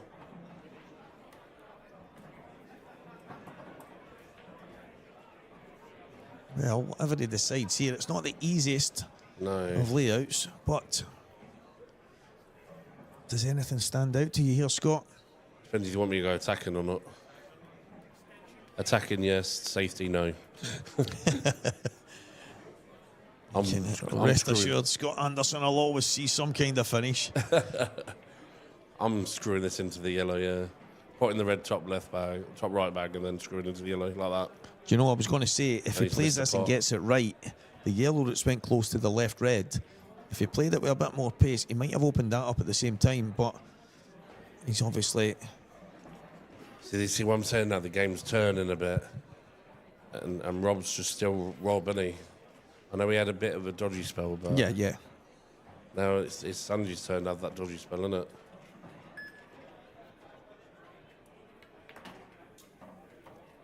It's not the best. Yeah, I think he was wanting the one to the top left there. Yeah, 100%. Going to the yellow, innit? Nudge it. You're just dropping this in the bottom right corner here. Or are you dropping it in the bottom? The middle, sorry. I think the bottom right corner. I'm going middle here. I see why you're saying bottom. Depends how straight you are, innit?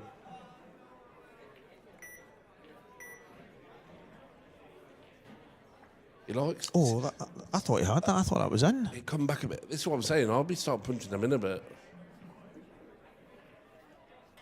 That was the reason why I was thinking the bottom right corner, and that's maybe the Scotsman in me, because although I'm hoping to get a chance to finish, I'll think of the eventuality that, well, if I don't get that, listen, it might be a straightforward 2-1. Luke might still land on all the balls, but I'm thinking, well, if I get the bag, it's not too bad a result. He's got that one back, hasn't he?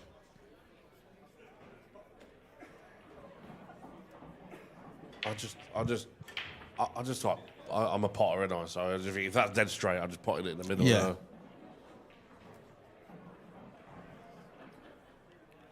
Really can't go for the skilly here, can you? Is there a gap?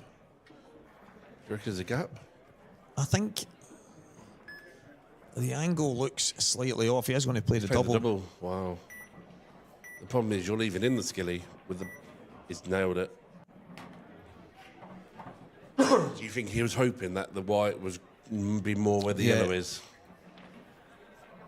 The thing is, on these tables, and I've always been a few of the guys used to shout to me, "You're only good at one shot," and the skilly was always my kind of go-to, and I would say, yeah. By the way, guys, I've played 15 2-1s today, but I didn't win the tournament. I get put out. Oh well, at least you can play a 2-1. At least you're good with a skilly, and I'm like, yeah. You go and practice a certain type of shot, but I think the problem for Rob now is where that yellow's landed, so he's going to want to be straightish on it if he decides to play it. I don't think there's a gap.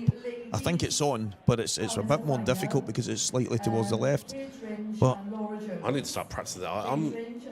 Because I'm from like the world rule side of things. Yes. I always think, I've got the bag of. I always forget about the skilly. Yeah, I know. And it's probably my downfall of this being. He's playing the double plant long length of the table here. Oh, he's nailed it. Great shot. Oh my God, Rob, that's naughty. That is. Yeah, what a shot from Rob Wilson that is. I bet that yellow's in the way for him to chop through properly. If that makes sense. Yeah, I think he might have to just slide off the right hand side of it, and likelihood is he'll end up on the right hand cushion. But is that okay? Would you be happy with that? You would obviously rather be further down on the right-hand side, but Didn't like the stun shot. yeah, to me, he was always going to hit that yellow. I don't think he could avoid it that way. But maybe he felt... I mean, even if he did run onto the yellow and double kiss it, he wouldn't have been far away from where he is now, so... See, because of the cloth, I don't like the top through. Yeah. Come back. I don't think you can do that. So realistically, he needed angles. Me Yeah. personally, I'd have top through with a bit of right hand side. Yeah, I think and you're then put absolutely on the, spot on. like you said, put the white on the right hand side. Now he's got to stun through and get for the gap. And that's what I'm saying, because of the cloth skids. Yeah, I actually felt he had to go cushion first there to play through the gap, that he was obviously hoping to run that with a tracer side. And I know everyone watching, a lot of people will play on a new cloth like this every now and again, but it's so difficult to play that shot over that distance with that amount of side on it. It just catches you out. Now watch this, he went with too much side now. Oh, he's hit it, but he nearly got you too much side, didn't he? Yeah, exactly. And that's the thing, it always slides that little bit higher, and it's unfortunate for Rob because he looked like he was starting to find his groove there, but it's the shot beforehand, Scott, when he stunned off the top to the left, and it's ended up awkward because he didn't have the angle for that shot. I still think there's a couple of shots in this game. If that goes in. I still think there's a couple of shots in this because that top yellow is the key part of this frame. Yeah. I'm playing it next shot. I'm playing this probably with top right to get over that top ball, and then the yellow should be kind of over the bag.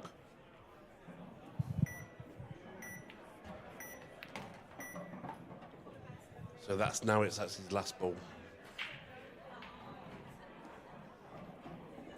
Yeah, so he's obviously played for the one there below the black, but yeah, now he's going to stand over to the side and then play the plant. Does it go in the middle? It must go in the middle. Yeah, He would never have played it if it done. But he's almost overhit it there.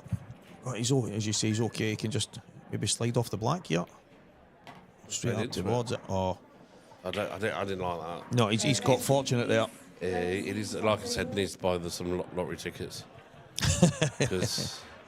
Yeah, it's definitely, it is fortunate. Now let's see if this... It's the aggressive way he plays the game.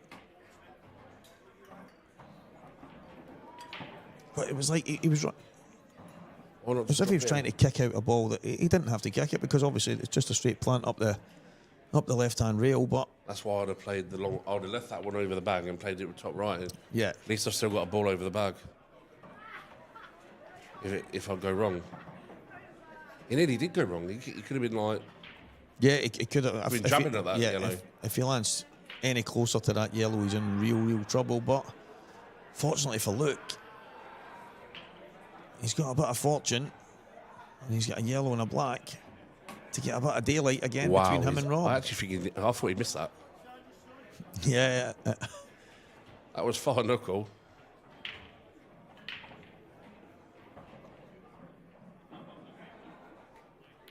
Luke Sanchez punishes Rob Wilson once again and goes 5 frames to 3 in front. Well, he did have a slice of fortune there, Scott. Yeah, 100%. But this is what I'm saying. Everyone has different views of the way they play, innit? Yeah, that's exactly that, and that's the beauty of the game. That's what makes it so intriguing and good to watch. And I suppose if everyone played the same and everyone was robotic, it would be quite boring. On table 23, please, Connor Davison, Dean Richardson. Connor Davison, Dean Richardson, table 22. Keith Robertson there. If he comes back from that, it's a good win. Yeah.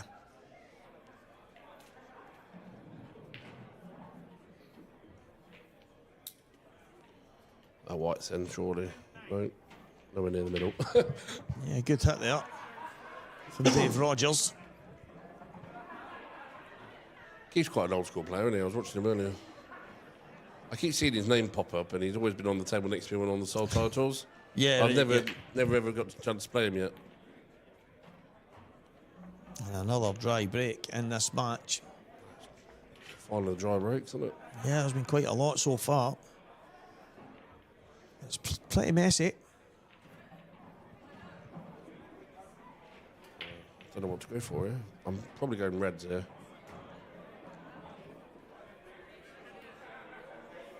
Yeah, they probably just outweigh. I think one little tap. If you put this red where we're looking at now into the top or left pocket, sorry, and then you stun into the black/yellow, all the reds are nearly there, aren't they?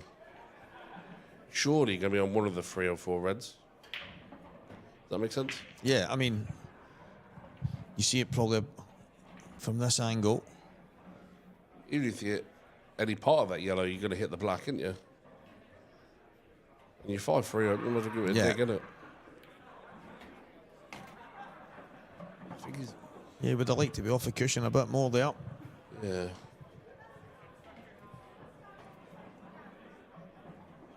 Do the 2 reds plant? Or does he have to get into them?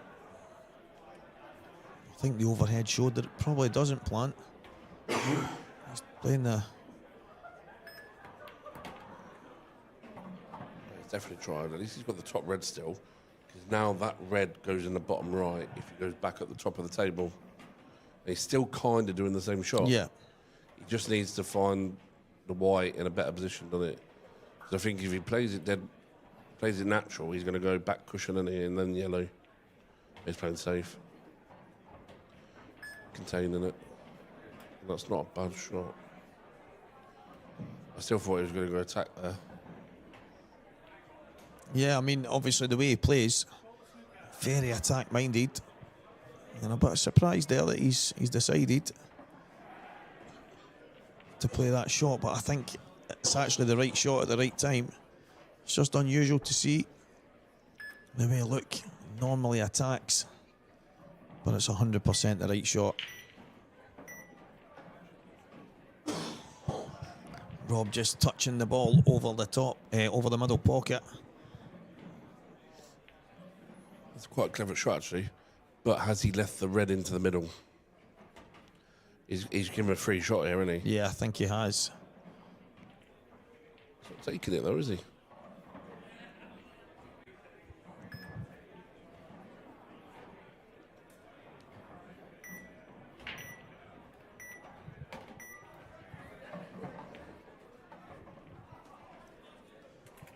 Wondering what Luke was thinking there.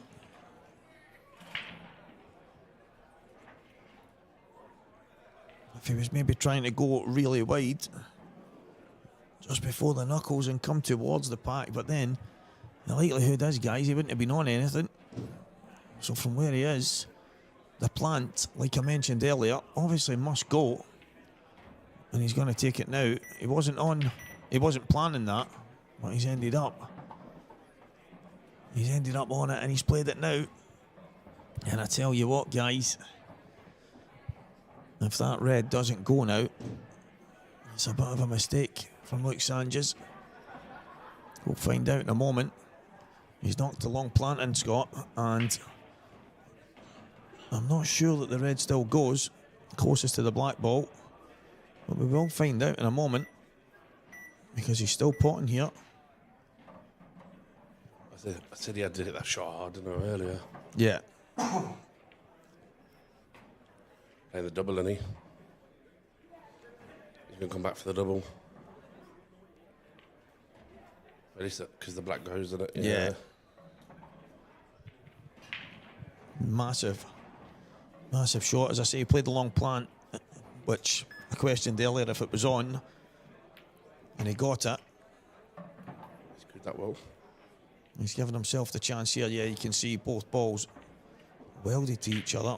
Yeah, what, yellow's going to be close. Nowhere near. Such a tough shot, that. I don't know about you, Scott. I'm not the best at doubles at the best of time, but when they're in the corners, I find them so much more difficult. But then there's one or two players I know that think, well, corner pockets are slightly better because you've got the two knuckles to kind of slide in off. Yeah, I prefer doubling him in the middle. Yeah, I'm the same. I just think the shot, he had the choice to go middles first shot, didn't he? Yeah, he did. I'm quite sure he didn't play it.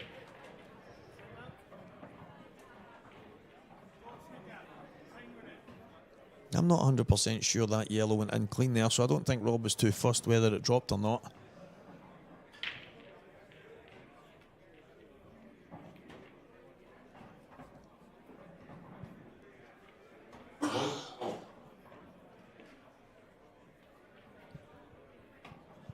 From this position, Scott, I don't know if the yellow goes in the top right-hand corner. I know it goes in the middle, the one closest to the black. It's a free shot. Yeah, I'm thinking that myself. A bit of a shot to nothing. Rob's not looked at it, but obviously he can play back on it. Yeah, I think he's just going to stun into it, isn't he? He's going to play it next shot, isn't he? He can just come back and play it in the middle. Yeah, I think that's what he's going to do. Yeah.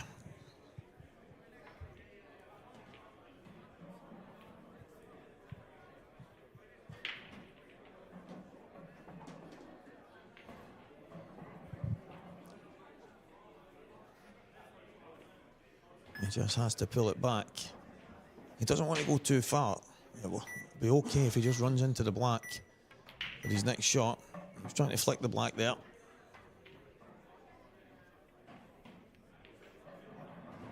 I think I would have preferred to play it into the top side of the pocket and then have the yellow into the middle, but it's easy said sitting here. Rob, obviously at the table, has the correct angle. And this is one of the shots he missed earlier, guys. And he's missed it again. So that's twice that he's went cushion first. And twice Rob Wilson has left it over the pocket.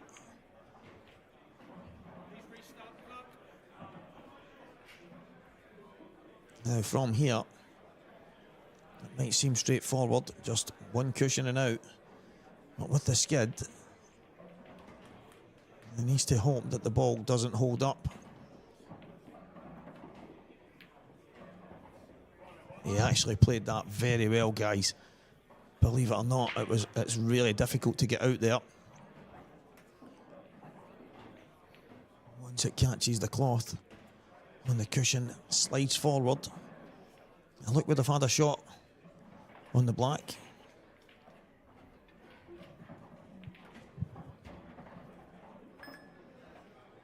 So Rob taking the long plant here. I wasn't sure whether he should have, well, obviously the yellow closest to the black might not go in the bottom left corner. So I wasn't sure if dropping the yellow into the the right hand middle pocket would have been the right shot there, but he's giving Luke Sanchez a chance.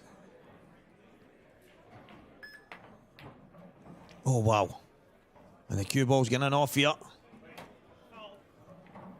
Now Rob Wilson, and I know him well, guys, he's one of the straight shooters. He will say he didn't deserve what's come his way here, but he will never ever look a gift horse in the mouth. Rob Wilson has one free shot, one visit, and a chance to get back in within one frame in this match.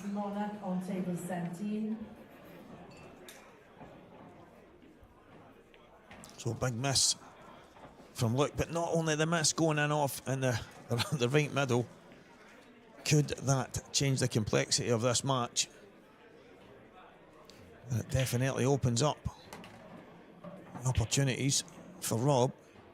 Slightly surprised he's left that yellow closest to the black. Thought he might have just taken them away and then just come down for the black last, but he's going to have to come down for that yellow now.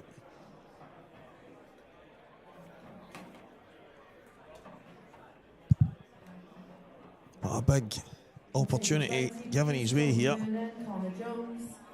Toby Vernon, Connor Jones, table 20. It's just about perfect.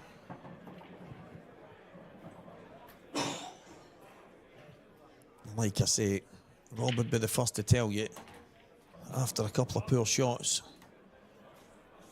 he would be the first to say maybe didn't deserve what came his way. Well, a couple of Couple of shots from Luke, slightly loose. And all of a sudden, it looks like we're going to be back within one. Yeah, it looks like just a mistake from Luke, and he's let Rob back in, hasn't he? Yeah, I mean, it wasn't. Rob's played the plant in the top left where the 3 balls were. He didn't get it right, but he's left Luke bridging, and Luke's tried to hammer the red in the bottom whilst bridging. He's missed it. One cushion off his side, and then the whites went in the middle pocket, and from there Rob was never going to miss. But up until that point, Rob had made a couple of mistakes, and slightly fortunate to get that gift from Luke, but not one to look a gift horse in the mouth. He's managed to take the frame, and it's 5-4. It's these two guys have played phenomenal to get here. It doesn't look like any of them are nervous, but subconsciously they both maybe throwing in some mistakes, because this is a huge deal, Scott, to go and win any title at any level, but especially in the pro ranks at the IPA. Yeah, 100%. They're both going to be feeling it now. So,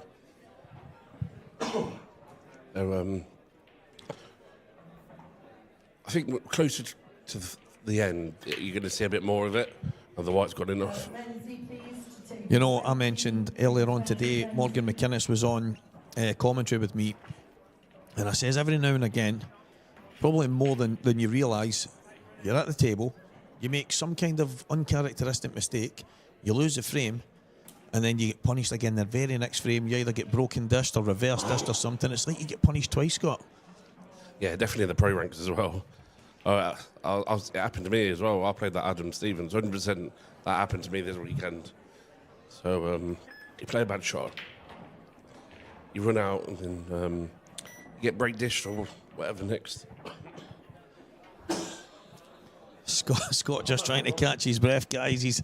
I think he's got a little toad in the throat, or whatever it is you call it. I don't know what you guys call it, but he's definitely got a lump in his throat. So he's just away to try and catch his breath. I'm sure he'll be back any moment.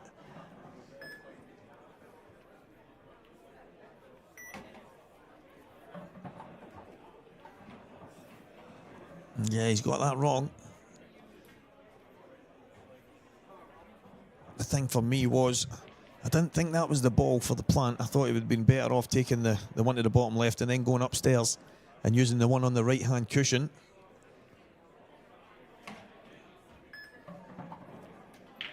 Now, I don't think Rob is on the one to the top right corner.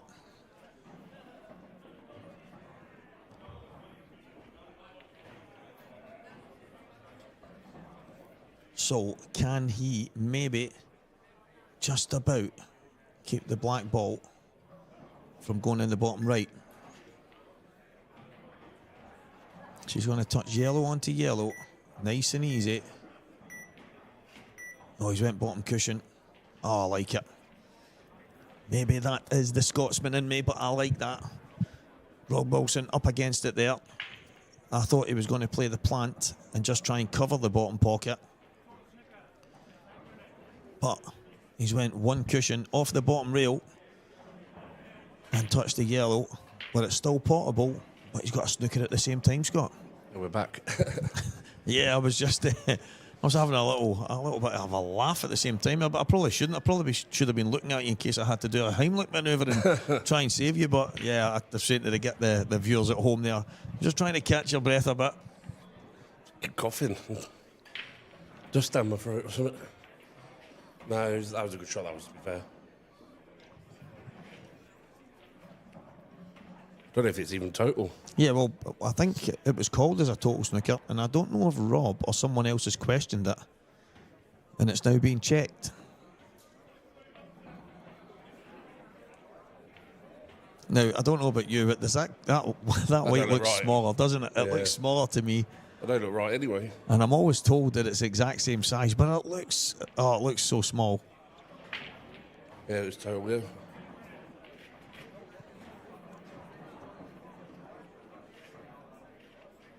There's some of these occasions, Scott, where it looks like he's just playing right through. So if he said total, why has he played that? So look, did not. I think it must have been Luke. I think Luke's went, I don't think it's a total. And he's double checked it and he said it is. And I think Luke's just went down thinking, well, I don't think it is, so I'm going to play it. And yeah, I mean, that's what it looks like. He was just simply playing straight through there. And if he goes through and hits the red, maybe made the referee look a bit silly, but yeah, and the referee, well done, has got it absolutely spot on. So what happens if surely not classed as an intentional foul then? Do you know what? It's actually quite a good question, because the referee has told him that you can't get through there, and then he's blatantly just went down and played through there. That's what I don't. That's why I get confused with the rules. Yeah, I actually, it's something that I'm actually going to look to get that clarified, because I mean, if I had a ball in front of yours, in front of the cue ball, and I'm total snookered, but I just went and played straight into it, well, that would be deemed a DF. Yeah, that's what I'm trying. That's what I just thought. Yeah. So yeah. Actually, I wasn't even thinking of that when. It actually makes real sense, Scott. To be honest, it's. I don't know if anyone's thinking that at home, but I just said that as a But, the referee's told him that you can't play through there, and then Luke goes, "Yes, that's a fantastic question," and you might be right. There might be some people at home thinking, "Wait a minute, the referee's told you can't get through there. You've just blatantly played it." And to be fair, I know he's given Rob now the one free shot, one visit, but he's put Rob's yellow on the side cushion at the same time. It could have been a bit more awkward there. So, what would you class as a DF then? Yeah, I mean, obviously, there's loads of different variations. I've argued this one. I don't know how you think of it. There's certain shots, Scott, that are impossible, and you'll get someone saying, "Yeah, but you can get the cue ball in." Yeah, you can get the cue ball in, but it is impossible to get it in from where you are. I had this at the World, yeah. And so I'll say, so basically, you know you're going to foul. Your opponent knows you're going to foul. The referee knows you're going to foul. How is it not a deliberate foul? Because, and obviously you're basically saying, and they're saying, well, it can't be a re-rack because the ball goes in there. But basically, a deliberate foul is about to be played, and everyone knows it, but nothing happens over it. And I find some of the things that maybe lack a little bit of common sense in the rules, and I think blackball rules are as close to perfect as we're going to get, but I think there's a couple of tweaks, and that's one. Yeah, I 100% agree. I did it against what's his, I can never say his last name, from Motherwell, McFardle. John McFarlane. That's it, yeah. And I agreed with him. I'd said re-rack all day. Referees come over and said, no, you can. I was like, all right, I'll go by what the ref says. And I even said to him again, well, surely it's a DF then. And he was like, he said, well, I couldn't get out of it. I was like, exactly, so you're saying it's a DF as well? Well, that's, for me, obviously, we're not playing snooker. But in snooker, if two players agree to a re-rack, then the frame can be re-racked. Yeah, that's the one rule I think we should bring in, yeah. Yeah, I think there's got to be certain points, and there's obviously, there was one instance, obviously when you're snookered, and there's the valid attempt thing. And some of these players, and some of the guys that we play with on a daily basis, Scott, are very cute. They know the pace of tables, they can work these things out, and they can make it look so convincing that they're trying to get into a certain area. But a valid attempt and actually really making a valid attempt are two different things, and I'm not convinced with something. I think there's some common sense probably needs to prevail sometimes, and there is maybe a couple of tweaks to the rules that I would like to see, but it seems like a DF right now is not making a valid attempt or going down and just hitting your opponent's ball in the face and stuff like that. And but there's probably a lot more instances in matches where there's deliberate fouls played and they kind of get overlooked. Yeah, I think it's a big call from the ref as well. Yeah, it's huge. Yeah. Because people at home might not have felt, well, what's that frame stopped? I think they're worried about what the backlash will be sometimes. Yeah. I'm not saying he. No, you're not saying that, but I think Luke's obviously convinced. I was wondering who had questioned the total, because the referee had given the total snooker. Then all of a sudden he's back at the table and he's checking it, and then Luke just gets down and plays. So I think Luke was maybe convinced he could play, and obviously. Surely he would have swerved it. Yeah, well, that's the thing. It was obviously just playing ball. So it was obviously Luke that says, "No, listen, I think I can get through there." The referee's obviously double checked. Sometimes I think when the total snooker gets called or the referee's involved, when it's quite obvious that there's not much you can do anyway, but something's going to hit a cushion or.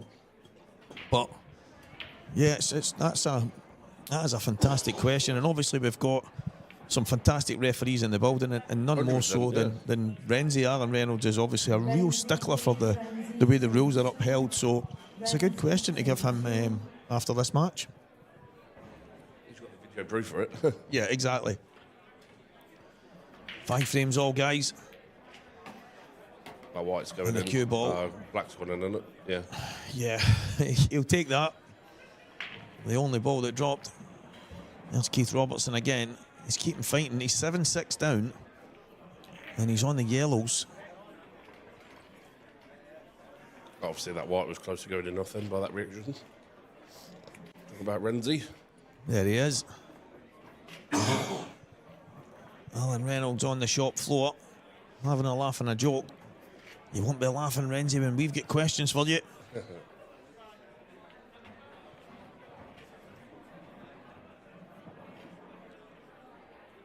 First semi-final of the amateurs is just about to start on table 8.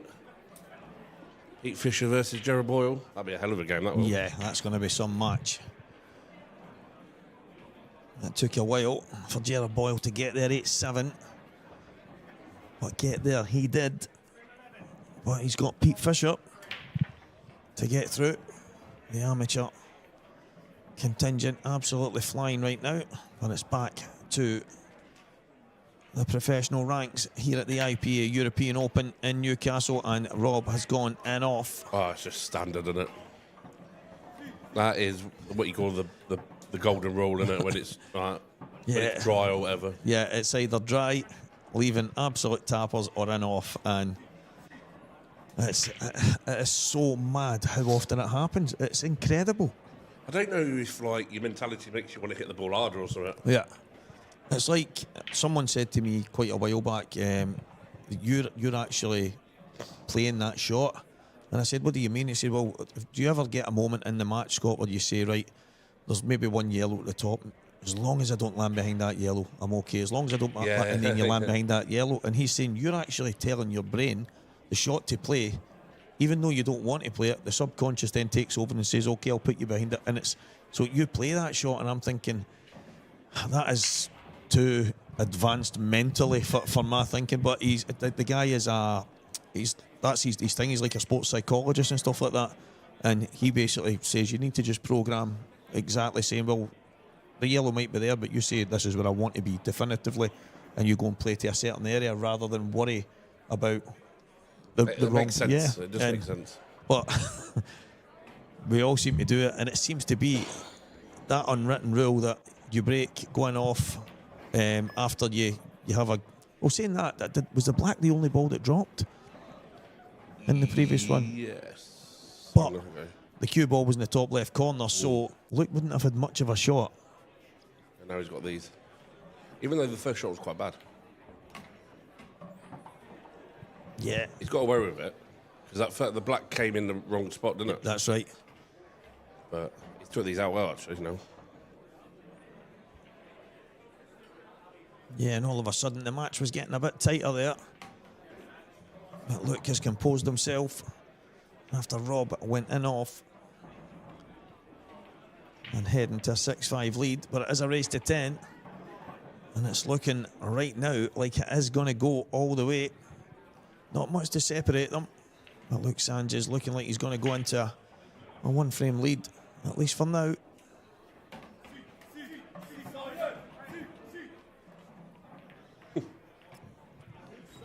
Try and get some subtitles for whatever that was they were shouting there. Seasiders, wasn't it? Is that what it was? Keith Robertson, I can let you guys know, got back to 7 frames all, but that might seem obvious because he was 7-6 down, and obviously Dave has just broken off there. And there's a chance. Keith Robertson. My mate don't look happy over there. Keep seeing him sitting down all the time.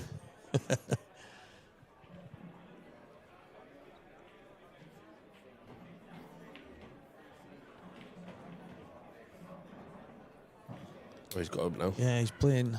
Aaron Cook, innit? He's playing the Dazzler. I says, in Isle of Man, I was doing some commentary, and Darren was on, and I says he looks like Jimmy Fallon. Oh, right. and I'm like, and I was like, kind of, and then he came over to me and says, was it you that was doing the commentary? And I said, yep. And he says, who did you say I look like? My missus has been on the phone and says, the commentator said you look like some guy. And I said, oh, it was Jimmy Fallon. But I was kind of like, oh. And he looked and he went, he's no bad looking. I'll take that. And away he went. But he's a good guy, Dan. Good player as well. Yeah, snooker background again, isn't it?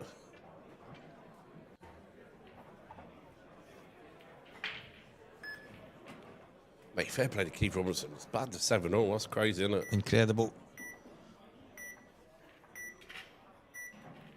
No, it'll hurt if he loses that now, won't it? I'd rather have lost 7-8-3 Yeah, than no, I know. Come back to 7-0. I think you obviously, even for future events and the Open and whatever else over this weekend and the next one, showing that you won't give up and you won't just let it go is obviously something good to build on. But as you say, sometimes it hurts so much more when you've done everything to get back into the match and then it's for nothing in the end. Rob is not going to be on anything here, I don't think. Yeah, is he on the one? Yeah, is he on it? It's a big frame now, isn't it? They're all big frames, but you don't want to be going 2-3 frames behind now, do you? Yeah, not at this stage.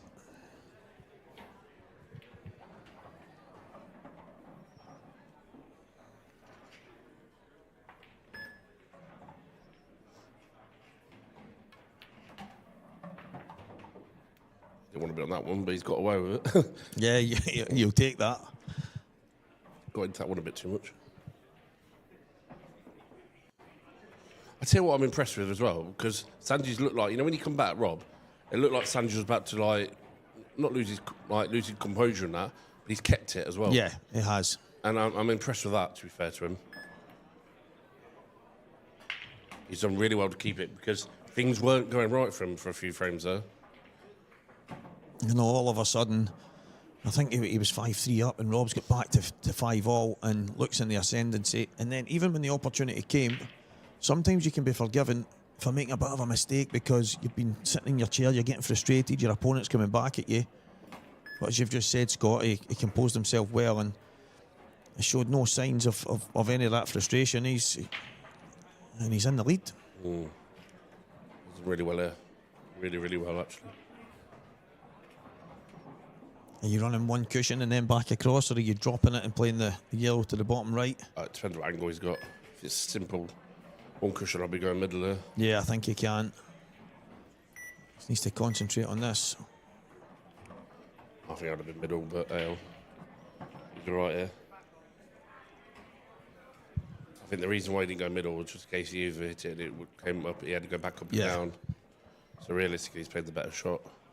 He's got just about a nice angle here. Oh, what a stun run through. Wow. I honestly thought it was right. Yeah. We're in no man's land. Yeah, because he had a look at the black in the bottom right. But maybe felt when he was on it that he just couldn't hold, so he's powered it in. And it is 6 frames all. Yeah, 6-all. This is going to be a good finish, I think. Yeah. Oh, no, here we go. Keith to win then. What a final we have got so far.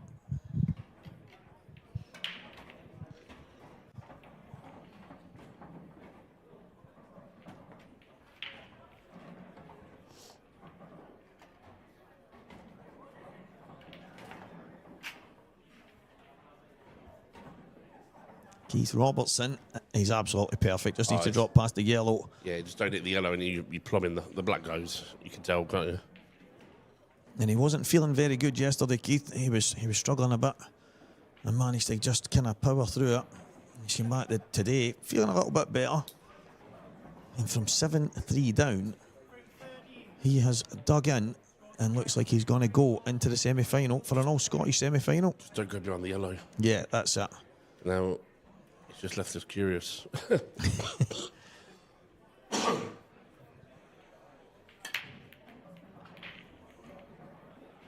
What's going everywhere?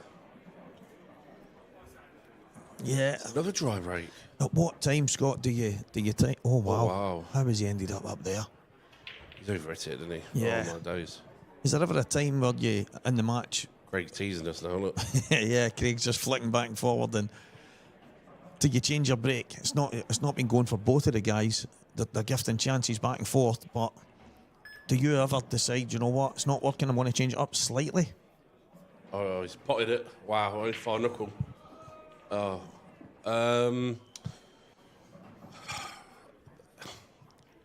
Depends how frustrated I am with my break. If I was these boys at the moment, I think they're hitting it well, they're just not getting the ball. Yeah. So probably not. It's difficult, isn't it? I would have changed probably, yeah. I'm probably going to go, yeah. Because I would be getting a bit frustrated now. But it also depends if, like now, it's 6-all, so would I? I don't know. 6-2, yes, I would probably be changing. Yeah. It depends on the scoreline. It's difficult. It's a difficult question, that one. Yeah, it was Mark Boyle was in yesterday, and he had said he'll change every now and again. Obviously, 99% of the time we know Mark's break, the cut break, and it's such a weapon. But he says what he does, he says it might look like he's breaking the exact same because he's in a similar spot, but he's actually changing the break.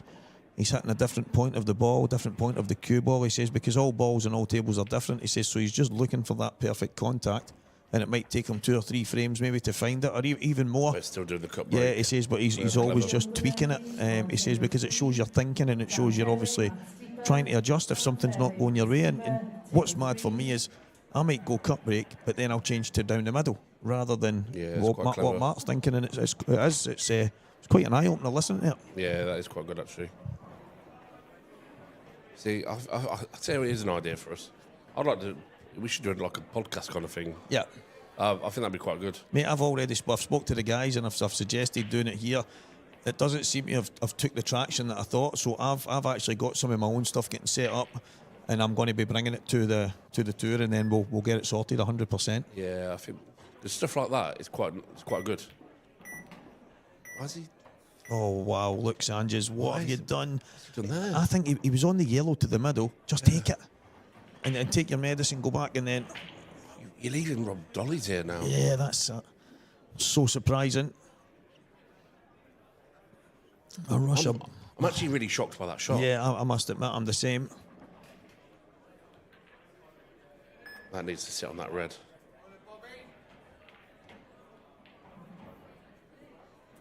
I'm actually really shocked by that shot. It's just a bit. There's a I don't know if you know Christopher Slack. Yeah. So I know of him. Yeah. So Slack, he's obviously one of the best team players you'll ever get in your life, and he knows the game. But he used to use that phrase, never look a gift horse in the mouth. When you're on your bad ball, go and play it. And a moment ago, Luke was on the bad ball in the middle. Yeah, it might not have been absolutely perfect, but when was it going to be? And I think that was the time, and he's ended up in trouble because of it. I was expecting him to take the one in the middle. But key shots there. Yeah, he could put Rob in trouble here. He's at the red.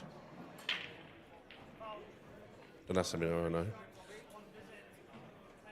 That's a tough shot when especially on the TV table that slides that bit more. What do you do here now? Yeah, I think probably I like putting the cue ball above the yellow and playing the yellow onto the red, bringing the red down the table and just leaving the yellow on the side cushion. That's a good shot, so yeah. And then you're just bringing the cue ball into the middle of the table, but or down the bottom. Yeah, exactly. But yeah, I like that shot, true. I was thinking so different. Yeah, it's just I'm looking at it and thinking, even if you bounce the red out or slide the red out, obviously the black's still a bit of a problem. So I'm looking at just maybe opening the full thing up in one go. And I think if he was to just put it high, he's on about potting it. Yeah, and I don't mind that either because the red goes in the top right. Or no, and or then actually play the yellow thick and the yellow goes to the bottom middle of the table. Or a bit like that, really. The reason why I don't like that is if you miss now. See, I would have liked that red Where's last. the black going? So from where he was, I don't mind the shot he's played, but I would have been coming down for these reds, and then that red last, black in the middle. Obviously, there's other reds there that he can drop on and play the black in the opposite bag, but like you say. Prefer to be more certain about it. I'll do that. Well, there you go, Rob Wilson. Just shut us up. Yeah, I like that. I mean, listen, we all see it different, and in the heat of battle, Scott, with a 30-second shot clock. There's a reason why we're sat here. Yeah, exactly. But I do hope, Rob Wilson, that when you watch this back, if you win, lose, whatever it is, you say, Stevie Walker, wow, why didn't I see that? And then there'll might be loads of people watching at home thinking it's because Stevie's crazy. That's never the shot. But no, as you say, listen, a lot of the time you'll get people saying there might not be any wrong shot. It's just there might be one that makes life a bit easier than others. If you win that frame, it's the right shot where you've just 100%. 100%. Might look a bit crazy, but it's... See, this way I'm still kind of learning that rule, because I'm like, do I pot the yellow? Do I like... Yeah. Do I put the yellow at the top cushion? And that's probably what I'd have done. But then the shot you said is actually, in my eyes now, is the right shot. Yeah. Because at least I opened that bag for the black. I just think that shot I've said... So no, there's a couple of big shots here now. Yeah. It just opens up the entire table with that free shot. And it's something I was taught years ago. Make sure you use that free shot to your advantage. Don't just keep it too simple and then you've still got work to do. And it's okay seeing those shots, but sometimes it's executing them as well. But Rob's played a good shot as well. He's deliberately left the angle so he could screw onto the black, and you can't say it's wrong because he's on the finish here. And should go 7-6 up. Yeah. Go middle now. Dead straight. I would. Oh, you've got to go middle. It's going to be plumb now, isn't he? He likes... I'll tell you what, the one thing I like about it is there's no... He doesn't jab the ball. No. He just plays the shot with side. And I don't know if that helps sometimes. When he's trying to get the bag early on, he's done it 2 or 3 times. It's like finesse. Yeah. Is that the shot? That's the word. Screwing back past the black here, maybe. Cracking shot. Again, slightly questionable on the route that Rob took, and he's the guy in the professional final, so I'm not going to be that guy that tries to tell him what's what, but I think he probably made it slightly more difficult than it had to be. Yeah. I think he was worried about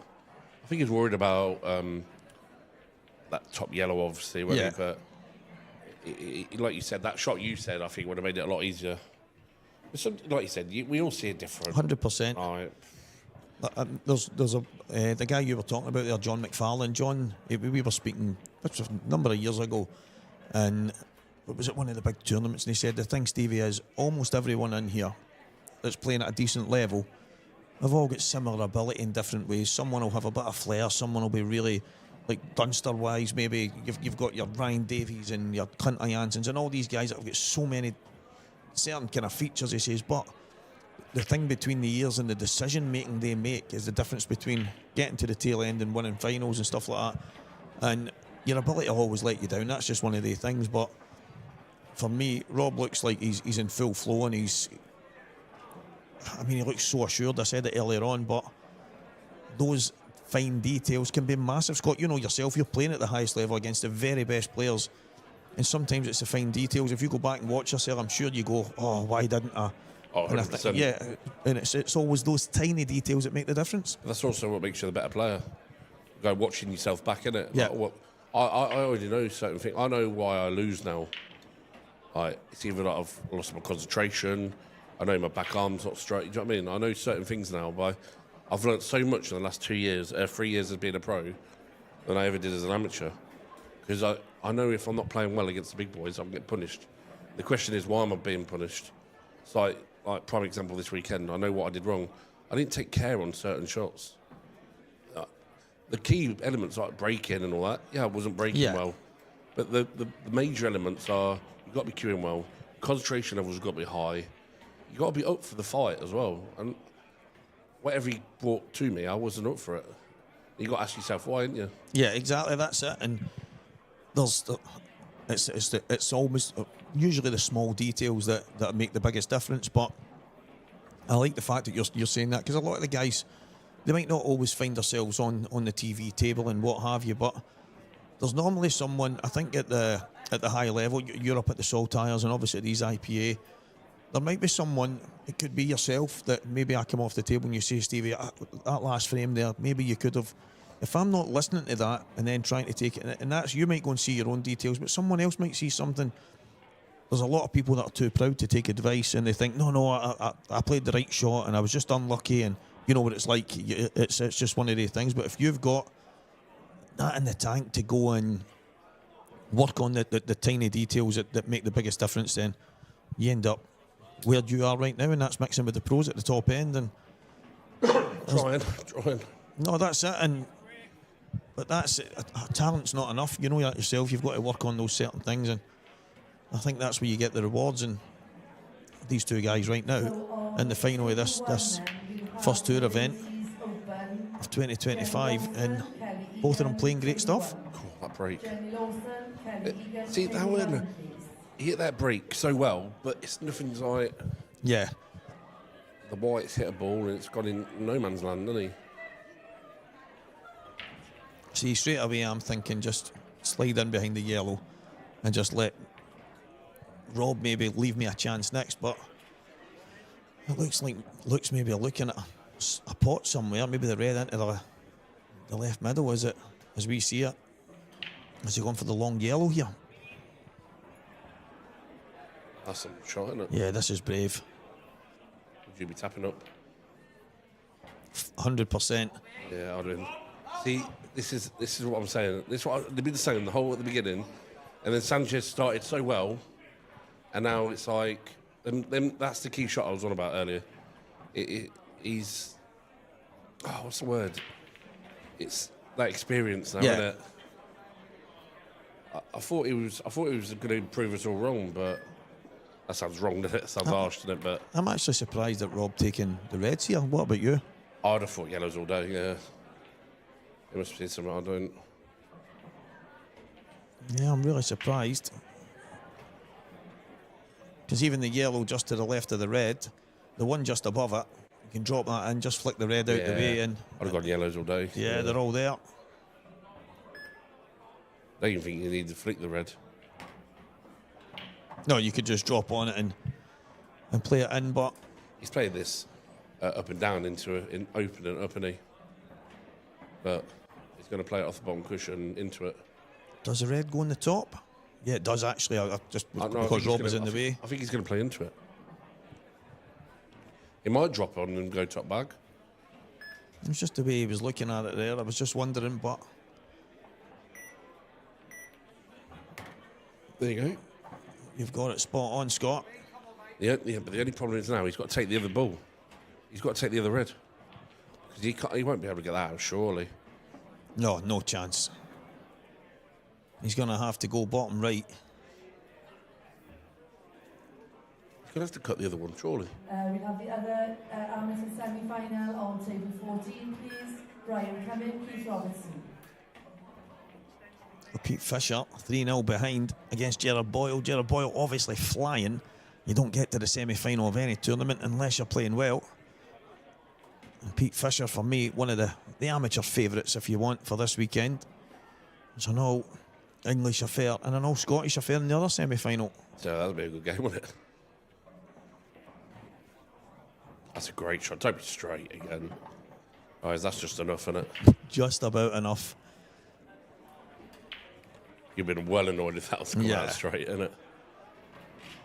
I think if he landed straight, I would have been tempted to just try and screw up the cushion and play the red maybe into the bottom right corner, because I don't know if I'd have just jabbed it in and took my punishment, gone up the rail.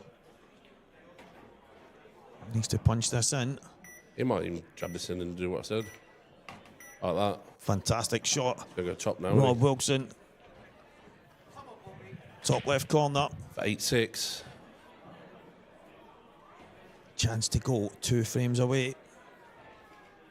And then whose break is it next? Sanji's just broke, didn't he? So it's a massive frame. Absolutely huge. Oh, Rob. Oh, Rob. Has that not dropped?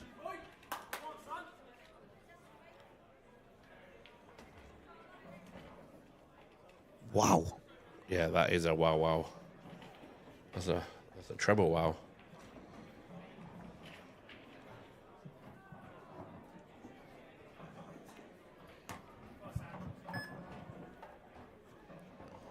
That has rendered us speechless for a few seconds, but even the cough stopped. Yeah.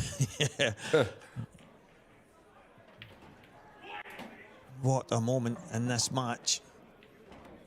What difference might it have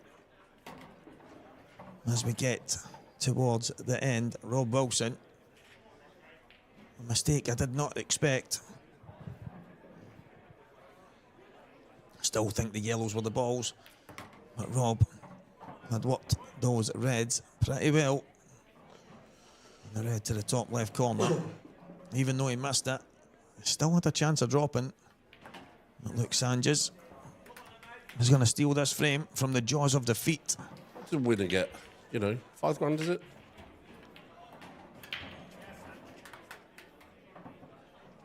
Let's find that right now for you, mate, on Cuesports. It's on the drop down. Hold on, up a bit high. There we go. Right, on you go. You sort it for there. I got it. Oh, I was on the wrong one there. Yeah, you're on the amateur. That's not on the... Unbelievable. Unbelievable drama.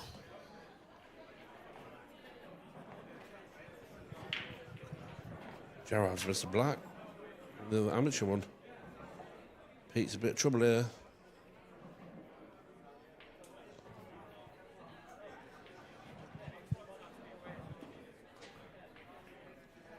I got a feeling it's 5Gs.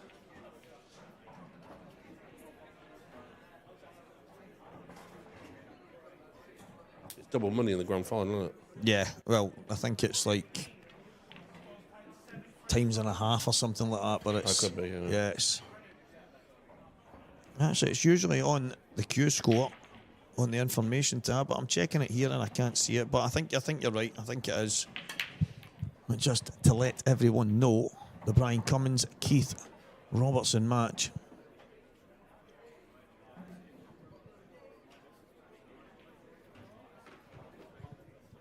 Sorry guys, Keith Robertson and Brian Cummins just getting started on table 14. For anyone, especially north of the border, that maybe want to watch that match, but that is getting started on table number 14 now.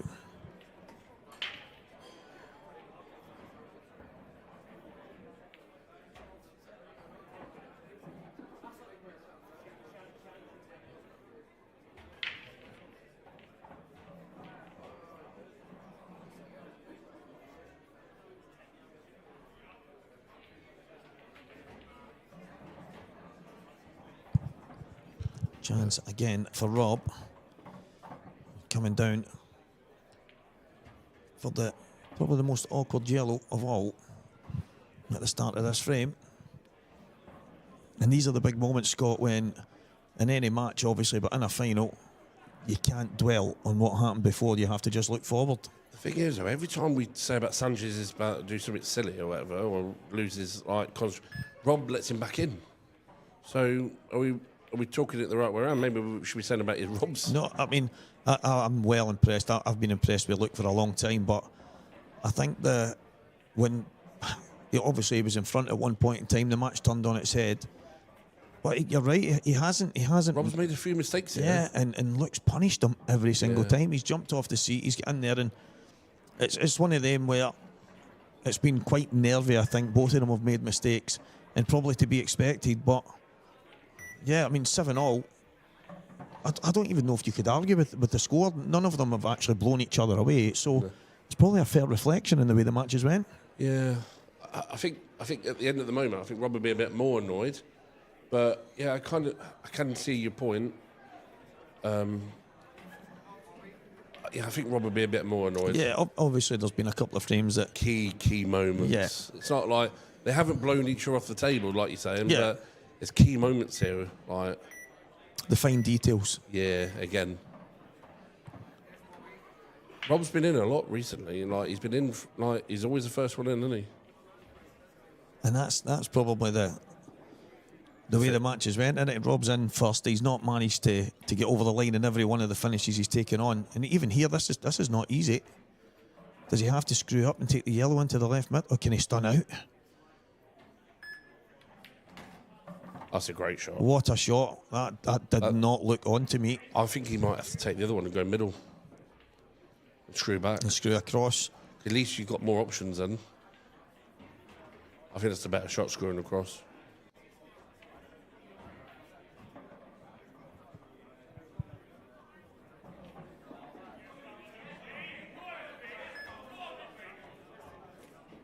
And he's doing exactly what you said, Scott. I might. Is only very. Is like 1 in 10. I know what I'm doing. I think you're being a bit hard on yourself there, mate.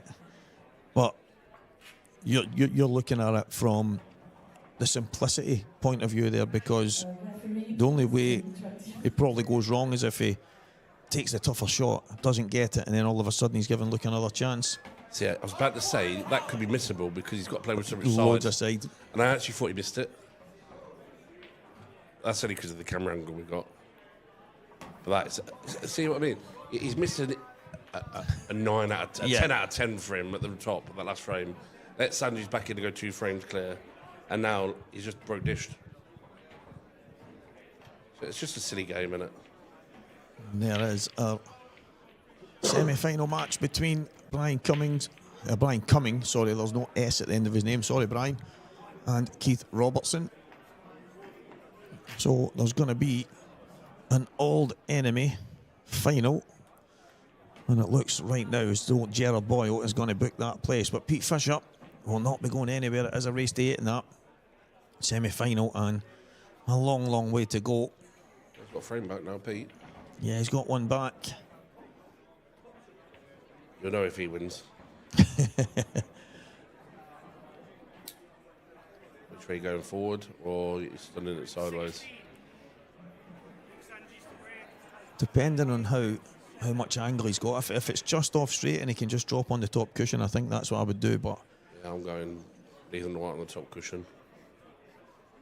Let's see what this break's like, because the last few have been. That's a better one. It's come back straight backwards. Being last year goes in off. But it's dry again. Yeah, this has been incredible. The break, we talk about it being such a big shot. Best break he's had for a yeah, little while. it is. Look at the split in the balls. Yeah. Reds all day. Yeah, and I think, is he on the one to the right middle straight away? The left middle, sorry. The one right in the centre of the table, I think, is probably the... Saying that, the yellows aren't bad. I'm trying to tell if he's on that red nearest to us. Can't tell. From that angle, it looks like he is.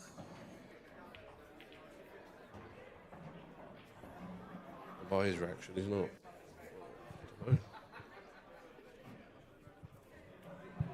I bet he's got half a pocket because of the red, isn't it? Because the red, yeah, he's going yellows because of that, I think.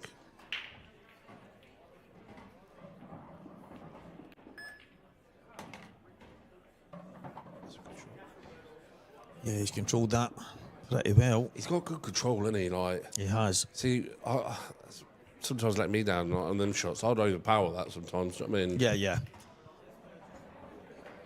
Then I'd have to go up the table, but I'd be happy that I've gone up the table. Where Rob probably is more controlled, so he'd want to be down the table here now, isn't he? I just don't like the plant as much. If it was over the bag, happy days. But it's one of them ones where it's half knuckle, half cushion, isn't it?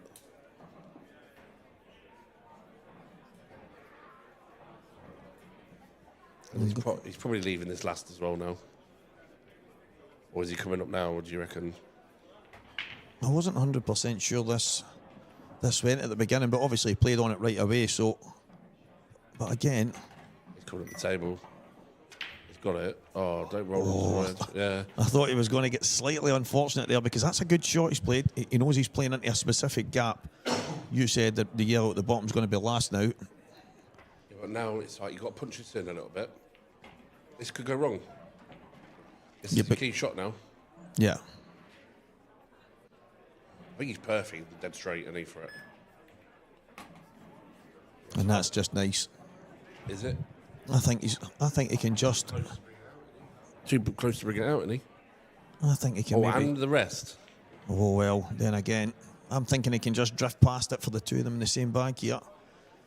But he's going to have to play it with a trace of left-hand side and come across, but it's a tough shot. I can see with your face you're not liking that. I don't think he's getting any other shot. I'm not a big fan of rests on the table anyway, but on the pool table, sorry. Oh, anything can happen here. Yeah, that's a shot. It's keyed it well. He's still got a big shot coming up here because I would have probably took the yellow out at the bottom early on. Now. Yeah. I think he'll be right when he stuns it across. Maybe I'll miss it, but there's simple things, and especially when you're in finals, can go wrong here now. Someone's probably saying I'm chatting rubbish, but he's got the right side of it. Imagine if he came over 2 inches, and then you kiss into the black. Anything could go wrong there. Yeah. I think he's right now. Yeah, I think he's going to stun through the gap. Yeah. For a minute, I thought he was actually dead straight, but he's going in the bottom left. But he's going to stun in the same bag, isn't he? Yeah, just a little delicate kind of stun screw shot. Yeah, it's a great shot. And that's Wilson, a massive frame. Going on the hill. His break.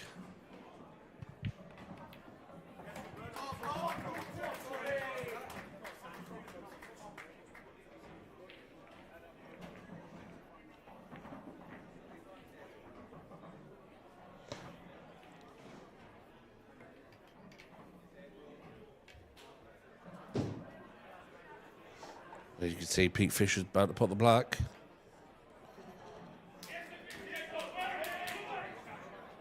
He's got a little fan base there, Pete. Oh, and there's the other semi-final. It must be 1-0 to Keith, I'm guessing. This is what happened at the last frame.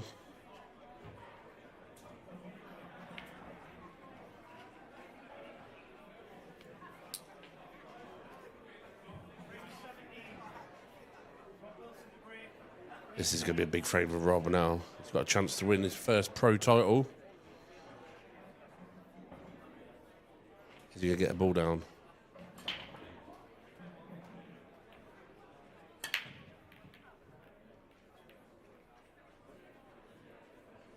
Oh, the last ball moving, red. Tell you what.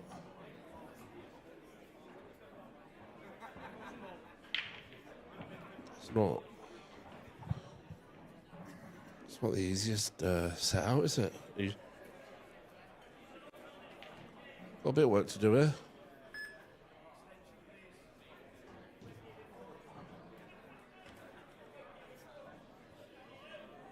I think he's definitely going reds here. What do you reckon? He's just broke. Red's gone. Yeah, I mean, from that position, I mean, it doesn't... I'm guessing the red don't go in the middle. Yeah, the yellow closest to that red. Yeah, the ref said frozen as well. Yeah, so it would maybe take the big pocket at the top. He's going yellows. Because there's a big pocket at the top, isn't it? Yeah. I like reds there, I don't know why. Yeah, I mean, I think the thing with reds is they all have a pocket straight away. The one between the two yellows would obviously go on the top as well. It's kind of a big bag for that, and the yellows are obviously probably slightly more awkward, but Rob has actually done this for most of this match. It's kind of went against what what we've been thinking here.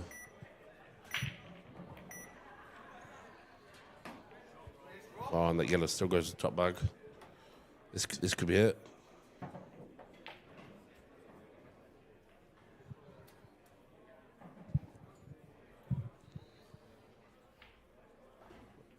This could be it. Yeah, it's looking like Rob Wilson has just about got one hand on the European Open trophy. But there's work to be done. Just has to stay composed and assured like he has done all weekend long. Yeah, he's beat some top players at it, including this final. Sanchez he's on form, isn't he? He's one of the informed players at the moment.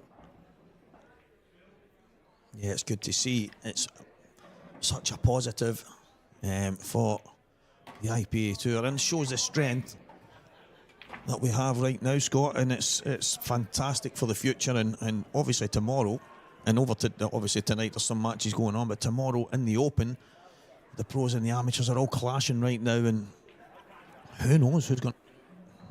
The microphone just went on me there. Who knows who's going to come out on top in that? But yeah, Rob, and look, they've been the standout players. They deserve to be in the final. Yeah, both of them as well. Like, no, Sanjay's been a bit gutted here, but he hasn't.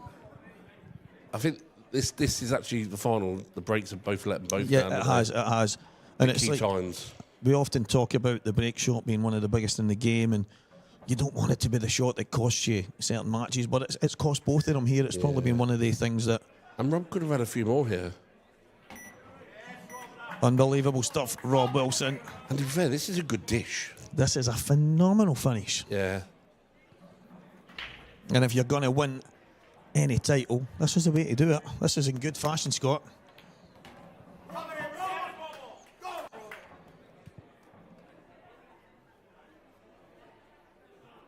So Rob Wilson composing himself. He's got time. And it is time. Honestly, massive. It's fair play to him. Such a lovely bloke as well, isn't it? Superb, Rob Wilson. Have to say, I think he probably deserves it over the piece. He did make a few mistakes. It maybe could have been a bit more convincing. Look, Sanchez punished him every time he did make one, but Scott, worthy winner? Yeah, 100%. You know, we got it right at the beginning. And at the key times, it's just, it went Rob's way, didn't it? You know, I know there was a couple of mistakes from Sanjay's, but Rob was a better player, I think. So, later a minute. Yeah, congratulations, Rob Wilson. Commiserations to Luke Sanchez, and we will be back very, very soon with the presentation.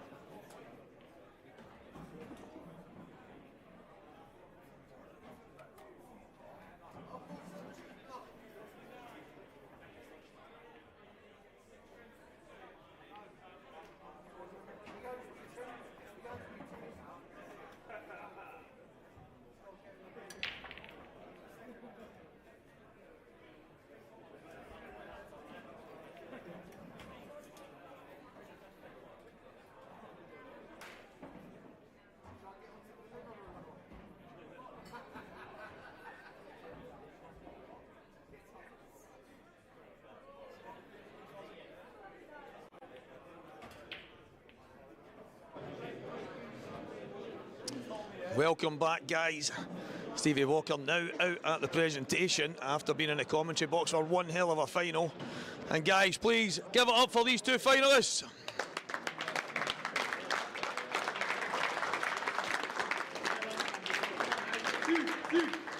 First up, we're going to get Luke Sanchez.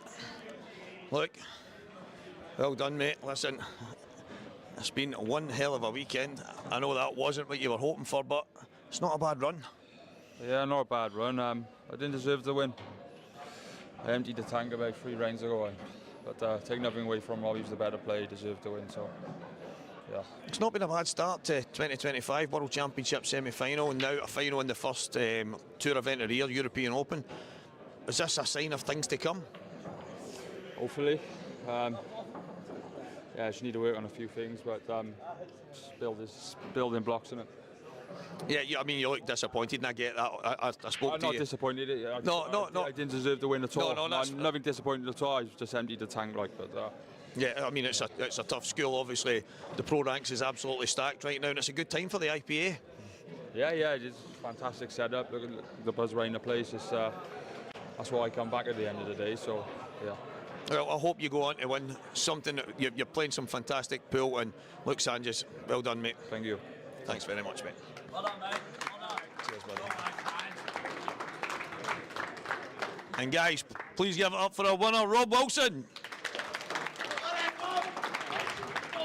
Okay, so on table 2 then, Rob, the ladies open. absolutely fantastic. There was a couple of minor errors in there. Did you ever think, have I blown this here, or did you just stay really composed? I just tried to stay composed, and yeah, I made a few. To be honest, I don't know what, I felt really nervous at the beginning, but even before the match, I felt really nervous. And I just thought, just stick with it, just try and play how I've played today, and hopefully it'll come, and it did. So. Yeah, I used the word assured quite a lot when I was talking about you before the match and even in commentary. And there was loads of moments where, as I say, there was a couple of moments where you've made a mistake and then Luke's punished you. But then that same assured Rob Wilson came back, and all of a sudden you just kicked back into gear. Yeah, it's just one of them things that you've got to try and learn on and build on, really, because you watch the top players and they just seem to forget if they make a mistake. They just forget about it and get on with the next frame, and that's what I've been trying to do. I've been working hard, to be honest, on the mental side of it, and just try to take a positive even when you miss. Just try and keep going and dig deep, and results will come. There's maybe one or two things. You might watch this back, and I'm sure you will, and you'll be thinking, I'm calling all kinds of shots. I'm saying you should play this onto that and do this and do. You might watch it back and say Stevie's right, or you might say I'm crazy because I was going. But some of the finishes you took, and I thought a couple of them you maybe went the hard way, but it was the way you were queuing. You were queuing lovely. I thought that was quite brave. Some of the finishes you took. Yeah, towards the back end, I just thought, I've just take your chance. Just be confident about it. Just take your chance and just try and cue every ball in. Like, I know I've chucked one in, the long one, but just got to take a rough with smooth, and hopefully they go in pockets, and they did. So you've actually said something that you could be forgiven for falling apart after that, because you're obviously getting so close, but you then go in and take two fantastic finishes to go over the line. But even at the end there, to show that kind of composure, that's the composure of a winner. Yeah, that's, like I say, when you watch the big boys, that's what they seem to do. So I'm just trying to emulate them.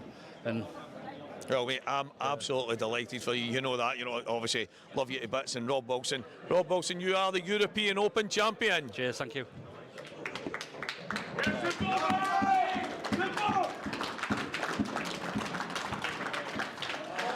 Mark, the final had a little bit of everything. It actually looked like two guys that were underdogs. They came in, they made some mistakes, both of them thrown back and forward to each other.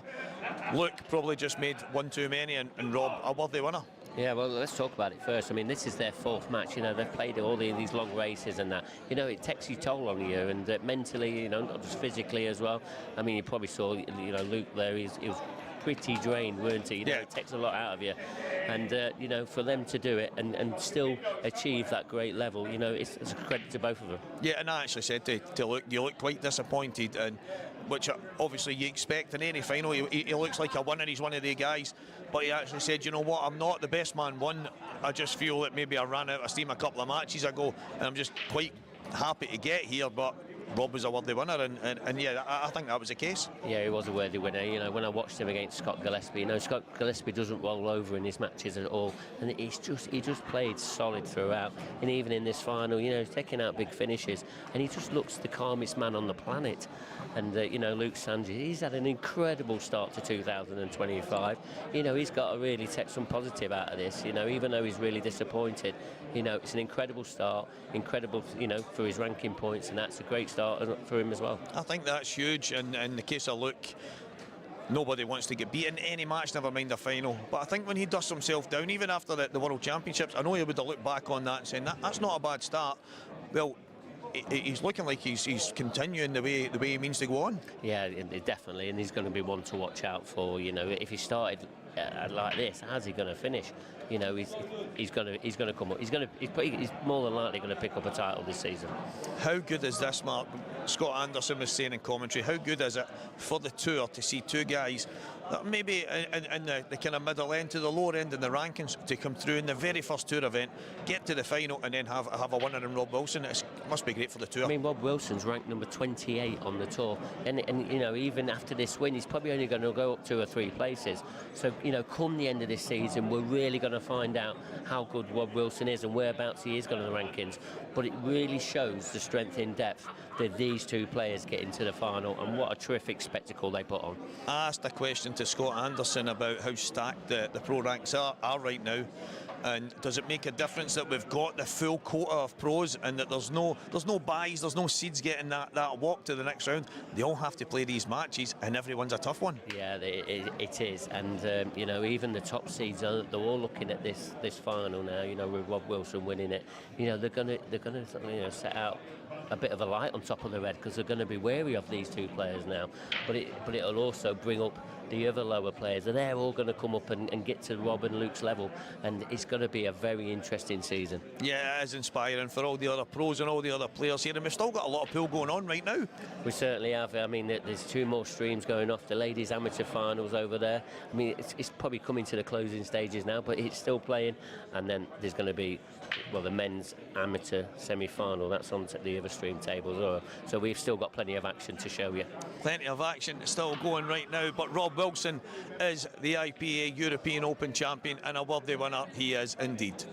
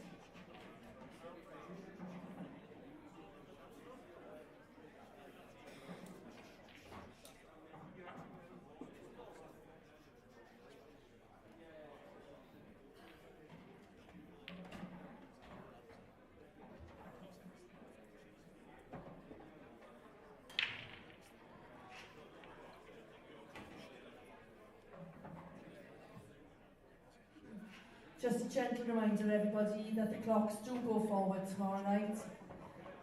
Tonight, actually, so if you are playing at 9:30 in the morning, you need to be aware of that, okay? Thank you.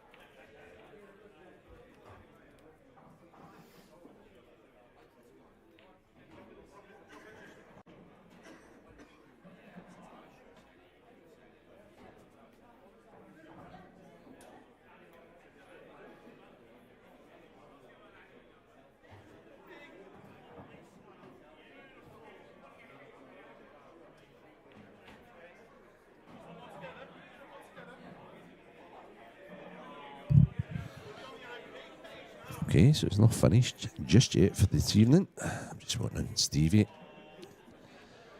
He's taking care of a couple of things. He's going to come in and do the night shift with myself.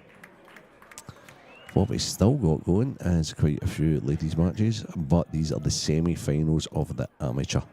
And the final of this event will be on at midday tomorrow. Remember the clocks, guys. So if you want to see the amateur final, remember your clocks. Now, this 8-ball is to get Gerard Boyle on the hill against the informed Pete Fisher. 2 semi-finals of the amateur. We have the All-Scottish Affair on stream table 14. And that's 2 frames all, and that is a bad miss. Now local Pete Fisher, the fans are behind them. I must say the spectators have been brilliant here this weekend. That final there was at capacity, if you want to call it that. And now they've all shifted over to local Pete Fisher. And this is a great chance to get back in this. So, Gerard Boyle there, Stevie, on the finish, missed the 8-ball up the line. And that would have been to go 7-3 up. Yeah. 6-4, it's anybody's. And the thing is, I don't know Gerard right. I know obviously Scott Anderson was telling us a bit about him. I know Pete Fisher very well. I've told many people. Sean Michael McGiff was asking me in the car on the way down about different players, and I mentioned Pete, and I says, listen, trust me, mate, he could play with the pros. He's that good. And he's like, really? I don't really know the guy. And I says, trust me, he could. So Gerard Boyle must be playing some fantastic pool to keep Pete at bay. Definitely. Yeah, for sure. I heard you talking about the crowd. I'm in here, Renzi, and Craig, who is phenomenal, as we know, on the stream, had panned the camera all the way around, like a panoramic view, and it was absolutely, it was bouncing. The amount of people, the buzz in the air. Now, I know there's loads and loads of tours out there, but this, at the beginning of IPA Tour 2025, the European Open, Renzi, that was special. Yeah, I was doing a wee bit of floor refereeing earlier on. So I'm in the midst of it all. And you could see, like, all the Welsh crew congregating. They were having a great time. All the Scottish lads together. They were quite boisterous as well, having a great time. Very respectful of the pool, I may add. But they were having a good time. And then, obviously, all the guys for the North East, etc., and Wales watching the final. Rob, such a popular guy, so I think everybody, but you know, apart from all the partisan like Welsh crowd, it was just a great atmosphere in the final. It's funny because I played against Rob last year in the World Championships. It was me and Johnny against him and Clinton Janssen in the doubles. Rob was just becoming a pro again, so he could play in the Worlds before turning pro for the 2024 tour. And we only played against each other in doubles. But it's strange just playing against each other. You kind of hit it off, you get a respect. Yeah, for sure. And then we're talking after it, and then we would bump into each other in the corridor and at the bar and stuff. And he's probably one of, I'm not going to say closest mates on the tour, but he really is one of the guys. He's a go-to guy. We sit and talk to each other. He'll give me a message anytime you need me for comms. And he actually would say at the beginning, but as long as it's with you. Yeah, he's picking his favourite. Yeah, that's it. But he's just one of the guys. I think he's just so likeable and very humble winner. Yeah, he is. He was very humble winner there.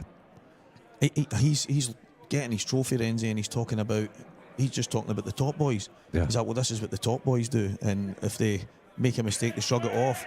That's the way the top boys act, and that's the way the top boys react. And I'm thinking, and that's so he just became a top boy if he wasn't already. So exactly, and he's in there mixing with these guys, but all of a sudden, he's a winner that they guys, and it's. And you'll know as much as anybody the career you've had, winning breeds winning in any sport, in any walk of life. So that could be huge for the future of Rob Wilson. Yeah, very much so. It was just a fantastic event.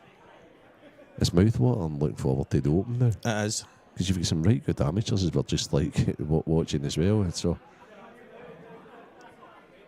see some of the scores on the Open draw.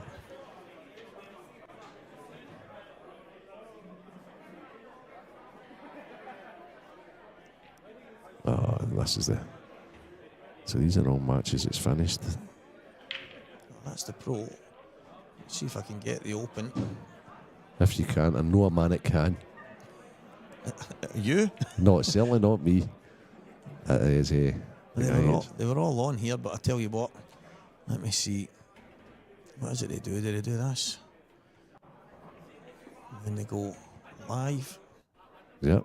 I know my way about this, Renzi, don't you Oh, worry. this is not your first rodeo, Steve. There we go. European amateur, Amateur, ladies, professional. Well, maybe it next is. day. Next day. No, I think it's the next day because it doesn't start till. Oh, it's on because Yeah, but I think those are the Friday things. So. Sean Michael McGiff You're was just still on playing Friday, there. March the 28th. So this tournament didn't start till the 29th, did it? So I think European professional. Yeah, it's strange that I'm not seeing it there because Sean Michael McGiff just played Declan O'Callaghan. He did indeed. In the Open, so there was still open ties on. But, like you say, there is a man who can and he'll probably pop in shortly, so we'll let him do it. Yeah, absolutely. Here he's here. Craig. There he is. We're trying to find the Open draw, but we can't seem to find it.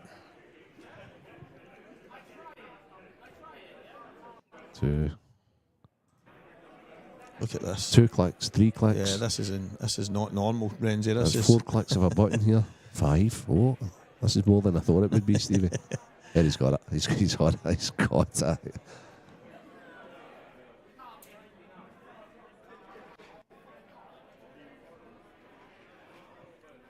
I mean, the stuff he's doing on Cuesports here, I didn't even know was in Cuesports. No. He's got his own. he's created like Craig's world within Cuesports. Yeah. Thank you, Craig. So Stevie will be able to inform you of the scores. Just watching this. Oh, there's his cue ball. Well, there's. Oh, he's okay, but is he snookered? Oh, I think he's in trouble. There's one for you right now, Renzi. Anthony Monarch is 5-3 in front of Scott Gillespie in the European Open. I watched the cracking match earlier on between Anthony Monarch, who I really, really rate highly, and Brian Cumming, who is who's playing in the other semi-final. And Brian took him out, but young Anthony just says, I had my chances, that's it, and then he's gone over and he's 5-3 up against Scott Gillespie. So Sean Michael McGiff, who we just mentioned, has actually lost 7-4 to Declan. Yeah. That was a high quality match. That's some result for Lee Shepherd He was against brilliant. Scott Pope. I was watching that as well. Wow, 7-1. It's delightful. You're out there, you're actually doing a wee bit of a job, you know, like I'm doing a wee bit of refereeing, brushing some tables when they come available, but you're also watching some high quality pool. It's just running down the amount of pool still to be played, Renzi. Oh, yeah. In the men's Open. That'll be some game in round 3. Morgan McInnes, Liam Farrell. Liam Farrell's a cracking player. I played him in Coventry last year. But there's still round 2 games to be played tomorrow morning. There is. Andy Lucas, Paul Hartness. Oh, yeah. That's a good one. Leiden will go against Jamie Fay. That should be a good match as well. Nathan Bridges and Brian Cumming, who's in the semi-final just now. Yeah. Johnny and Sean McMahon. Yeah. Josh Collett, he's a young player from Wales that I rate highly. He's playing Rob Stephen. Christian Phillips will play Daz Arco, who I played earlier. Yeah. But unorthodox, I would say. Yeah. Christian, obviously, a professional who was in the final in the Masters in McGoldrick's against, was that last year against Mark Farnsworth? Yeah, that's correct. Good player, Christian. Was it the Grand Prix? Whatever one it was anyway, but Christian's a top player, so yeah. And there's Dan Fairway, who we've been avoiding all weekend. He's better. I was talking to him earlier. Yeah, he's better. apparently he's all better, so I don't know how we are, but he's better, so aye, Dan. He'll be back with us tomorrow. And the ever happy Liam Dunster, 4-1 in front of Nicky Murtaugh right now. I spoke to Liam earlier and he says to me that he's happiest he's ever been. I didn't believe him though. No, I don't. I think his sense of humour is no, I don't believe that's to be the case. Yeah, but I said, what's happening, mate? All happy? And he went, happiest I've ever been. With straight face staring at me. I says, okay. Some lad. So have we gone to some kind of break in the semi-final between Brian and Keith? Keith went 3-2. It must have been a wee bit a fudgy one, a wee tactical affair. What I did notice there is Jared's missed again. 2 out.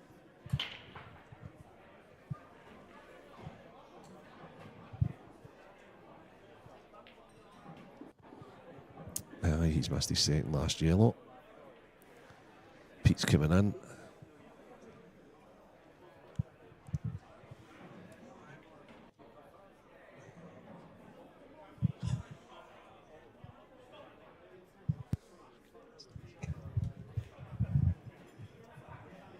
Fellow commentator there, just talking to the apprentice TD. I think that we're both going to bolt the course and leave me on my own. Being very cruel.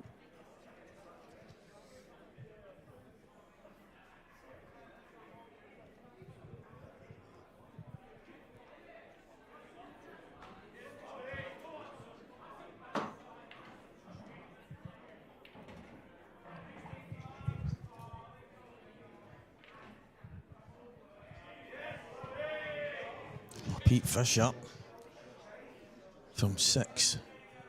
Was it 6'2", 6'3"?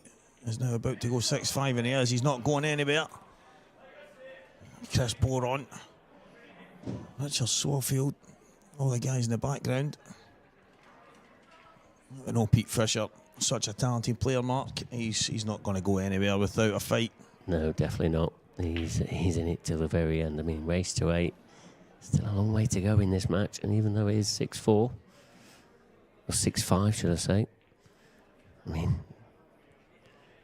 this is going all the way, is it? Yeah. Is it best for us to say that now? I mean, it was. I think Gerard was 4-0 up. If I'm right, I know it was definitely 4-1 at one point, but I'm sure that when the final was on in here, and we were looking at the scores. Sure, it was 4-1 at one point, and then I think maybe 6-2. I know it was definitely 6-3. But I knew sitting in his seat the way Pete is, the character he is. He spoke to us over this weekend, and everyone in the building was saying that he's came here this year to take it serious and see how far his game can take him. So he was never going to go anywhere without a fight. No, an amateur semi-final is a great start, but he wants to go one better. Keith Robertson as well, who is obviously against Brian Cummins right now. He won the amateur series last year, Mark. Yeah, he did. And that's no easy feat, is it? Yeah. No easy feat at all. And he's shown his consistency already in the first event. One to watch, I think, for the 2025. You know, is he going to get one of these 16 amateur places? There's going to be a lot of them up for grabs. Yeah. They're all going to be drawing from. Because this is the place to be. And the big thing is, a good start is always, it's huge. Adam Myerscough, Gio Edgar, Greg McMillan, guys like that got off to a great start last year, and they clung on to their places. And probably saying clung on was a bit far out there for Gio and Adam. They were miles ahead. Yeah, Gio was never getting caught. Yeah. If there was another year.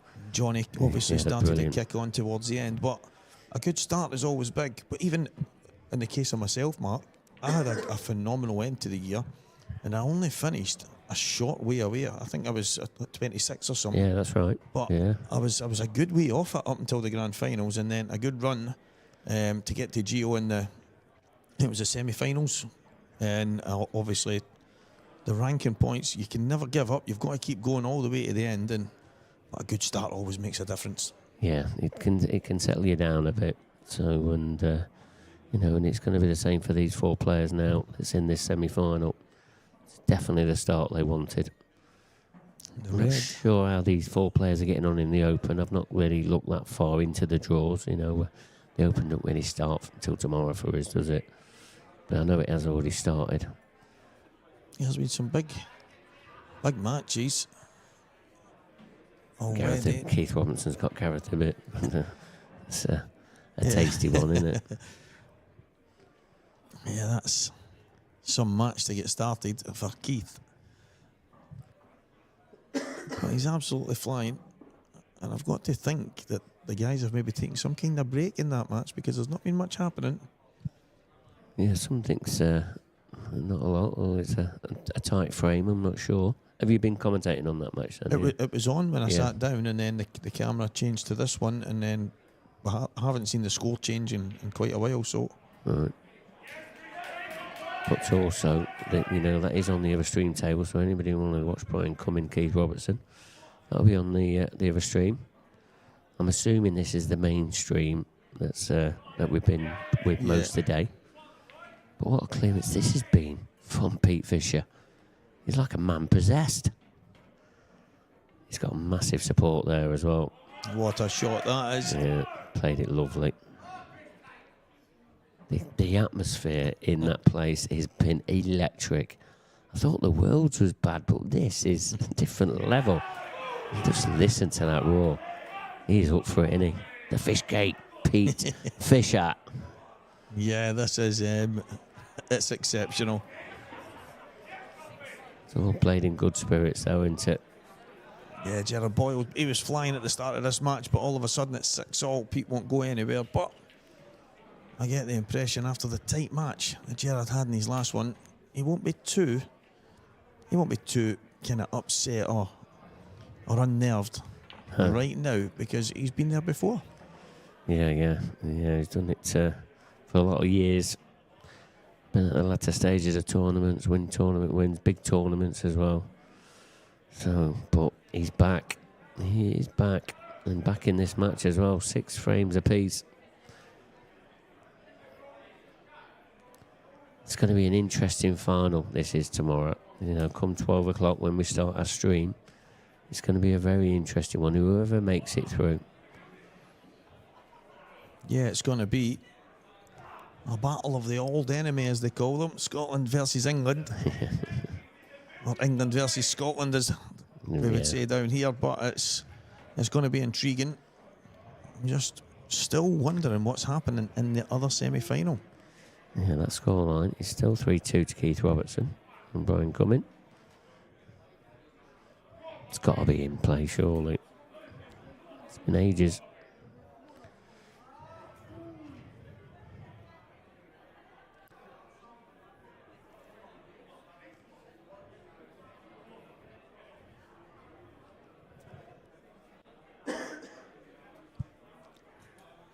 Gerard to break off here. It is a race to 8. Right now, 6 frames apiece. Pete Fisher in the ascendancy. But can he get to the magic number before the man breaking Gerard Boyle? And that is the key question. Big break needed. It is a big break, but it's dry. Little cluster there of reds. But that yellow tucked in behind. That's going to be a challenge.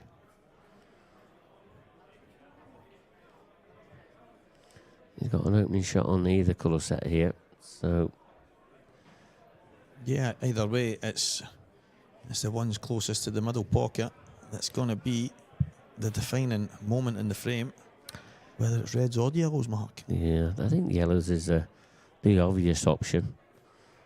But that little cluster, he's going to have to get into that earlier rather than later. It's which ball he does it with is the question.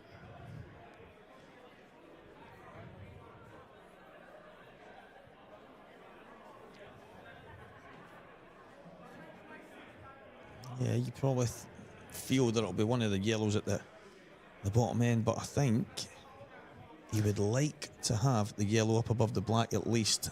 Yeah, he could play it right now. This is a shot. And he's trying to drop on it. What a shot that is. I think he's on that. Yeah, you see the guys tuned in at the table side. They think it's good. What a shot that is. Didn't even know it went in this opposite middle, but it does. Look at that. Where's the cue ball going now? Oh, yeah, he's okay. He's okay. He's on the top yellow, and then he's got the one over the bottom corner. And you know you're feeling it, Mark, when you're dropping into small gaps like that. Yeah, I mean, that's some shot. Yeah, that's... Especially coming off a cushion as well. He's just stepped up the level, hasn't he?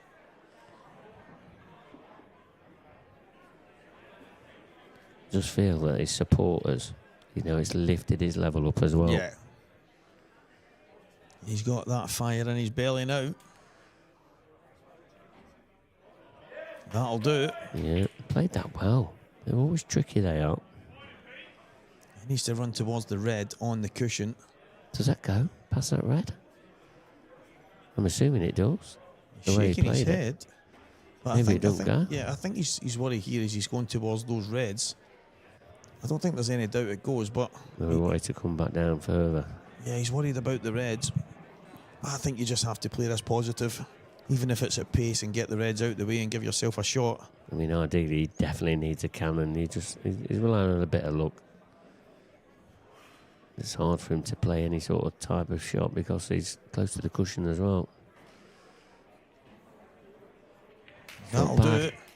And that's it. You've got to just play that positive, Mark, because if you try and drop in and you know what it's like, you end up landing in that kind of situation where you've got no shot.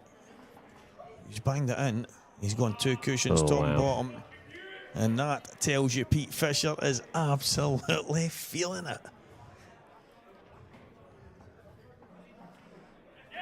This man's on fire. He is on fire. Wow. 7-6 Pete Fisher now leads.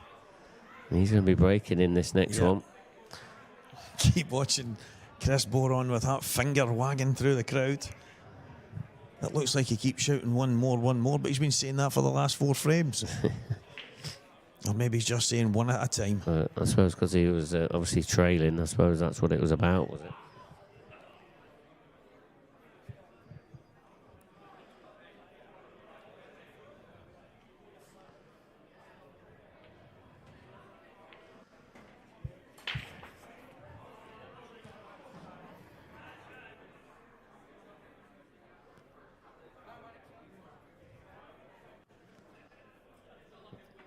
There's definitely some play in the table 14, so that other stream match is going off at the moment.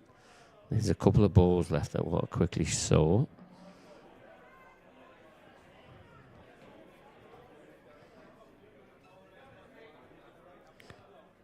Yeah, so Keith's at the table.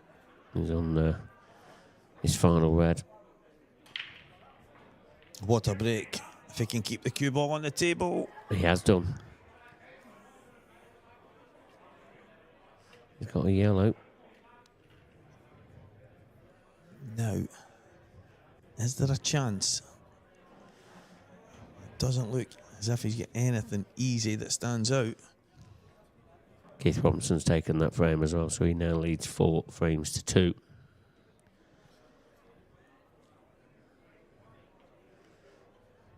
I get the feeling the roof will blow off this place if Pete Fisher takes this finish. Yeah, take cover if he does go on to take the match from here. It's been outstanding. An outstanding standard.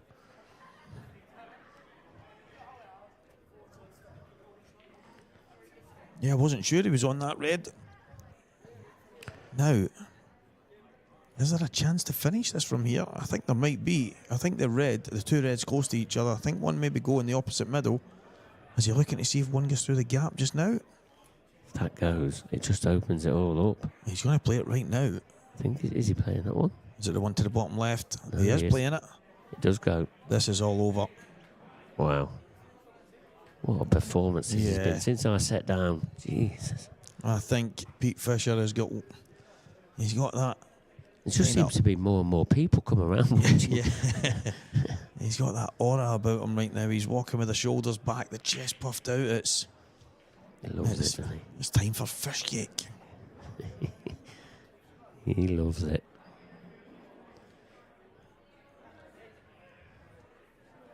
I'd like to think that he'll want to get these 2 reds and then the one on the cushion. So he's going to play... Yeah, down table. Yeah, down table, go to the side and play underneath the black. He might actually come round the angles here, through the gap of the yellows, between the yellow and the black in the middle of the table. He's just dropping on the side. That'll do it. That'll do it. So this, I'm going to say that essentially, Mark, this red up the cushion is his black. Yes. Yes, because everything else is dot to dot. just composing himself off to the side. Little drink of a cold beverage. You don't normally get that on the stream. And if any of the bar staff are watching, there's a few. Missed it. That's the first ball I've seen him miss. Yep. It wasn't easy. Oh. Yeah, a little slap on the leg. Nod of the head. Is this going to go down to a decider? Another one.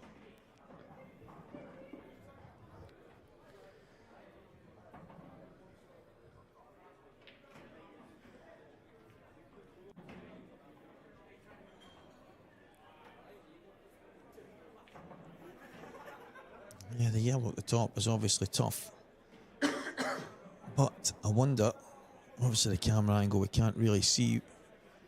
It might pass through the gap into this top corner. And if it doesn't, he might have to play a skill shot. Yeah, I think that's his only option. But I think what he needs to concentrate on now is potting the ball. It's a must pot and he's got it. Good pot, but what is he on next? Plant. Is it a straight clear plant? Maybe the yellow to the top corner.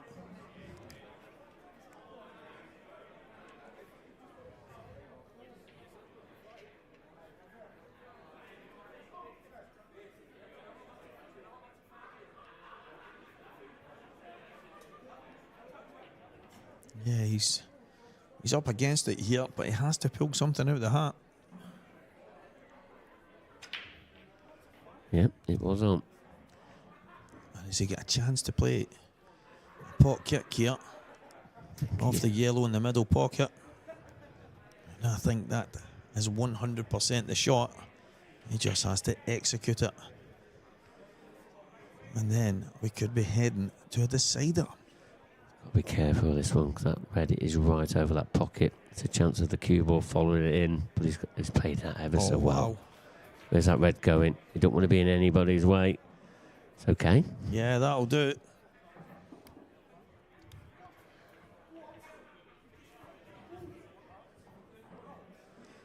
That is some shot. Pete Fisher in the ascendancy the last few frames. In control. I have to say, very composed Gerard Boyle here.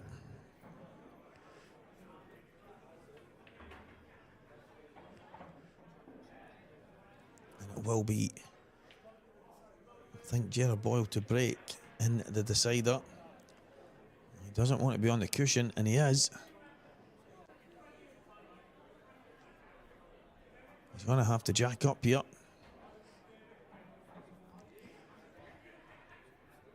This makes this so much tougher.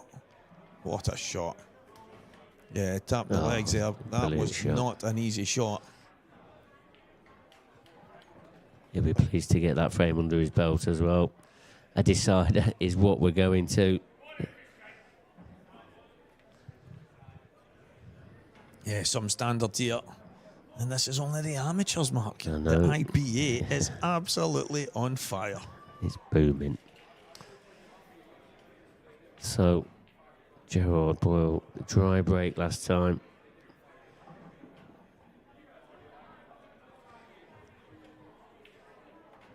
Oh, the pool god's going to be with him.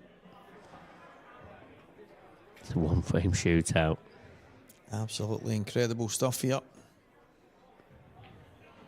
This is the drama and the excitement that we all love when we're sitting here, but when we're at the table. Yeah, we would rather probably win 7-8-0, whatever it is, but for our viewing pleasure, this is exactly what we want. And oh wow, he's going to be dry here. And that yellow that was over the middle pocket there. Dry break. Pool gods have disappeared. Look at these reds. Every single red has a pocket. Obviously the yellow at the bottom. I think it You goes see. to this bottom corner. That's what you're assuming, isn't it? I think it's fine. Yeah, I think all these reds, I think they're there, Mark. This is a chance that you're, obviously, that Gerard was hoping to get, but Pete Fisher, sitting in his chair, it was in the hands of the gods. Who are they shining down on? Is it Pete Fisher? It's looking like it. Certainly is. But this is a deciding frame. to make the IPA amateur final. He's got to hold himself together. So, as you said, this is a chance.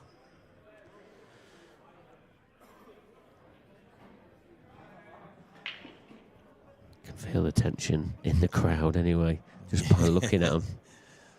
You see the guy with the hands over the face. He has been cheering Pete on all the way through.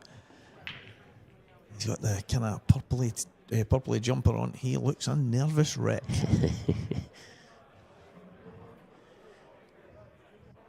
And Chris Boron in Richie's ear telling him exactly the way to go here. All he has to do is do.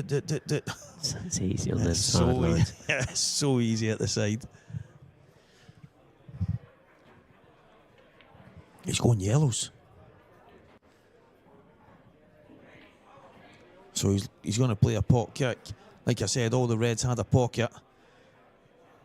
He needs to get this right so that all the yellows have a pocket. He didn't get it right. Oh yeah, it's gone wrong. Double kiss didn't help.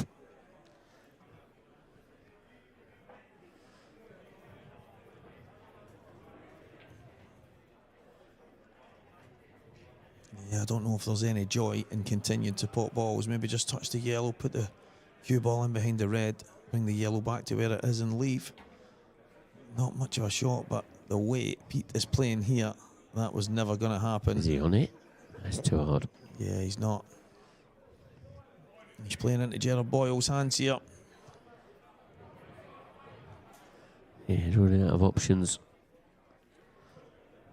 Especially with these three yellows, the opposite end of the table. It's going to be super difficult to get on it.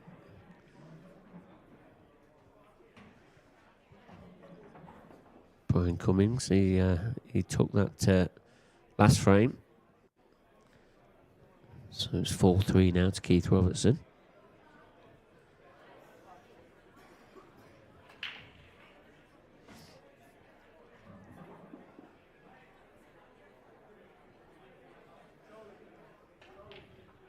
Oh, that's a big... What's happened here? Has he got away with this? Has he got away with it? Wow. Everyone's on their feet.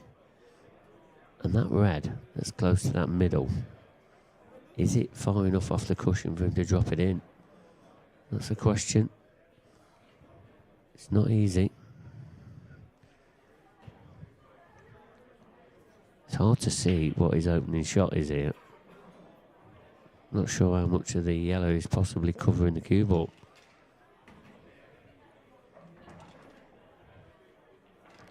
Can he get through to a potting angle? Yeah, he can. Straight down. Cover the pocket, I think. Played it pretty well. But that yellow that we can see from our camera angle, I think that goes along the top. The only question is, can Pete get into a position to play it?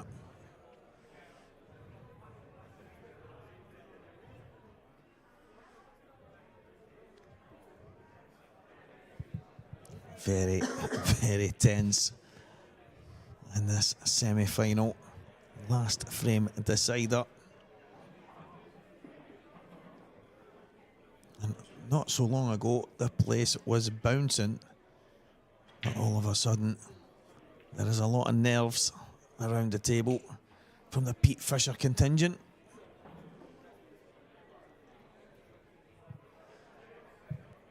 And it just goes to show that it means a lot to the people watching as well, Mark. Yeah, it does. Stayed around anyway, haven't they? They have.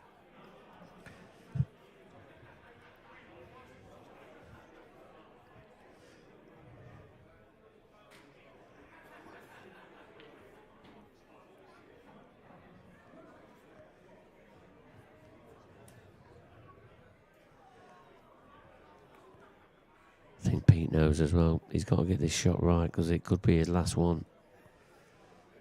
Does he play this yellow on the bottom cushion and then try and can into your yellow to cover the pocket, give him a little bit of insurance? I think that's a shot. Yeah. Does it go though, the red? Not sure. Does Yeah. it go? It looks like one of those that if you're right behind it, you can maybe force it in a worst case scenario, you get the pocket, but it's definitely not a full pocket. You see Gerard having a look at it. What's gone wrong for Pete though? That yellow is tracked up table and just tied up on his other yellow now. So I wouldn't be surprised if Gerard just leaves Pete down table here.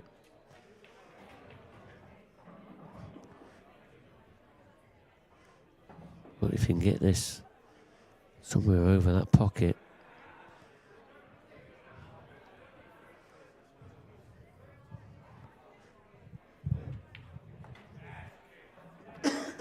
He's going back cushion. So he's basically saying to Pete Fisher, let's go. Now, can Pete screw up, play the ball in the big pocket, and maybe go for glory here? I don't think he's got any choice. I mean, Gerard, he would have loved to cover that bottom pocket just to try and protect it from the black, but I don't think he has. So maybe this is probably the only opportunity, or good opportunity, that Pete's going to get of clearing this top pocket.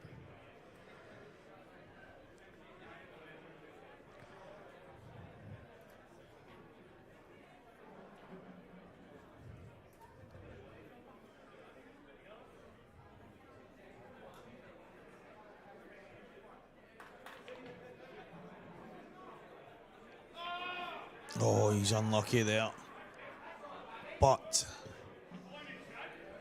he's going to be able to get the pocket here, isn't he? yeah, and I think that's a shot. Obviously, a lot of the guys that's maybe at table side will be thinking, then nick it as hard as you can, smash the two yellows and go for some kind of glorious finish. Get the pocket has to be the number one priority here for Pete. It certainly does. Pete knows that.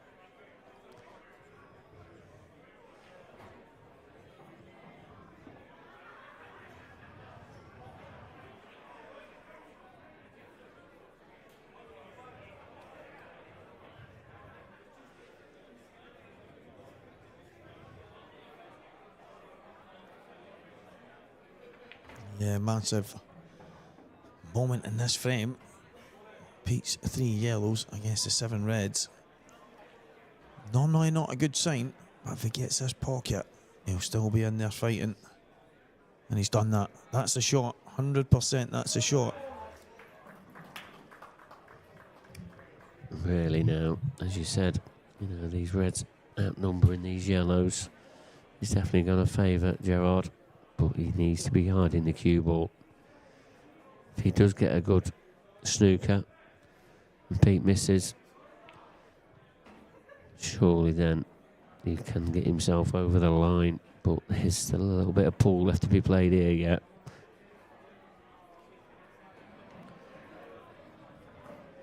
What's he thinking here?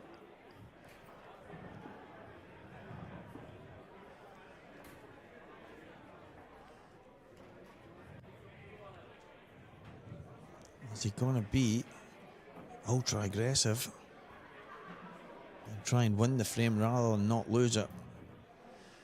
Yeah, because I feel that Pete will be ultra aggressive. I like this. Yeah, that's what he had to play.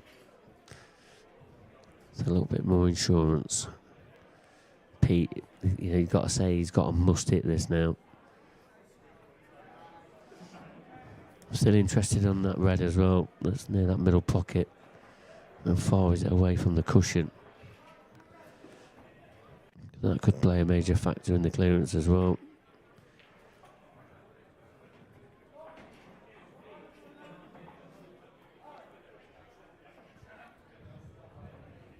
Yeah, he's played the right shot to get the top corner pocket, but he was always going to be slightly up against it with only 3 yellows on the table, but he's in there fighting. As a decider, anything can happen.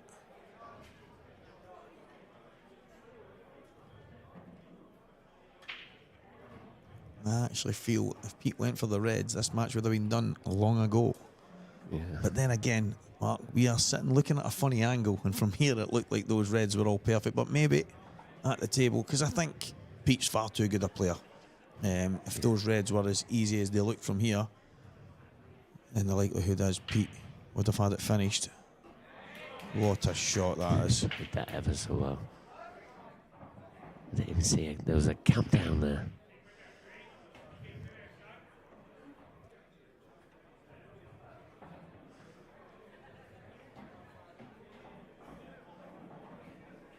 Brian Cummins back within 1, 5 frames to 4. Keith Robertson in that one.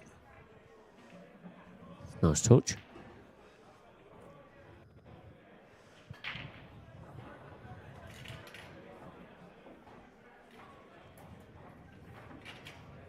Touching ball. I don't think we're too many shots away now from seeing the end of this match. Something he's going to change very, very soon. Yeah. Gerard playing a nice shot there, nice touch. He has left a touching ball here. Can Pete be aggressive? Try and get the balls into play, but the black is always going to be an option. A problem. Because of that red that Gerard put at the bottom left corner. So it's going to be tough. It's not going to be easy.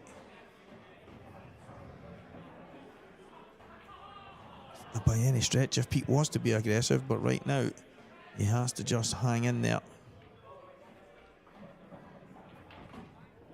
Not too bad.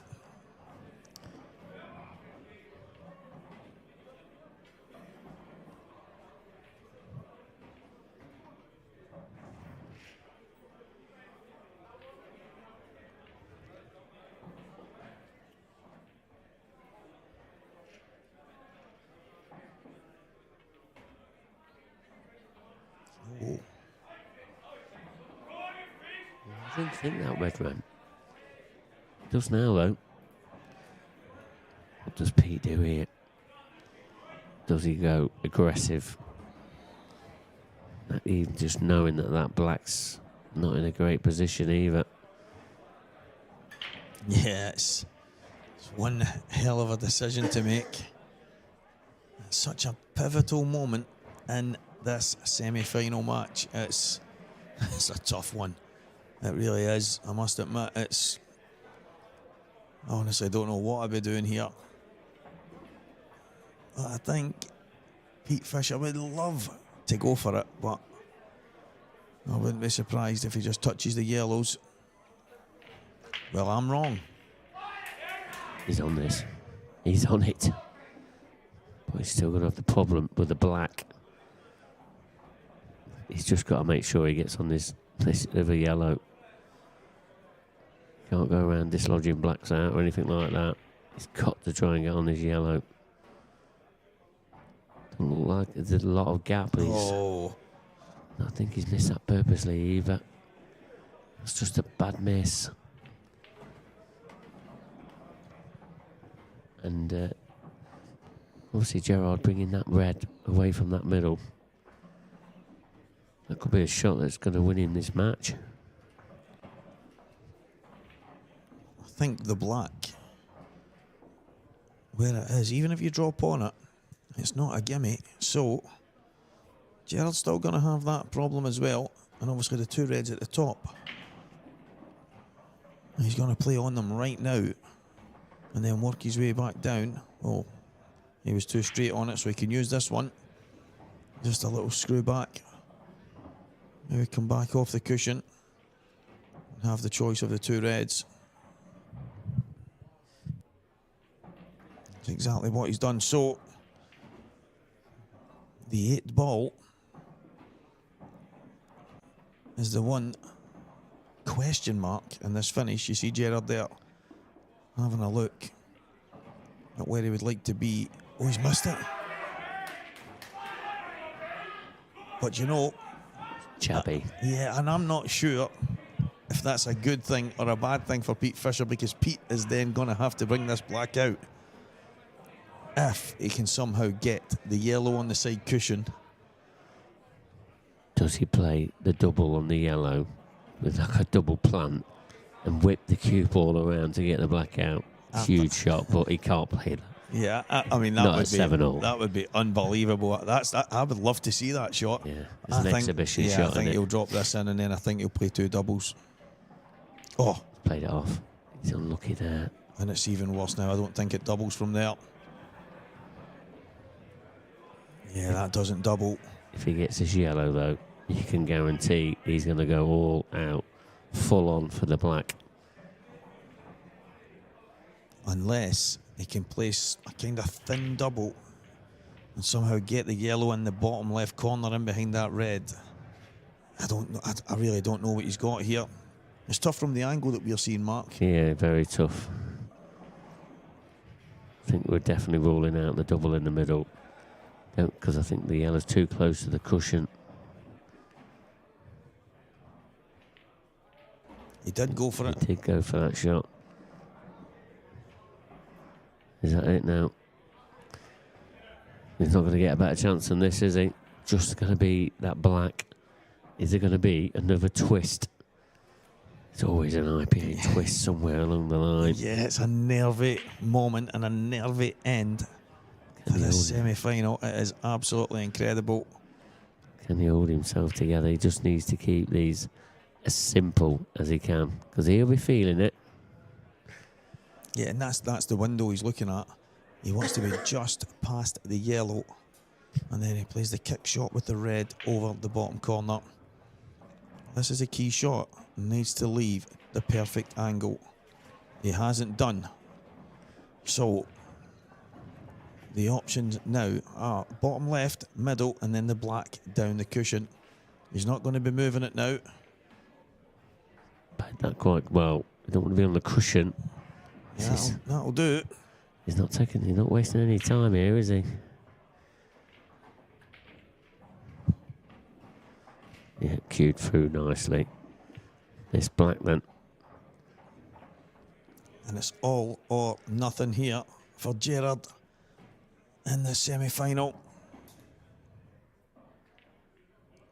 Oh, he's missed it. He's missed it and he's given it away. Another twist, as I said.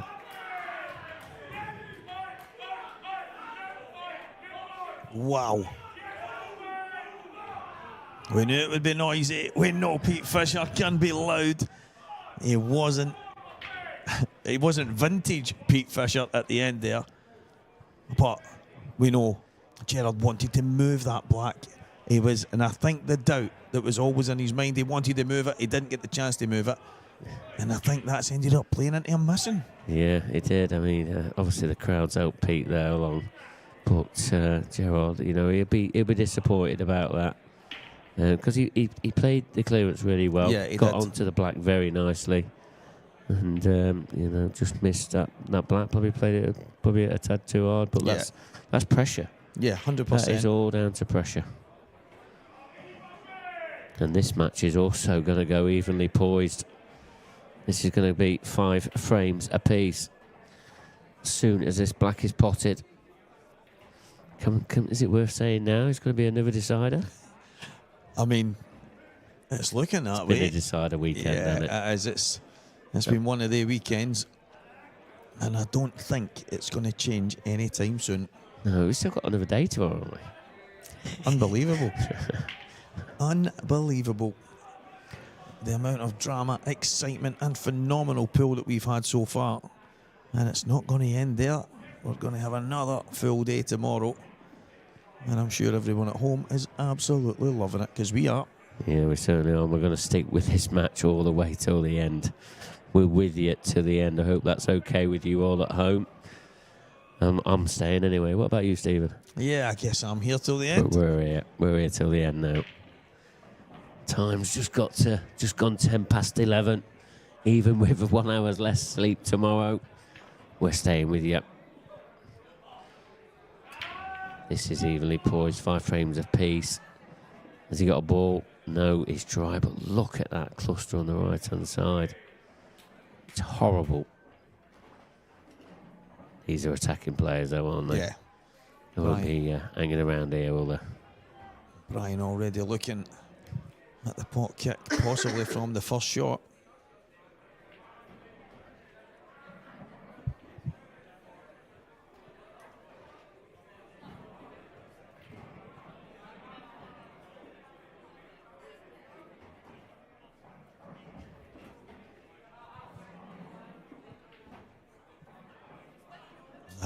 I'll let you give that news to the viewers. Yeah, I'll just looking at some of the Open results and that.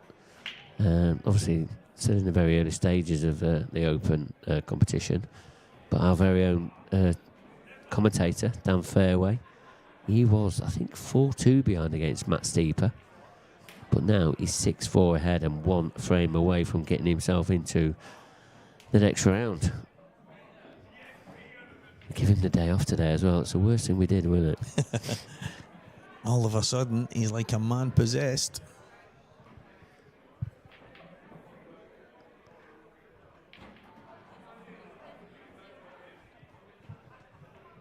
It sounds like there's loads of games going off there, but there's only 2. Liam Dunstan's the other one against Nicky Mittal, against, and that's 6 frames to 2. I don't think there's any other matches going off, is there? There's a couple of ladies' matches going off as well. Jenny Lawson, Ladies Elite Champion. Yeah, and playing Kelly Egan. And Jenny played some fantastic stuff, and Kelly's obviously a top player in the ladies, and Jenny winning that one as well. So she's in fine form right now. Yeah, Caitlin Kennedy, who got to the semi-final, got beat by Jenny. She's currently trailing Mira by 3 frames to 2.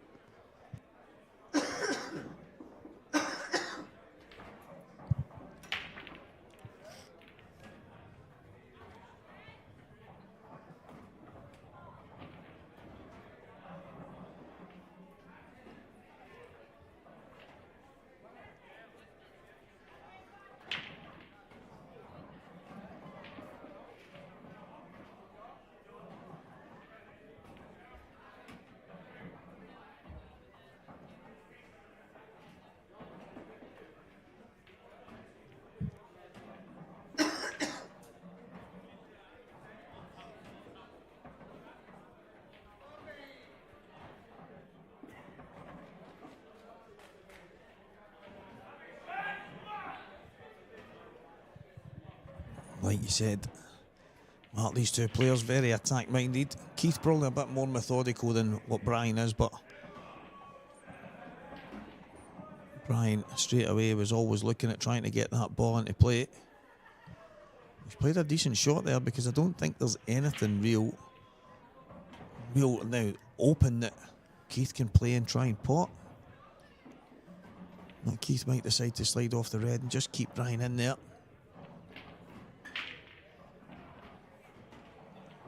In fact, I like this. He's going to be a bit more aggressive, open things up, get his reds in play while Brian's yellow is at the top right corner. Yeah.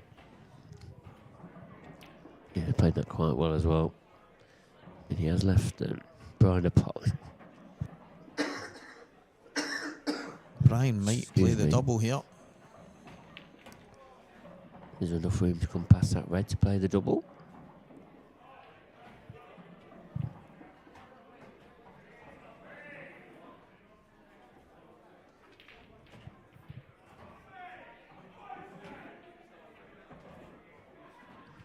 He's playing it. Big shot. What a shot that is.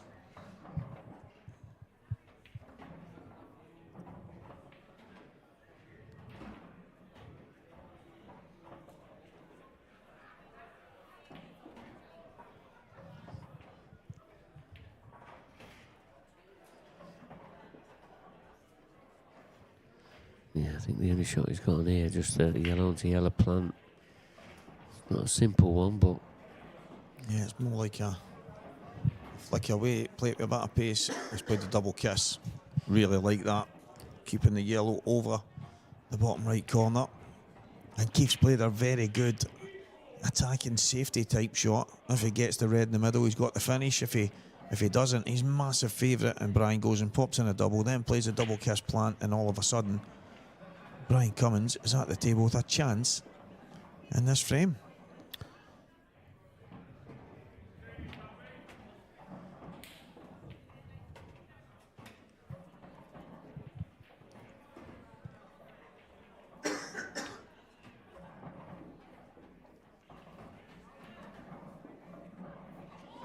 Five frames apiece, race to 8.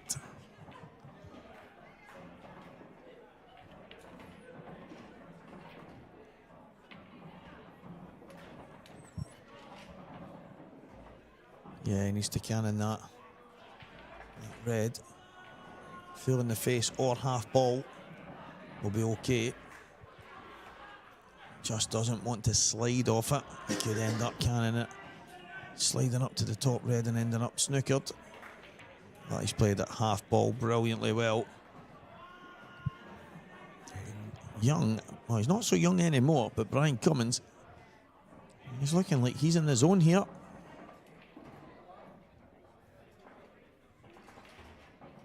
That one's got away with him. He's slightly de-accelerated. Yeah, 100% D-cell on that one.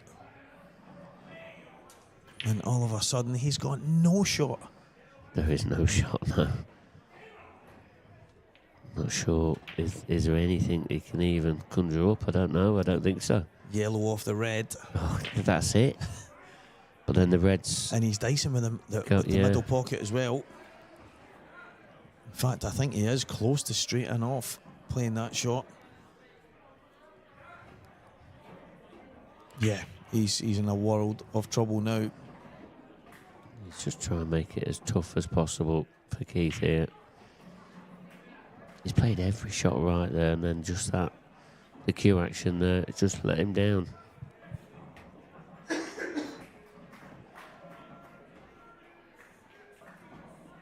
Side cushion is all I see. I don't know if the angle's even there. There's the red in the way as well. Yeah, I think you're right. You know, to try and put the yellow in the left middle. I think he has to just miss the red. He's playing this at pace. Oh, I tell you something, it's not a bad effort. Well, a chance, a missed. Yeah, I have to say, quite surprised. Commentator's curse said he looks right in the zone, and then all of a sudden he throws in a little slack shot, which could be so costly at this stage in the match.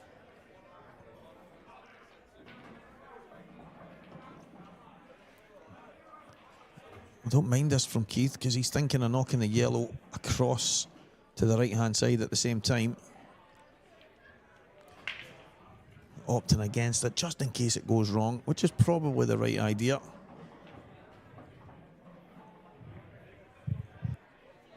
That'll do.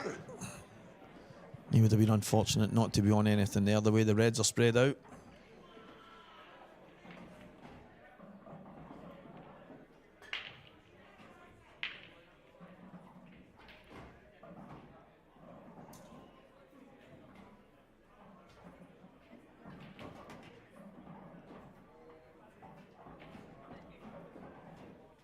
Just a little screw past the yellow.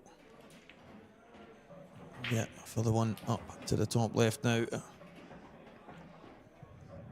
It's starting to become a bit more straightforward for Keith. The red's obviously all there from Brian making that mistake. But you still have to step in and take them.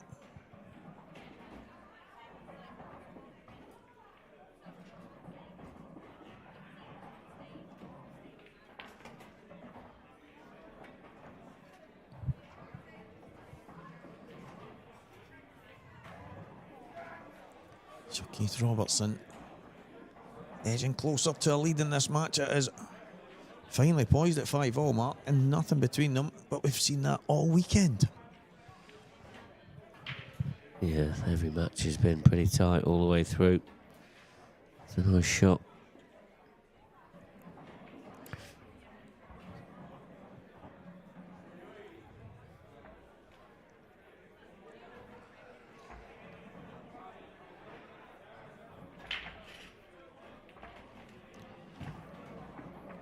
Absolutely perfect.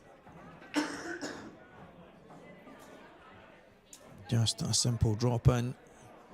Give him the right angle on the red to the bottom left.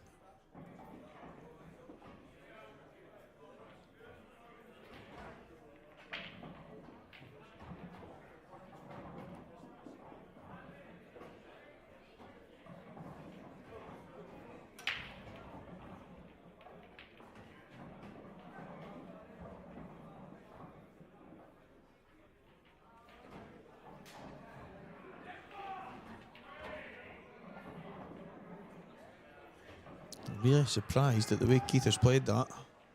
I think he's quite fortunate. I think he got some unwanted side on that as well. Just the way he cued through it. Yeah, he just seemed to power it in. And all he had to do was just drop it. Give him the right angle to go one cushion back across. And the 8-ball in the left middle. But looks like he's checking this. He's played that so well because I think most players are going 2 cushions into the opposite side where the yellow is. And Keith checked it back and he goes 6-5 in front. Very good. 2 frames away from getting himself into the final where he will be playing Pete Fisher. But I still think there's plenty of pool left in this one.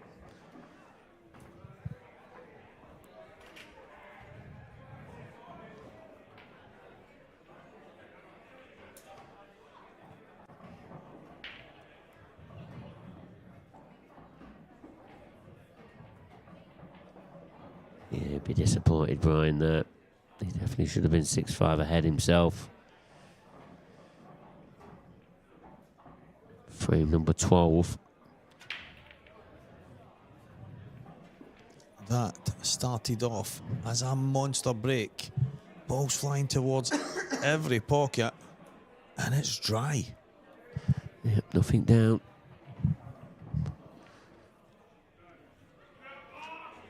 Not easy though. I think yellows possibly.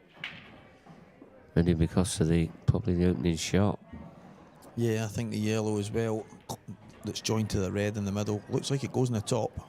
Yeah, if it does, he needs to take it early.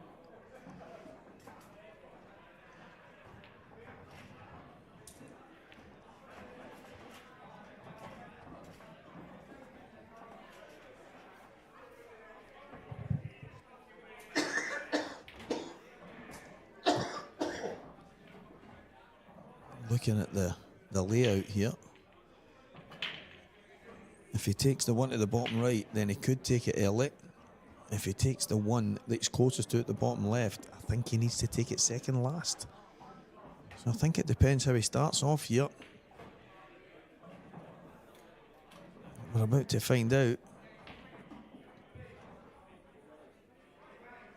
what Keith Robertson's thinking. So he might take it after this shot, which would be the natural ball to get on it.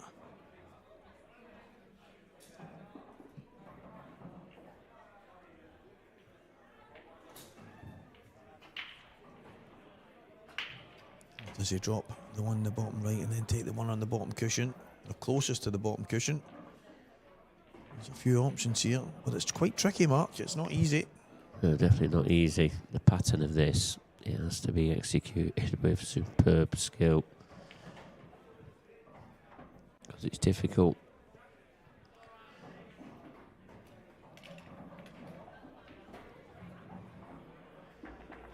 It's decision time.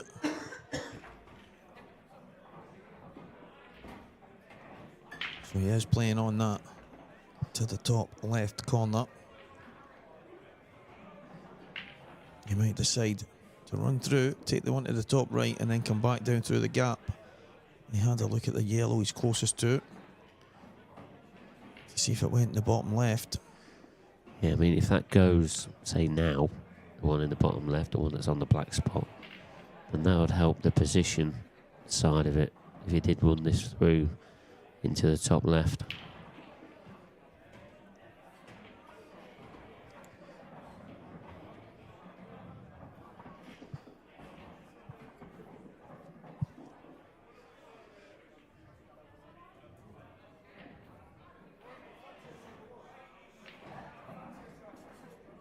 He's missed that though.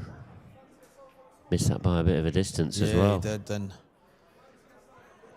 that's unfortunate because he's given Brian Cummins a massive chance here. Yeah, I don't think he was trying to cover the bag there, was he? Because it was a bit of a chance. Yeah, the funny thing for me is he's probably thinking to himself, it's so close to the red. He wants to just miss the red with the cue ball, but he's ended up missing it to the left-hand side when you would have thought if he was going to miss it anyway, it would have been to the right. And it looks like he's going to get one back here. After Brian's mistake in the last frame, it's Keith's one in this one. You can't see where he's going to go wrong with these reds. If he takes down the lower part of the table first.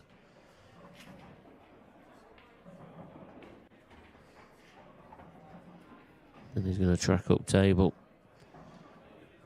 And surely this is going to go to 6 frames apiece. We're into a best of 3.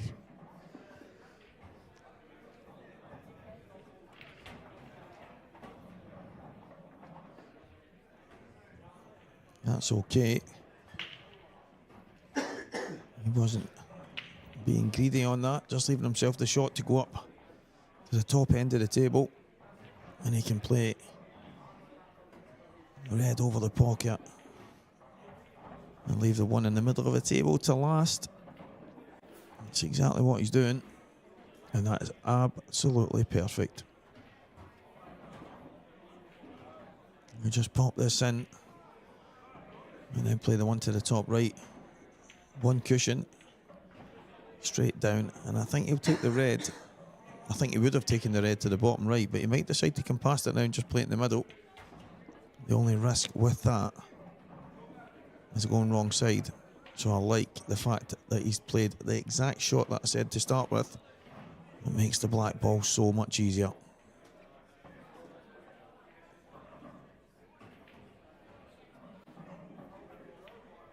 Just wants to run this in, and it will be 6 frames apiece. Well done, Brian Cummins.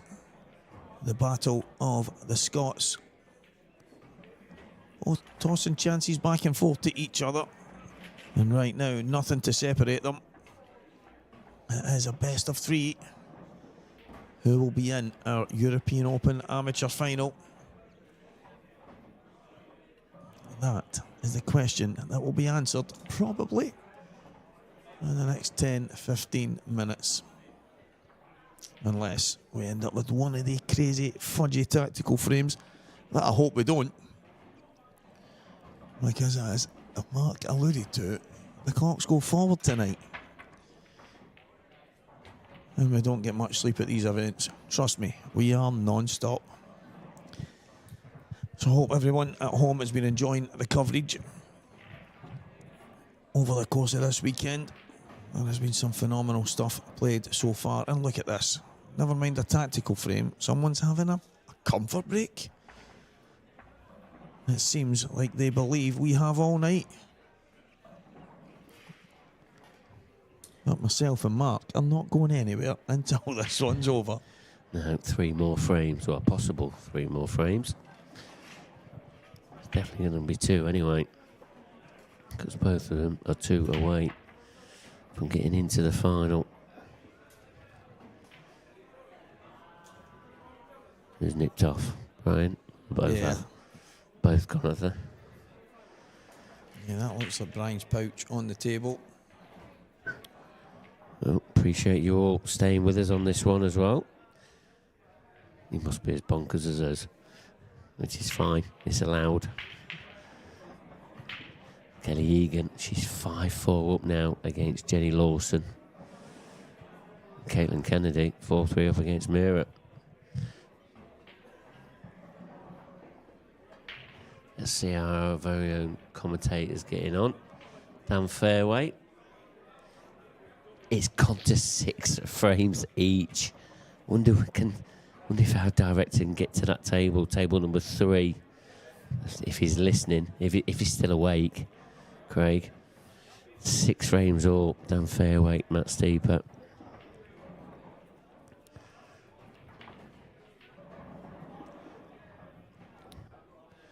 He's having a decider of his own, isn't he? Liam Dunster did win that match, 7 frames to 2. He's safely into the next round.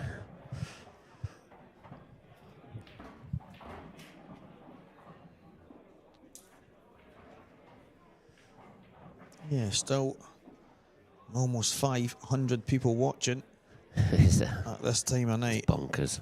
Absolutely fantastic. It is fantastic. Thank you so much for tuning in at this time of night.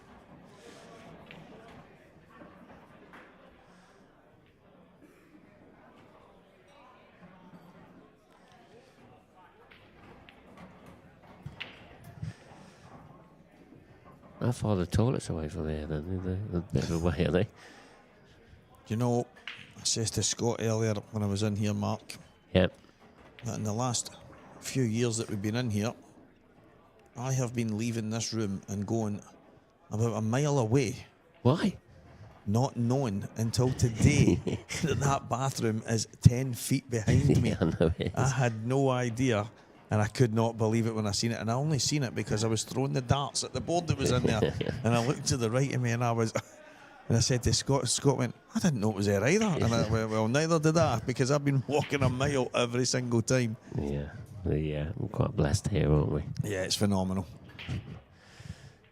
Well, Keith Robertson, he's broke off in his 13th frame. He's successful. How is it looking? I think both balls probably a couple of issues. Yellows maybe stand out for me. Drop this in, then the one to the bottom left player. Let's drop it in and play the gap. He's went a bit far, so maybe he's going to play a kick here.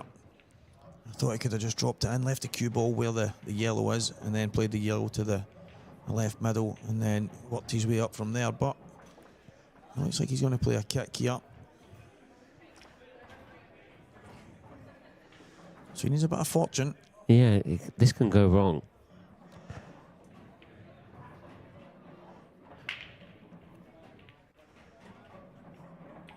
It has. Yeah, it's gone wrong. All he's got in the one in the top right on the baulk line. Don't think he's got any other options here. But leaving that one on that left middle. What does he do with that? Does it drop in? Can he get right behind it? Surely not going to take it now.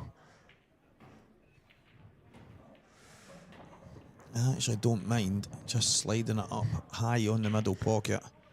It would mean that that red that's just above the yellow would be in severe trouble. But if I know Keith, he'll be trying to work out some kind of way to get this frame back on track. And he might decide to play the pot at the top and come back round. The yellow obviously goes in the bottom. It might still double, but he's not got much on here.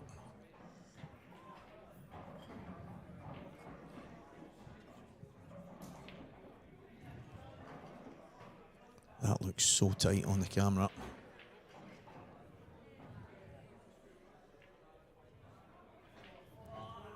Yeah, I don't think that passes. So it's one to the top right. He's coming round behind the 8 ball.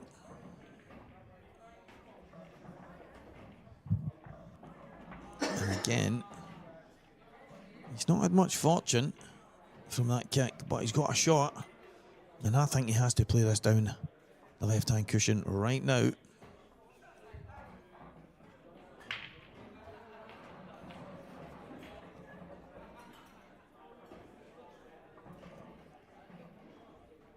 Is he on the one to the bottom right? Looks like it. But surely has to play this now.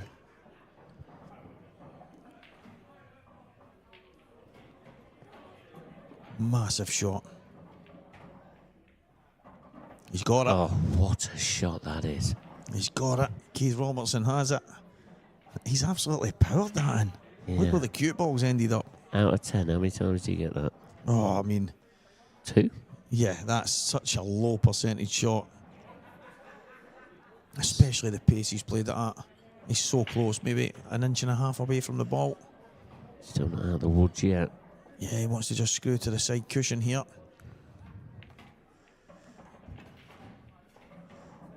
He's good. Oh, what a shot. That was easy when it compared to the previous shot. What a shot. And again, he's got another shot to play here. For me, just nice and easy. Just make sure the pot, give yourself a shot. Harry's going to play the cannon. It's got to be controlled. Oh, what a shot, Keith Robertson. Didn't even see that on. You can hear the guys out there still watching. That is a fantastic shot. Didn't look like it was on. No, but he made it. And deservedly goes one frame away. Brian taps the table there. Very good shot. Played in great spirit this match. And Dan Fairway still tightly poised. I bet he's milking it. He's milking it. I'm going to ask him, did he tap the pack? Dan, did you tap the pack? I'd love to get a camera over there soon. We might even stick with you. If this one does get finished soon and that match is still going, maybe we'll be able to zone in on it. There's cameras all over this venue. You're not safe anywhere. Frame 14. He's absolutely nailed the break, but has he got a ball? He hasn't. He's not left anything easy. But he's handed the table back to Keith, who I think will pop the red into the middle pocket, and it'll make him big favourite here because of the two reds that are covering the yellows at the top left mark. And when you're 7-6 up, that's all you're really looking for, is to get yourself in charge in the match, in the frame. But when that yellow's gone, though, there's another twist, isn't there? There's always an IPA twist. Might decide to just pop the red inside the yellow. Yeah, I think there's got to be a containing shot here, leading 7-6. Don't think he wants this to go to a decider, does he? Yeah. Good shot. Okay. It's okay, because there's a bit of insurance in the top half of the table for him. Not that he can pot these reds any easier.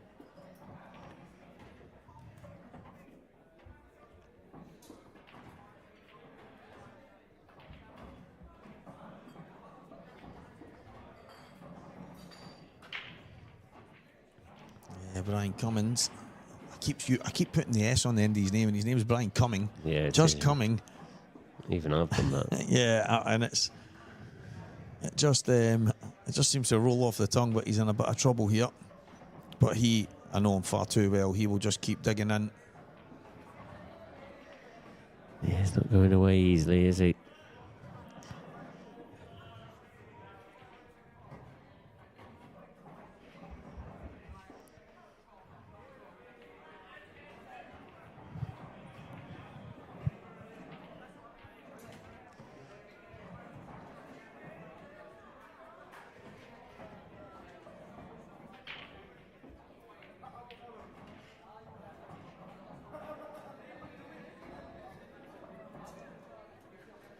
Not far away from the perfect shot there. Trying to get behind that red.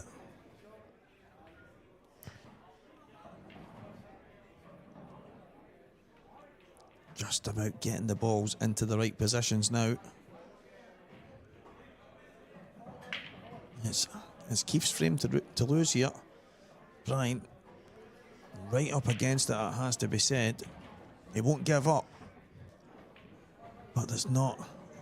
Brian's the type of player, Mark, that he wants to go out and win the frames. He wants to go and chase them. He's not a big fan of trying to hang in and not lose them. But right now, he's got no option. He hasn't got any option. He's second favourite for this frame at the moment. It's how can he turn this around.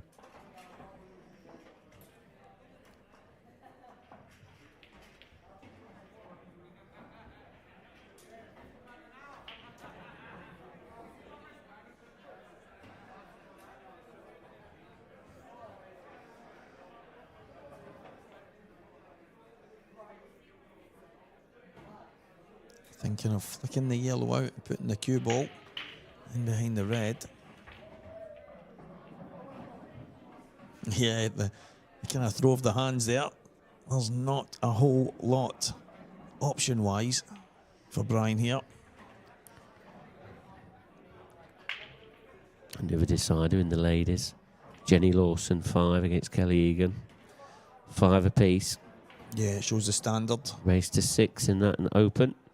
The ladies, Caitlin Kennedy was obviously in the semi-final as well, and she's playing Mira Ardia, and that's 4-all as well. So tightly poised. Dan Fairway still playing on table number 3. Either that or he's got Matt Steeper chained to a chair somewhere. But it's 6-all on that one. Great shot. Oh, wow. But got nothing. That's what I mean about Brian. He wants to go and try and win the frames. He's that type of player. And it's exactly what he's done there. He's tried to go and win it. And he's unfortunate. He's executed that double absolutely superbly.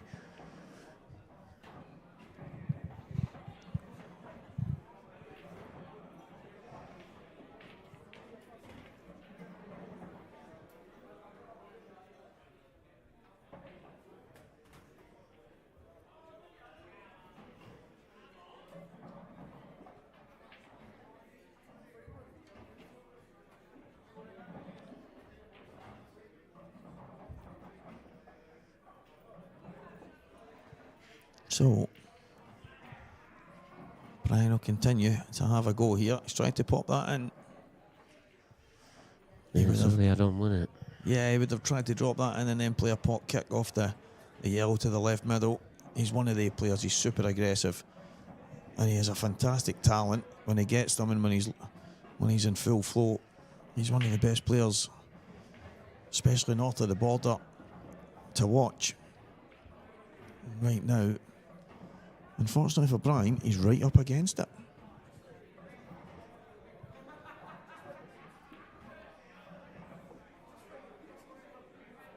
Yeah, I think Keith will just pop this over the top pocket completely.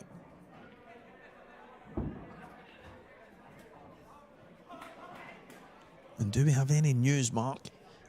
Has Dan Fairway and Matt Steeper managed to finish yet? They are finished. And there is a result.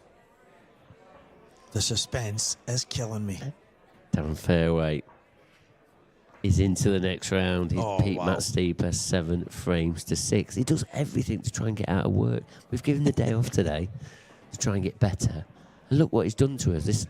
It's our own fault. Yeah, I mean, we created a monster. He tells us he's not feeling well, and then he goes and turns into a professional battering machine. Dan Fairway, well done, mate. And Dan Fairway's got Liam Dunstan next. Yeah, just for these troubles, he gets the duster.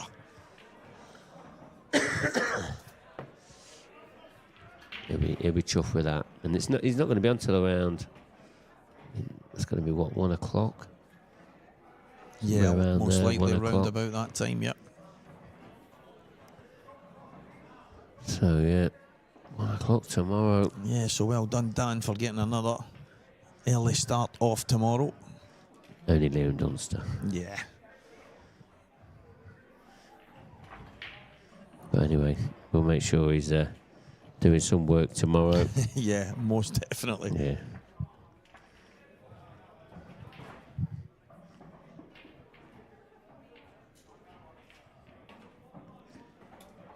He's still attacking every set of ball, and he's got that yellow out. What else can he pull out of his is he on it? His magic hat. If he's on it into the middle, it's a chance. Does he have to play a double? Is he looking at a plant or a cut? This is not easy to even to try and judge anything. Yeah, I think he's looking at playing the yellow into the bottom cushion, then onto the red, and to the bottom right corner.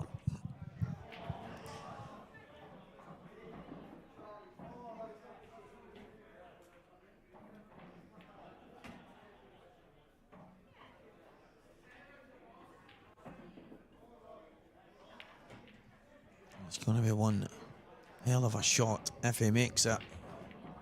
Oh, he's trying, isn't he? Where's that yellow going to end up? Look where that yellow's gone near the black. It's not that it'll make much difference. Now, is this the chance that Keith Robertson's been waiting for to get over the line? And then to the IPA European Open Amateur Final. He was the Amateur Series champion last year. And he's got a chance right now to put himself in a final to become a Tour champion at the first event of the year.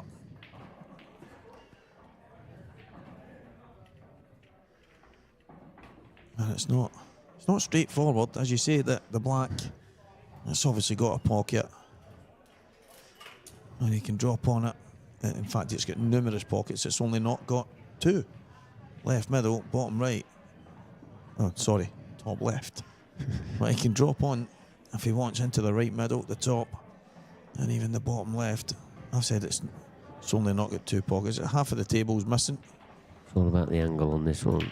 Absolutely love that shot. He's fine. He's fine. Yeah, he can just pull it back. Maybe this is the closing moments now of this match.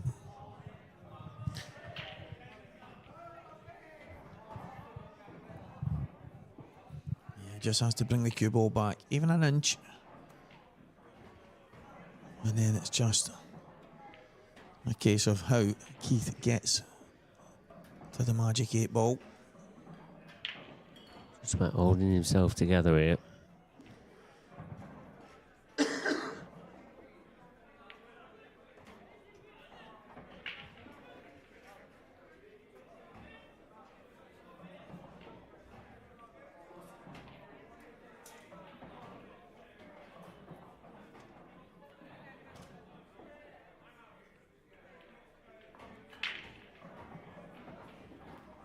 So Keith's played it that way because he wants the one to the right top corner last. So he's trying to get a bit of an angle on the one to the top left so he can power on and off the cushion. He would rather be playing just one cushion down towards the black, but I'm not sure he's got that angle, Mark. No, I think he's a tad straight. Can he pinch the pocket to try and, get a different angle? So he's still going to play it. Yeah, I think he's got to. Might just hit it into the far left-hand side of that pocket, and he's pinched the angle. Yeah, and trying to create the angle, he's ended up playing it a bit too hard. So it's now he's got to judge really delicate screw back here. But Keith will know just to take nice care of this shot and just come back and give himself a shot. Doesn't want to be greedy. It's exactly what he's done. Yeah. And this shot for a place in the amateur European Open final here at the IPA in Newcastle.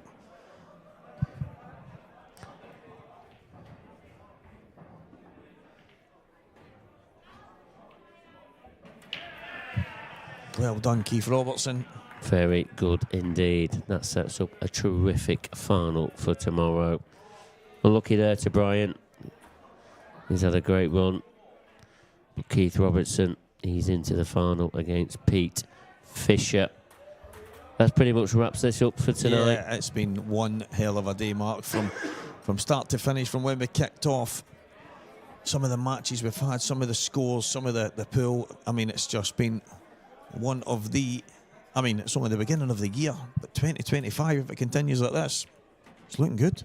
Yeah, it's looking very, very good. Make sure you all join us tomorrow. Remember, 12 o'clock. Don't forget about the clocks as well. I know you're losing an hour's sleep, but hopefully we'll see you all tomorrow. For now, good night. Good night, guys.